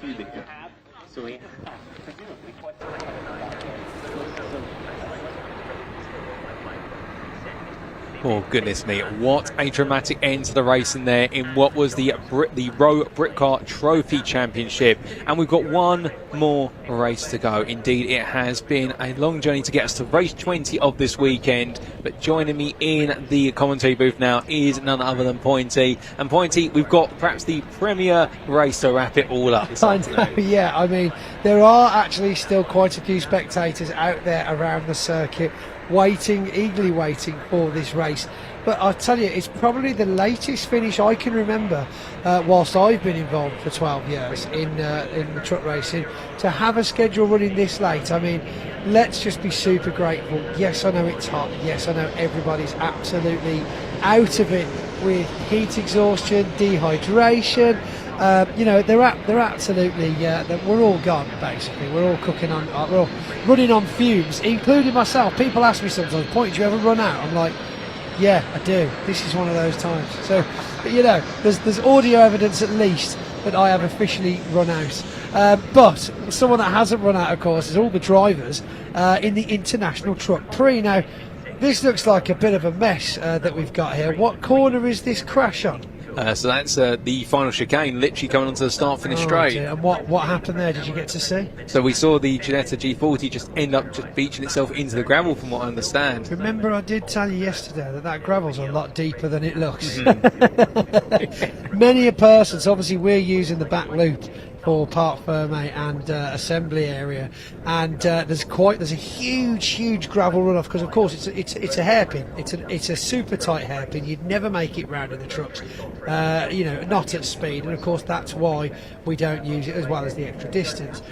But the gravel runoff for that is huge. It's literally about 100 yards squared, but it just looks like lovely zen, raked out, nice little ripples through it all, gravel. But I tell you, when people run across it thinking they'll shortcut around the grass, they realise, well, there's no footprints in it. It's just into their knees instantly, And someone ran across it and says, you've got to give it both legs or you'll sink. I was like, right, there we go then. Talking about crashing, though, of course, we had the caravan smash earlier on the live action arena. I don't know whether you'll get to see any photos of it. Probably eventually. I personally had to use a fire extinguisher for the first time in my life. I quite enjoyed it. Goodness me, what happened? Well, once they've finished the caravan smash and the drift performance, because it's the last show of the weekend, the drivers get a little bit throttle happy, and they'll just sit there with their foot on the throttle, burning out the back tyres until they explode. And of course, this puts down quite a bit of rubber on the floor, and because it's against tarmac, it gets so hot that it eventually sets on fire. Hence why I sound like I've been in a smoking lounge for the last 3 days, because it's pretty rough, is rubber smoke, but it's all part of the fun, and I enjoy it. I do. This isn't sarcasm. It's great. You know, when the two massive trucks disappear behind a plume of smoke, you're like, wow. But yeah, so we had 2 blowouts, and then we also had 3 fires. So that was great. Fires on the tarmac, not on the trucks though. So there we go. Well, he looks like he's underway, which is good. The infield looking a lot different as we see all of those trucks now making their way. That was great. I started talking about the infield and boom, we cut to the infield. That's phenomenal. Yeah, you can see though there's still the remnants of people on the hill, and all those trade stands will be getting taken down into the late hours of the night, and probably still here tomorrow. Some of people just like to call it a day and, you know, do it tomorrow. But you can see the calibre of some of the show trucks we've got waiting there that were all parked up waiting to go home after this race, but they're probably all still hanging about, a last ditch attempt to watch some more racing. But every angle you look at around the circuit, it's trucks, trucks, trucks. We've had phenomenal support from manufacturers, from haulage companies, from recovery companies. We've had manufacturers of different stuff. Oh look, we've got one of our camera guys up on the hill. Hi Rich, having a wave.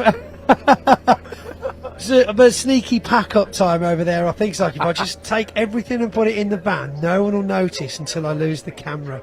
That's what's going on over there. Of course, the 24/7 media van. Who else have we got? We're waving the actual camera on this one. I think there's that Ward truck that we saw starting one of the international Truck Prix races earlier on, and there, of course, the hospitality suites on top of the paddock garages. Where are we now? Who have we got going on here? So I think we're looking for one of our cameramen down towards the bottom hill. It's spot the camera. If you can see the camera person on the screen, then drop us a note in the comments on YouTube. They could all see Richard though. That's a good sign. They found one of them. They're doing as good as we are, right? We've had people on the comments saying hello to Rich. Is it up by that Marshall stand there? No? No, not quite. I don't. Behind trees. Must be behind trees. A little bit camera shy, Can't perhaps. see anybody there. There's another gantry there, but someone's already gone home. Behind the tree. Unbelievable. What's going on? Hashtag chill, by the looks of it. My God. We're going to get a hand. Can we see a hand moving on that gantry at the back there? Yeah, I can sort of make out some on the gantry movement, there. There's movement. I'll tell there you. is life. Shake a leg. I think the ISO on that camera's not quite designed for staring straight into the sun, which it most definitely is staring straight into the sun at the moment. So I think, this is funny. This of course is an aeroplane. We can see that. But one thing that's important to mention is, of course, we are at the end of East Midlands runway, and the amount of aircraft we've seen fly over.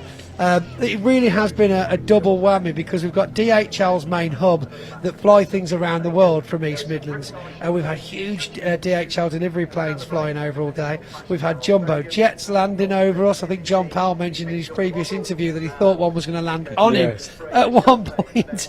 And it's been really interesting. In fact, when we were setting up on Thursday and Friday, there were people sneaking into the circuit. Not to sneak in for the racing, because they could park up for a while and watch the planes, because they are literally so close. I actually came to Download Festival here twice, about 20 years ago, and you're on the infield, and of course the infield looks a bit different.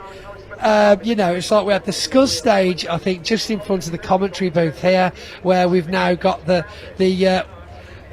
showing my age indeed. I mean, I was a younger lad. I'm 38 now, so we've definitely seen some life at Donington.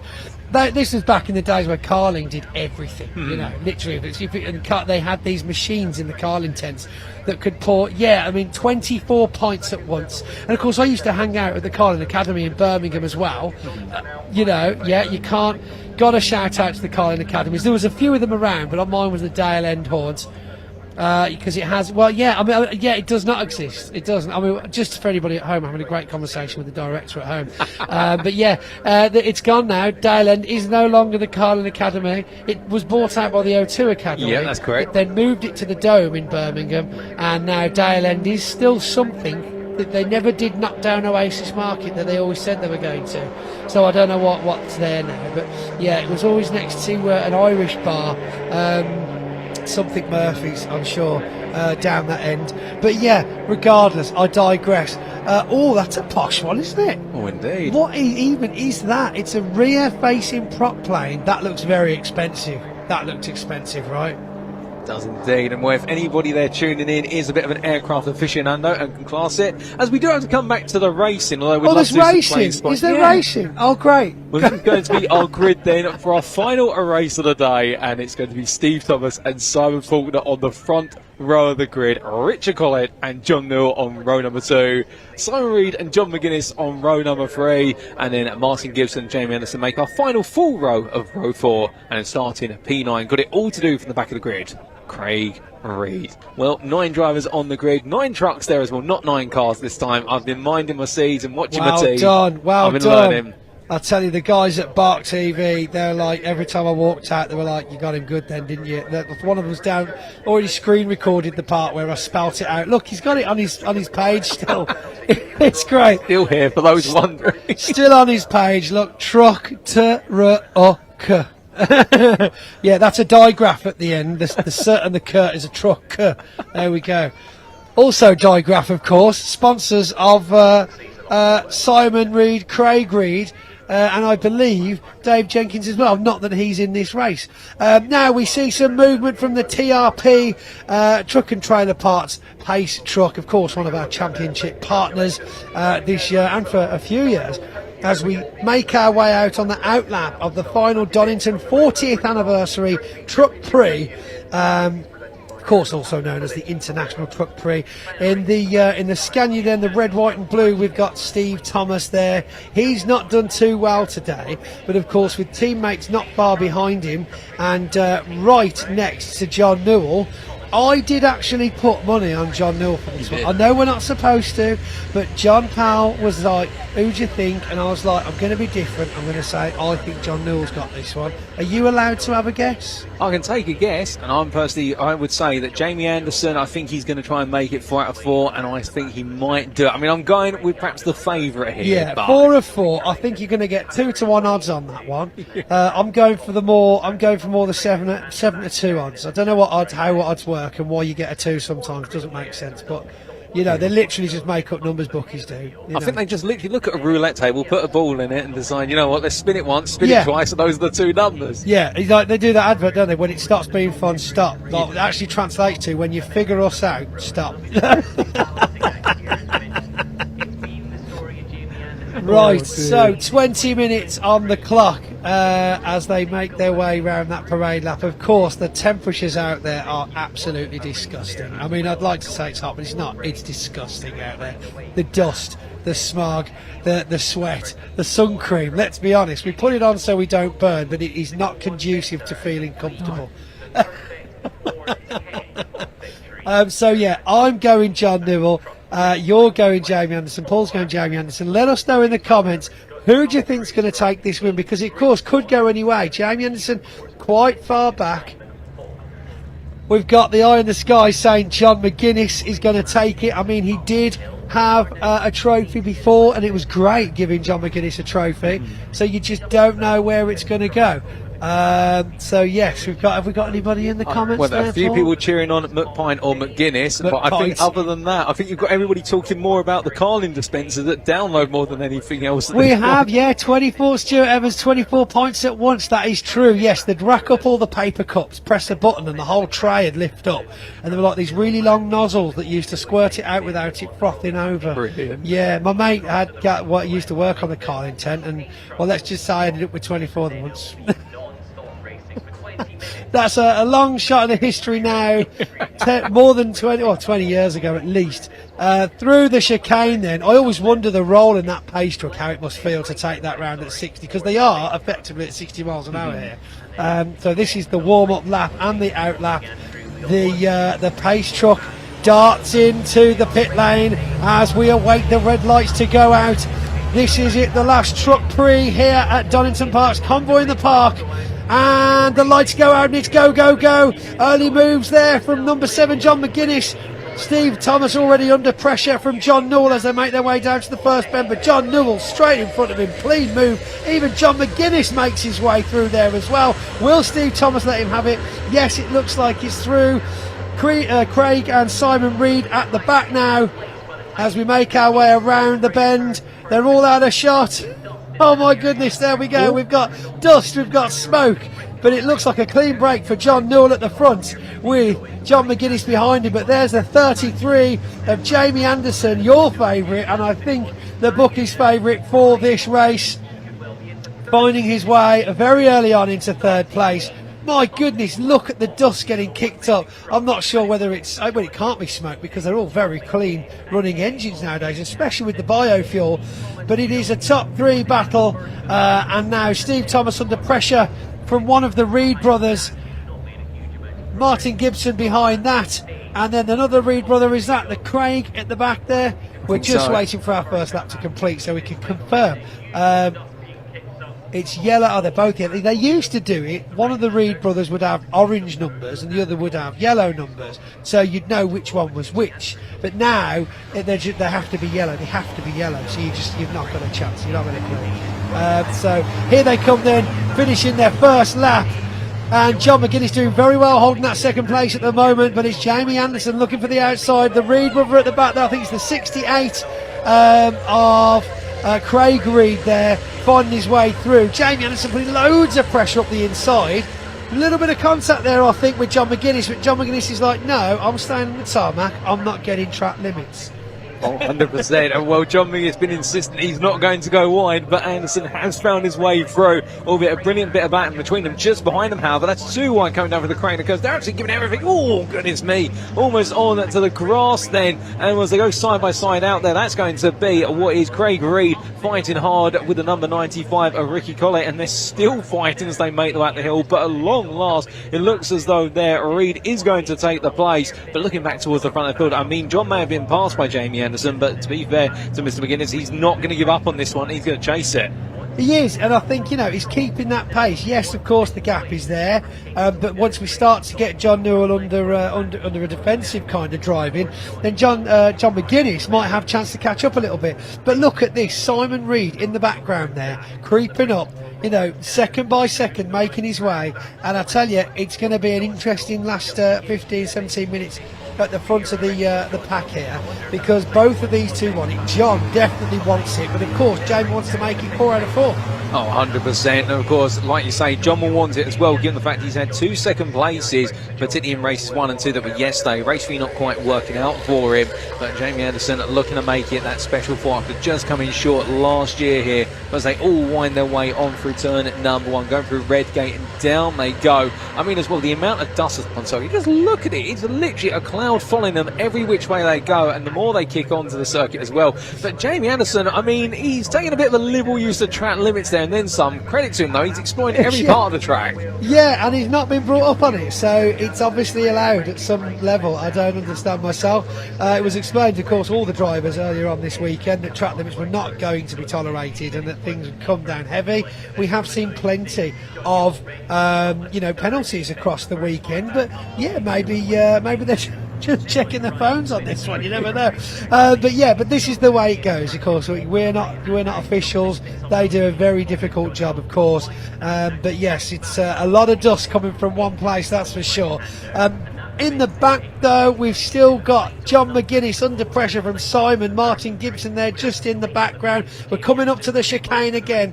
Jamie going to look for a gap through. Is there a gap for him, though? This is it. It's very tight. Will he get the power down and be able to pip him to the post on the straight? Coming slightly wide over the rumble strips again there, trying to get past, but John Newell is dominating that, making it the widest truck on the track there. Definitely. Inside line again for Jamie Anderson, but he still can't quite make that move. this is looking very good for John, but can he hold it up for 15 more minutes? Well, Anderson's going to look around the outside here. I think it won't be long before we get an answer to that question. They come too wide down to the Craner curves. I mean, Anderson is going all in on this one, but at the same time, John Newell's not going to give up too wide. They're going to the old hairpin. I think this is the first time this weekend where we've seen him go too wide all the way through. And, well, Jamie Anderson, what a move. And as they made the way up through, it's not over yet. Too wide now. Goodness me, I think the gloves are coming off here. Oh, John my Newell, God, it's all falling apart. It's all falling apart. Oh, God, I mean, I say they all kept it on. Very good. I think there was a bit of a space there. John McGuinness doing very well. And, of course, under pressure, let Simon Reed through the gap as well. It was a bit of a tussle as we saw Martin Gibson join there very quickly also. So now it's Jamie Anderson in the lead, John Newell down for Simon Reed, and then of course John McGuinness slips back into 4th position. Further back though, we're looking at Martin Gibson for a space. We've definitely had contact on John McGuinness / Stuart Oliver's truck. Still running, still okay, still looking for the best possible lines that they can, but like I say, tarmac's as hot as it's going to get today, along with the cabs as well.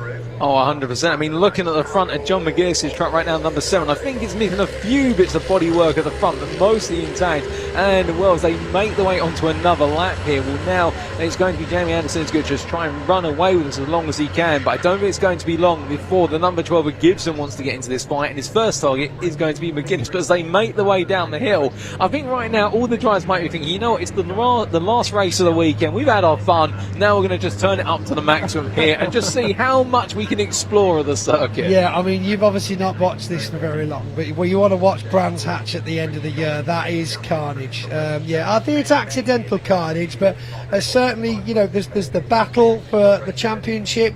There's of course the fact that they're going to rebuild it anyway over the winter period. Of course, none of them should change the driving standards at all. This is the point that the marshals and officials are always trying to make. You know, it's still motorsport, it's still safe, it's still important. You're going to behave yourselves, but of course sometimes testosterone gets in the way, doesn't it? Not to say that the lady drivers we've had through the championship are any different. All spare in racing, I believe they say. Oh, 100%. And, well, as they roar their way onwards now to the next lap, and, well, we can see there number 7 and 12 in the rear of the picture now, side by side, albeit not without what is number 68 there of Craig Reed also getting into the fight. And as they come down, it's too wide here between the two identical machines. They make the way into the braking zone. And John McGuinness, to be fair, he's been through all of it in this race so far, and he's been pushed to the limit, goes a little bit deep there. That's going to give the opportunity for Martin Gibson to look for the run up the inside. Too wide they go into turn number 2, and also trying to creep in there is going to be what is Craig Reed. He can't quite find it, and Reed being made to wait now. I mean, I feel as though he's been very patient, but I think that patience is going to only last so long here, Pointy, because he wants to get into this top 5. I don't think he's got the pace to chase down the leaders. He certainly has. I mean, both of these Ivecos on the Reed team are very, very quick trucks, very good trucks, and of course extremely good drivers as well. So they've got the whole package they're going to utilise. And of course, John's still very good driver. You wouldn't touch him on a motorbike, let's be honest. But he's still got that thing, and I think a lot of these guys, other than the Reed brothers, of course, John Newell, and whoa, massive sideways action there from Craig Reed. Loses quite a bit of space on the back there, but makes it up quite quickly. And it's Reed for Newell now. Simon at the front of the pack in 3rd place, looking to make it number 2. Is he going to take it through the chicane? I don't think so. But this is tight. 2 abreast there as John McGuinness just manages to get through the chicane first. But I think we're going to see the overall power. No, what's happening with Craig there? I think he's lost a bit of traction at the back there.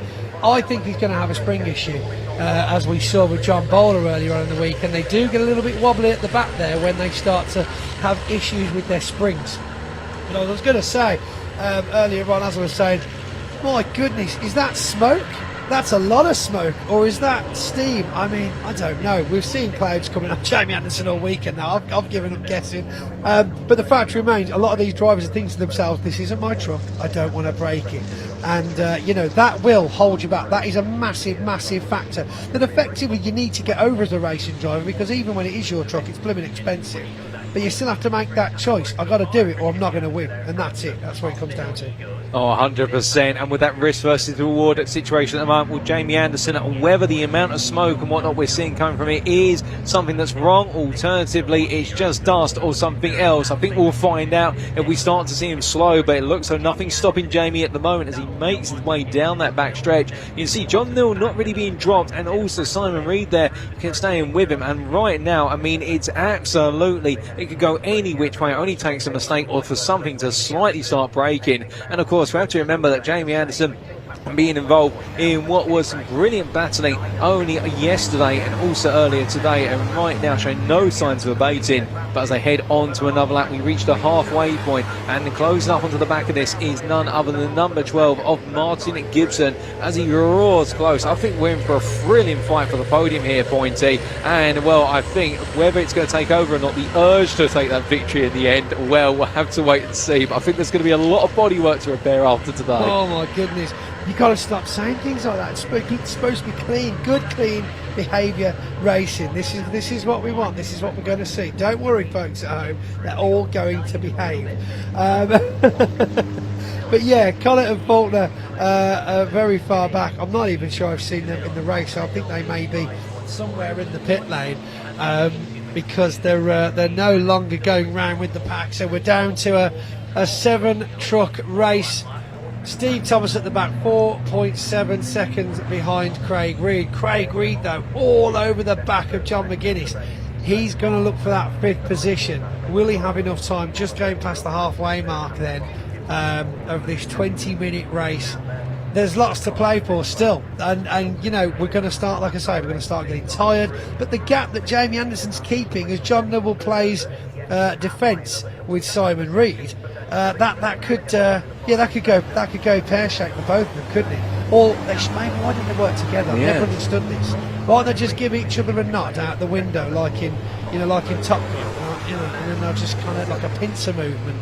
I think that'd work. Just saying, like in Top Gun, I don't know if I want to see one of them inverted though. That has happened before in British truck racing, and I don't think we need to see any of the trucks inverted. Oh, definitely not, but perhaps a little bit of teamwork could go a long way, like you say, for Newell and Simon Reed as they come down through the crane of curves. But I can imagine that Newell's going to be of two minds here, which is he can perhaps guarantee himself a 2nd place here by simply working his way forward and keeping Simon Reed at bay. But does he potentially risk sort of going, you know what, I might let Simon, if he is the faster one of us, will get us closer to Anderson. It's a difficult one, but I think right now Newell might be thinking, you know what, I'm earning this P2 and I'm going to dig in and absolutely frustrate you. This is it, yeah. I think at this point in the weekend, John's worked very hard, his team worked very hard, but as well, of course, you've got to give points for the turnout as well. I mean, he's brought a lot of people with him. He's got a massive setup. They've all got great setups this year at Donington. It's really good to see. Honestly, felt like it was almost a paddock of the Nürburgring or Zolder walking down today. Loads of people, hats from every possible truck manufacturer, and all the different tents, and everyone with the doors open, chatting, and guests everywhere, and really top show, proper uniforms on everybody, and it's what we'd expect, obviously, but it's just really nice to see it all come to a head for the Convoy event here.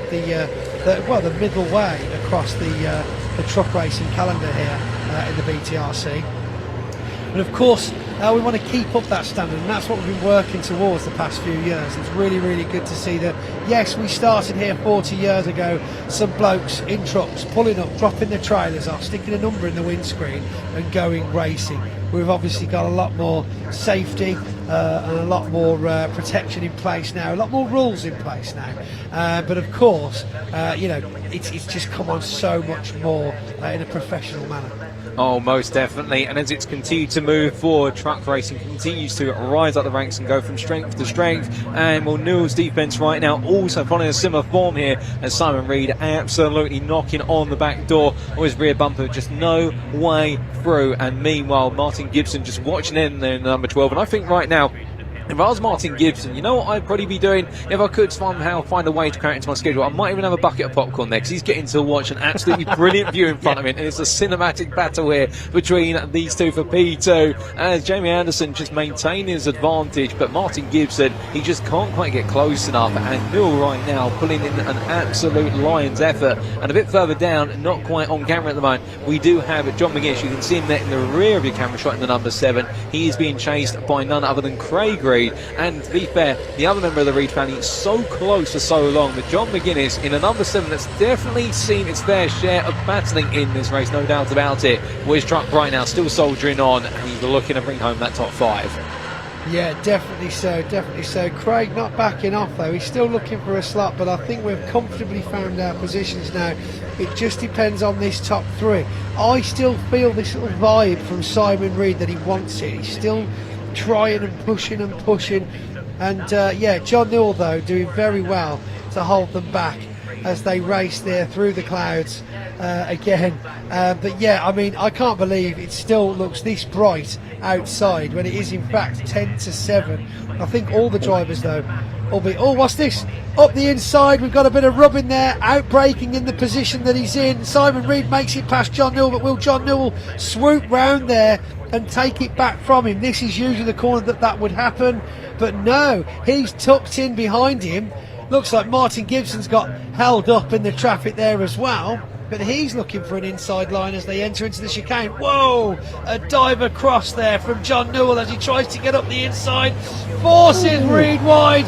They're both looking very close there. My goodness, that was very, very tight. I thought we were going to have a serious bump as Reed made his way back on there. Oh, indeed, and that's close racing. The closest it comes, and here comes the number 12 of Martin Gibson going all in on the inside. Can't quite find it, but absolutely going for it, and you can see an opening. And of course, whilst this has been going on, we've also had an update on some penalties that are going to be applied, and both Simon and also Craig Reed, both 5-second post-race time penalties. So right now for Simon Reed, it really is, you've got to get past and you've got to get clear, and that's just a frustrating end to what has been a battle that hasn't worked out for him in the number 89. And well, now Martin Gibson will be thinking to himself, if he's aware of it, you know what, I don't need to make the move. But hopefully he doesn't know, because we want to see him do some more battling here. Yeah, this is it. I mean, it's a shame for Simon, because Simon's been pushing so hard and so well. And of course, I mean, that was a pretty good manoeuvre, I've got to say. But if he hadn't have come out wide then, that would have been a massive incident with John Newell. So, you know, all credit to taking that, taking the move like a big boy and say, you know what, it's not worth writing my truck off for this. Which is not, because that would have been nasty if they'd have come together, as we saw with one of your cars earlier on. Cars earlier on in the gravel. I mean, that looked pretty rough, that did, didn't it? But no, such a shame there. But so Martin Gibson effectively keeping close enough to make that 3rd place a good final podium for him for the weekend, unless of course Reedy makes it past John Newell now and puts a few seconds between them. But we've got 2 laps, let's be honest. Indeed, and with only 2 laps remaining, well, we are coming down to the very end of what is this race at this time, and well, this battle to be on the podium already right now. The battle for Simon Reed to be on the podium for a little bit of time and then to be demoted off of it, albeit he's enjoying himself out there, and I think he'll just throw caution to the wind at this point, up to a certain point, because like you say, these truck racing drivers able to show us how it's done and how to be safe, compared to perhaps on the moments with our cars earlier on. I'll bow the hat and tip it there to you. But as our drivers make the way on up through the curves and roaring their way onwards, well, it's ever close, and the battle staying so close there. And we do see that right now, as the haze continues to fall over the circuit, in fact I think there's more dust up there than there is air and atmosphere at this point. Well, right now John Newell putting in a stellar stance, but 3 seconds away from him is of course race leader Jamie Anderson, and he's not far away with 1 lap to go.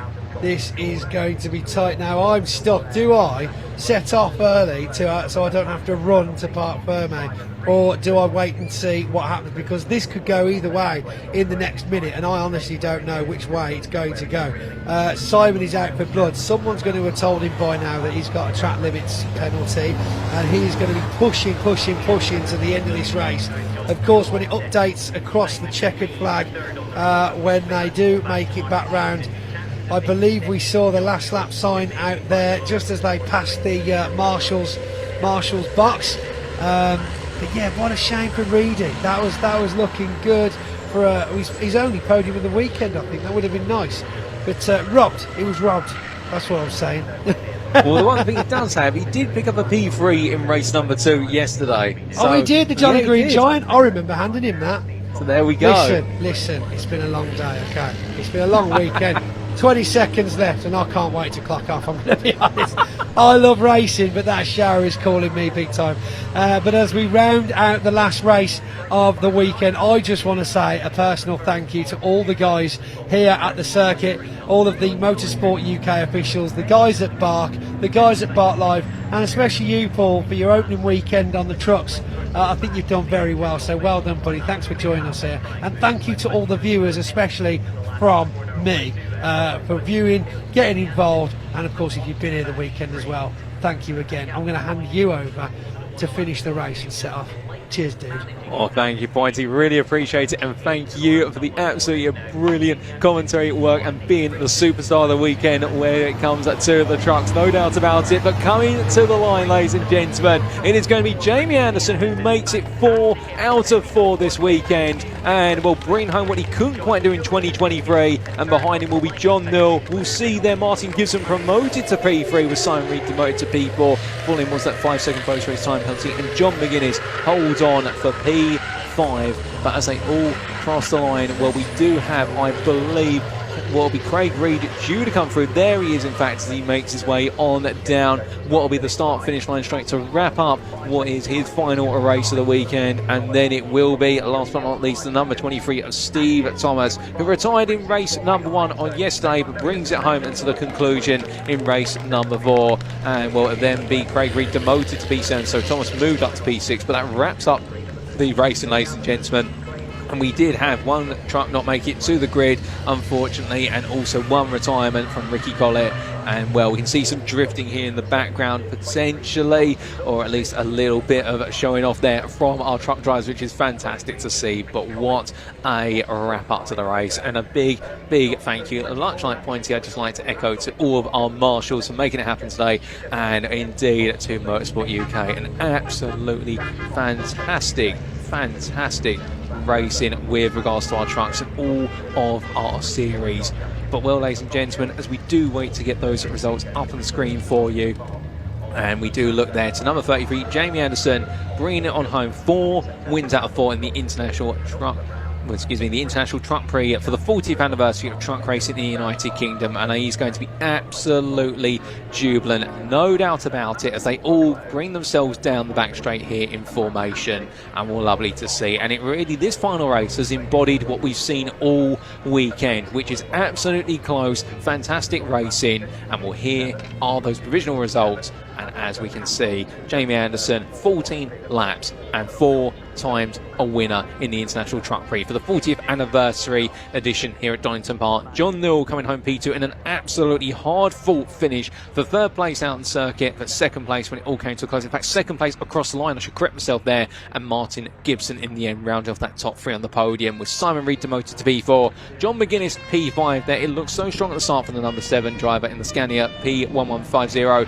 but he was absolutely loving it out there, no doubt about it, race after race. And then Steve Thomas, Craig Reed being your last finisher, being demoted behind Steve Thomas with a post-race time penalty, and then 11 laps down, the unfortunate retirement for Ricky Collett, who couldn't quite make it to the finish line. And Simon Faulkner not on the grid, unfortunately. I do believe the Iveco not quite able to make it out there for the final race of the day. But still, 8 starters, and we had, 7 finishers, and all the way through a fantastic set of races. All 4 of them all having their unique vibe. So we do see there what is the safety truck with its horns are blaring as well. And goodness me, that is our final race of this weekend, ladies and gentlemen. But of course, it's not quite the conclusion of our broadcast here, in the fact that we do still have what is some post-race interviews to do with our truck drivers for the final time today. And well, what an absolutely brilliant set of races. But that is our last race there. And I think we are going to be getting a word down in Parc Fermé from Ian and Pointy. We are just waiting for that confirmation, and I think we're going to cut to them very shortly, ladies and gentlemen.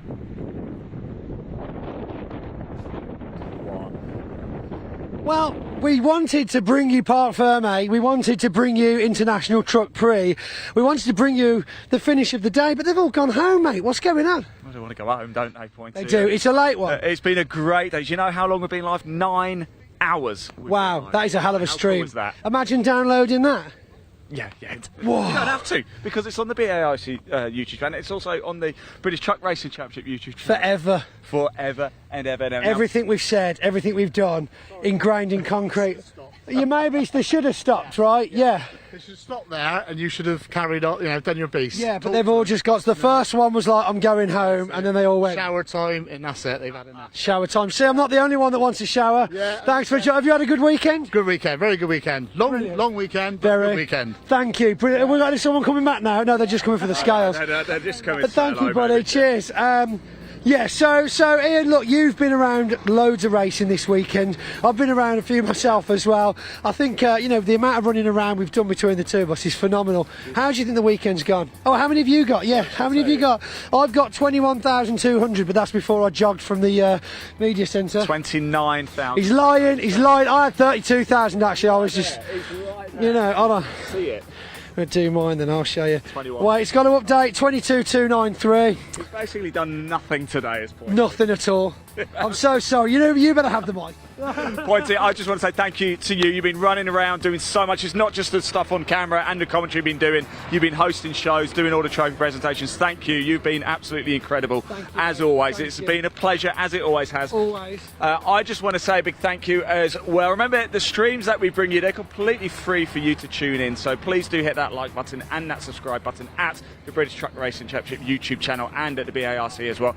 And I just want to thank the team behind the scenes. You don't see them, but they bring you those pictures for you to watch free. So please give it up for John, Richard, Catherine, Ray, Tom, and of course our producer Elliot as well. Thank you so much. We couldn't do it without you guys. It means so much. Right, Pointy, I think that's about it from us, isn't it? For today, yeah. So it's goodbye from me. Goodbye from me. Thank you so much, everybody. We really appreciate it. Take care, and we'll see you next month for more trucks, more British Endurance Championship, everything. I'll be there. You'll be there. Goodbye from him. No, it's goodbye from me. You ruined it. Goodbye from him. Goodbye. Thanks, everybody. Final words from Paul Walsh. Thank you.